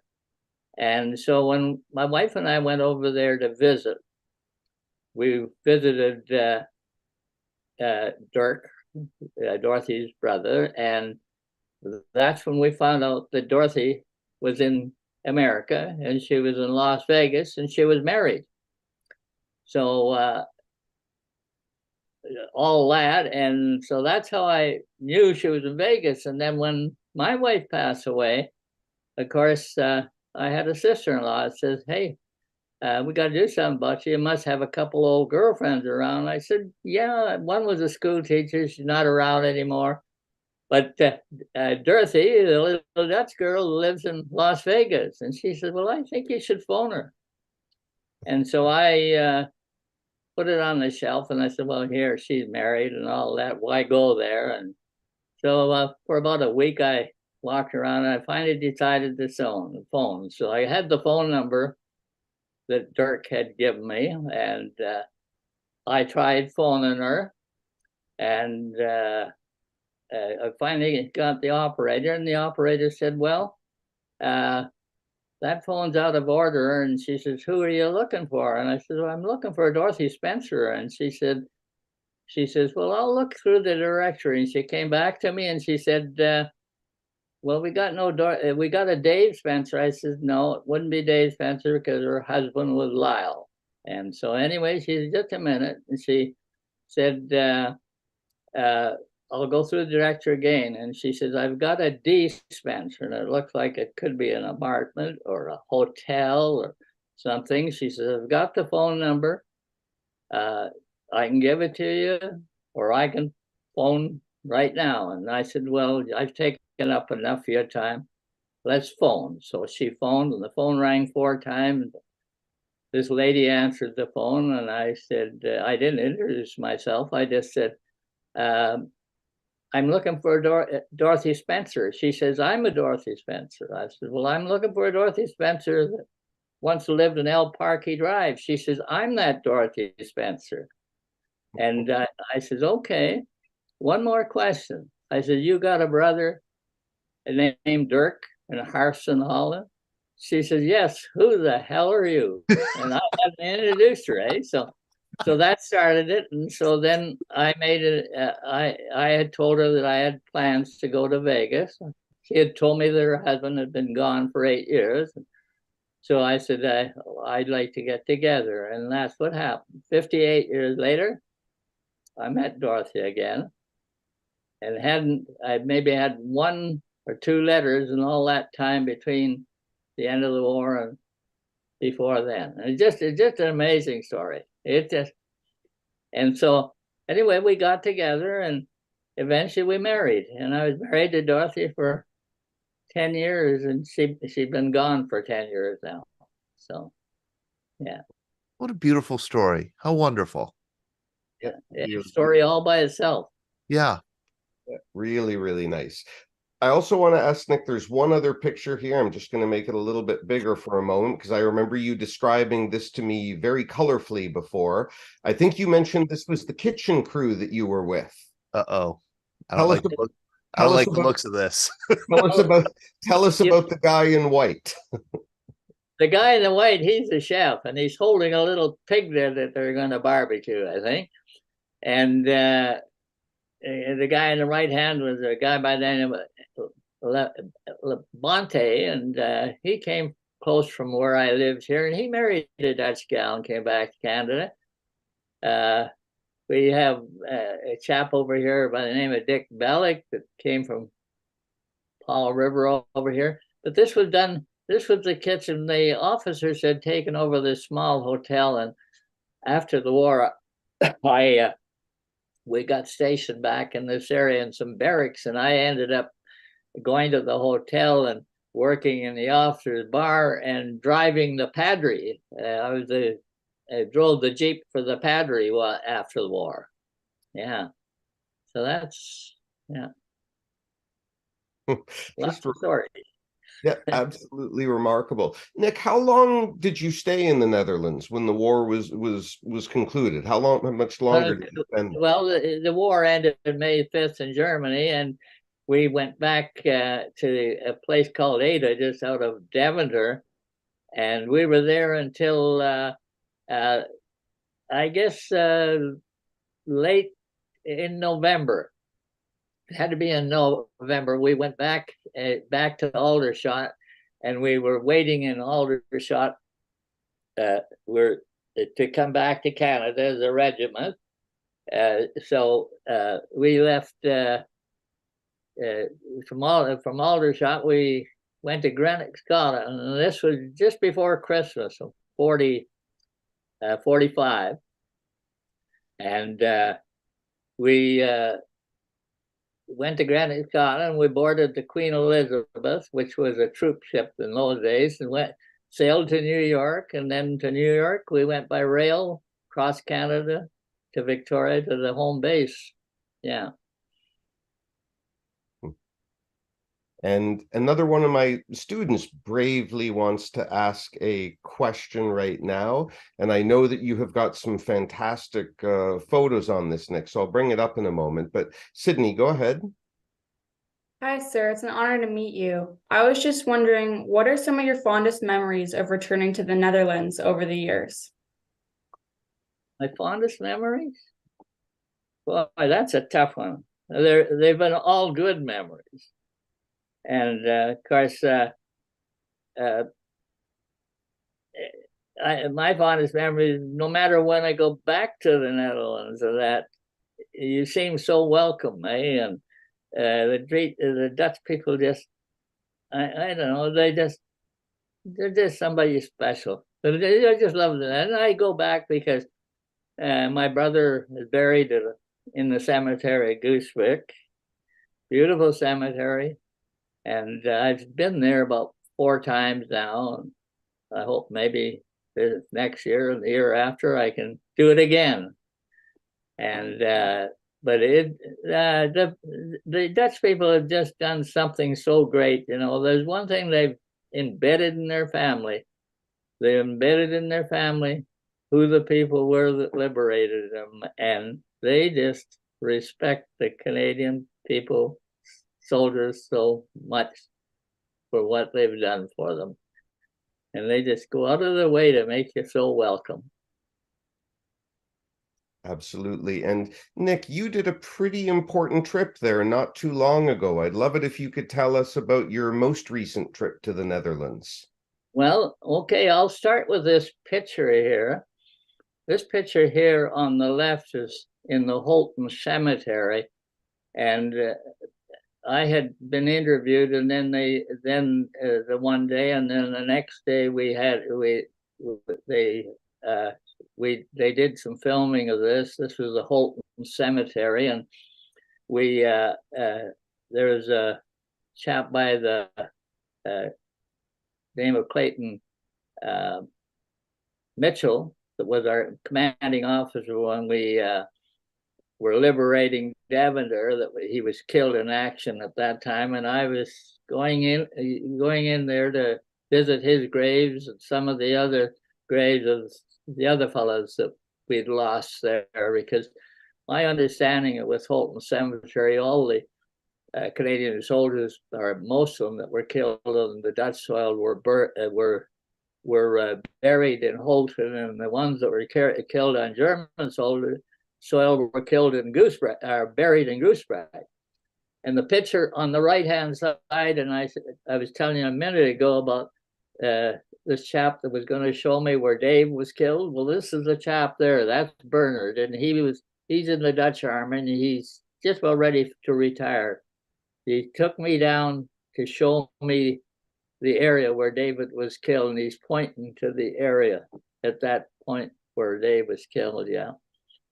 And my recent trip to the Netherlands, I went there, and I was invited there as a guest of honor to attend the Wagenbergen parade, and I was the only Canadian World War II veteran in attendance.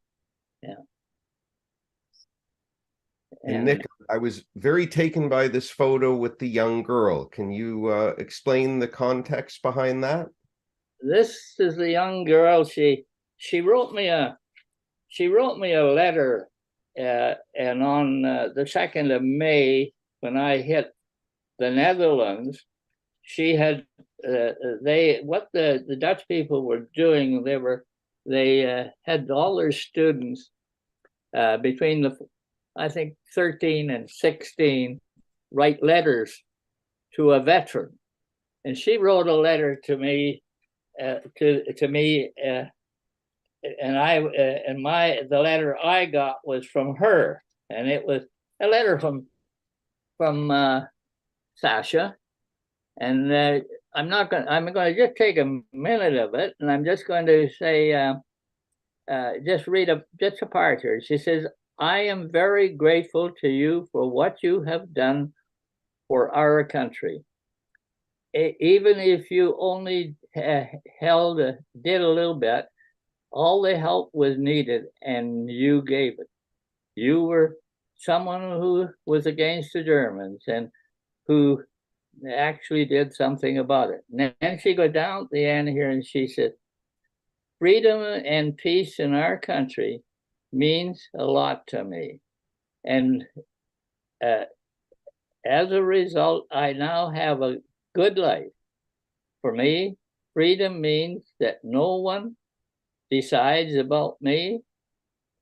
Peace means that I can live and without wars and takeovers."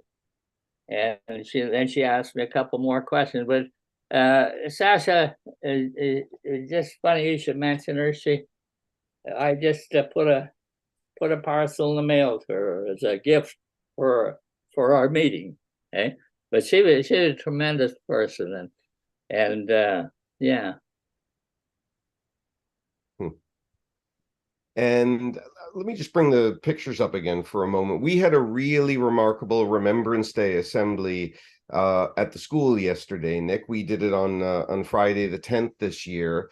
You know, I mentioned we had lots and lots of veterans in attendance. Todd, you'd certainly recognize Jack Boki right at the middle, who talked about his own story in the Netherlands. A number of vets from the Canadian Navy and Air Force involved in the Battle of the Atlantic. Holocaust survivors, and just a great group of students who did a fantastic job as well. Sydney, who asked a question a moment ago, there she is right there. And Sydney did a radio interview with me yesterday where she did really, really well also. With this very much in their minds, one of the students wanted to ask something about this. So Mackenzie, go ahead, please.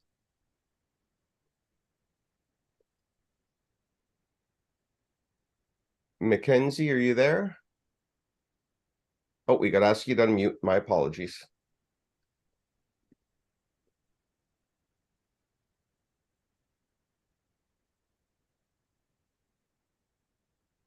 Oh, doesn't I think it looks like Mackenzie's having a problem with her mic, unfortunately. Yeah. But hey, what's a Zoom session without some sort of technical malfunction? But what Mackenzie had sent me in the chat, she wanted to know, Nick, what you think about most on Remembrance Day and what lesson you want students to take. Well, Remembrance Day is kind of a I made a short note. I just have to check, but it's Remembrance Day, November the 11th, eh? And of course, I get very emotional about November the 11th because, you know, no matter what I'm doing on November the 11th, and I stop on November 11th for that 2 seconds of silence and freedom, and I think of my brother, and I think of some of the buddies that I lost, and you know, and it's just my way to, I guess, giving tribute and honor and respect to those that lost their lives and those that fought so hard for what we have today, freedom and everything else. Just so many things go through my mind. I just, I'm just overwhelmed with it all. And I just don't know what to say. Really. I'm just, yeah. Like I say, it's very emotional. And every November the 11th, I still think about my big brother. I never really got a chance to know. Yeah. Yeah. I still find it incredible, Nick, to hear those emotional stories after all this time. And the students experienced that at the school the other day. We had a French resistance fighter, remembering the German invasion of 1940 as if it was yesterday, and he got very choked up. One of the Canadian Navy veterans, remembered one of his high school friends dying in a training accident right at the very start of his military service, and they told those stories with the same kind of emotion that you're expressing. So important for the students to hear that. Now, Todd, I see we got some fantastic people in the room. Perhaps they have some things they wanted to add. For much of the hour, I've been thinking about George Zwijgstra, who I greeted not long ago, as Nick was talking about the special feeling he has for the Dutch people. George is Canadian, of course, now, but grew up in Holland and in the Netherlands, I should say, and was liberated by Canadians. George, I don't know if you want to echo what Nick had to say about the special relationship that the Netherlands has with Canada because of World War II. You can feel free to unmute yourself if you'd like. Nick, I think you also remind us that strong feeling about your brother. I mean, he was killed over 80 years ago, and yet that pain never goes away. You could recall it like that, and it's just something that you've learned to live with, and that's instructive in and of itself. Nick, thank you. Good, thank you. George, how are you? Yeah, can you hear me? Yes, I can. Okay, thank you very much for liberating us, Nick. Yeah, good, George. And I really enjoyed your story. And I thought you said I haven't seen you too much lately, but I'm on it quite often, but I don't go on with a picture. So I watched a few things, but we had kind of a bad time. I just lost my wife in June. Oh, And I'm so sorry, things George. have, Anyway, everything is okay. Scott, nice to see you again. Yeah. Great to see you too, George. There's one other man here I wanted to introduce real quickly, Todd. I know we're in our last minute or two here. I'm just asking him to unmute, but John Appel is also Dutch, and I have gotten to know him over the last little while. He lives not too far from me.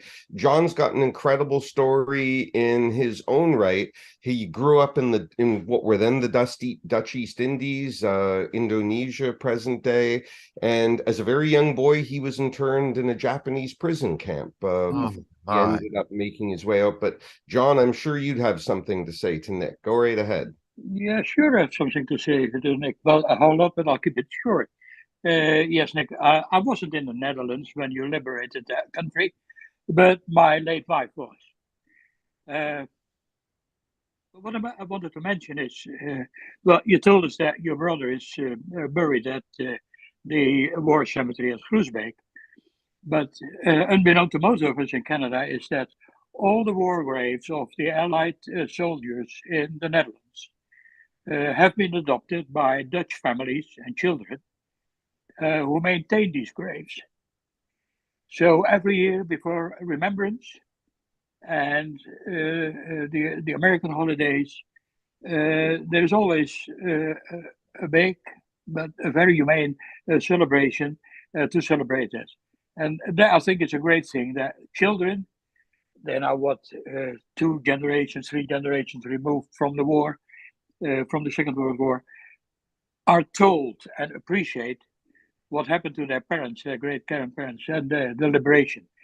So, but wholeheartedly, they maintain those graves. That's a great thing. yeah, and the thing is, Nick, absolutely great story. And I'm with you there. If you lose a dear family member, you never forget. But for my late wife, I would like to thank you for your service, particularly in the Netherlands. Thank you. Yeah, good. Thank you. And I plan on, I was there for the 78th celebration. I've got my calendar marked for the 79th and for the 80th, which will be in Wagon Glen. It'll be the national one. God willing, good health and mobility, I'll be there. I just can't stay away. I just love the place. Oh, that's an incredible story, Nick. Nick, thank you so much for joining us. It's great to see you again. I hope I get the chance to meet you in person one day instead of just over Zoom. That would be great. That would be great. I'd love to do that. and Nick, it's an honor for me to meet you also here on Zoom.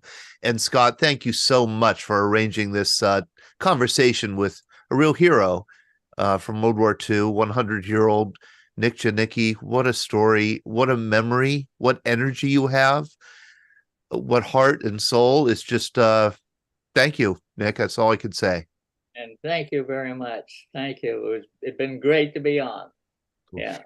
And thank you for the students also for joining us for the hour. What a wonderful addition. That is, I mean, we at the Veterans Breakfast Club, we always say that, you know, when older people talk with younger people, that's when the magic really happens in our storytelling events. So thank you for the kids from Crestwood Preparatory College for joining us in Toronto. Thank you, Scott. Thank you, Nick.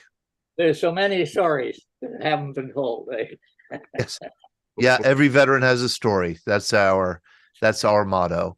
And I'm gonna hand over the next hour to Sean Hall. Hello, Sean. You are back. Hello. Glad to be back.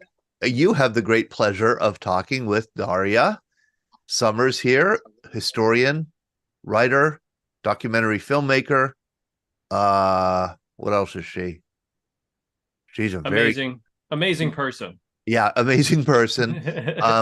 And very close editor, very good, sharp-eyed editor, stickler for details, which is what we love in writing and filmmaking.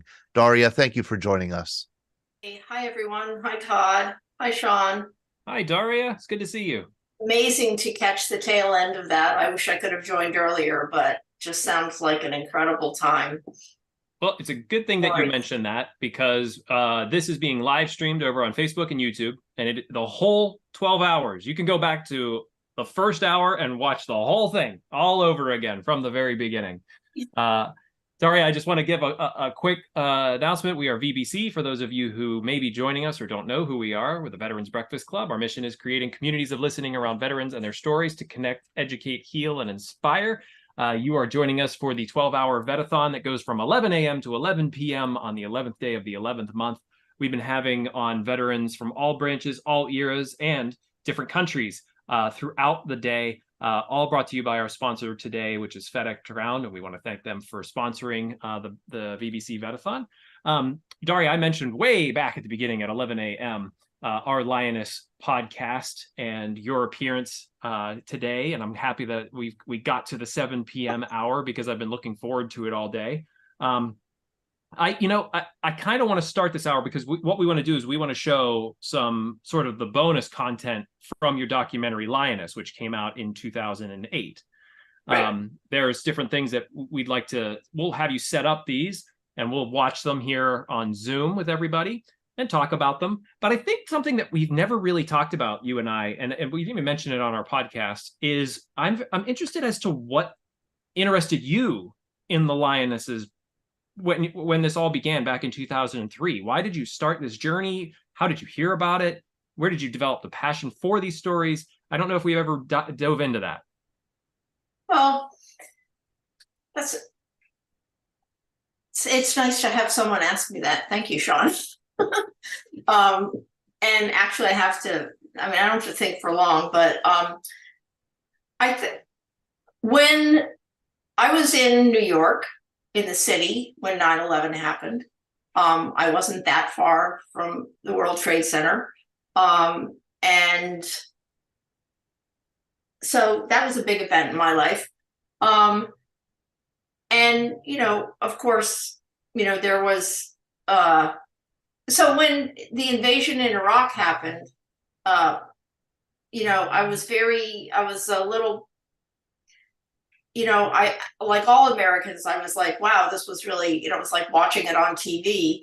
And, but at that moment, my father was still alive at the time, and he had served, actually, I grew up in Bangkok, where he was with the State Department, USAID. He worked there, and then with USAID, he served 2 tours in Vietnam.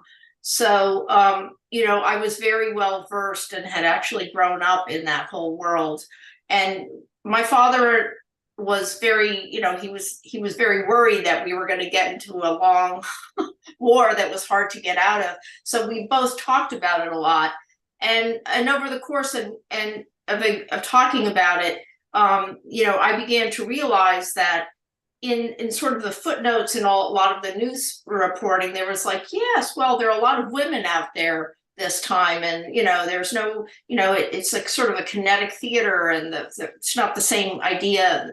The meaning of a front line is kind of lost in this particular setup.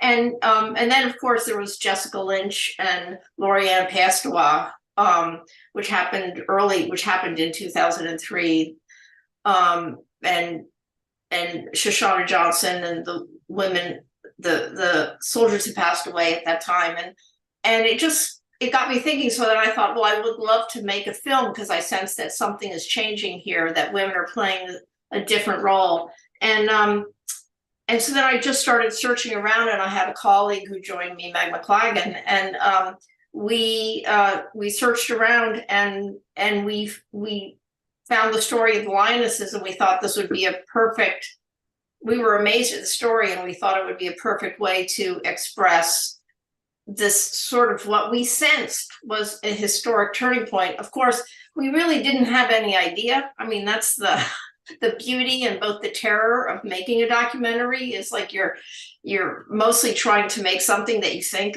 might turn out interesting. And so that's how it started.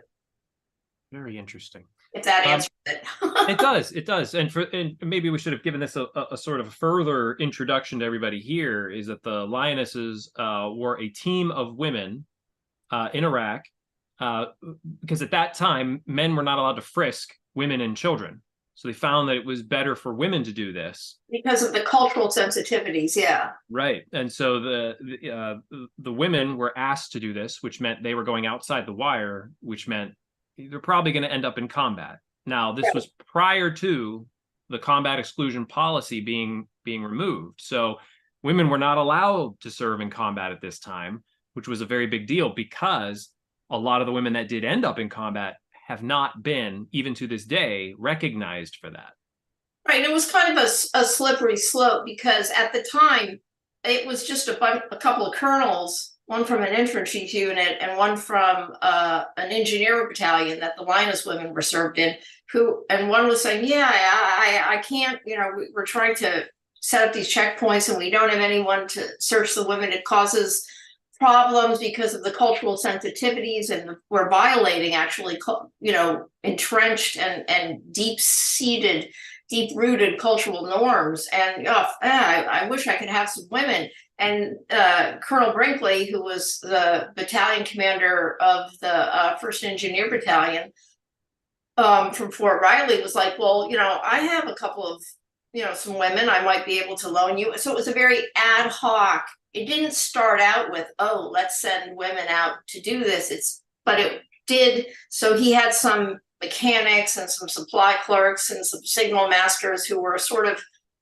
they'd gone there to set up their, their camp, so to speak, their base, and they were done. And so they, that's how it really started. It was just like a slippery slope. But then, of course, once they got out, and then, tense situations arose that turned into, really conflict. And then after that, the Marines came in, and the Marines were having the same problem. So they had heard about what they were calling the lionesses, and they were like, hey, can we borrow some of your lioness women? And that's when, in 2004, so when those big battles broke out in Ramadi and Fallujah and all of that, the lionesses were right there. And was kind of like how it started. And your 2008 documentary, when it was released, Lioness, I've seen it. We actually had a viewing of it here with the VBC. You can view it now on Amazon Prime and on Apple Plus. Highly recommend it for you to go and everyone here to check it out and listen to these stories. And then follow that up by coming to the podcast. Look up Lioness, the Origin Story podcast. I put the link here in the chat. Since July 25th, we've been producing episodes. We're we'll be recording episode 9 this coming week. We have almost 2,000 downloads in a 3.5 month span. And something that I got to share a tiny smidgen of, I wanted you to be able to announce it here, is because it's a very interesting development for where our podcast has gotten to, is that they're trying to get recognition now in DC. And what is going on with this? Well, what's happened is, and I mean, we're sort of getting a little bit ahead of the story, but the lionesses were created to really help the boots on the ground sort of interact in a respectful way with Iraqi culture and Iraqi women and children, and then in Afghanistan. But it put women in, obviously kinetic situations, combat situations outside the wire. After a while, once I think there was a learning curve, and the military kind of came to understand the special value that women could play. I mean, they could comport themselves, they could measure up, they could do what needed to be done. But even in Afghanistan, they had the same issues. So the Marines then created their own Lioness program in 2005. We'll see some of that in one of the shorts. And then after that, then the Marines expanded that. And when they were in Afghanistan, they had female engagement teams, which were like groups of 4 to 6, actually no, more, around 4 women who would go out and like really go out into the villages on, for 30 days at a time. And then they developed the Army and the Marines both had their own, fed into what they did, something they did with special ops, which was called cultural support teams, who went out and were attached more or less to special ops teams. And they did really amazing work in very tense situations where they were really one of our, I guess it's podcast number, I guess it's 7. Episode 7, where Raquel Patrick, a warrant officer who led a cultural support team, I mean, they were in southern Afghanistan, surrounded, operating in an area that was just rife with Taliban. So that was kind of like there was this evolution in terms of the roles women were playing and what they could do. But then that was only in addition to, whatever women started were operating as helicopter air pilots and just even platoon leaders. And anyway, so it this wasn't the only thing, but this was just one narrative through line that we started to talk about in the film. And further developed then into the podcast. And extending it now, which is a great thing that I've been able to do with the Veterans Breakfast Club, is extend that storyline to include the Marine Lionesses and the female engagement teams and the cultural support teams. And ultimately, we're just about coming up to the lawsuit that got the Department of Defense to rescind the combat exclusion policy for women, because it was really like a charade. It didn't mean anything because women were doing so many things. So that's where we're going to get in the next couple episodes of the podcast. Look for those in the next couple of weeks as we have those conversations and get those episodes out. Do we want to take a step back now and actually view some of the bonus content from the documentary?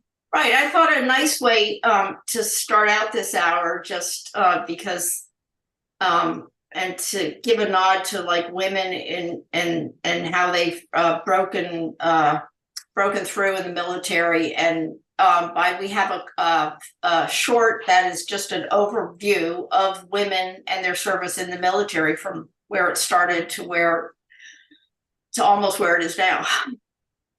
All right, so that'll be chapter 1. It would be the first one. Yeah. Okay, let me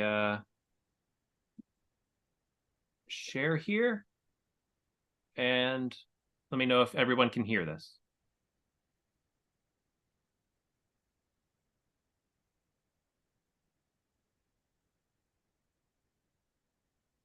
Wherever transports took our soldiers, they also took the Army nurse to work by day, by night, on distant battlefields, to help make shattered bodies whole, to bring smiles to faces twisted with pain. This is the Army Nurse USA, ready to serve anywhere, under any circumstances, in time of need.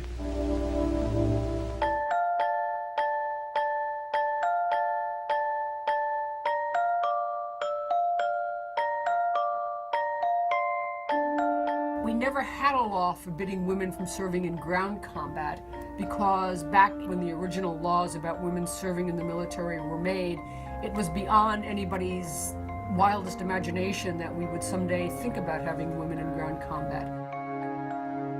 In 1962, when I was commissioned, women in the Marines was a totally different situation. My wife, as she was going through Officer Canada school in the basic school, never touched a weapon. They received classes in things like makeup and comportment, and the general view was to free a man to fight, but nothing that would constitute anything close to combat or combat support or combat service support. That would be unheard of back in the 60s.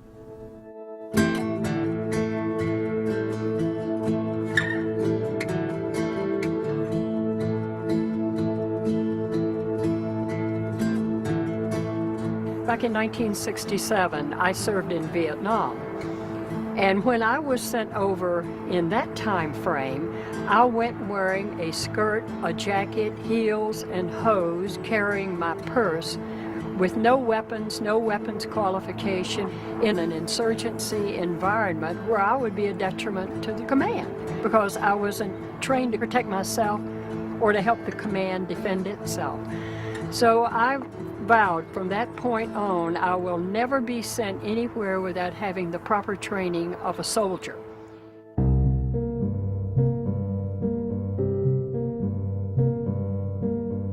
In 1973, when we did not renew draft authority, the military still needed the same amount of people, and the obvious choice was to begin to take more and more women in.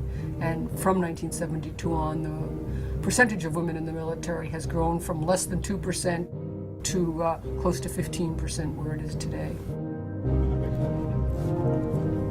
We have finally, over a period of time, come to the conclusion that we've had this tremendous asset, this tremendous force that was available to us that we had neglected for years. In early 1992, President Bush the Elder convened a Presidential Commission on the Assignment of Women in the Armed Forces. There were 15 of us, and we were part of this commission that was tasked to examine the roles of women in the military and make recommendations to President Bush. It was driven by the performance of women in the Gulf War. They had served well, honorably, in many ways beyond expectations, and so the next question is there more that they can do and should do? The ultimate outcome was it then led to some changes in the legislation that allowed women to serve aboard ship and to serve in combat aircraft, not in the ground combat element, but the combat support and combat service support. So it opened up considerably the opportunities for women. Right now, U.S. women's participation in the military is governed by policy that's backed by law. but it doesn't address the combat that comes to women, even though they're not in those units and not in those occupations. Assuming that after the Iraq situation has settled down, that we changed the policies governing women's usage in the military to reflect what they contributed during the Iraq War, we will see the contribution of the Lionesses as pivotal.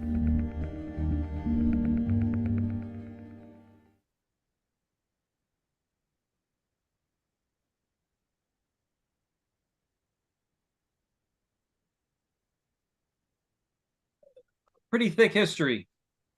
Yeah. I mean, it's really just a sort of a, we made that in, I think, we put that together in 2007. It was just supposed to be a kind of a primer, like a thumbnail sketch of how did we arrive in the moment that we were in at that time. So this was 2007, the film was about to come out, and with women doing all the things that they were doing, and yet but still the combat exclusion policy was still in place, even though there was a disconnect between the policy in Washington and what was actually unfolding on the ground. How did you, as a documentarian, how did you get access over there? Well, people don't, it may not seem like it now, but at the time in 2003, when the invasion of Iraq started, the military was very interested in and proud of the fact of the women that were serving. So we said we wanted to do a story about that. But also many, the PAOs were like very open to having what we were doing over there covered.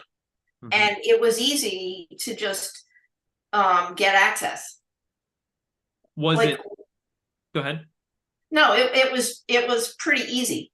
But we also took the time, but to focus on women, we went through very specific channels, which was basically we went through women who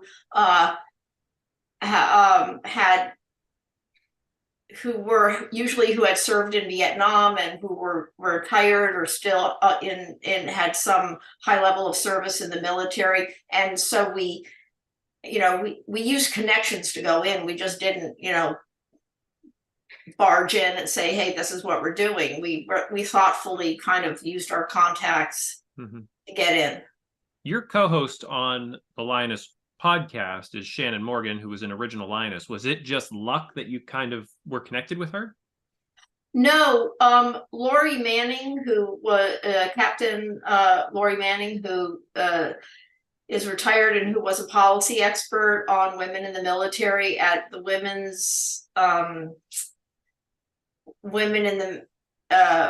Women in Military Research Association down in Washington. So she, we had a mutual friend, and so we got connected to her, and she is the one who said, well, if you want to do a story, you might find this interesting. And so she's actually the one who knew about it, because she had all the connections. She had all the back door. Like, she knew what was going on. Gotcha.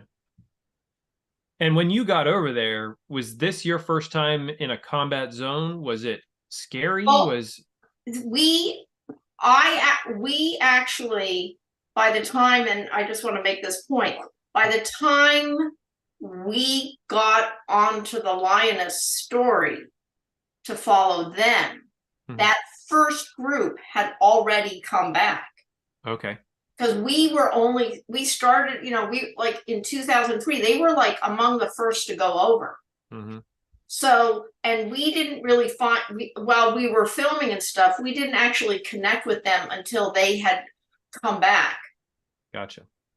But it was but at the same time, I will say this, that at the time, there was a lot of nervousness about us doing a story on the Lionesses. because it was starting, some people were starting to understand that sort of what was happening. There was this disconnect, and you know, Congress was getting antsy. And so I remember we were in the middle of, we were sort of trying to make the film, and I used to periodically get calls from the office of the Secretary of the Army, and they would, you know, they would want to know, what are we really doing? What do we have going on? What's this film about? And I would just say, oh, it's just on women in the military. But, you know, I would say there was some nervousness, but I mean, overall, I think we were respectful, and we weren't doing a gotcha story. We were just so sort of amazed and wanted to kind of like focus on the accomplishments and the competency of these women. Do you want to set up our next clip? Yes, absolutely. So the next clip is a piece we wanted to add on because it is a piece, sort of a remembrance ceremony in honor of Lori Ann Piestewa, who was the first Indigenous woman to die in a foreign war in America. She was in the, I think she was in the 507th U.S. Army 507th Maintenance Company, and it was early on, and she was with Jessica Lynch. I don't know if people remember, but there were some of them. Lori Ann Piestewa died, but Jessica Lynch, along with a number of other, were taken hostage, and there was a special ops night raid a couple of, I don't know if it was like 14 days after, and I think 11 people were killed overall, but they rescued Shoshana Johnson and Jessica Lynch. And anyway, I just thought it was a rather, you know, right as the war started, it was, you know, women were front and center. So. Let me share my screen here.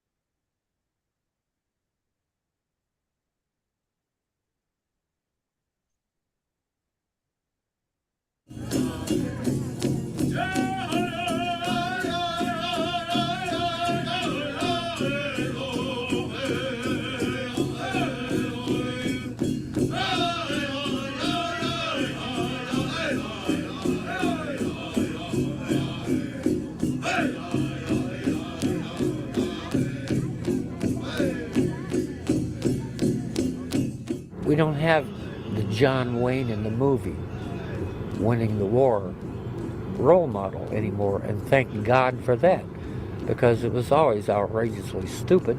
Between Lori, Jessica, Shoshana Johnson, other members of the 507th were from diverse parts of the country, diverse racially, culturally, religiously, ethnically, whatever, however you want to slice it and dice it. Those people represent the face of this country, and most definitely the face of the military. And I mean, my God, how much prouder could you be? We are here to remember, honor, and appreciate Lori Piestewa and Jessica Lynch in a very special way today, as it was on this day a year ago that Lori and the other members of the Army's 507 Maintenance Unit sacrificed their lives for us in the ambush of Nasiriyah. Lori was the first Native American female to die in foreign combat, the first female to die in the Iraq War, and the first Arizonan. She left behind 2 small children. We are indeed privileged that Lori Ann was from Arizona and that her best friend, Jessica Lynch, is with us today.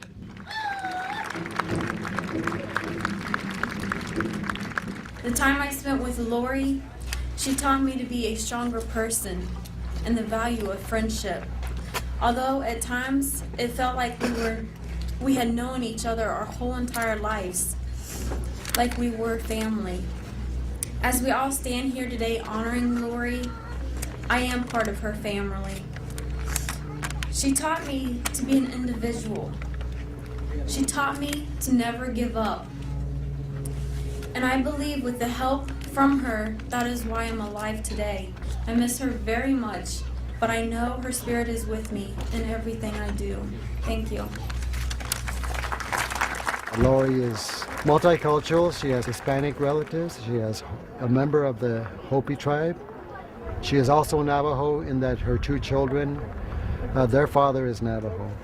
So on our committee, we have many members and many friends in the community that wanted to make sure that Lori is not forgotten. Well, when I first joined, when I first went in, I was the only Native in in my company. I didn't feel like I was any different. That being a medical specialist, I can go and work back on the reservation at the hospital, and that was another thing that I went into the military for, was to get the teachings, the learnings, and all the knowledge, and then come back and help my people out there.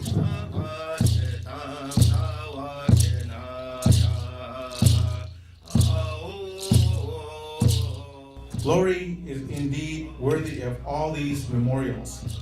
It is good that we rename this magnificent peak VET-A-THON Peak.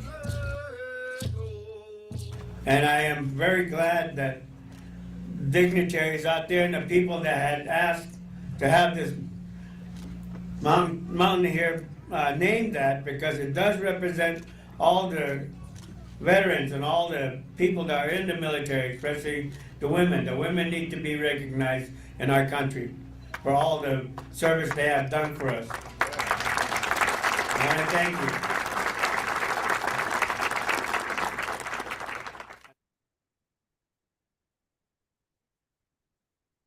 What was that like being there with that community? They were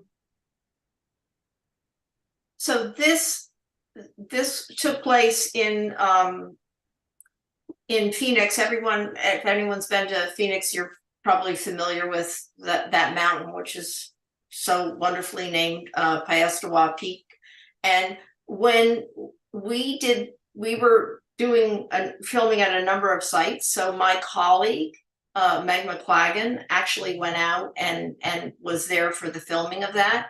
And I mean, I think she did a beautiful job, and it's a really great piece. And I think, yeah, I just wanted to point out, I don't know why I didn't mention it early on, but also because Lori Ann VET-A-THON was not only the very first Indigenous Native woman to die in war on a foreign soil for the United States, but she was the first woman to die in the Iraq War. So, I think it's really it was a beautiful ceremony, and that's one of my I wasn't out there. I helped set it up, but I helped produce it, but I thought it was a beautiful piece. Absolutely. And I think what do you have next? Is I think we were going to play the Marine Lioness. Yes. Which I did do.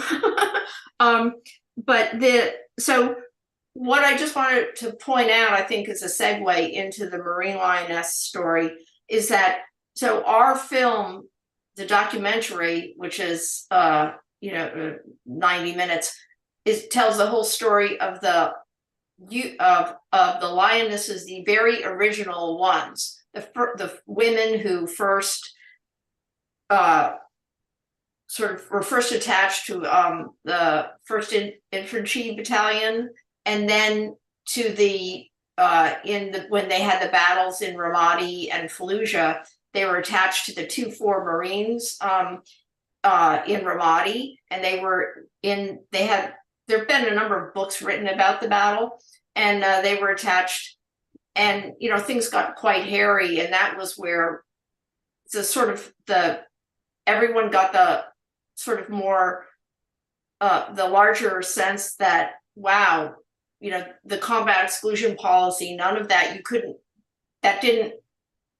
interpret that. That didn't make any sense in this world because the Marines needed because it was all house to house fighting in the city of Ramadi, they needed the women with them to interact every time they went into a house, and there were women and children. So that's how that started. But then after the Marines, I think that was in 2004. So by 2005, 2006, in 2005, they had actually started to use, because there are a number of women serving in the Marines, to use those Marines and train them as lionesses. And so we went down to Camp Lejeune and interviewed the women in this short.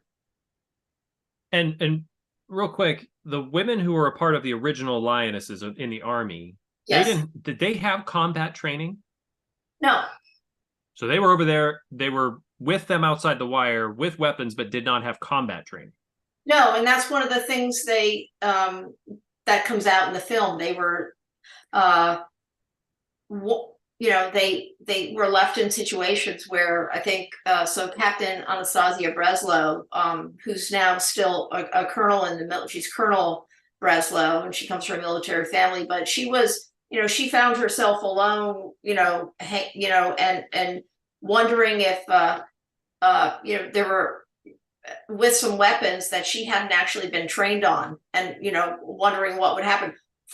Shannon Morgan, who is my co-host on the podcast, was left alone. She was the saw gunner. She grew up in Arkansas in the woods and was hunting with her grandfather, so she had way more familiarity with weapons than anybody. But she tells a very harrowing story of having to, she was surrounded by insurgents, cut off, and she had to, just fight her way out, basically. So they got only the training that you would get in basic training. And they got some prep once they were over there, sort of for a week or whatever, on how to search and how to, interact, whatever. It was like lessons learned sort of in process, if that makes sense. Definitely. I want to read something that Jeff put into the chat here. It said, as a Canadian infantry officer, I've always struggled with the concept of women in combat in the U.S. Armed Forces. Many nations around the world have fully integrated forces. I was part of the first cohort that allowed female infantry officers. When I was commanding an infantry company in Afghanistan in 2006 with 165 men and women, some of whom were infantry NCOs that fought in battles, I truly saw the benefit of having them. Then someone donated a book to me, to my read pile, called Love My Rifle More Than You by Kayla Williams, and my eyes went wide. It wasn't until I was sent to NTC to help train a U.S. unit going over to Afghanistan that I fully understood, but did not agree with, the mindset. Thank you for that, Jeff. There's still, it's still a hotly debated issue, definitely amongst both veterans, active service, and non-veterans. I think it's such an interesting situation that women found themselves in Afghanistan and Iraq, where they were asked to do something.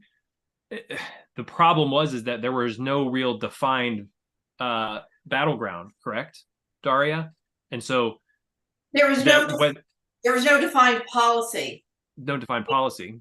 And I will say that there is a story, and Colonel Brinkley tells it in the podcast, when he got, so General Mattis heard about the Lioness women from his battalion and how they were being loaned out to the Marines, and he called Colonel Brinkley sort of on the carpet and was like, "What's going on? Where are you sending these women?" And there was a lot of nervousness about it. And I mean, people have been asked, like, "Oh, is this film advocating for women in combat?" And it's like, it's not what I'm advocating or what the women were nobody was advocating. This is how it unfolded, and sort of like the history was already being made. Go ahead and play our next clip.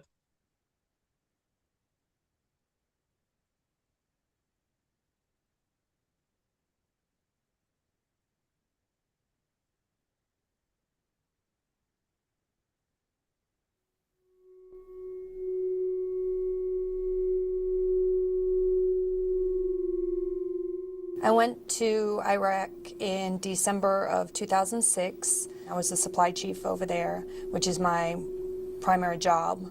And then in November of 2007, I was chosen to go out to the Lioness program, and I spent 30 days out in the Haditha area. You know, I wasn't exactly sure what it entailed of being out there other than just searching the Iraqi women.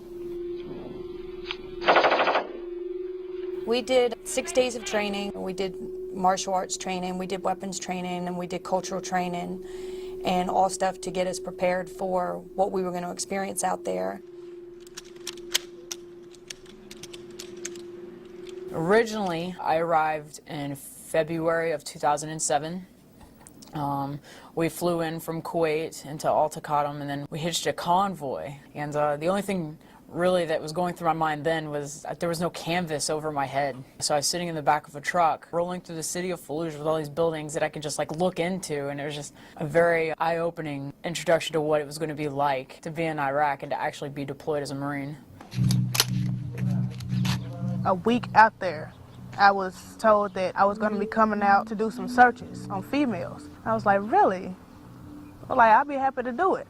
And once I actually got involved with the lioness program, the different lionesses, and how we all interact, I have my ups and downs about it, but I kind of like it.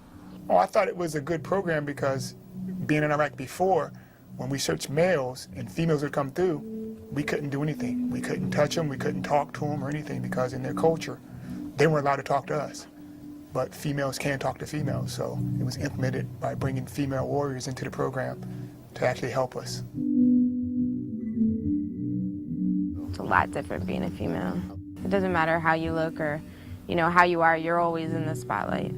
It's always a concern when you go around the infantry units because a lot of the young Marines aren't used to working with female Marines. That was always a concern to make sure that we were, you know, being treated fairly. Even out in Haditha, we had to have separate living conditions than the males did. I told them all when they go places, they go together as a group. Start the bonding on the first day. It's a good program to have even started because we as females don't get treated the same as males. We tend to have to work twice as hard in order to get respect from a male in the Marine Corps. So it's good that we're actually coming out here doing something that's showing that we can do just about basically everything that a male can do.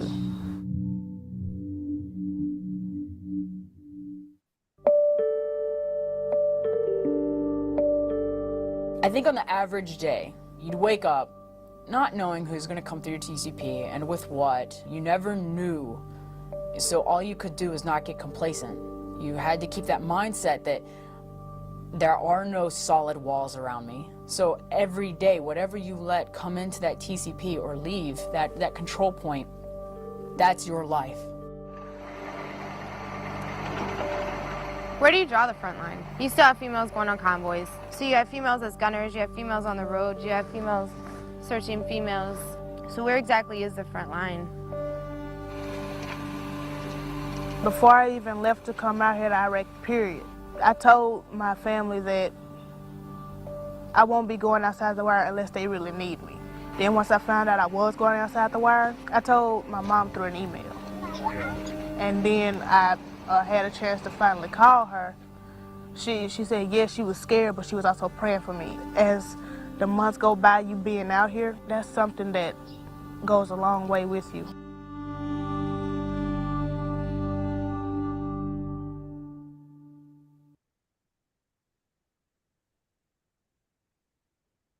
At what point along this journey of producing the film did all of the stories and how everything was developing, did you really start to see like, wow, this is way more expansive than I thought it was at the beginning? Well, by 2005,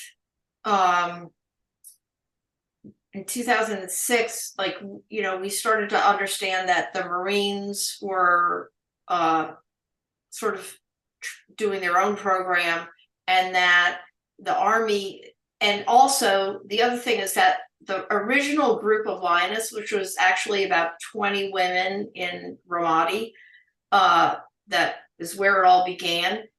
As they sort of returned home and sort of other units were deployed with women, those women became like the second generation sort of deployment,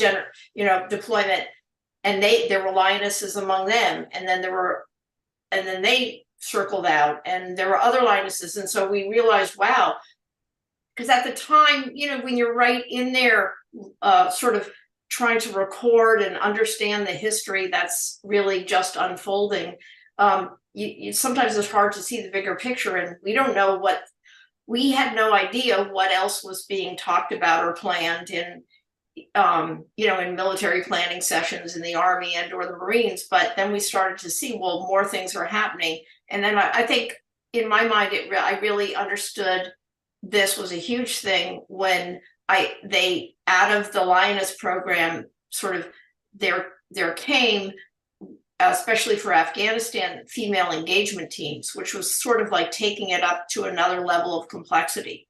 Mm-hmm. And then the cultural support teams. So that answers your question. Yeah. And what is our final clip on Capitol Hill? I think the final clip is after the film Lioness was released. So part of the film is about what the 5 women in our film did, and what their group did over in Iraq.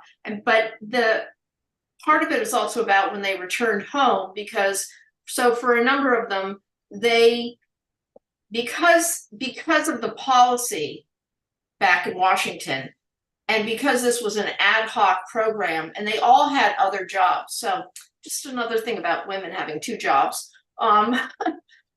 They because it was what they called an ad hoc thing, it wasn't when they were cycled out of the Army, if they left, it wasn't on their DD 214 because it wasn't an official program because of the disconnect.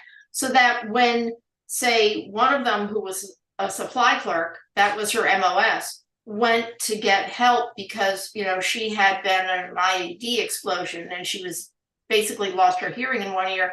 The VA said, well, you were a supply clerk, you can't claim any combat, or you can't claim any of that. And so it took her literally 5 years to get the VA to support support getting her a hearing aid. And also, like Shannon Morgan, another lioness, was, when she told the story of her participation with the 2-4 Marines back at the VA, she was in basically she wasn't believed. And so,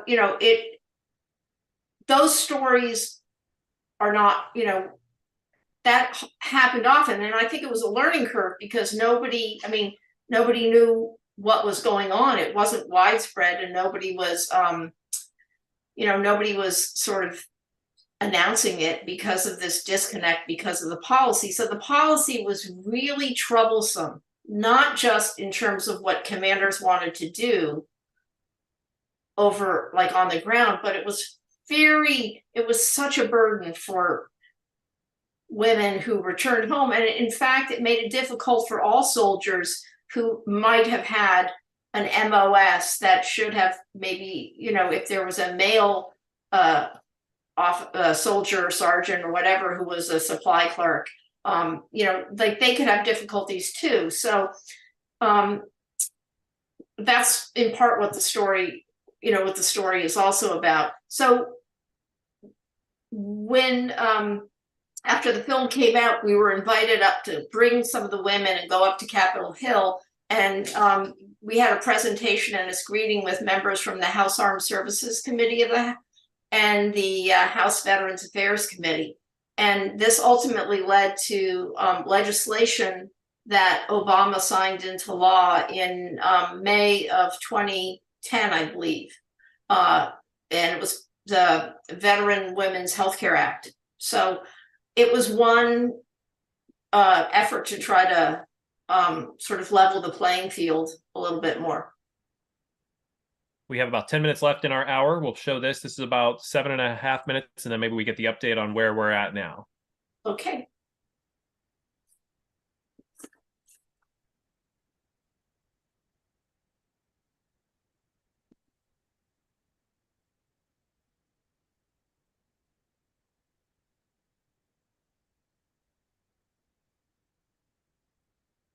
We're in DC, and we're here for the screening of Lioness.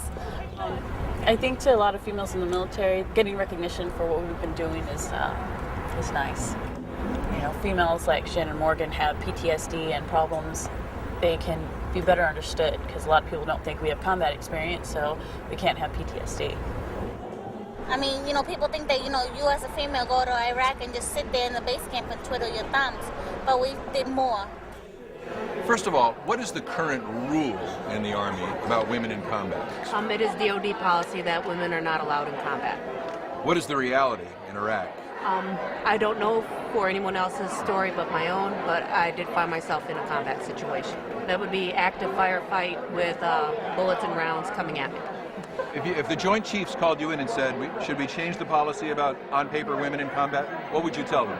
I would say to them, I feel there's women out there that can do it, and if they can handle it, then I think they should be able to. If you want to get us to play infantry, why not allow us to be infantry? Good morning. My name is Bob Filner. I'm chairman of the House Committee on Veterans Affairs. Women soldiers and Marines and airwomen and sailors are doing jobs never before done by women, but having experiences and maybe injuries and other experiences that we have not prepared adequately for. And we're going to be doing a lot of that in our committee to look at how the VA must respond to this new situation. And that's going to be one of our top priorities.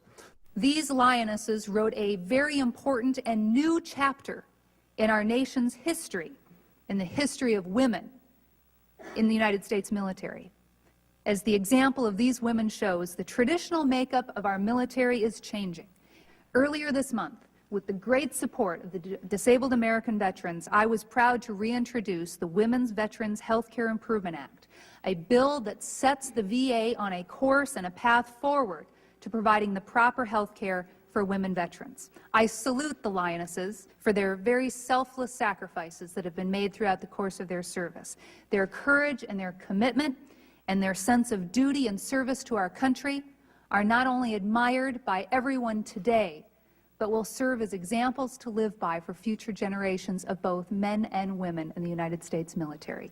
Thank you very much. And now I am proud to introduce Congresswoman Susan Davis of California. We have a role to play on the Armed Services Committee because we really want to look at this issue. And you know, it's a tough issue to look at. People don't want to think about women in combat. They don't want to know what women are doing over there, but we have to know. If we have women in that position, they've got to be trained properly. That's all they want. They want to do their job, but they want to have the skills and the ability to do it right. Without this movie, I probably couldn't have had the documentation I need in order to get the cab that I believe I deserve. I know while everybody being in Iraq or in Afghanistan get the OIF Expeditionary and the Global War on Terrorism Service Medal, and that is on your DD-214, there's no record that we have served by name as a lioness for us or any of the women, the other 14 women that were with us in Iraq, and the continuing lionesses behind us. There's no recognition. When men return home from combat, you don't get questioned. Why do women have to keep continuing to prove that we were there and we were actually in combat? I think some changes need to be made about that, you know? We shouldn't have to prove ourselves. We've done it already. I know that since we were lionesses, they've changed a lot of the training, and the females are learning the search techniques, and it's improved at the unit level. It's still not an Army-wide program. It's not policy. It's not really recognized. But I think because of the cultural differences, the program has to continue. It's the only way that we can do our jobs with being sensitive to the needs of the people that we're supporting over in Iraq and Afghanistan.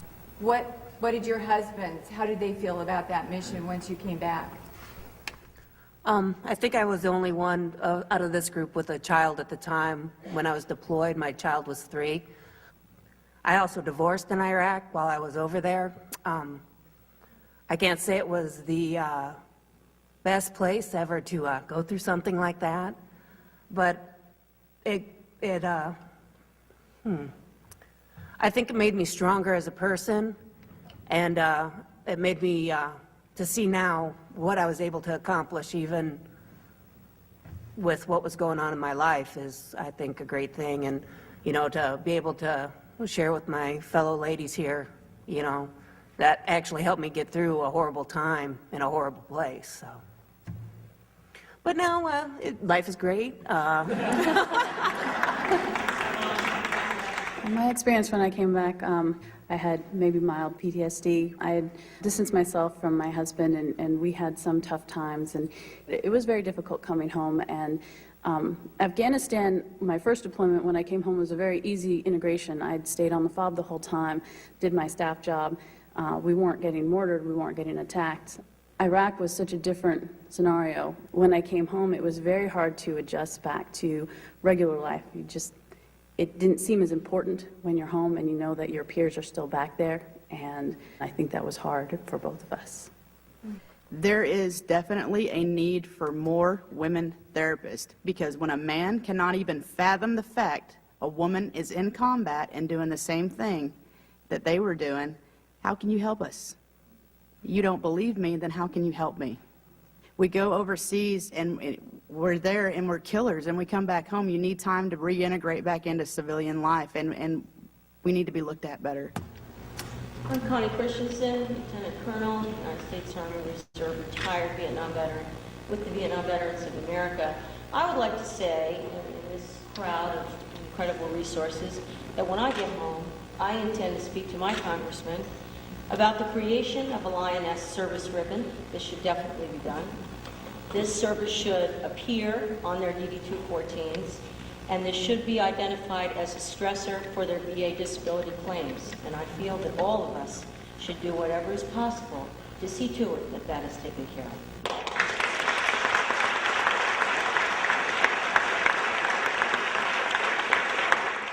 Today's events have been marvelous. I mean, just to be able to talk to different congresswomen and senators, asking our opinion on how we should change policy and how we can help other women veterans coming back from the war. Just, you would think that it'd take 1 million people to speak and make something change, but it actually takes one person to speak and raise an eyebrow and be like, you know, that person is right. You know, we should do something about it. Right.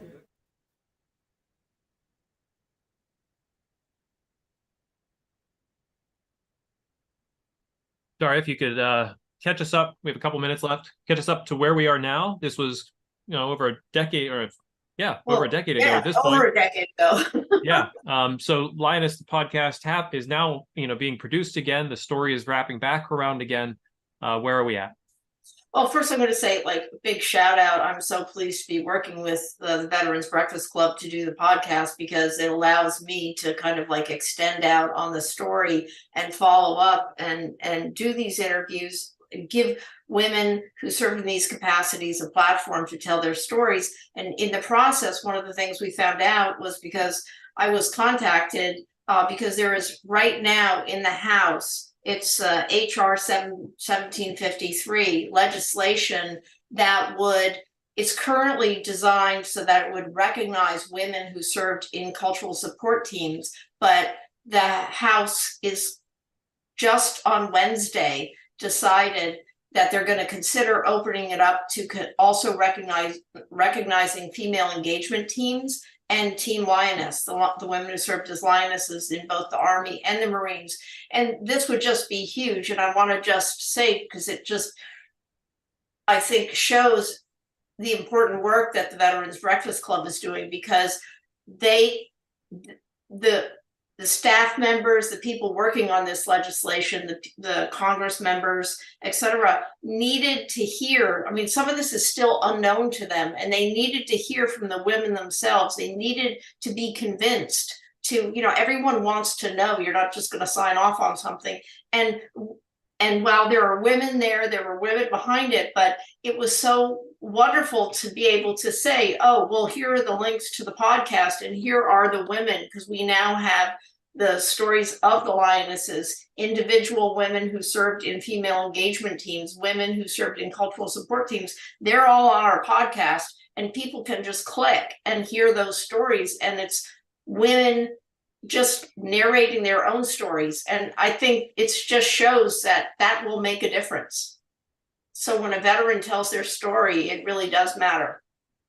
Dara, you've been so generous with your time in producing and hosting this podcast. Todd and I both know, and Glenn know, that getting guests, prepping, everything, it takes an enormous amount of effort, energy, and time. And we just want to thank you for doing that with us, and for wanting to continue this. And I think the energy that we have moving forward, as more women want to share their stories, if you have the energy and the time and the willingness to do it, we'd love to have you continue to do it, because they want to come and talk, it seems. And I think it's a great platform for them to be able to do that. Well, yeah, no, it's a great, I think it's a great partnership, collaboration. And also, Sean, I couldn't do it without you. Well, that's very kind. I just get to sit back and listen, and you're wonderful. Well, wonderful host, you and Shannon. But anyway, thank you very much.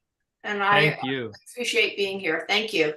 And Definitely. people should also read Daria's first-person account of growing up on the edge of war in Bangkok and Saigon during the Vietnam War, which is in the latest issue of BBC Magazine. That's right. All right. Thank you guys so much.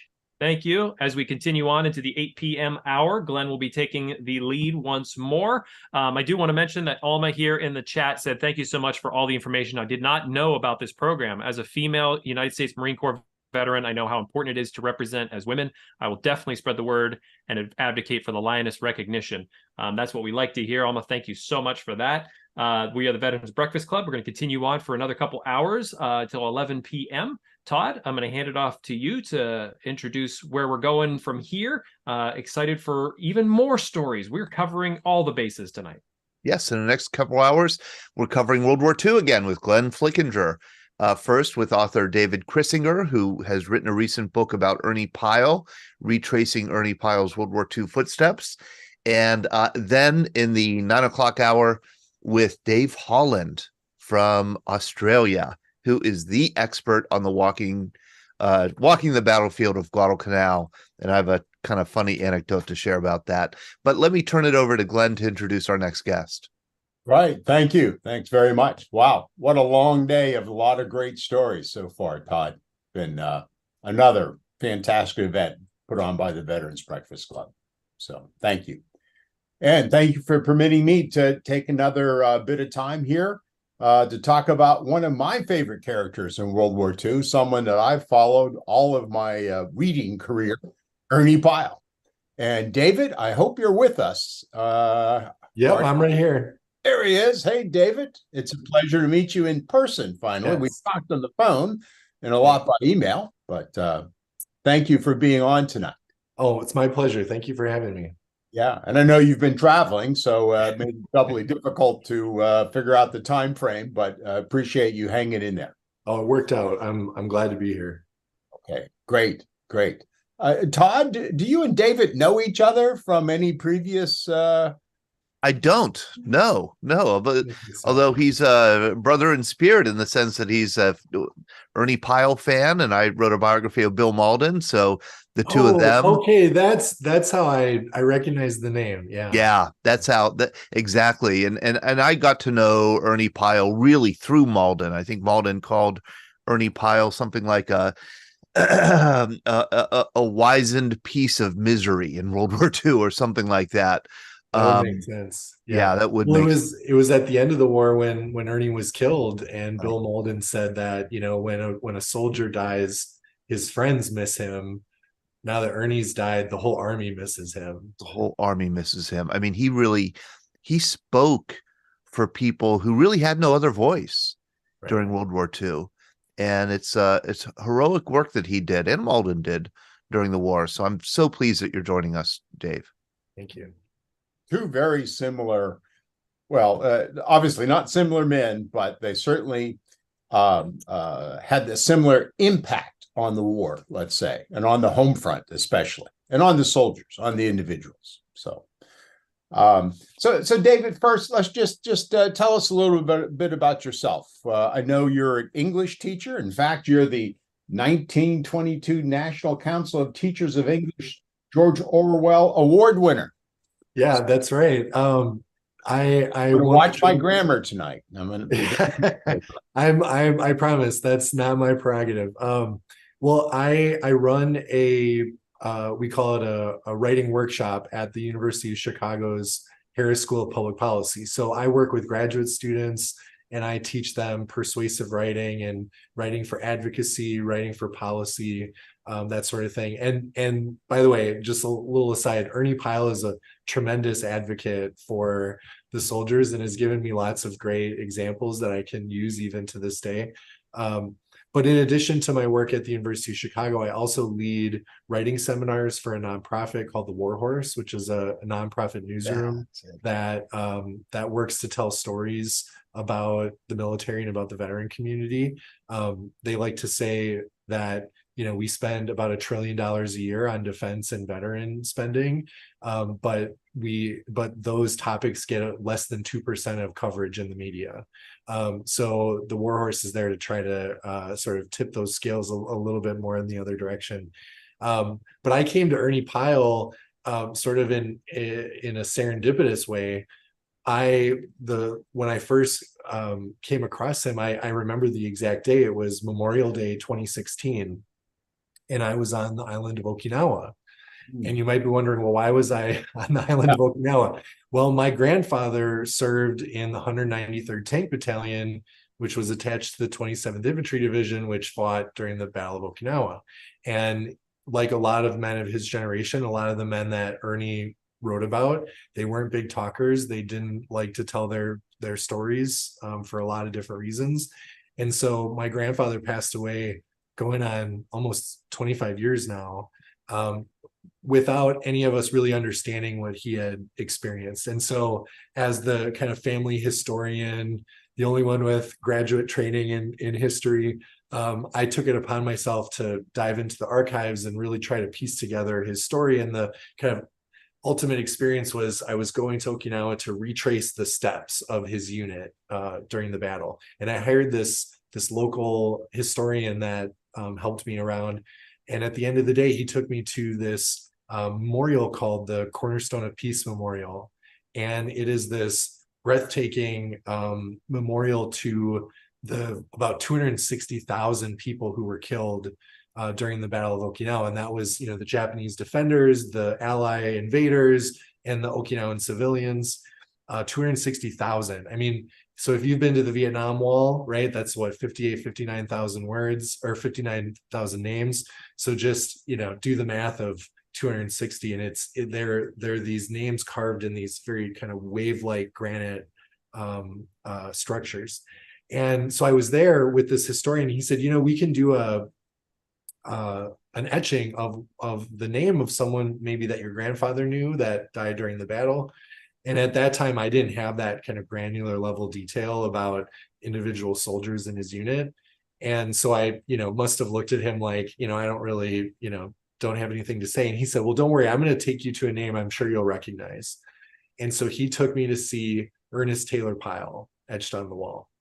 And I have to admit, and this is a little embarrassing, it didn't register with me. I didn't have a pre-existing, you know, fandom for Ernie Pyle.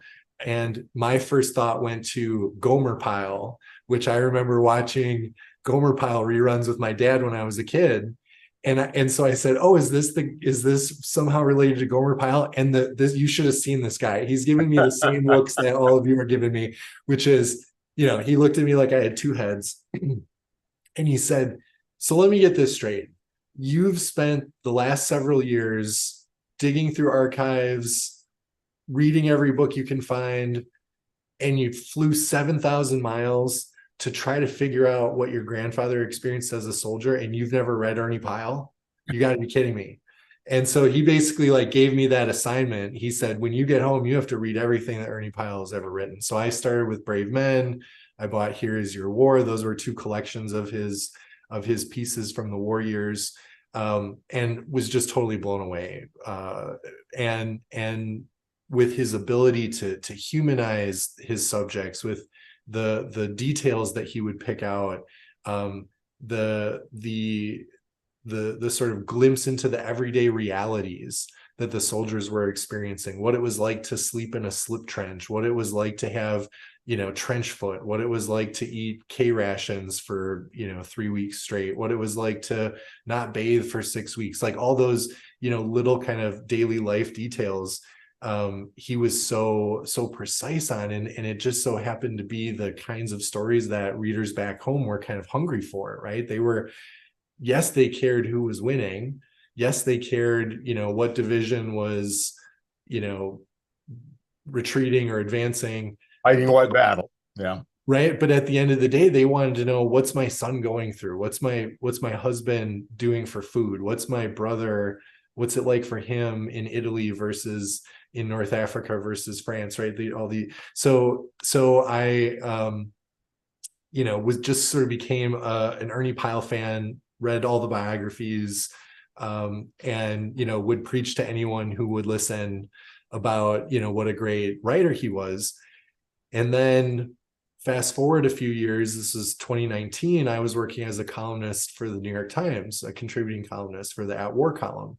And they were looking for pieces that had something to do with the 75th anniversary of World War II, specifically towards the end of World War II. And so I emailed my editor and I said, has anyone picked D-Day yet? Has anyone done 75th anniversary D-Day? Nope. Nobody's called it. I said, I want to write a story about Ernie Pyle. His reporting from D-Day was absolutely incredible. There's a whole story there. And my editor said, oh yeah, I remember learning about Ernie Pyle back in journalism school, but I don't remember what was he so great about, right? And so it was like the perfect kind of topic, right? Because he's that kind of character, that kind of person where people have sort of gone, oh wait, I think I know who that is. And then they're that more receptive to like hearing some kind of interesting tidbit about him, right? And so I wrote this article, and it came out the day before the anniversary of D-Day. And I think they said by noon the day of D-Day, it had over 1 million views. And it just sort of broke all their, clicks or views or however they measure that for that time frame. And it was supposed to just run online, but the paper saw that it had gotten so much attention, they decided to print it in the actual paper. Well, the next day, I get a call, or an email rather, from an editor who said to me, hey, I read your Ernie Pyle article. I read that article you wrote about your grandfather and, retracing his steps through the war.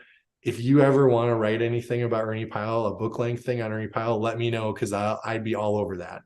And I can assure you, if there are no writers in the crowd, that's not how it usually works, right? You don't usually get an email from the editor saying, please write this book for me.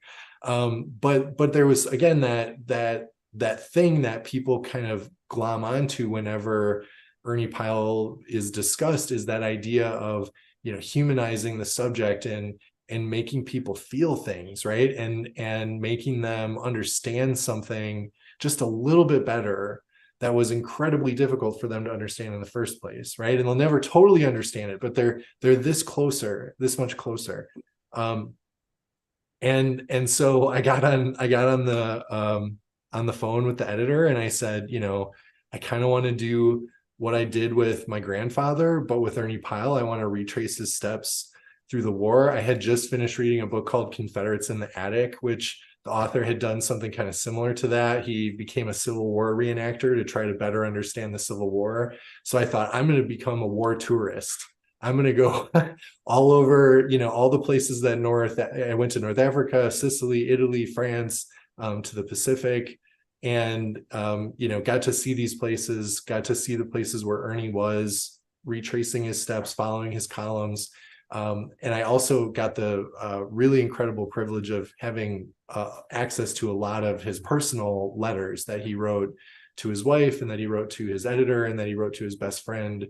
And so the job of writing the book really became more of like a carpet weaver. I had all these sort of different strands that I had to start tying together, because there was the story of what Ernie reported, right? And then there was the story of what we now know all these years later, right? What we know about the campaigns or these battles or whatever it is that Ernie couldn't have possibly known, or that, you know, he was hoping turned out okay. And luckily it did turn out okay. But if it hadn't turned out okay, those pieces would have not aged as well, right? So there's those two strands, but then there were these three strands of Ernie's personal life, and he talked about his daily routines. He talked about his processes. He talked about how he was feeling, his health.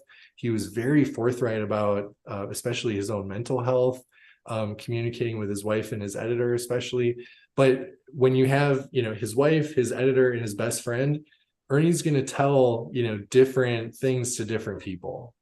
And he's going to tell them things with different levels of detail. And so it felt like I got to sort of be on his shoulder, you know, while he was hunched over the typewriter, really trying to understand what he was going through. And that's what I was most fascinated with. Yeah, that was the most interesting question I wanted to try to answer, was how did he do it? Okay, so let's just put it into a little bit of context. When he died at the end of the war, Ernie Pyle had 14 million daily readers. He wrote a daily column. It came out 6 days a week. 14 million households a day had access to Ernie Pyle's column. He ran in 98 of the top 100 biggest cities in the United States. He had a movie was being made about him, a movie that ended up winning Academy Awards. He had these multiple books that came out that were bestsellers. He was famous. He was a won the famous Pulitzer Prize. He won the Pulitzer Prize. You know, he was I don't mean this derisively at all, but he was sort of a celebrity journalist before there were celebrity journalists. So I put it one time to an audience I was talking to about Ernie Pyle. He was a rock star journalist of World War II. Totally. And it's almost like every once in a while we have to go back and rediscover Ernie Pyle, right? And remember how much of a rock star he was during World War II. Right, absolutely. And he also, and I'm just going to break in and just say, he also may have been the most read writer in American history, read by more people than any other writer we've ever had, because his career preceded World War II. He wrote during the 1930s, and he was very popular even before the war. So, and he was very accessible. He was in so many newspapers. You could say that more Americans read Ernie Pyle than any other writer. Well, it's one of the differences I kind of find between Malden and Pyle is Malden sort of came out of nowhere, right? As things progressed. Pyle had a history, and that's where he helped me with this, Dave, because you're the writer, and Todd. You know, he kind of practiced his art in the 20s and 30s, especially with the aviation. And the model of writing he used, even in those aviation articles, were traveling around the country, talking to people, and writing about these people's experience. So it seemed very formative for him. Oh, absolutely. Well, you know, the thing is, like, when he became a correspondent, he was 42 years old, you know, and that was his first experience as a war correspondent. He didn't have any overseas coverage. He wasn't an expert in military affairs. He didn't know anything about national security. You know, he didn't fit the mold even. He was a very small man, didn't weigh very much. He was very short. He was shy. He didn't like the sound of his own voice. You know, he doesn't match that sort of rugged war correspondent off to, you know. Well, in your book, there's a scene with him and Hemingway in a bar in Paris. Yes. I mean, he's no Hemingway in terms of what he looks like and how he comes across. Right. But exactly. Hemingway, in that scene you painted, if you might tell us a little bit about it. Sure. So this was during the liberation of Paris. Yeah, this was during the liberation of Paris. And Ernie, at that point, was not really interested in being on the front lines anymore. He was perfectly happy to be back in the back rear guard of the action.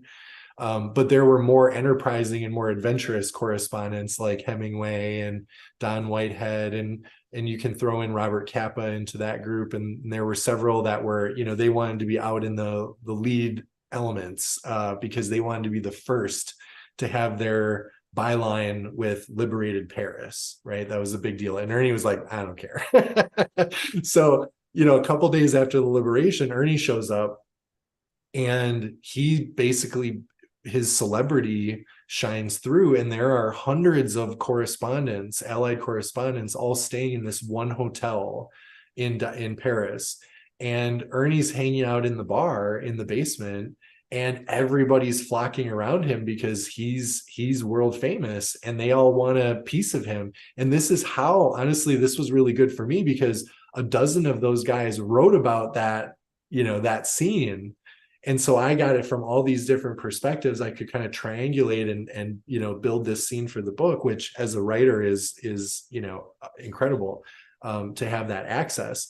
But Ernie's basically, surrounded by all these kind of hangers on, and Hemingway, struts up to the bar, and nobody notices him. And he's not pleased with this. And so I say he bellies up to the bar, and he slaps the bar top to try to get the attention of the room. And the bartender looks at him, and he says, I'll have a drink here. I'm Ernest Hemorrhoid, the rich man's Ernie Pyle. And that just, like, I think just sums up Hemingway in so many ways. But the reality was, like, everybody really loved him. They really did. And they all wanted a little piece of him, and they all wanted to be next to him or be written about by him. And that was because when Ernie wrote things, things happened. People stood up and listened when he said things. And the funny thing, though, is he looks like the most unlikely of war correspondents, but he has the pedigree that was exactly what he needed to be able to do the kind of reporting that he did in World War II. So I say his writing during World War II was actually like the fourth phase of his career. So the first phase, he's a copywriter. So he's got to write short, concise, snappy, clear, to the point. He's got to do this. And that's a skill that he's going to take into column writing, right? Where he's limited by 700-800 words, and he's got to get the point of the story in there as quickly as possible. So he's got years of chopping down everybody's writing so that it fits in the column, right? And he's got those skills. Then during the Depression, then he becomes a columnist, for the aviation industry, like you mentioned, and he's interviewing pilots. He's traveling all over the country. And when the war starts, some of those pilots are now high-ranking officers in the Air Corps. And so Ernie's getting access in some cases, or he's getting invited to, participate in different things. Once he gets to England, those relationships paid off for him. And then during the Depression, he was a roving correspondent, and he crisscrossed the United States 35 times, traveled all over South America, all over Canada, went to Hawaii, Alaska, and he wrote a column every day, 6 days a week. I believe, now I'm going to probably butcher this quote, but I believe the equivalent, to tie back to a point Todd made, he wrote like 2.1 million words just in 7 years while he was crisscrossing the country as a correspondent. And that would equal about 31 books, about average length book, 31 of them, right? I mean, this just incredible output. So by the time the war starts, he's quick, clear, concise, snappy.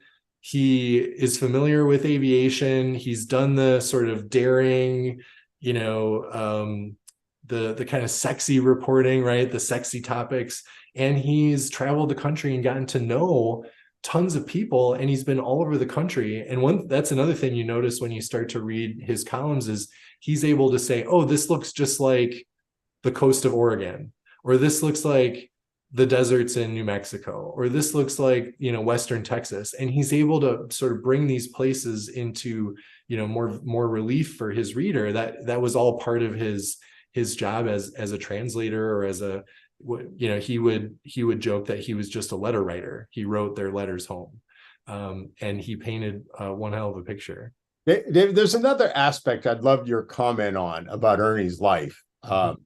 And I remember when I first read my first biography of him I don't know, a long time ago. Then I read Tobin's biography, and of course now yours, which is a kind of a different type of biography. Anyway, his personal life, his marriage, his mistress, his drinking, his mental issues, all predated World War II and the issues he had. It seems to me, well, tell me, how did that his personal life impact his writing? Well, in the early part of the war was actually kind of good for him in some ways, because during the North African campaign, there was very little alcohol. It was very hard to find. You could find wine, he said, but he hated wine, so he wouldn't drink it. So he had to kind of go cold turkey. He was a heavy drinker. Lots of people, in that time were. Newspapermen especially were known to be heavy drinkers. And even when he would sort of say he was cutting back, it was like, just 3 whiskeys after dinner, it's that sort of thing. But he was a heavy drinker. He was also, I would say, he was depressive, right? He would have kind of ups and downs, not manic depressive by any stretch, but just times when he didn't really see the point of anything anymore. But he had this wonderful relationship with a woman named Geraldine, who everyone called Jerry, where they, both wanted to live the life of a roving correspondent, and they both kind of liked that non-traditional lifestyle, and they were a team in many ways. Jerry would rewrite Ernie's articles for him. She would edit for him. She would give him ideas for his columns. There's some suspicion that she might have written some of the columns. Ernie writes in a letter kind of cryptically, but basically saying if anyone should be the writer, it should be Jerry. She was a very talented woman.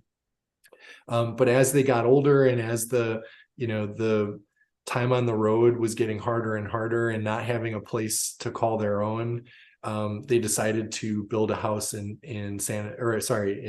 Albuquerque, New Mexico. And this is when his wife Jerry, this is when her mental health really starts to decline. And I presented what I could find about the issues that she was struggling with. I told these to a couple of doctors, and both told me that they would assume, and they're not diagnosing obviously because it's impossible to do that from all this time and distance, but they said it sounds like she had manic depression. And so she would have these very high highs and these very low lows. They didn't know how to treat this illness for her. They prescribed her alcohol. They prescribed her barbiturates. They used electric shock therapy. The doctor even at one point suggested that Ernie divorce Jerry to shock her out of her depression. I mean, just stuff that we look back and we kind of go, oh my gosh, what were they thinking? And so in the early part of the war, it was almost like Ernie really needed the war. He needed something. He needed, he couldn't help his wife. He was feeling very low. The options for him were not great at that time, but he was really good at being a column writer. And that's what he could do. And that's how he could serve his country. And once his column really takes off and he becomes this spokesperson, so to speak, for the average soldier, and his popularity sort of grows and grows and grows, then it gets to this tipping point where suddenly he's like, oh, this isn't what I signed up for. Right? This fame, all this pressure, all this, being under a microscope all the time, that's not what he was looking for. And so I say in the book that at the beginning of the war, Ernie needed the war. And at the end of the war needed Ernie. And their interests, started to diverge a little bit. I've got a jillion questions. Maybe we ought to stop and ask if someone in the audience has a question, Todd, because I want to give them the opportunity to ask. Yeah, I agree. Please do raise your hand, just or put up your Zoom hand if you'd like, or put a question in the chat if you have a question for David. David, I put in the chat that if you're half a good writer, I didn't read your book, unfortunately, not yet. If you are half as good a writer as you are a speaker, you should be winning the Pulitzer Prize for this book, because it is, I mean, you're just articulating beautifully the magic of Pyle's life. And he's a better writer. He's a better writer. That's one hell of an endorsement, I tell you. Yeah, he's a fascinating and kind of uniquely American character, isn't he? Yeah. I mean, a guy who comes from the prairies, rural community in Indiana, roams the country and the world, but knows, thousands of people and is able to kind of see the world from different people's perspectives, and yet fundamentally a pretty lonely guy, I would say. Yeah, I think that's true. He never seemed to enjoy any of the success that he was having. And I sometimes, when I think about unhappiness just in general, I think there can be kind of two different kinds. And one kind, I call it, I don't have a name for it yet, but the way to describe it is, you know what you're supposed to be doing, you know where you're supposed to be, but you're not there. Right. And there's an unhappiness there. You're like, oh, I should be doing this, I should be doing that. Yeah. Then there is the kind of unhappiness where you don't know what you're supposed to be doing. Right. And so you're trying this and you're trying that and nothing's clicking. And I think Ernie knew he was supposed to be doing something different no matter what he was doing. So when he was home with his wife, he should be overseas. When he was overseas, he should be home with his wife. If he's at the front line, he should be in the rear. If he's in the rear, he should be in the front. He just never seemed to find the place where he belonged and where he felt like he belonged there. But I also think that allowed him in some ways to kind of tap into the feelings that a lot of soldiers were feeling too, right? And the way that they were dealing with these same kinds of emotions. Ernie could put a story to that, and he could help people understand. Like there's one article that he writes in during the Normandy campaign, and he's with an infantry platoon and they're outside of Cherbourg.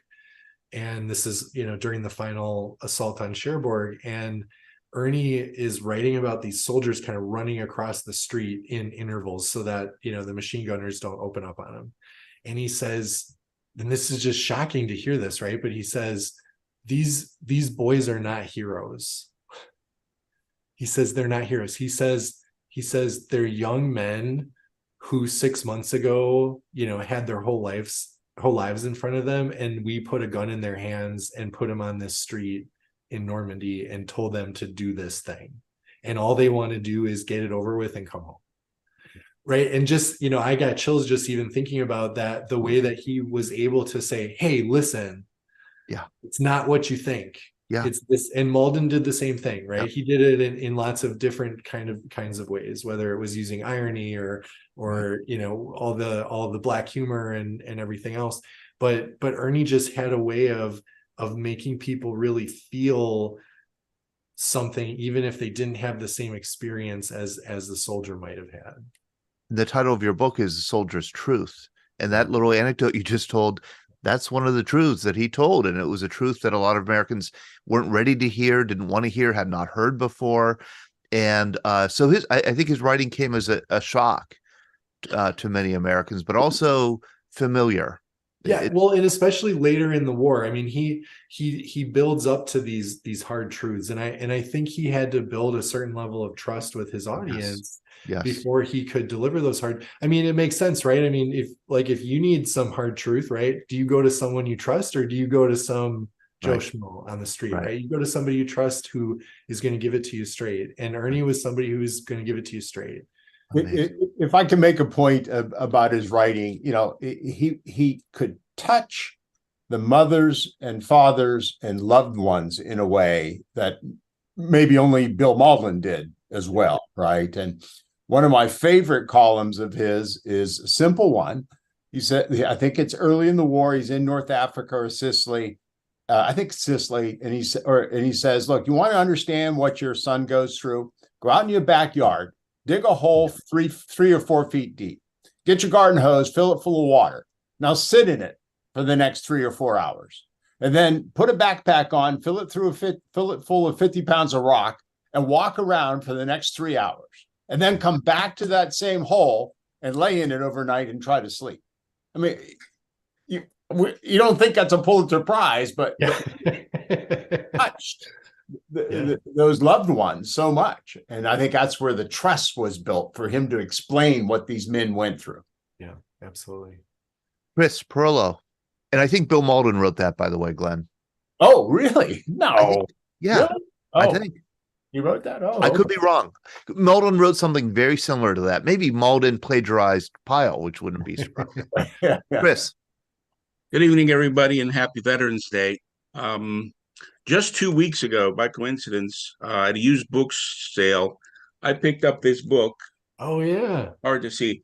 It's Ernie Pyle, Here Is Your War. Right. And I'm looking forward to start reading it here. But two things. I want to read you something on the inside jacket here. Here is your war.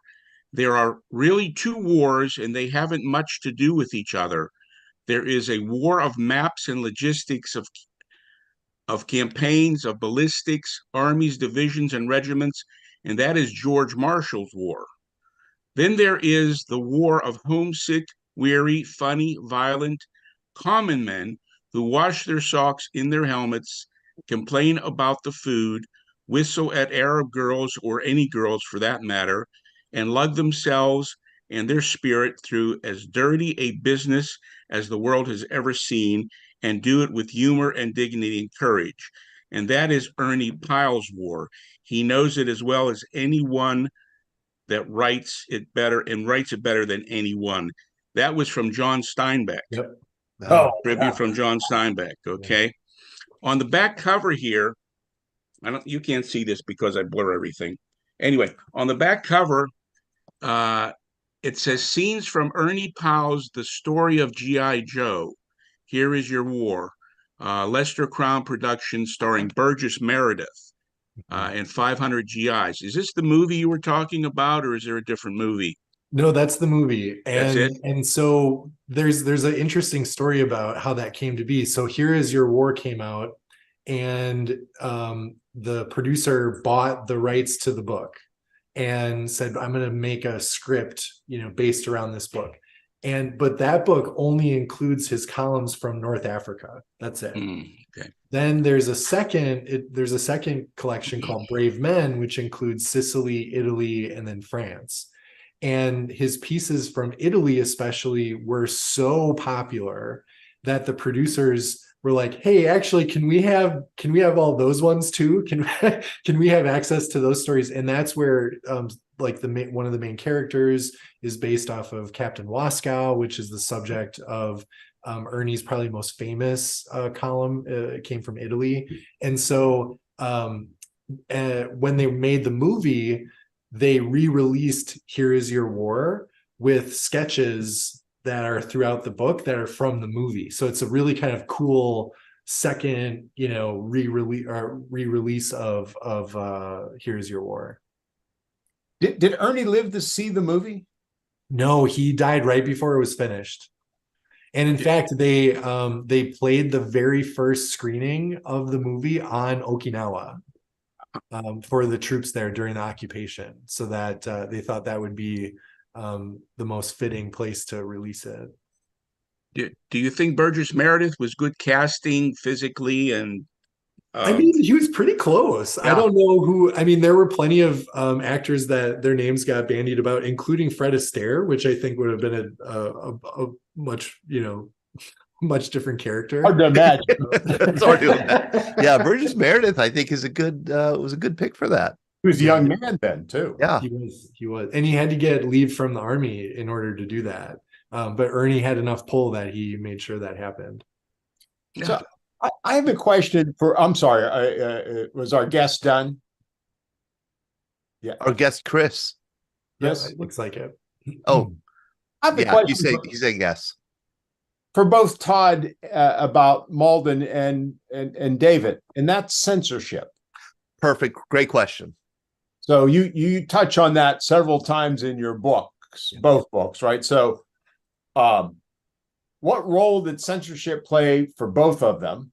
And especially for Ernie, as he became so famous and so popular, were his articles less censored than other correspondence? There is a good argument for that. So early in the war, there was this was right after the French had surrendered and then joined the Allied side. And there was still quite a bit of animosity between the Americans and the French because the French had fought when the Americans landed. And Ernie wrote a column with the title, I believe it was called "There Are Snakes in Our Midst."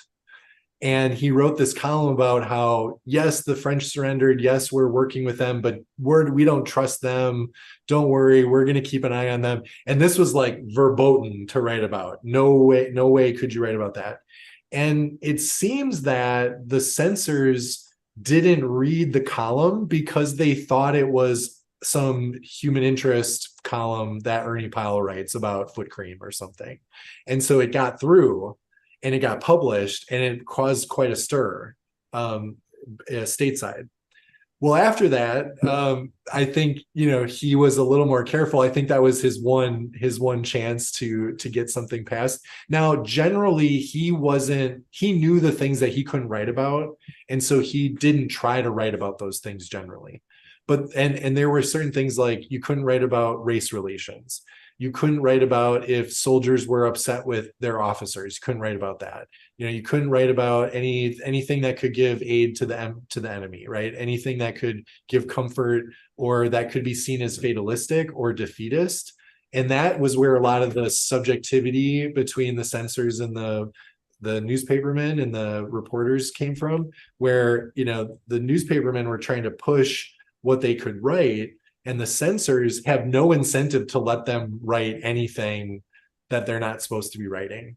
And so what I think Ernie did was he found different ways of communicating the things that he wanted to communicate without upsetting the censors. And so he didn't write about anything that could lead to a defeatist attitude, but he would write 3 columns about how everything was going exactly as planned, and then he'd have a column where he was like, but, right? And so he would sort of build up this goodwill, right?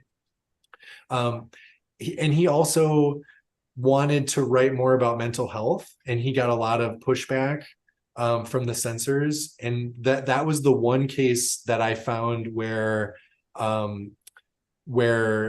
someone reported that Ernie was upset about a story being cut because they cut out a section where he described these 2 soldiers that were basically shell-shocked, and wrote it in a way that he thought was very sympathetic, but the censors were worried would seem, like we were, like these soldiers were wusses or something. Yeah, right? not tough enough, right? Not tough enough, right? And then there's another story that, going back to Captain Waskow, the column that Ernie wrote about Captain Waskow, and this could be apocryphal. This was just one recalling of the event, was that the censor who read that column started weeping while he read it and passed it through without any marks. Whether that's true, I don't know exactly, but I think it speaks to the reverence that Ernie's writing probably commanded with censors, and they wouldn't want to upset Ernie because Ernie could just say, oh, well, I'm going to go over here then. I'm not going to mess with you guys anymore. And then, your unit wouldn't get as much coverage as you thought it was going to get or whatever. But he generally didn't try to pick fights with censors. He was more concerned about finding out new and interesting ways, I think, to communicate those really sometimes difficult truths. And Todd, with Malden, it would occur to me that given his cartoons and the subtleties that one could have, he could communicate things that perhaps Ernie could not. Is that accurate? Yeah, totally. Yeah. Give us an example. What would be a couple examples? There's one, and I could show it to you. It's a cartoon of Willie lying in bed, unbandaged. He's in a hospital, clearly. His eyes are open, and he's staring into space straight ahead. And he's surrounded by doctors and maybe some other officers. And one of the officers says, at least he could try to lie at attention. And that's the caption. And it's very clear that Willie, he's got the 1,000-yard stare. I mean, he's in the midst of battle fatigue. And of course, Malden can never say that. He couldn't mention battle fatigue like Ernie Pyle tried to. But he got it across in the weariness of the face, the staring of the eyes, the obsessive search for alcohol to kind of numb the trauma. It's all throughout the cartoons, and I think it got across to the audience without being explicit about it. And I think that was the trick that Pyle and Malden both mastered, was to get a message across subtly without upsetting the censors, without questioning the war effort or anything like that. But nonetheless, to get a message out about the suffering that's really occurring up front. Well, and we should say too that like Pyle and Malden wanted the Allies to win the war. Yeah. Right. And so they were not incentivized to give any information to the enemy, or, they weren't there to be gotcha journalists or, blow the lid off of some corrupt, that was not their job. Right. And, sometime in the 1970s, especially, there were folks that called Ernie Pyle a cheerleader, or even a propagandist. Yes. Right. That he cheerleaded the war. And I told that to, I don't know, a dozen people that I interviewed, and almost every single one said, no, he was a cheerleader for the soldier. And there's a difference. There's a difference between being a cheerleader for the soldier and a cheerleader for the war. Yeah. David, this is such an interesting conversation, and it's interesting to trace, when did Ernie Pyle become unfashionable or unpopular? And I think it was during Vietnam. I think it was the counterculture, Vietnam War protests. I forget who the general was. I think it was a Marine Corps general. Didn't he say, like, he cussed out some journalists in Vietnam and said, like, you should have been more like Ernie Pyle, and I think Ernie Pyle got kind of tarred as being a propagandist when he really wasn't. I mean, he was certainly working within the restraints of censorship during World War II, but he was delivering, as you say, some important truths that the folks back home were clueless about. Right, exactly. Could I ask you? Could you tell us? You've mentioned it, and we've mentioned it a couple times, that the famous Captain Waskow. Oh yeah. Column. Could you, for those listeners who aren't familiar with that column, could you describe it a little bit and say what makes it so famous and powerful? Sure. So this Captain Waskow was loved by his men, and Ernie learned that he was loved by his men, and how much he was loved by his men, right at the tail end of the battle for San Pietro. And Ernie ran into some soldiers who were dealing with trench foot. They were kind of off the lines, and they were all obsessed and kind of panicky about the fact that their captain's body had not been brought down off the mountain yet. And like a day went by, and 2 days went by, and a third day went by, and one of those soldiers, trench feet and all, stole a mule, hiked up the mountain, found the captain's body, tied it to the mule, hiked back down, all with, incoming and machine gun fire and all the rest. And when they got the Captain Waskow, when they got his body down in front of this aid station, they laid him down in front of this wall. And Ernie is there watching as, soldier after soldier after soldier comes to basically pay their final tributes, to say goodbye to the captain. And Ernie records it very much like a fly on the wall might describe it, right? He tells us what the soldiers say.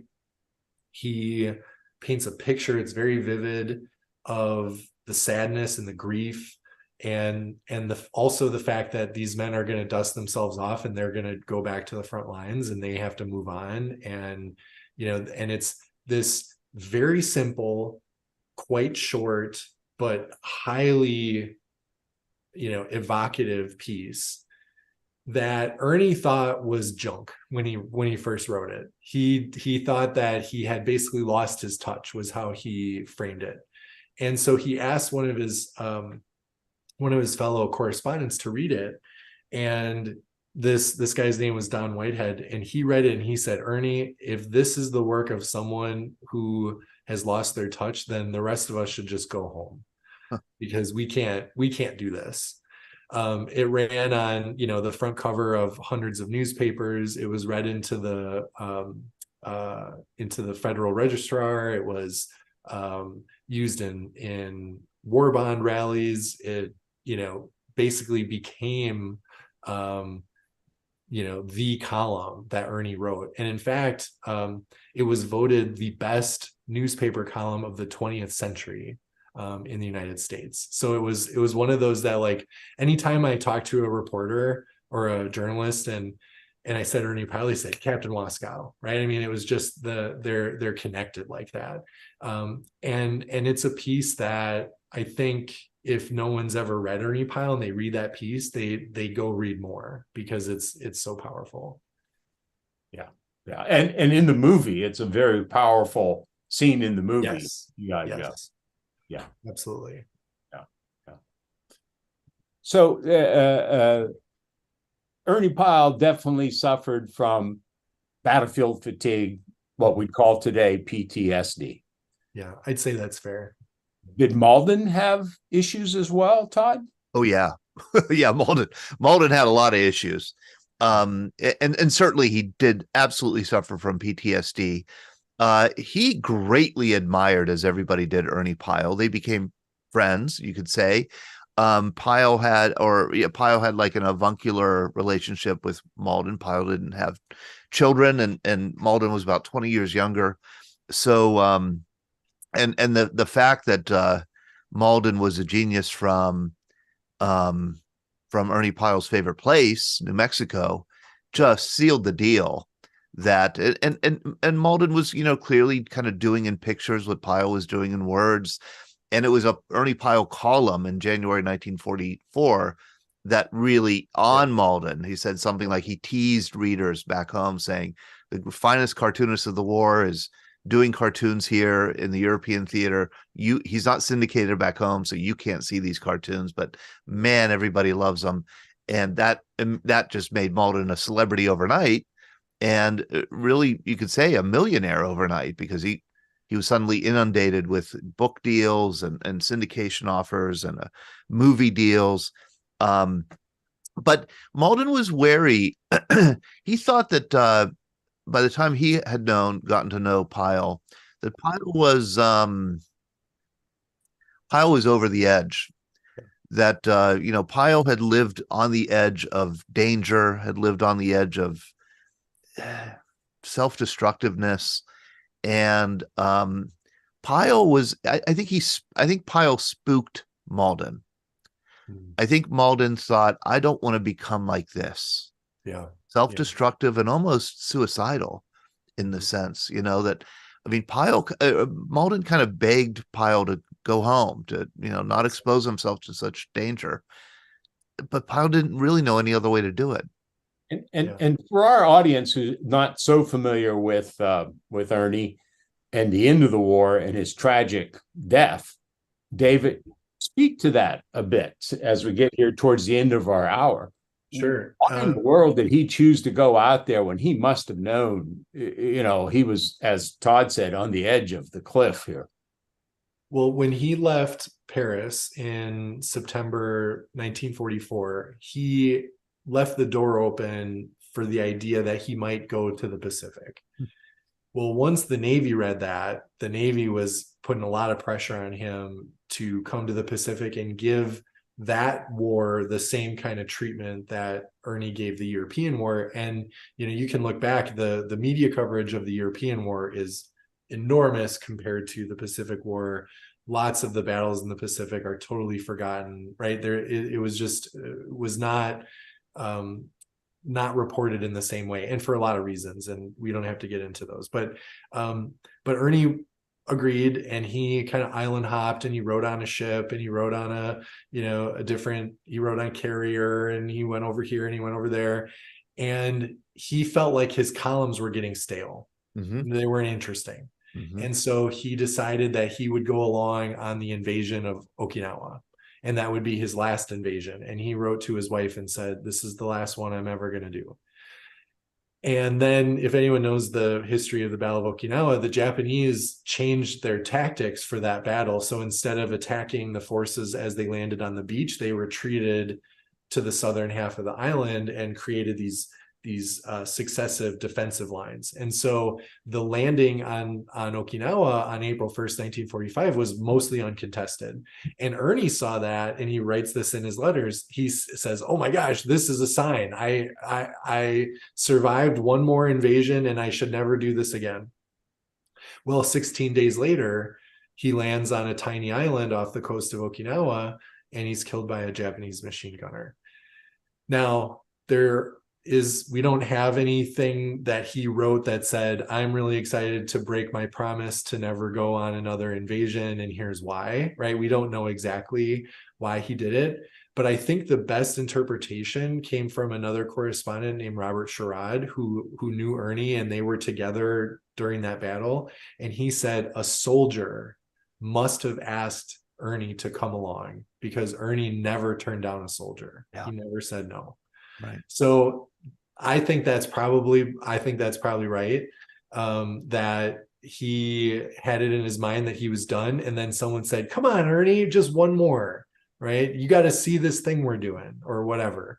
And he said, "Okay, I'll come along for one more," and that was the last one. And do I recall it correctly, David? It's been a while since I read the book. There was some misunderstanding about the reporting of his death. Yeah, I think it's a symptom perhaps of, again, kind of what a celebrity he was, so that some of the early reports painted a slightly different picture of what happened than what probably happened based on the evidence that we have. And so I can lay that out really quickly. But when Ernie landed on that tiny island off the coast of Okinawa, he was wearing a tan uniform. This was verboten, no good, right? You need jungle fatigues. Nobody wears a tan uniform. So they threw a jungle coat over the top of him. He was also wearing aviator sunglasses. That was a no-no because it attracts snipers, right? So when he was killed, he was wearing a tan uniform and aviator glasses. And there is a picture of his body, and the photographer claims that nothing was moved. He was not posed. And there is just this tiny little trickle of blood coming out of the corner of his mouth. But otherwise, there's no evidence of a gunshot. And so what this one researcher tried to kind of recreate, and what I think sounds pretty plausible, is that when the machine gunner opened up on the Jeep that Ernie was riding in and they jumped out into the ditch, Ernie would have been, like laying against the berm with his head against the dirt. And then the machine gun rounds came through the dirt and basically knocked down all this dirt behind his head. And then, yes, that's the picture. So you can see that if he would have been shot in the face by a machine gun, that would look very differently. And so they think the round went underneath his helmet, and because it had gone through the dirt, it lost velocity, and that's why there's no exit hole. And so there's just the early reporting was that Ernie lifted his head up to check on the other guys and ask if they were okay, and that's when he was shot.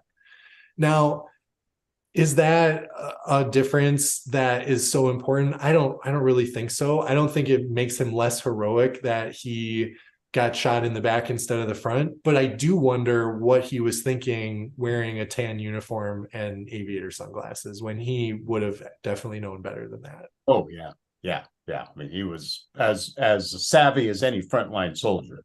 Yeah.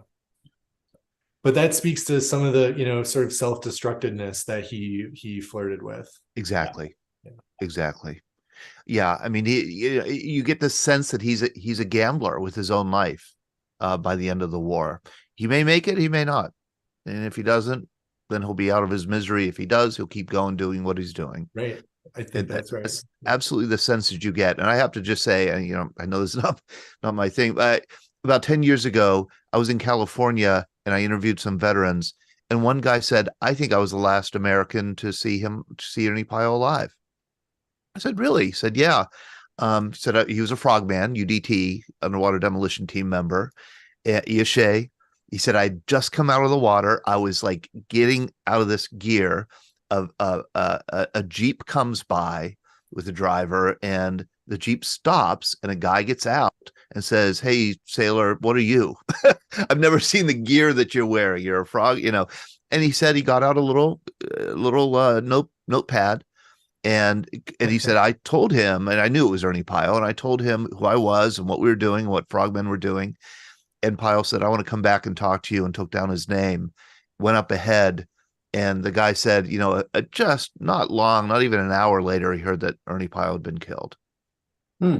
Yeah, someone put in the chat, it was like FDR dying. It was shortly after FDR dying. And it was, the whole nation grieved, really did mourn him.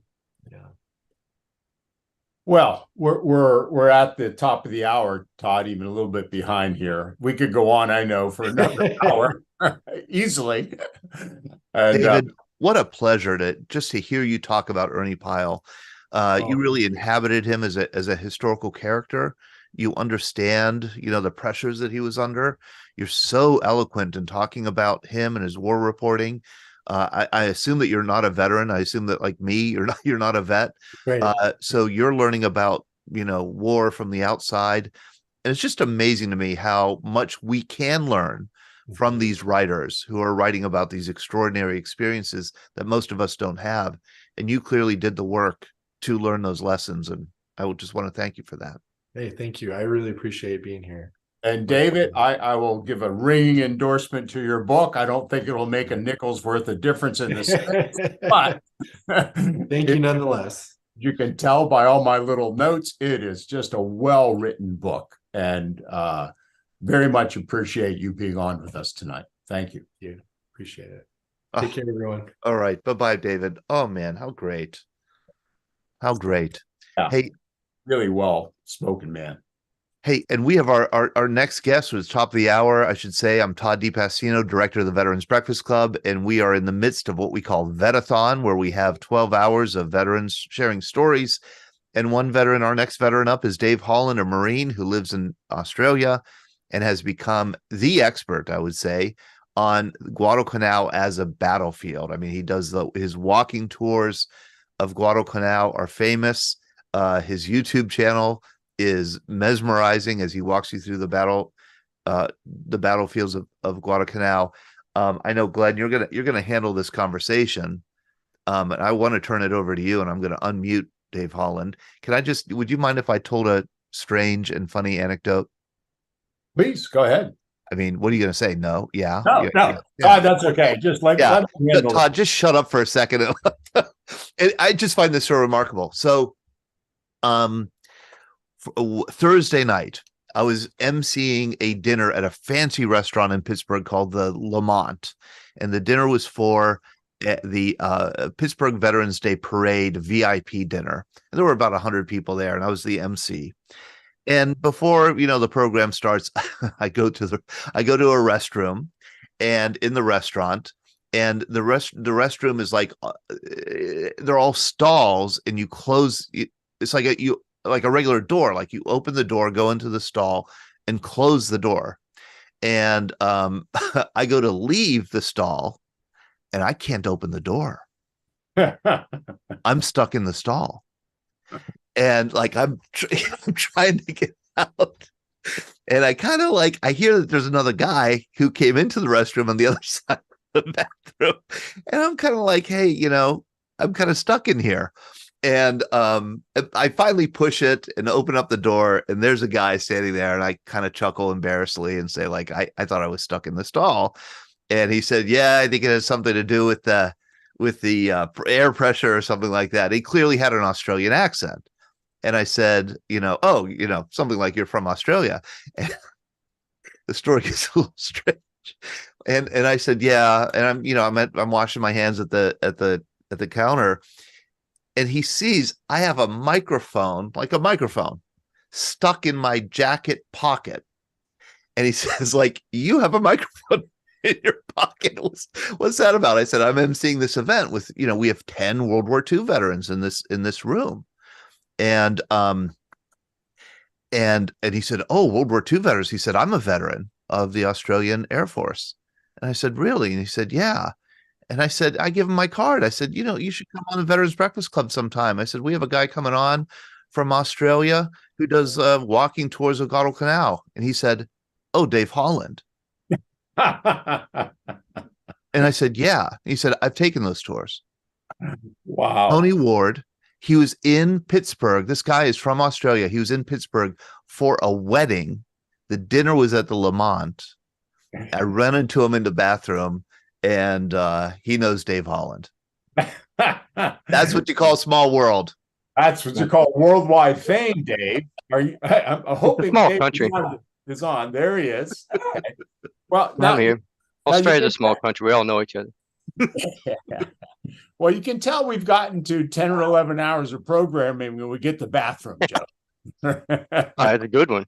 I didn't know where you were going with that one, but I saw fear. I saw fear in Glenn's face. With a microphone in the pants. Okay. Well, Dave, it's a pleasure to see you again. It's been a couple of years, a year and a half since we did that program on Guadalcanal. We did a couple of programs on Guadalcanal. Yes. Yeah. So I'm totally unprepared for this, but I will wing. I'm glad you're here, Dave. Why don't you, for the audience who doesn't know too much about you, why don't you explain, you're American, former U.S. Marine, but living in Australia. Tell us your story. Yeah, so like Glenn said, and thanks once again, guys, for giving me the invite to come on. So I was really enjoying that last one there. Just Ernie Powell. My grandfather had met Ernie Powell over in Normandy, and in his book Brave Men, he talks about my grandfather's unit. My grandfather's in the 7th Corps, and they all loved Ernie Powell. And I remember him used to tell me that story when I was a kid, and he had the book, and he says, "Oh, this." He used to had it dog-eared, marked, and little underlined his unit, so it was pretty good. So yeah. So get back to myself. I've been in Australia now for 28 years. Originally, I was just like the opening stated, I was in the U.S. Marines for 8 years. I served from 85 to 93. Since it's Veterans Day, I guess I'll give a little bit about my Marine Corps background. Please. But I don't want to take too much off the Guadalcanal vets, because that's what I want to talk about today and honor those guys. But yeah, 8 years in the Marines. I was my MOS in the Marines was machine gunner and scout sniper. I did embassy guard duty, hence that's why I originally came to Australia. I was in Australia, met my Australian wife. Went back to the States at Camp Lejeune. I was in a heavy machine gun section there, a platoon sergeant in the 2nd Marines. And then I got out and I went into Alabama, where I grew up. Had a guy tell me one time, he says, "I don't know if you're from Adelaide or Alabama." I thought that was quite funny. Guy commented. So yeah, I went back to Alabama and I went into the police for a couple of years. And I was missing Australia. My Australian wife was missing Australia, so we decided to move back here in '95. And yeah, I've been here ever since. Now Guadalcanal. I retired last year from the federal police, Australian federal police, and during that time, Australia has a contingent of police, as advisors and other officials in the Solomon Islands. So I've always been a big military history nut, and obviously with a Marine Corps background. When they said you're going to the Solomon Islands, and I said Solomon Islands, oh, Guadalcanal, yes, okay. And the first time I went there was 2009. I did a short trip for 4 months. And that was just enough to whet the appetite, to scratch the surface, so to speak. And then from 2011 and 12, I was there for short periods, like 2 to 3 weeks, maybe 6 weeks at a time. And then when obviously I was working, but any time in between there, I would run tours and then study as much as I could. And then in 2018, I applied for and was accepted for a 2-year full-time deployment to the Solomon Islands as a senior advisor to the Royal Solomon Island Police. So you can know you know exactly what I did in my spare time. I said, well, now I can really dive very, very deep into the Guadalcanal campaign. And what I intended to do was to document and walk the battlefield areas that kind of off the beaten path. I mean, a lot of the tourists, they go there for a week and they hit the main points like Bloody Ridge, Alligator Creek, may get over to Tulagi, maybe up to Mount Austin at the Gifu, and that's about it. And they say a few other bits and pieces in between. But Guadalcanal was a 6-month-long campaign, multiple battles, multiple land, sea, and air battles. The three-dimensional campaign at an epic level.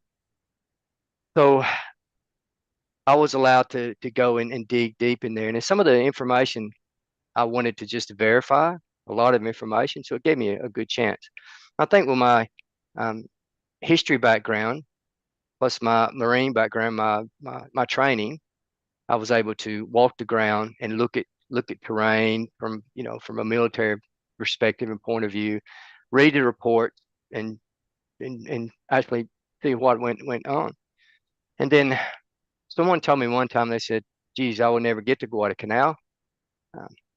I wish someone would actually film it for us. And I was on a tour.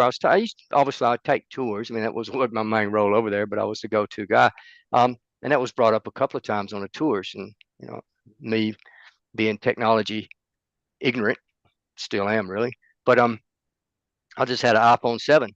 I said, well, I'll just walk around and I'll just take you on a tour like it's just me and you. I just one-on-one tour. And I made a number of videos walking the battlefields, and yeah, I do a lot of research on it, and then I'd walk the guys through, just like it's just you and I on a tour. And that got very popular, and then I made quite a number of them. And I went back. I was there for 2 years, and I actually went back for the first time since COVID, and after a 3-year period, I went back in September this year for a week. And I filmed some more of the detailed areas. So I'm putting them out, some fresh. I put one out today on Veterans Day, the Battle of 1 November with the 5th Marines. But yeah, but it allowed viewers and people who are never going to get to Guadalcanal, or if they ever go to Guadalcanal, they may do the 1-week-long tour, and which is really nothing. But this allows them my tours to dive very deep into it. Yep. And along the way, I mean, it's like I live and breathe Guadalcanal now, but I assist a lot of people. I assist a lot of veterans veterans, not anymore, unfortunately, but veterans families. A lot of them reach out to me and they said, look, my father was there. Do you know anything about it? So with the ancestry.com and a few other resources, I mean, I can muster reports and then knowing my background and how to read the material. As soon as I find out what unit that Marine or the Army were in, or Navy was in, I could able to tell them almost exactly day to day. I could walk them through what they did for the 6-month campaign, their unit, and then I can provide photos and give a lot of context around it. So yeah, and now I help authors out. I help researchers. I'd like to do it full time, but unfortunately, I can't do that. But yeah, that's my background on Guadalcanal. This is where we stand. What's the website? What's the name of the website? The YouTube. Yeah, so I have a Facebook and a YouTube channel. I'm on a Facebook update probably every 2 or 3 days, and I try to include rare or really never seen before photos and information about Guadalcanal.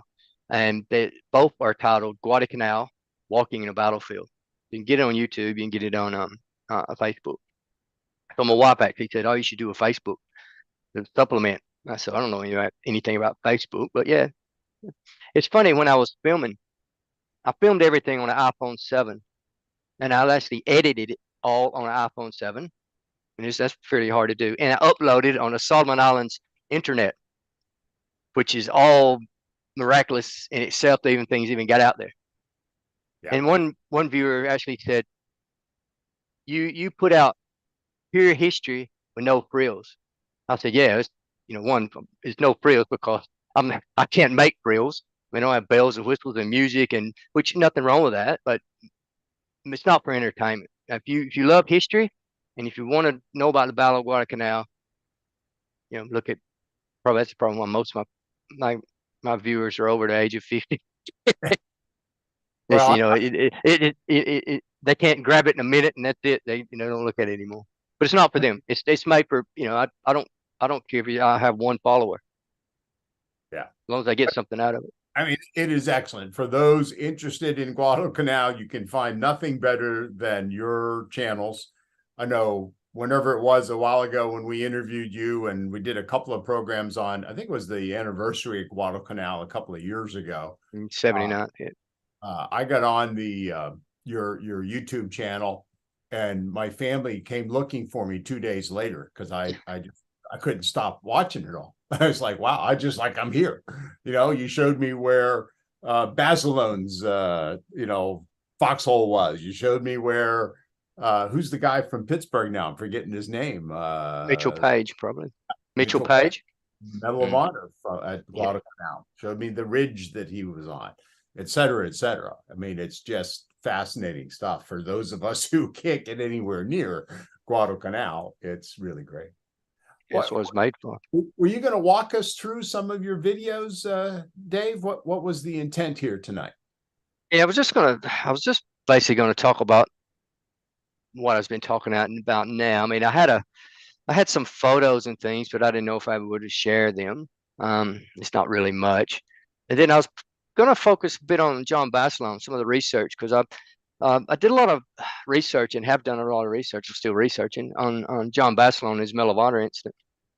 And so after probably 5 years of deep research, especially walking the ground, I've come up with a few bits of interesting information that you generally won't find anywhere else. And so I'd like to talk a little bit about him. And I've got some photos and some documents and things. Great. I've got his whole service record book, but I can't post that up right now. I see bits of it, which is very interesting to read too. So yeah, just a bit about Guadalcanal. I guess people don't really know much about it. Some of the interesting facts I like to put out there. So it was 6-month-long campaign. Some people refer to as I hear it a lot of times, the Guadalcanal battle. It wasn't really a battle; it was a campaign. It's not like a 3-day battle or a 5-day battle. It was multiple battles. Like I mentioned before, it was multiple naval, air, and land battles. There were 7 major naval battles around Guadalcanal. And if you read some of those, details of those battles, it's quite amazing. It's probably some of the most intense naval battles in military history, surface battles in a small area. And then we had 2 major carrier battles. It was all on for young and old, as they say.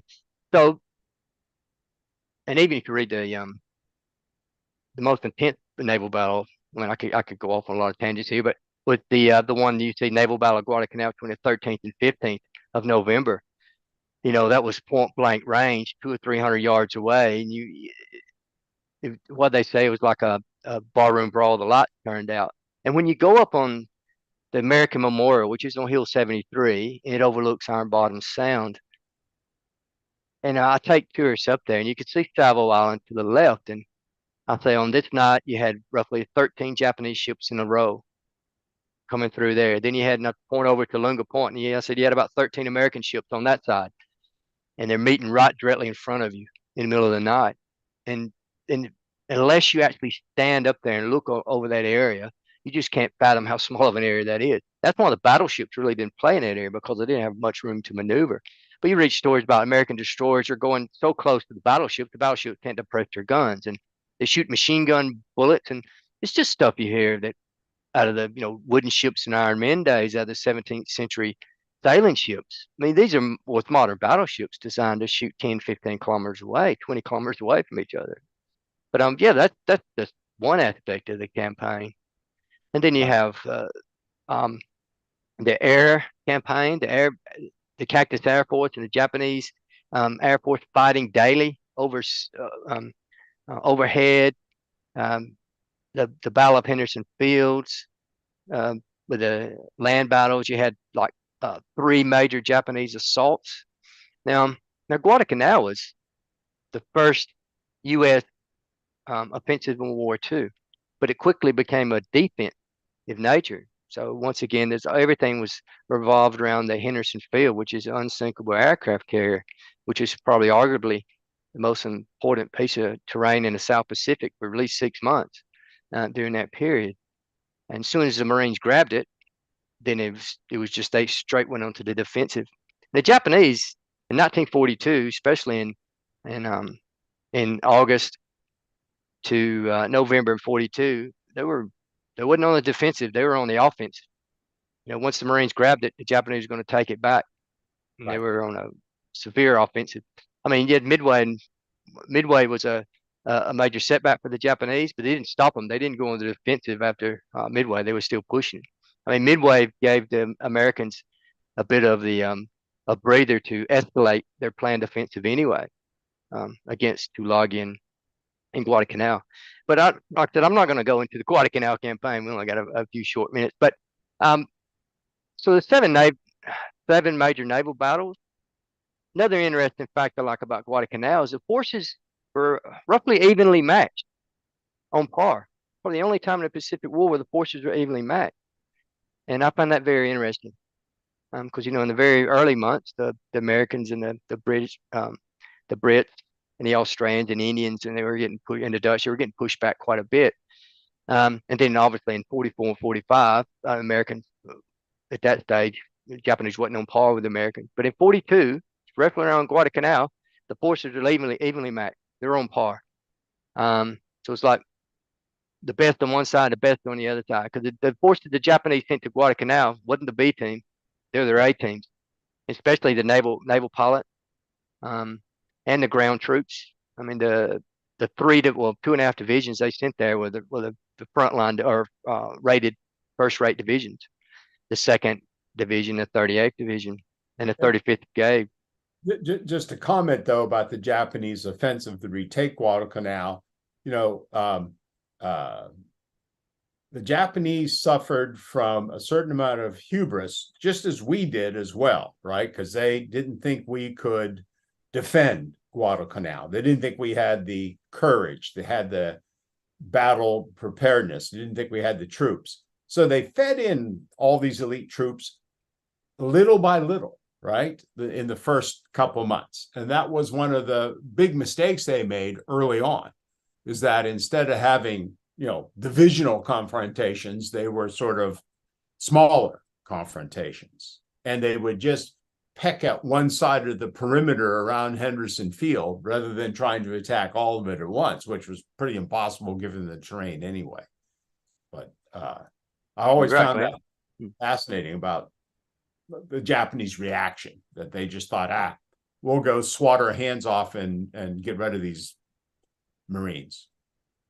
Yeah, just like you said, they underestimated the intelligence wasn't that great on both sides, especially in those early days. It's just an underestimation. And once again, we've heard it many times, that the Japanese were suffering from the victory fever. They'd never really been defeated and set back. So, and then the whole underestimation. I mean, the Japanese thought when the Marines first landed, it was a raid, even though some of the Japanese were saying this ain't a raid because, there's 70 ships out here. This ain't a raid. And then when the ships left after 9 August, they thought, well, they've taken the majority of the guys away and just left a small contingent. Even though some of the Japanese are saying there's more than 2,000 Marines, which you think on the island. At that stage in Guadalcanal, there was 11,000 on Guadalcanal, and another about 6,000 to 7,000 on Tulagi, which is 20 miles away. So yeah, the underestimation. Both sides were at the end of their supply lines, which is Guadalcanal is a great study, and in fact, a good modern study in logistics, and how logistics can really hamstring a campaign. So it was a big end of their supply lines. Now, casualties compared to the rest of I guess, especially with Tarawa and 44 and 45, the American casualties, on land, it doesn't seem that much. It was 1,600 casualties on land. Okay, and when I say casualties, killed in action, and they include U.S. Army and U.S. Marines. That was a 6-month campaign. What a lot of people don't realize, and I mentioned the 7 naval battles, 7 major naval battles. There's 5,500 sailors died. More So the sailors. total casualties is about 7,500. In fact, I think I mentioned it before that a little under 30 minutes, there's over 1,000 U.S. sailors and Australians, with 84 Australian sailors died at Battle of Savile Island. Just to put it in perspective, over 1,000 less than 30 minutes, which is probably the greatest surface defeat the U.S. Navy ever had. And the Japanese, you won't get a definitive figure here, but it's been estimated about 40,000, 40,000 Japanese landed on Guadalcanal, roughly 21 to 25,000 never left Guadalcanal. Probably about 11,000 of them were from battle, and the rest was disease and starvation. That's when the Japanese call it Starvation Island. Once again, the logistics played a major factor in there, especially toward the end for the Japanese. And Guadalcanal was, they call it like I wouldn't say the kindergarten, but it was a major learning phase for the U.S. A lot of lessons were learned in Guadalcanal because this is their first fight. A lot of lessons that really paid dividends in the later campaigns in the Pacific, and especially with invasions and amphibious warfare, weapons, small unit tactics, jungle warfare, things like that. Even down to what type of boots they should be wearing, or what kind of belts they should be wearing, or chocolate. What was the D-ration chocolates? And there was one chocolate that first came out and it melted. Then D-rations, I think. And then they come out with a special tropical one that's probably made of plastic, who knows? But it didn't melt as much. So that all came from Guadalcanal. So there's quite interesting when they landed on Guadalcanal, all the Lunga beach, someone looked out and they said the whole beach is like cornflakes because they had cardboard boxes and all the cornflakes got wet and this whole Rice Krispies and cornflakes was everywhere. It's quite comical, but because once again they put them in cardboard boxes, little things like that. Now, a thing I've been pushing in all my tours and when I go on my podcasts and other shows and some of my videos about the U.S. Army. You speak to some people and they think the U.S. Army were even never on Guadalcanal. And if they were, they just mopped up, which is entirely not true at all. In fact, there was more at the end total. There were more U.S. Army troops on Guadalcanal than the Marines, and that's a bit surprising for people. Saying that, the First Marine Division basically carried the ball and they did the hard yards in the first 3 months, particular. And the U.S. Army landed with the 164th. They landed in October the 13th. They had a good welcome too. That was the night of the battleship, the bombardment they called when they got hit with about 1,000 14-inch rounds that night, the whole perimeter. But the Army eventually pumped in 2.5 divisions. They had a 25th Infantry Division and the Marical Division, plus the independent 147th Infantry Regiment. So if you want a study, we've talked about, yes. I think we talked about these guys before. I forget who I speak to at different times. This all just to get a blur. But yeah, I think after our first talk, I said, go look these guys up. Amazing regiment. Yeah. They need to, and I've got their book. I got a couple of books there, but I got one on the 147, which is a good one. I forgot the name of it. They went to Iwo Jima. They went to a number of places. They followed the Marines up. But yeah, so the Army in January 1943, the Marines, and that's another thing too. They think the Marines left in December. The First Marine Division left in December, but the Second Marine Division was there. In fact, the Second Marine Division on the 4th of January came in existence. The division had been in existence, but came together for the first time in combat on the 4th of January. The poor 2nd Marine Regiment was augmented from D-Day or the 7th of August because the 7th Marine Regiment with Puller and Bathalone and Page and the rest of those guys were over in Samoa, garrison Samoa. So Vandergrift, the division commander, needed another regiment to flesh out his division. So they said, can I grab the 2nd Marine Regiment? So they threw those guys in there. And they was just supposed to support the landing, and they were going to go land in Nadine, which is in Santa Cruz Islands. But they ended up staying. But those poor guys, when the 1st Marine Division basically left by the end of December 42, the 2nd Marine, who actually were the first troops to land in the Florida Islands to support Tulagi Landing, was still there. And they watched all these 1st Marine Division guys leaving. They go, oh, we still got to be here. I think they left in February or end of January. But yeah, so the 2nd Marine Division was there. And then in December the 9th, when General Patch, the Army commander, he took control from Vandegrift, and the U.S. Army then went on the major offensives once and for all to wipe the Japanese off Guadalcanal, and they formed a whole corps called the 14th Corps. And they pushed off in January 10th with the big offensive, and that's why you see the Thin Red Line and a few other bits of stuff that come from that. You mentioned Patch, and I think we were talking about him not too long ago in a program, but there's 2 U.S. Army generals who command at Guadalcanal, Patch being one, the other being Collins, Joe Collins. Lightning Joe. And that's where he earned his name, Lightning Joe. I'll tell you a story about that if you want. I'd like to hear that, because I've heard lots of stories about how that came about. But what's interesting is they're 2 of the most prominent senior officers to go from the Pacific War to being featured in the war in Europe with U.S. Army. And very few high-level officers made that transition from one theater of war to another. Yeah, you're totally correct. And Collins is one of the guys I really studied. If you read his autobiography, it's a real good book. And once again, speaking of my grandfather, he's my grandfather's Corps commander, and he spoke highly of Collins' 7th Corps in France. And earlier this year, I got to walk the steps of my grandfather. Oh, wow. It's quite funny. I went to one village and they all look like me in France. I don't know why, but they have the same accent. That's a Willie and Joe cartoon, by the way. If you look at Willie and Joe, he's walking through a village and the guy got round glasses. He goes, "This is the village my grandpappy or my dad told me about. He visited during the war." And all the kids and everyone looked just like this guy with the round glasses. Yeah, it's quite funny. Yeah, so Lightning Joe, you hear stories about they named him Lightning Joe because he's very aggressive and and he was lightning but you read all his autobiography and he says that's not how he got his nickname.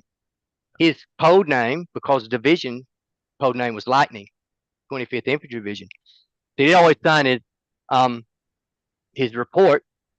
I think Joe Collins Lightning, but he was Lightning 1. That was his code name. And then one day he was walking up on the front lines, which he always led from the front, and he heard some soldier goes, "Oh, there's old Lightning J himself or Lightning Joe himself," like that, and the name stuck. So that was because that makes more sense. But the other one sounds better. But yeah, that makes more sense. But yeah, Lightning Joe. I mean, he basically led from the front. So if you go to my video, there's Charles Davis Medal of Honor, which to me is one of the best videos I had. It's one of the most perfectly preserved battlefields. And Collins was only about 250 yards away on the other ridge, and he was actually calling in some mortar fire himself. I mean, was the division commander, should he have been doing that? No, I don't know. And then I read some private material from a guy called Martin Clemens, who's a famous coast watcher on Guadalcanal. And Clemens was standing right beside, and he tells some good stories on that scene.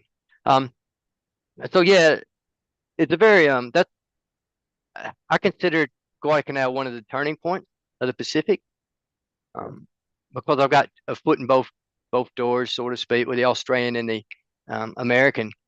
Generally, you see the Australians look at it, historians look at one side, or the Americans historians look at the other side. The Japanese thought the Papua New Guinea campaign on Kokoda and Buna and Goda, when the Australians are fighting, and the Americans, the 32nd Division was there, was a separate campaign. The Japanese thought the Guadalcanal and that campaign was the same campaign. And I tend to look at it that way. So in January 43, the Japanese was defeated at Buna and Gona by the Australians and Americans. And then February 43, the end of the Guadalcanal campaign, so they were severely defeated, and strategically defeated. Not a minor setback, strategically defeated. I mean, it was a battle of attrition, and then they were looking for the decisive battle, and they thought Guadalcanal was going to be the decisive battle, and it ended up being for many of the Japanese. But between those two campaigns, I call it the 1-2 punch. because after that, the strategic initiative shifted in the Pacific War. Because before Guadalcanal, the Japanese still had the strategic initiative, not fully, but they still had it. Midway actually gave the Allies a bit of strategic initiative, but not much, and just enough to give a bit of a breather to push back. But then after Guadalcanal and New Guinea, you can't really, especially maybe in China and Burma, India, but not in the Pacific, South Pacific or Central Pacific, you won't see the Japanese ever on the offensive again. It's always on the defensive. So to me, that's when the strategic shift occurred. We did a program, I can't remember the timing, early this year on the Battle of Buna. I don't know if you caught that or not. I meant to make sure you were there. By an author named, I'm going to say Campbell, wasn't it Todd James Campbell, who walked the Kokoda Trail. But he walked not just the Kokoda Trail, but the other lesser trail that the U.S. 41st Division, I can't, it was the Wisconsin National Guard Division, sent a regiment up. And we got deep into the Battle of Buna. And it's really kind of fascinating because it was occurring at the same time as Guadalcanal, right? More or less the same time frame. But it's so less known than Guadalcanal. Guadalcanal has become, the iconic Pacific battle. Buna was just as terrible in many, many ways for the American forces there. The division that was sent there was a National Guard division out of Wisconsin, totally unprepared for jungle warfare. No idea. I mean, they thought they were going to Africa, and they ended up getting on a ship taking them to the South Pacific. But I learned a lot about the Battle of Buna and how it was related to Guadalcanal, because the Japanese had logistical problems trying to support both places. And they basically told the South Seas Detachment on the Kokoda just to hold in place or do a slight withdrawal until once we kick these Americans out, and because Americans want to fight the decisive battle on Guadalcanal. Yeah. In fact, like Kawaguchi, the 35th Brigade at Bloody Ridge, they were supposed to be some of the first reinforcements in to support the guys on Kokoda, the South Seas Detachment. And they pulled them back. And I think after the defeat at Bloody Ridge, that's when the Japanese high command had an emergency meeting. They said, well, we got to do something. Now the main strategic or main objective is not Port Moresby, it will be Guadalcanal. And Hayataki, which was the 17th Army commander of the Japanese, he didn't really want to go to Guadalcanal, and the Army didn't, but the Navy was pushing it, and the high command said go. So I'll focus on Barcelona for a little bit if you want. So I'm talking to the time. It's already 2/3 of the way through our program. So let's get to your Barcelona research, because that could be fascinating. I don't know if I'll be able to share anything. I don't think I can. Todd, can you share anything? I think we're running into that same problem of I don't have the authorization to allow Dave to share. If someone goes to my Facebook page, you'll see this stuff. So yeah, go to my Facebook page, Guadalcanal Walking the Battlefield. I'll post them. That Todd can do, right? I can do that. Basically, I was going to show you the picture of drawing of Barcelona in his service record book. When he showed his, it has the character of a person, and it has this scars and the tattoos and his fingerprints and any stuff on it. It's quite interesting. The burn mark he has a burn mark on his shoulder, and he has a death before dishonor, and he has a female dancer, the way it describes. And I've got this service record book, quite interesting. But I'll go a little bit about Barcelona. I like to I'm writing up an article for Barcelona, and hopefully, fingers crossed, it can be submitted to Leatherneck magazine. If I pull my finger out, it's an Australian term. If I get off my butt, so to speak, and make it happen. And I haven't really found one complete source out there about John Barcelona. No books. There's a lot of books about Barcelona, there's articles about Barcelona. A lot of the information in these books, and some are very correct, some aren't correct. But I haven't found one source. Probably the best source I've ever seen is a book called The Pacific, the companion to the Pacific HBO series. It was by Ambrose. It's Hugh Ambrose. His son. Hugh Ambrose is Steve Ambrose's son. Yeah, so yeah, exactly. That's it. So I think Steve actually started it and he didn't finish it, and then he completed. So I don't know why they didn't use the companion when they did some of the HBO Pacific series. I guess Hollywood did it a bit, but that's probably the closest. I mean, there's still some facts in there that it needs to be included. Um, now I've been in.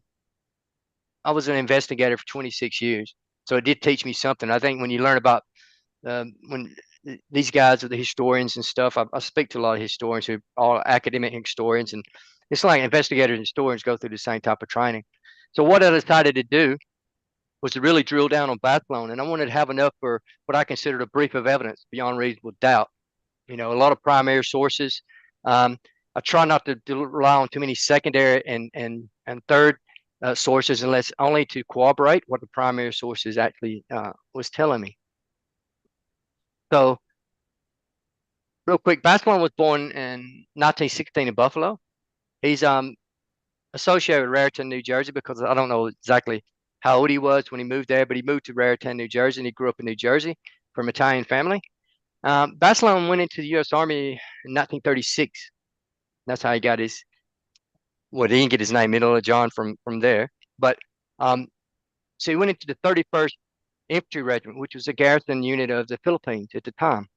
So he was out there and he was a heavy machine gunner. The 1917 heavy machine gun, that was his main tool, and he was a professional machine gunner. So he got out as a private, first class, after 3 years, honorably discharged, and he got out in 39. So he went back to New Jersey. I think he picked up a few jobs with truck driver and a few of their odds and ends. And he decided he wanted to go back overseas. So someone said, you need to go in the Marines, because the Marines would send you to China, potentially go to, at the time they rotated China and all around the world. And he goes, okay, I'll join the Marines. Now, I always tell people, if you're a former Marine, probably don't listen to this next bit, because John Batchelor never went to Marine Corps boot camp. And it was quite common in those days. If you came from, let's say, the Army, and you had a skill and a background, you were directly enlisted into the Marines. And that's how it went, especially in 1940. And it's all documented.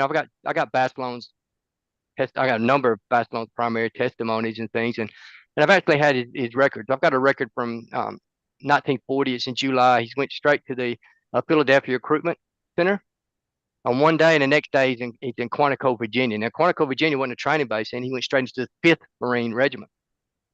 And I've had someone try to argue with me. Said John Batchelor was in the 7th Marines. Well, John Batchelor initially went into the 5th Marines because the 7th Marines didn't exist in 1940.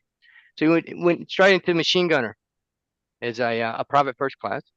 He picked up corporal. Didn't take him long to pick up corporal. And it's all in his service record book too. I've got all that. But anyway, then Batchelor, when the 7th Marines were formed, he went over to the 7th Marine Regiment as a machine gunner. And he was a machine gun squad leader. He picked up sergeant in July, well, not July 42, I think April. I've got it here. I have to look it up. I've got it signed by Puller. His warrant signed by Puller. So then he was a machine gunner in D Company, and D Company, just like it is nowadays, it's the weapons company. And then the weapons company with the heavy machine guns, and the mortars, 81 millimeter mortars, they generally farmed out to the infantry companies for support.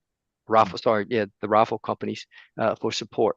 So Batchelor was assigned to C Company. That's why sometimes you'll see him a link to C Company in the 1st, 10th, 7th Marines, and that's, if you read his Medal of Honor, that's what happened. Then Batchelor, I wanted to find out exactly as much as I could about Batchelor. So once again, I reached into the primary sources. It corroborated number of times. Applied my own machine, because my last job I was a heavy machine gun platoon sergeant, same as Batchelor. So I knew about emplacing machine guns. I knew all about that. I read a lot of direct accounts. I spoke to veterans who was right there with them at the time. I've got all the patrol reports, got the operation report. I've got aerial photos. I've got the hand-drawn maps. I got Japanese sources. So it's taken me a number of years to gather all this up to form my brief of evidence, so to speak. Now, I'm not about to say Batchelor didn't deserve. I'm not going anywhere with this. I don't have an agenda. He more than deserved a Medal of Honor. But over the years, just like any story, especially any heroes, stories get told, retold, embellished, not embellished. facts added, facts taken out. I mean, I could tell a story right now. Say Todd could start. He could whisper something to me, and you've seen that trick. By the time it gets to the 10th or 11th person, the story's wiped out. I hear the story Todd tells about the bathroom at the Lamont Yeah. restaurant. Hey, I mean, I wonder what's going around the world right now already. Kind of. Yeah. So I'd heard a lot of these reports. Like I read one report where it was a private and he was with Barcelona, even though he was wounded, and he left 2 hours, 3 hours later, and he wasn't nowhere near Barcelona. He was saying that Barcelona had a machine gun on the run for 3 days, going for 3 days without food and sleep. And, at the end, he was only him and 2 other guys left, and they killed a whole regiment of 3,000 Japanese. And people believe that. I go, how can one man kill 3,000 Japanese? But I said, and people were actually believing this stuff. And I said, well, this isn't true. Let me just dig deep. And the thing about Barcelona, I think I mentioned with Page and Barcelona, why Barcelona's well known and Page is not, even though Page did roughly the same thing Barcelona did a night later, 5 miles apart. At the time, Barcelona was the first enlisted to earn the Medal of Honor. Guy K. Thomason was the second Raiders on Macon, earned it, but he was the only living enlisted guy, Medal of Honor. Young guy, good looking guy, first guy. They had to put him on a war bonds tour. He didn't want to go. You read it. I got all Barcelona's direct testimonies. I've got his official stuff he gave to Marine officers. I've got two primary source testimonies that he gave, and he goes in a lot of detail about his actions and things. And he didn't want to go when he's in Australia, but he was ordered to go. Good Marine. He left.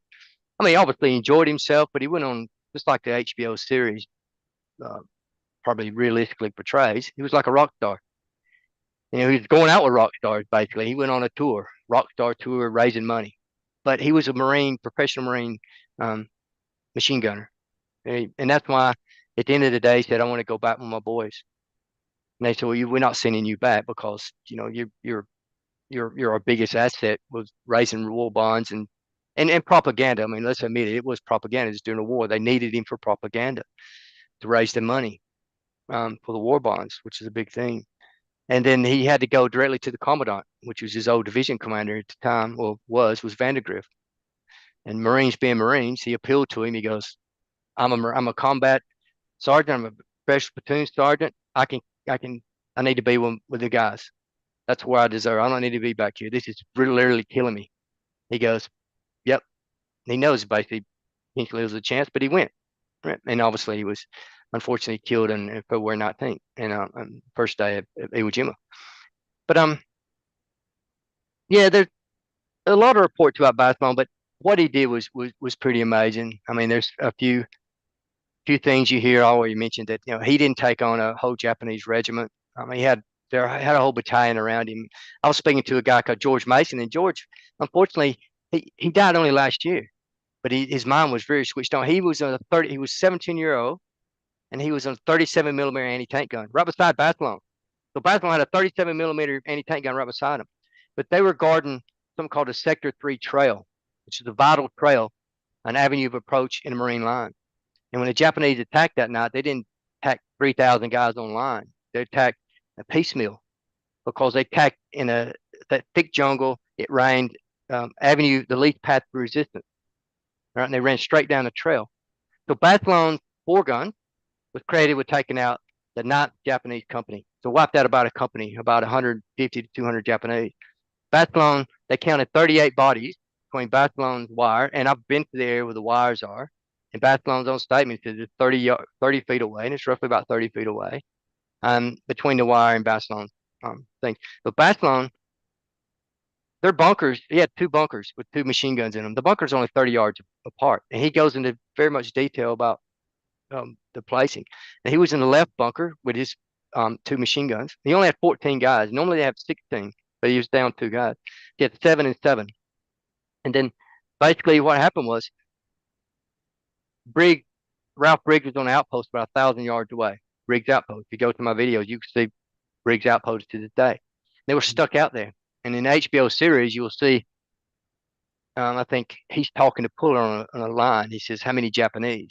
And in reality, I don't know what he says in the series, I forgot, but in reality, his direct statement, he said the whole effing Japanese army. The puller goes, that many? Okay, right. But cool as a cucumber. Puller goes, okay, we'll give you head out to the left, enter our, where the army was at 164, enter into the left, and we'll give you 10 minutes. And poor Ralph Briggs with 46 guys, you know, you've got a couple of probably 300 or 400 Japanese just past them, Japanese all around them. You got Marines knowing they're coming, and yeah, but luckily that at 46 they only lost 4 guys, which was very amazing. A lot of them just went to ground. But anyway, Bascom was on a field phone wire. There's wired into all the outposts, and he heard it, and he's told his guys they're coming, and it's covered this line. They had a gate in the line made of spikes with barbed wire on it, and we're covering this gate. In A Company was a place called Coffin Corner. They started shooting some of the Japanese who was coming through the fields, and Bathlon's left gun started supporting them. So they're very close to Coffin Corner. And then that went on for like 30 or 40 minutes. Then a runner came over to Bathlon. He says, the right bunker's been taken out. Bathlon said, okay. And that was his other section of 2 guns. So Bathlon grabbed the M17, and it ain't like in a series movie specific where he grabbed it and runs like that. Bathlon said he grabbed the tripod, throws it over his back, because a professional machine gunner is not going to take a machine gun without a tripod. That's just silly. I mean, why would you do that? But he throws it on his back. It weighed about 100 pounds, and he had 2 guys with him. So they had to go to the other bunker about 30 yards away. But what they did, they had a supply trail cut 50 yards back. So they had you had trails that go straight from the bunker, then a parallel like that. And that's how they ran. So he had to go back to the trail, run down, and come back in again. That time, there's Japanese running all around them. The Japanese were infiltrating through at night. And that's what their tactics were. Bathlon said they ran into about 6 Japanese, and we took care of them. Now, I think some people take artistic license that then he shoots them with a machine gun and all that. I don't know. He didn't go in that much detail in his Medal of Honor testimony, his other testimonies by his official testimonies to the Marines officers who were questioning him later, especially at Quantico in September of that next year. But then they make it to the bunker. There's only 2 Marines still left. And he said one guy called Billy Crumpton, who earned a Navy Cross. He said Billy Crumpton, Basselon said he's the most bravest Marine he ever seen. Billy Crumpton, about 18 or 19 years old. I got a good picture of him getting his Navy Cross beside Basselon in Australia. They said Crumpton's screaming at the top of his lungs with an M1903, yelling at the Japanese, basically all kind of words, just screaming at them. And the Japanese are running past him. He's shooting them left and right. Anyway, Bathlon gets there, and he says all the dead has been taken out. The dead and wounded have been taken out. So that shows me there was a bit of time there for them at least to take the dead out. I can understand the wounded.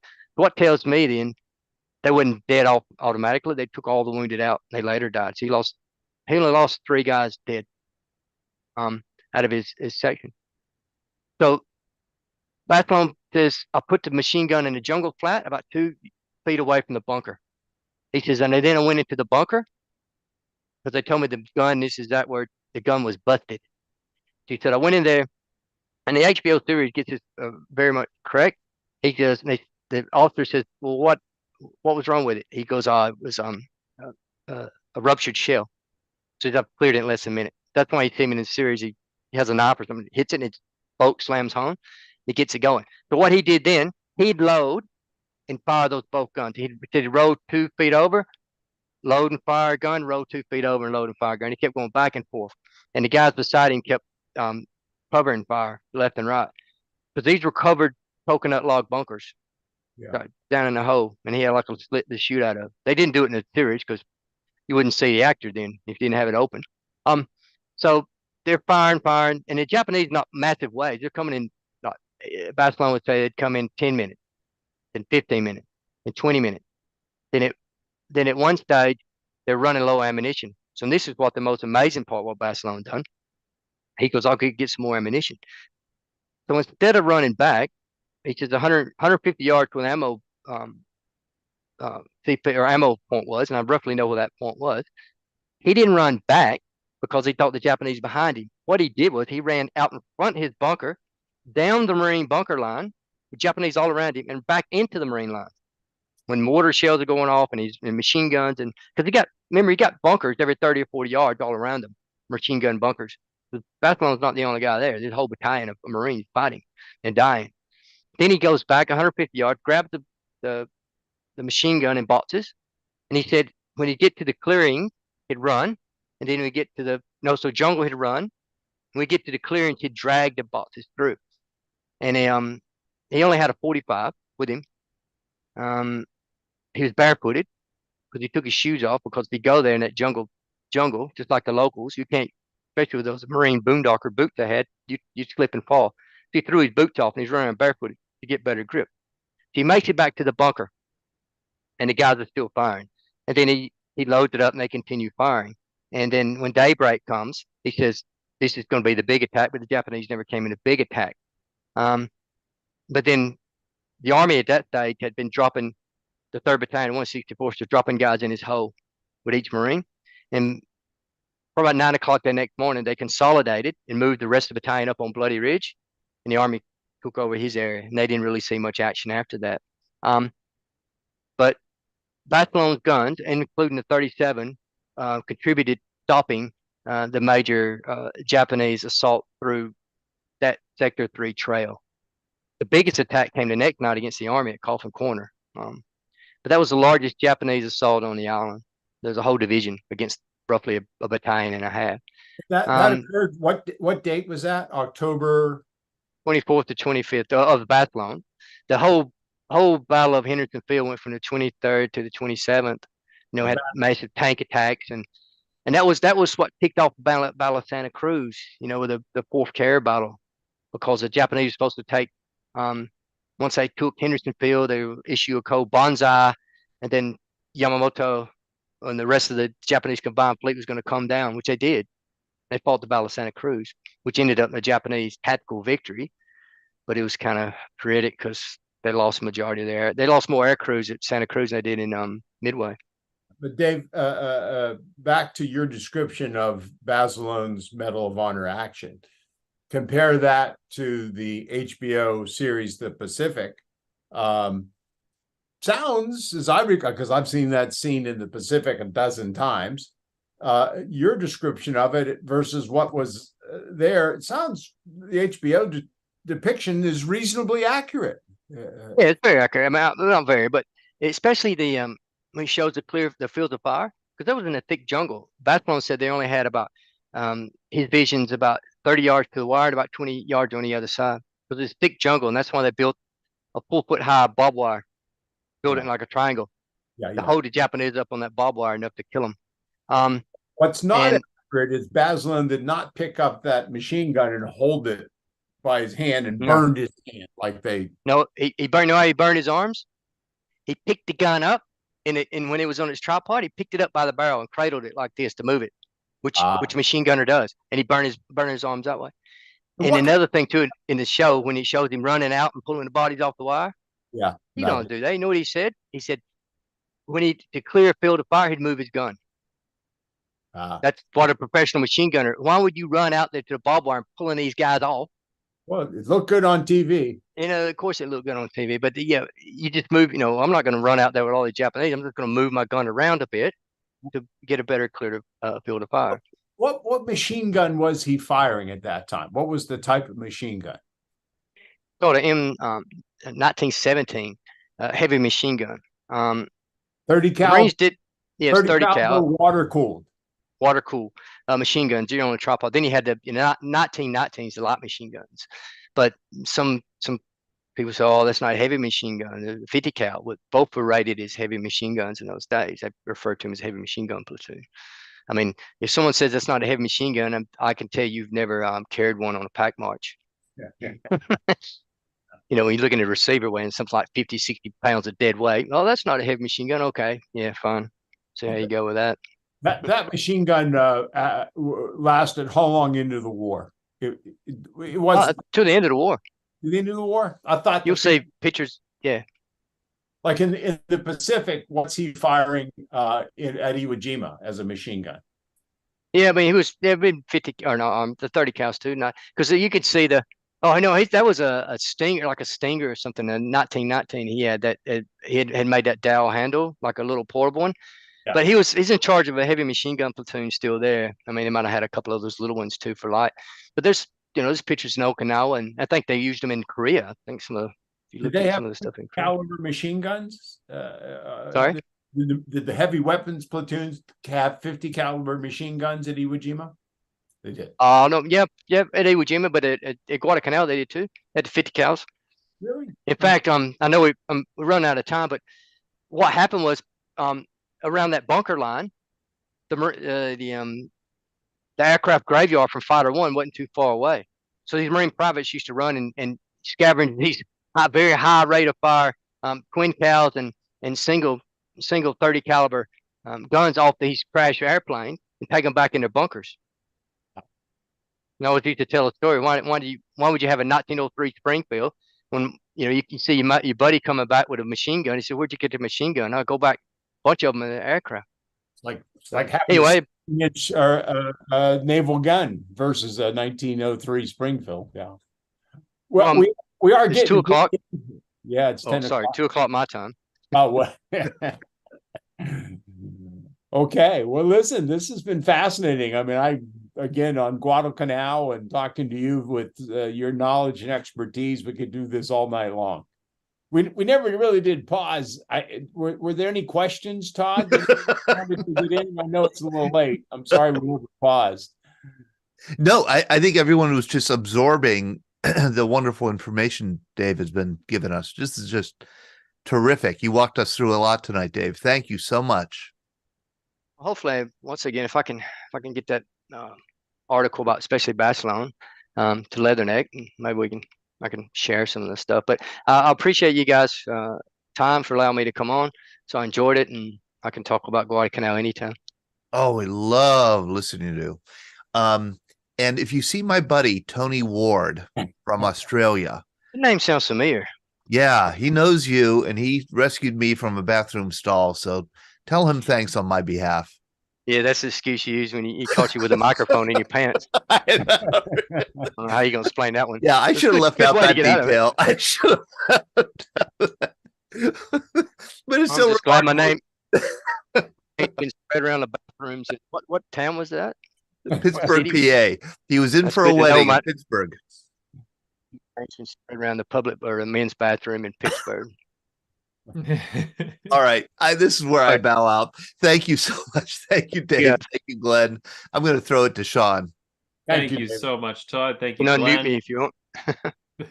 Thank you, Dave. We are continuing on here with our VET-A-THON. We have 1 hour to go. This hour is going to be brought to us by the Archer Corporate Services. Thank you so much for supporting this last hour with us. I'm going to ask Giselle here to, and hopefully I'm pronouncing that correctly, to unmute from NVAM, the National Vietnam Art Museum, Veterans Art Museum, sorry. You can tell that 12 hours is starting to work on my brain a little bit here. Giselle, it's so great to see you. Thank you so much for coming on the program. Really appreciate you joining us. Sean, thank you so much. It is wonderful to be here. Loving the energy, even if the late hours of the day. I could say something about, what they say about saving the best for last, but you all know it is absolutely best for last. Yes. But it truly has been a wonderful day. We just wrapped up our veterans recognition here at the museum. So I'm coming to you live from the after hour show here. Yeah. This honestly is my favorite time in the museum. It is quiet. It is just me alone with the art and just contemplating. So my plan for the day was to keep it casual. So I won't be sharing anything on my screen. I'm just going to do a walk and talk, tell you a little bit about myself, tell you a little bit about the museum and some of the upcoming interesting and exciting things happening here at the museum. Does that sound about right? That sounds wonderful.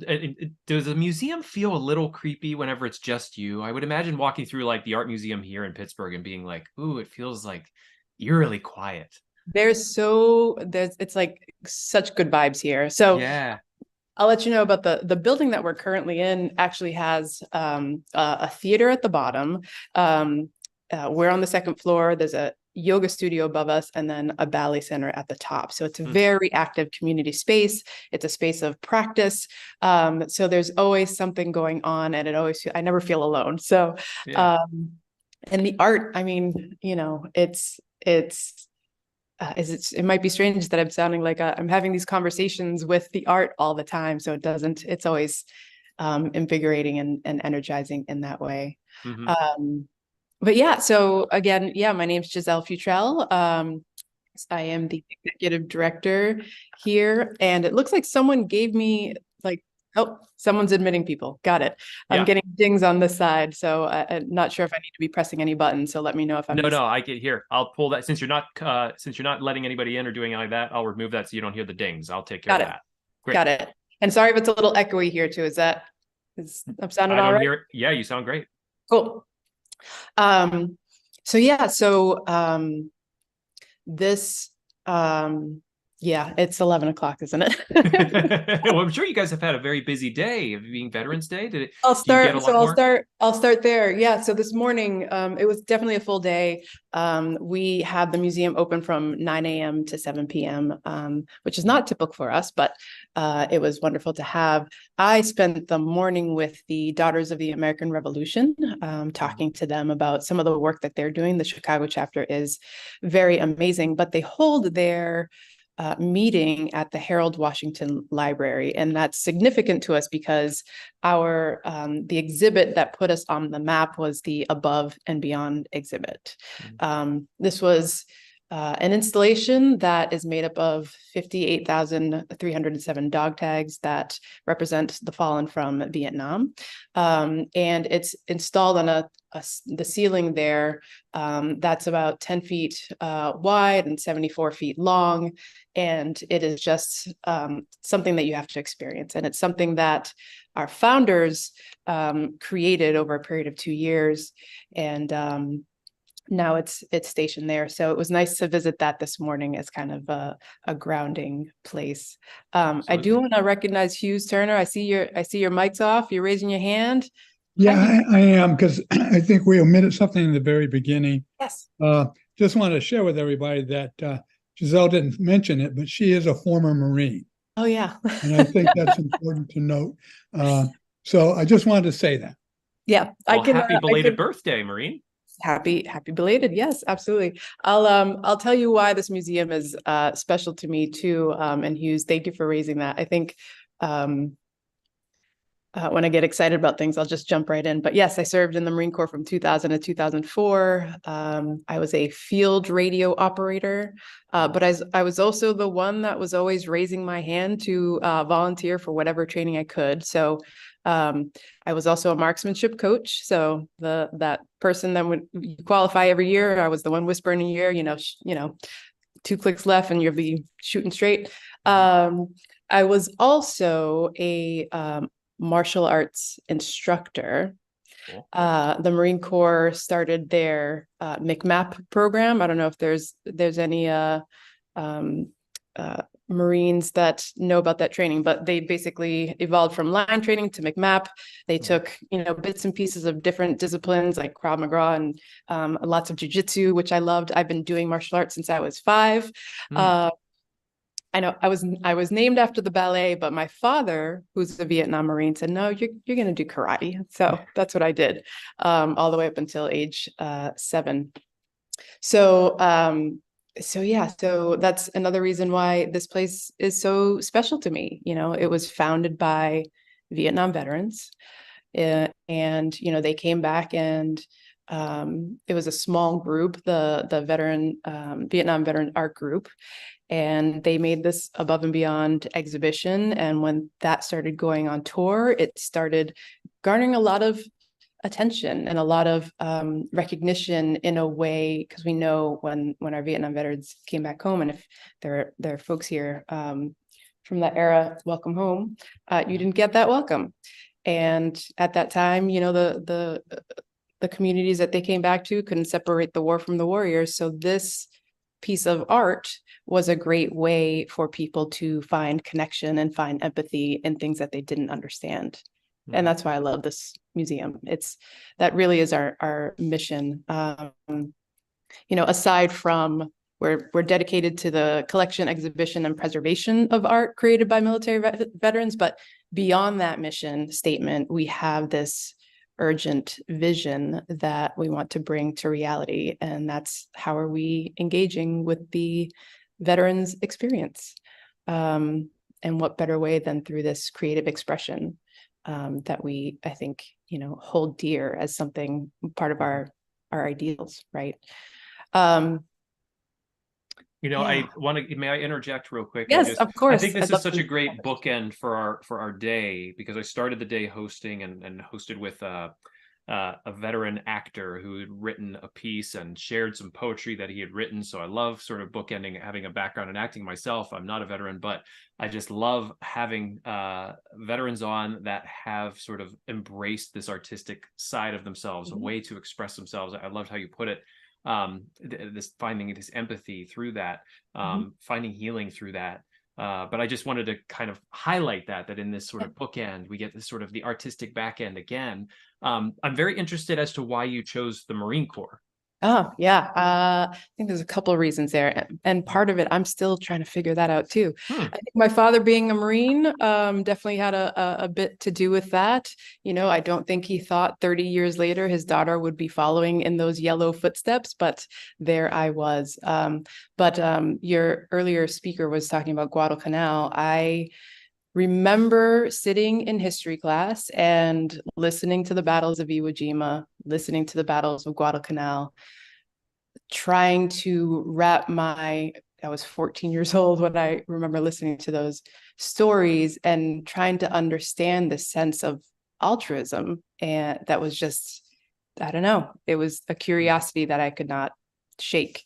And, 14 through 17, I said, I'm going to join the Marine Corps. Nobody believed me. I was the artistic kid, like making murals and like doing the poetry. I wasn't an actor, but I was more of I'd rather be behind the camera than in front of it. But it called to me, and no one believed me until I brought the recruiter home and said, hey, guess what? I'm 17 and you have to sign this paperwork. So part of it was definitely my father had some influence there, and part of it was just history and listening to those. So that was definitely a piece of it. And I was lucky to saying I was growing up, kind of using art as something that I enjoyed doing.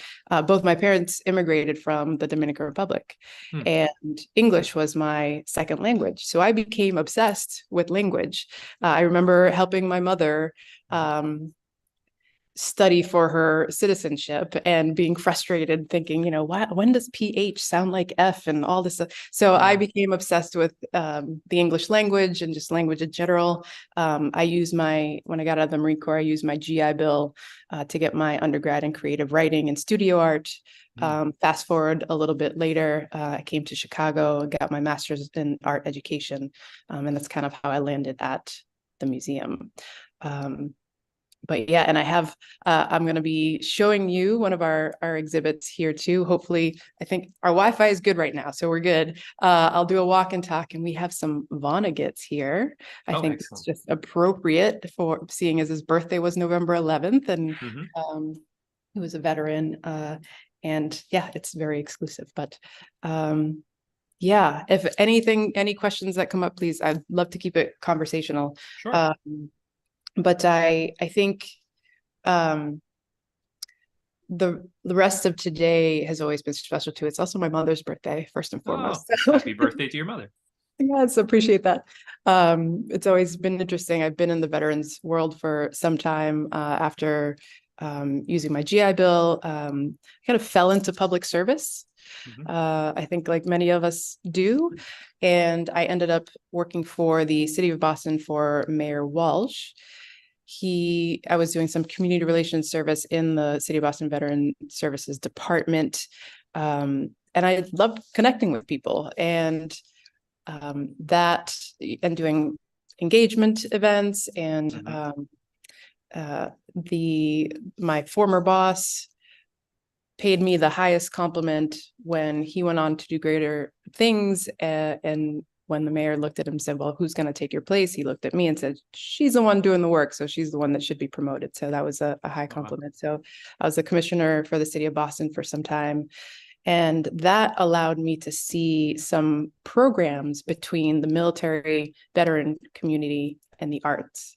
And that's really when things started to click for me as to what my path should be. Did it take you long after transitioning out to find that was it a tough transition to sort of recalibrate? So I would say yes and no. I'd always had the arts, and especially writing, as a tool to kind of, get me through any difficult or tough transitions. So that piece was good. But it did, I think everybody kind of stumbles around when you first get out. As a field radio operator, that translated into being a Comcast cable technician. So I had the hard hat, I had the ladder, I had the van, the whole nine. And I was happy. I was outside working with my hands and, felt like being in the Marine Corps again. No one teaches you kind of how to unwind from that. So I was still waking up at 6 a.m., doing my PT, all that. And then winter came and I was like, this isn't fun anymore. I don't want to do this. So I went back to school, and that's, I found a school that was very military friendly and found my tribe. I think, veterans can attest to how important it is to find that when you get out, help you transition, and found writing again. And that's always has stayed with me. I was on my way to get my MFA in creative writing before I was promoted to commissioner. But when I looked at this, I can always go back to school. I don't ever think I can be a commissioner again. So that's how that went. So I'm always trying to get back to that. And I feel like it's there. It's wonderful. Yeah. But yeah, that transition was definitely, the arts had a huge impact on keeping me level and keeping me grounded in that sense. But yeah, I love that question. So yeah, I wanted to,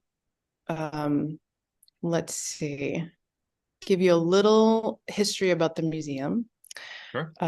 Now that you know a little bit about me, because some things are kind of serendipitous, which is kind of funny. Father's a Vietnam vet. I think that one's pretty obvious. And when I look at this work, I see his cohort and his colleagues doing that work, of transitioning when they get back and using art to do that. I'll show you, I'll get up and if I lose you, my backup is to call you on my phone. So hopefully this is going to work. Okay, perfect. But when I talked about those dog tags, well, we don't have the dog tags here. They were originally in the first location that we were in. This building, unfortunately, wasn't permitted for it because it has to be installed into the wall.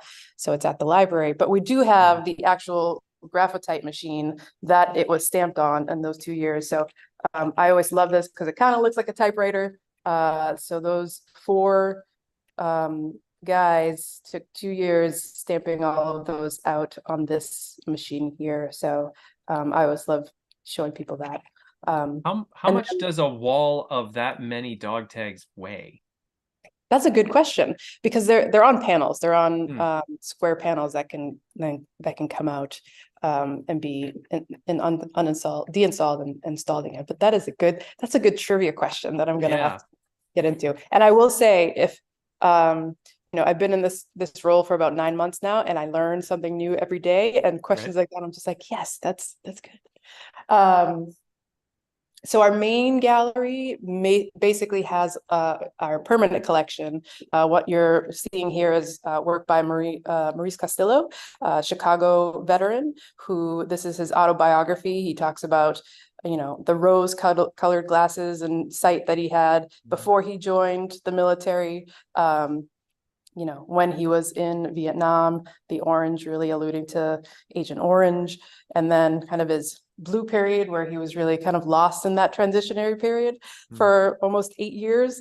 I think it's different for everybody, but his era, that's what they went through. And then, going into family life, I don't know if you can see this, but there's the reflection of his family here. So being a little bit more cleary-eyed as he focuses on family, and then him in retirement, where it kind of all comes together in this way it's a mix of of both. So this is one of my favorite pieces for that. Some interesting things about this: he didn't actually create it in this linear pattern.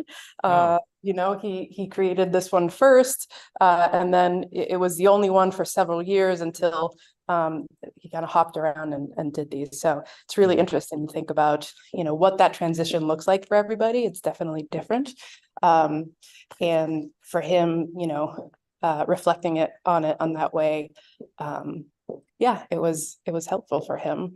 You know, asking someone like what your favorite art piece is, like asking a mother like who's your favorite child. Exactly. This is really difficult, but because I love painting, I feel like I could mix color forever. I love the work of Ferris Parker.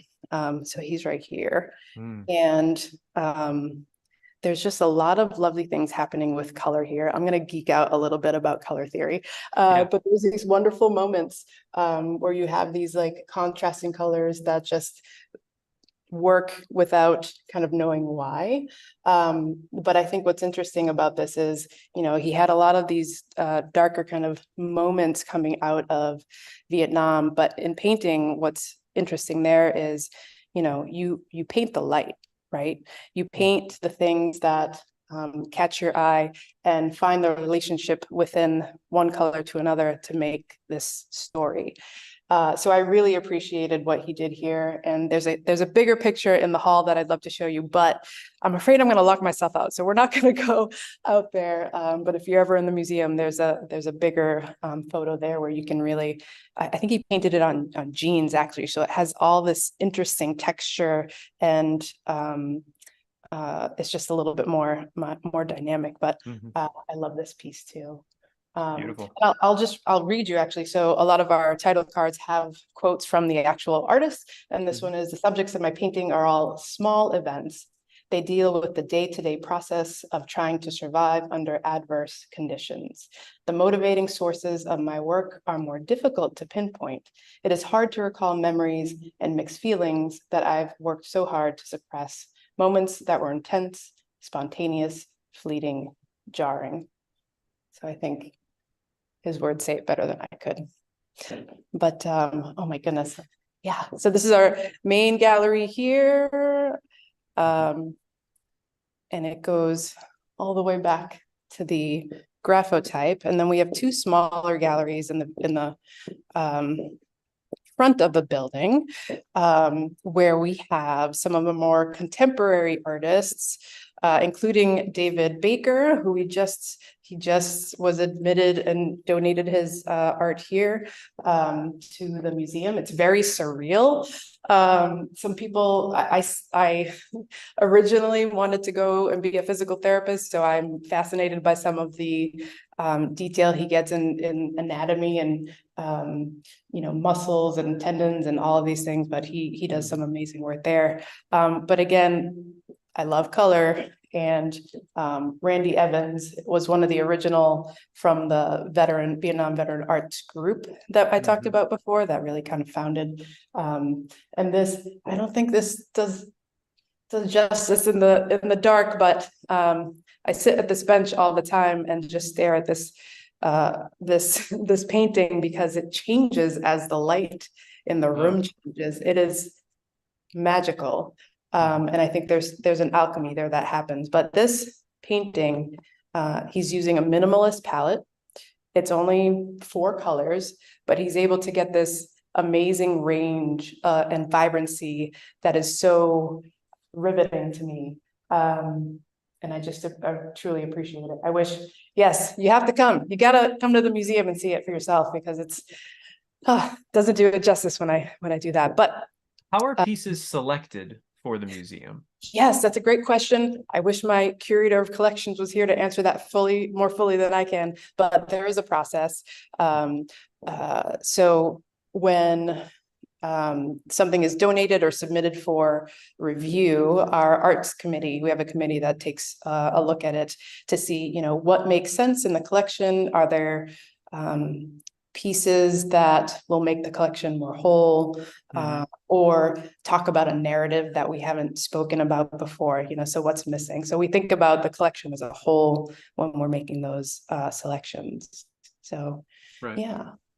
But this is our Vonnegut exhibition. Everyone knows him for Slaughterhouse-Five, and some of his written work, but a lot of people don't know about his artwork and his screen prints. This is one of the largest collections of screen prints of Vonnegut outside of the Vonnegut Museum.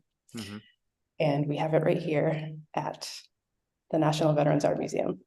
And I can't pick a favorite, so I'm just gonna scan around the room. I think he's just a fascinating individual, and loved his written work as well. So it's something that I truly appreciate having and getting to show folks here. Yeah, I think, oh goodness. Yeah, I'm not picking a favorite. I can't. But so those are the. When did that exhibit start? That's a good question, actually. I don't know the answer to that. And if I look, sometimes the answers are on the wall. And it's not on this one, unfortunately. So I'll get that one for you. So we have two more exhibits. Yeah. One is, actually, I'm going to go to that one first, is the things they carried. Again, if anyone's familiar with the book, I know I had to read it in high school, written by Tim O'Brien. So this, I think, is one of our oldest exhibitions. It's primarily photography, primarily Vietnam. I think it's all Vietnam, actually. Yes. And there's an interactive component here because this space turns into a very programmatic space. So we have school tours that come in here. We have our resident author and artist, Ned Ricks, who I just spent the last 2 days with for a traveling exhibition over in Naperville. He comes in and his storytelling is amazing. And the Q&A, I think, is the best part too, because he taps into the curiosities of the young folks that are in the room. And gives them that visceral experience beyond what you can see on some of the photographs.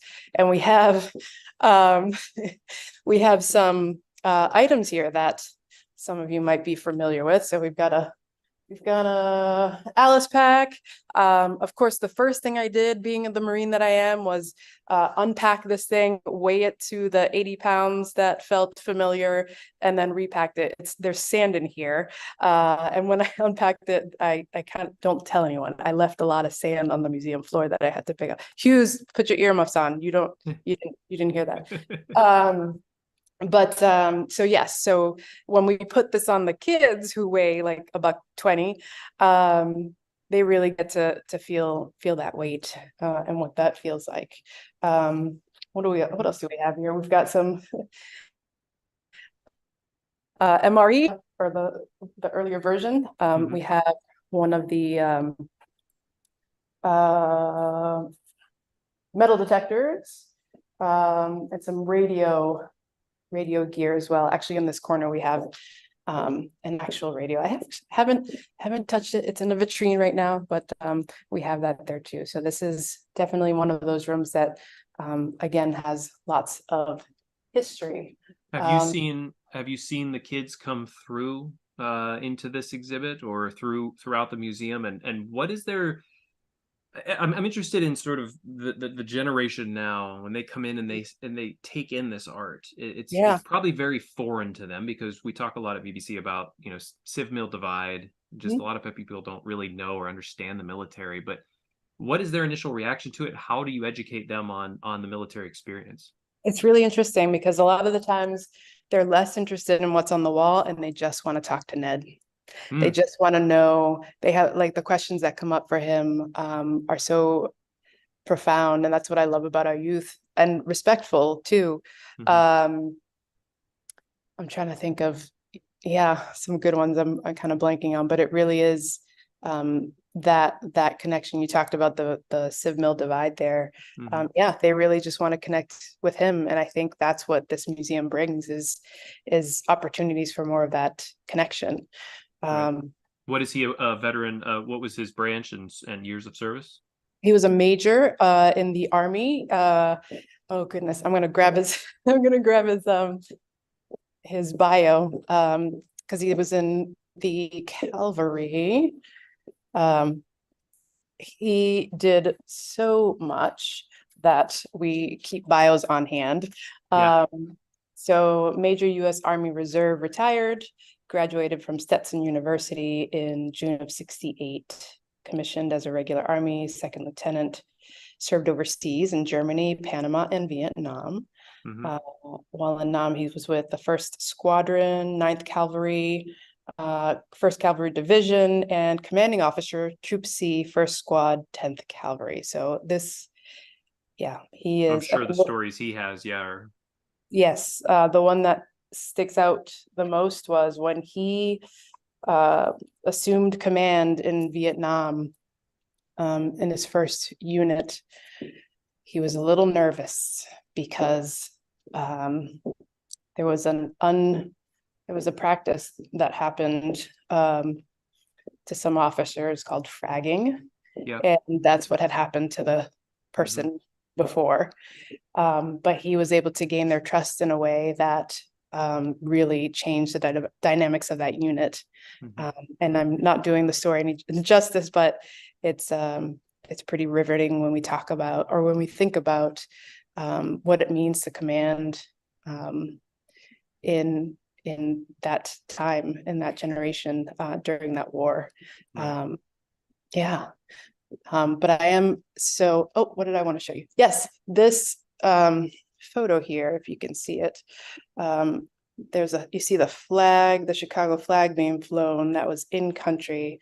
And Laszlo Condor is one of our more notable photographers. We hope to have one of his exhibitions. Right now he's in Europe doing some work, living there and doing some work, hopefully going to be touring here.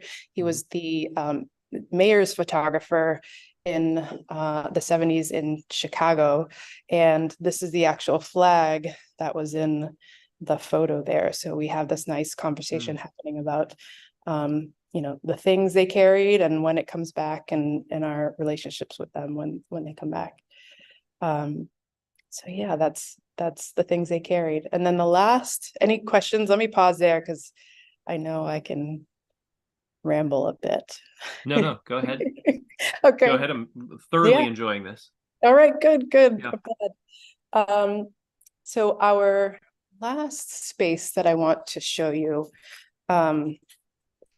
this is the gallery that has the most turnover, where we have our visiting artists and exhibitions.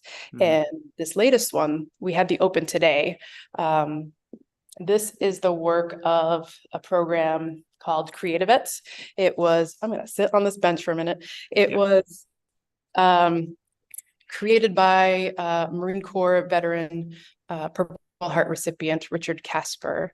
And he went to SAIC and had this vision because art had helped him through a lot of processing. He had pretty severe, he shares this, so I'm not, saying anything that he wouldn't share with anyone else, but, he had some severe TBI and PTSD. I'll drop the D, right? Because it's a normal reaction to unusual circumstances.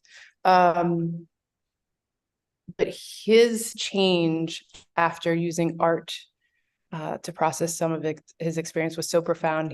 He just was hell-bent on creating a program to get combat veterans a 2-week intensive course, introduction to art. And that's what for their visual arts program. They also have a musical component too, because they're based out of Nashville, and they do songwriting as well. They get them paired up with a songwriter, combat vets paired up with songwriters and process that way too. But the visual arts program is what we see here. And it's a range of mediums. We have paintings, we have collage, We have, oh my goodness, lots of mixed media. And it really touches upon a lot of the issues that our veterans are facing. And when you look at there's such a clear conversation happening between some of the Vietnam art and the art from creative vets. Yeah. I just have to pause. Yeah. But well, I can certainly tell that I mean, you're very passionate about this space and the art that comes through, and it's speaking specifically to sort of art therapy, which we've sort of been dabbling in a bit. Can you speak a bit to that? To what have you found in art therapy that has helped the artists that have come through, that have helped the veterans that have come through to talk about their pieces? Is that something that they've used, or is it, could be both sides of that, where it's part of it's art therapy, part of it's just the self-expression? I love that you bring that up. Because I'm constantly having conversations about this with other folks and with myself, about the difference between, art therapy and what we're doing in the space as well, and what those lines are. So, the folks that go through this program had some really intense experiences. Absolutely. And not everyone has those experiences, but they were able to remake and reshape those experiences into these stories through this art. But the art is saying something different. I think a lot of people might look at it, there's a lot of skulls, there's a lot of darkness. There's, on the offset, that's kind of, there's coffins, a lot of things that are alluding to things that make people uncomfortable. But if you're looking at a piece of art and it's not moving you, it's not doing its job, right? Right. But this art, it's not saying that veterans are broken. It's not saying that they're defined by their experience. It's saying the complete opposite. It's saying, we can find the joy and the light after these experiences.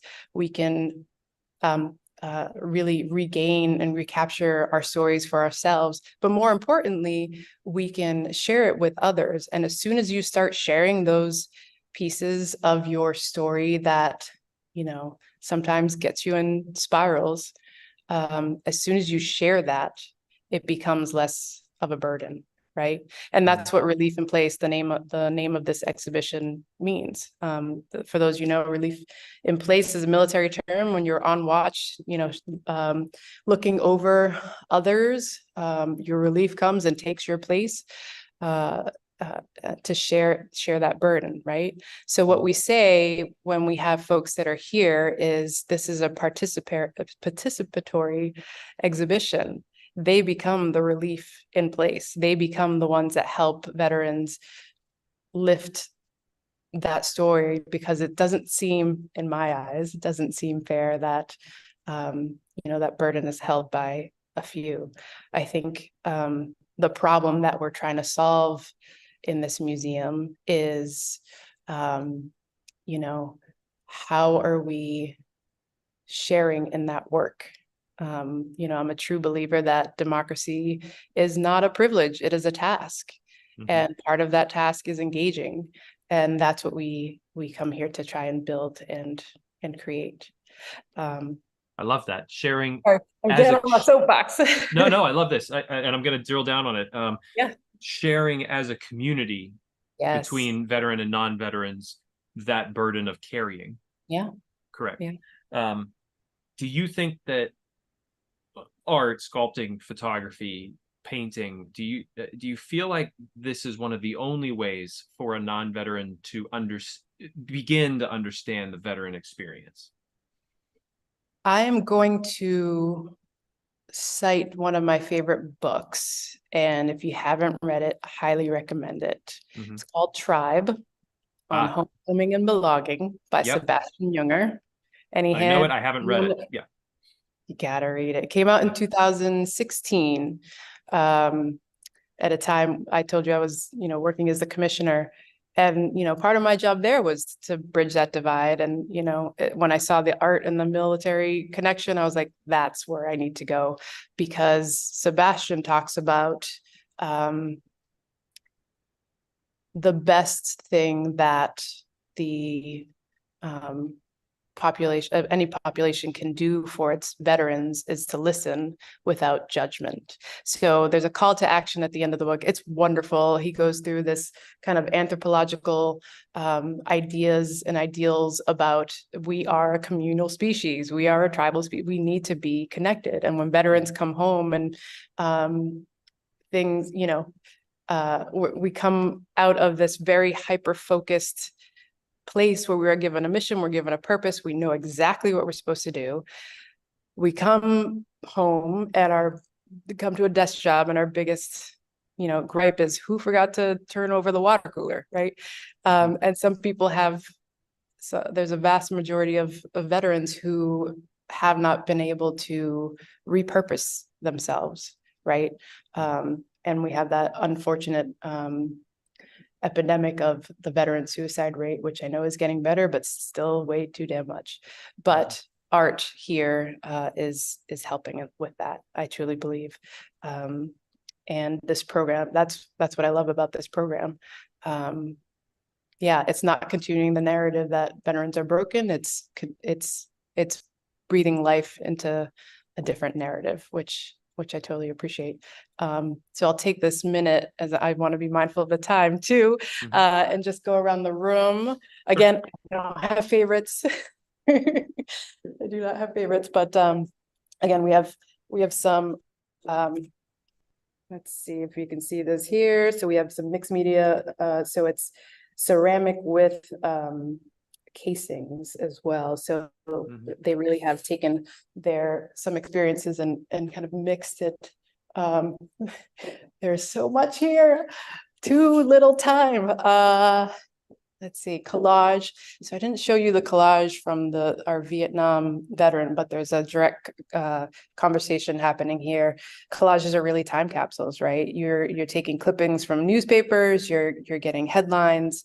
When we look at this 50 years from now, there's going to be some interesting things to say here.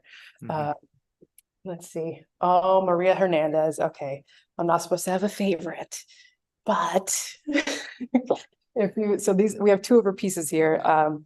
So this is one of her first ceramic pieces called Surviving the Crucible. What you probably can't see are the imprints of the hummingbird that she has in here. But this was one of her first pieces. And I don't know how many of you have tried to shape clay into something that looks like it's not a pile of mud. It's hard, y'all. It's difficult. And she did it with style and grace. And this is another one of her pieces. I think, yeah, mine would have been horribly, horribly done, but she did a beautiful, beautiful job. Let's see what else. Yeah, so that's a lot to show. Let's see. So this is interesting. So another kind of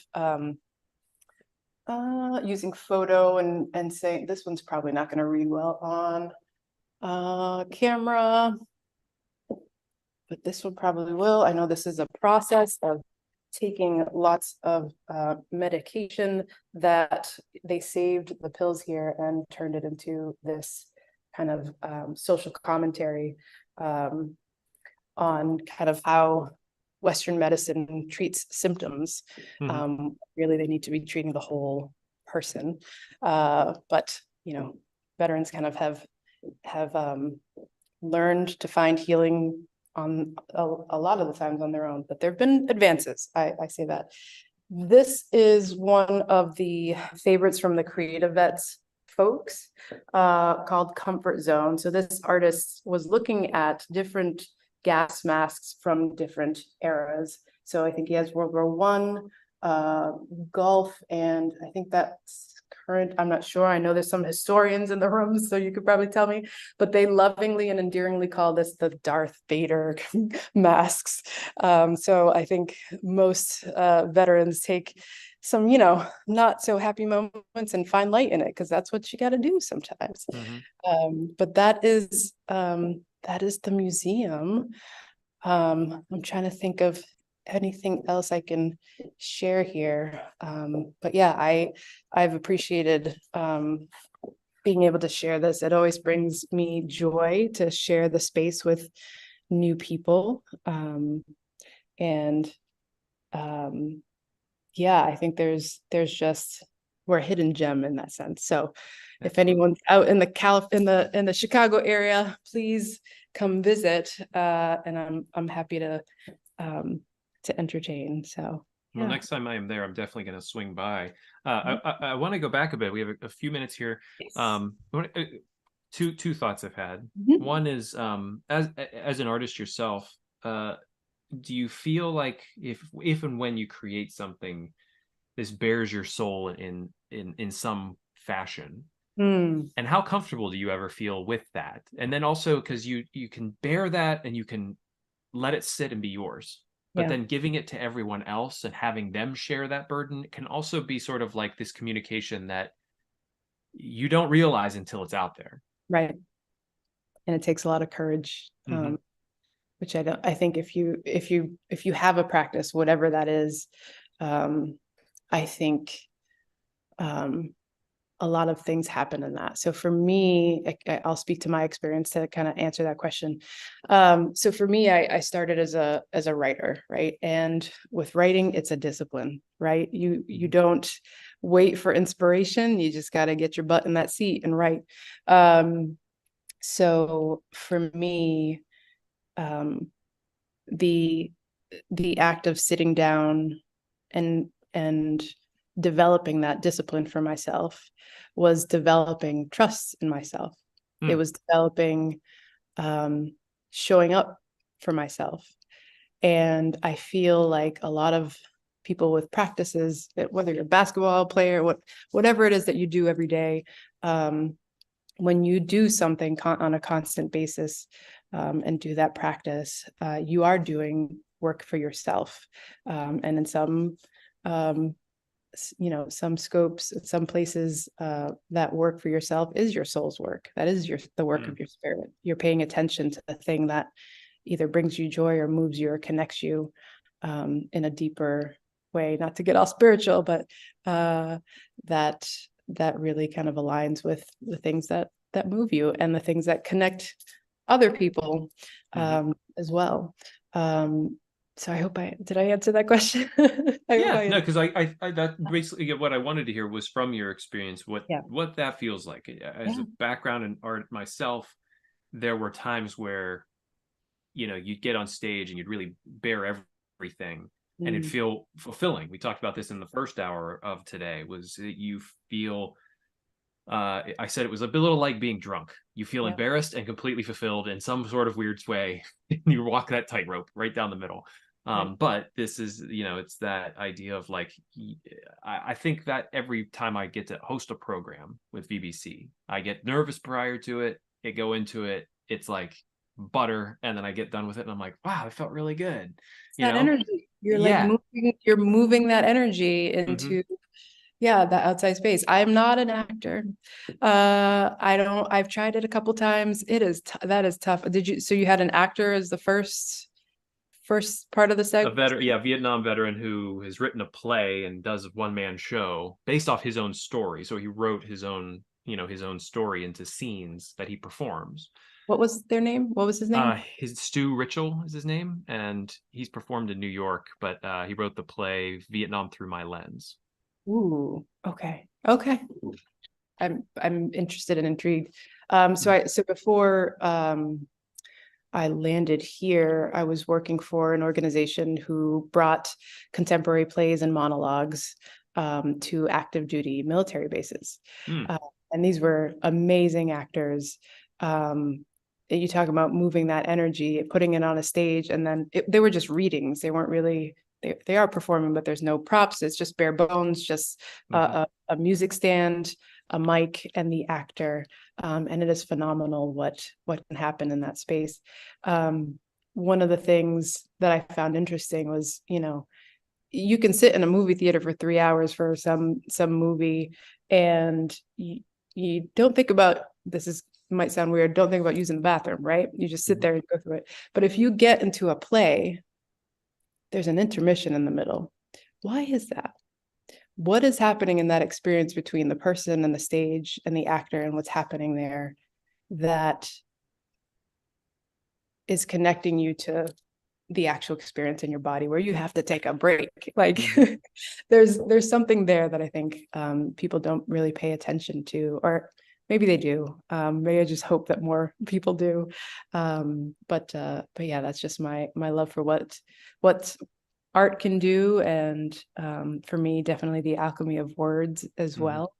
Yeah, I think it fascinates me, and that's Speaking why. to that, speaking to that idea of what art can do, and back to the also the idea of like the narrative of the broken veteran, and how does NVAM how can NVAM help reshape that narrative? Because I've talked a lot on my podcast with veterans about like the legacy of post 9/11 vets, the legacy of Vietnam vets, you know.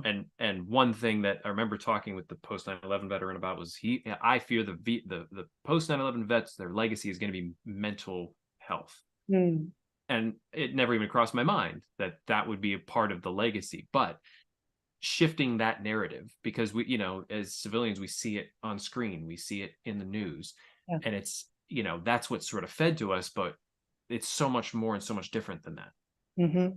No, I totally agree with that. And I think, oh my goodness, there's such a shift happening within the veterans community right now, that I'm just glad we are normalizing healing. I know my father's generation, you know, he didn't talk about what happened when he came back. He still doesn't talk about what happened when he came back. And I think, and I'm the one that's trying to get him to the VA and really try to work through it. But I think what we learned there is just normalizing, you know, the talking. Like it's okay if you can mention it, you can manage it, and there are other people here to help you do it. So I think in that sense, the museum provides platforms and places and spaces to make that happen on a regular basis. And it is wonderful when I get folks come in who never knew about the spot and just keep coming back. You know, we survived the pandemic. We're in this next phase of growth. So I'm just super excited to be on shows like this to help kind of spread the word. I know we've been on before, but I hope it's more regular in the future, because it truly is a joy to share the work. Yeah, it's amazing. I think we had a visitor maybe 2 days ago, who he's like, yeah, I frequent the Art Institute, AIC Art Institute of Chicago, and you know, I appreciate the art that's there. They've got the traditional like Monets and Van Goghs, and it's nice. And he's like, but you don't get that visceral feeling that you get when you get into these walls and into this space. And I appreciated hearing that, because I think that's the truth. The work that is here is coming from a place of raw lived experience. Oh yeah. And not to say that the Monets aren't either. I love the colors and you know, what those pieces of work mean in the context of art history and whatnot. I love that. But there's something about this space that is just a little different. And I invite everyone to come here and feel it for yourself, because it really is an amazing place and space. Right, Hughes? He's been here. That's right. I know he's felt it. He knows it. He's been this wonderful advocate for us. So I appreciate it. Thumbs up, Hughes, definitely. Yes. One last question for you, Giselle, as sort of an homage for today and celebration of Veterans Day. What does Veterans Day personally mean to you, and how do you celebrate it? I mean, today you worked, but Yeah, no, today was wonderful. It really has been one of my favorite days, and it is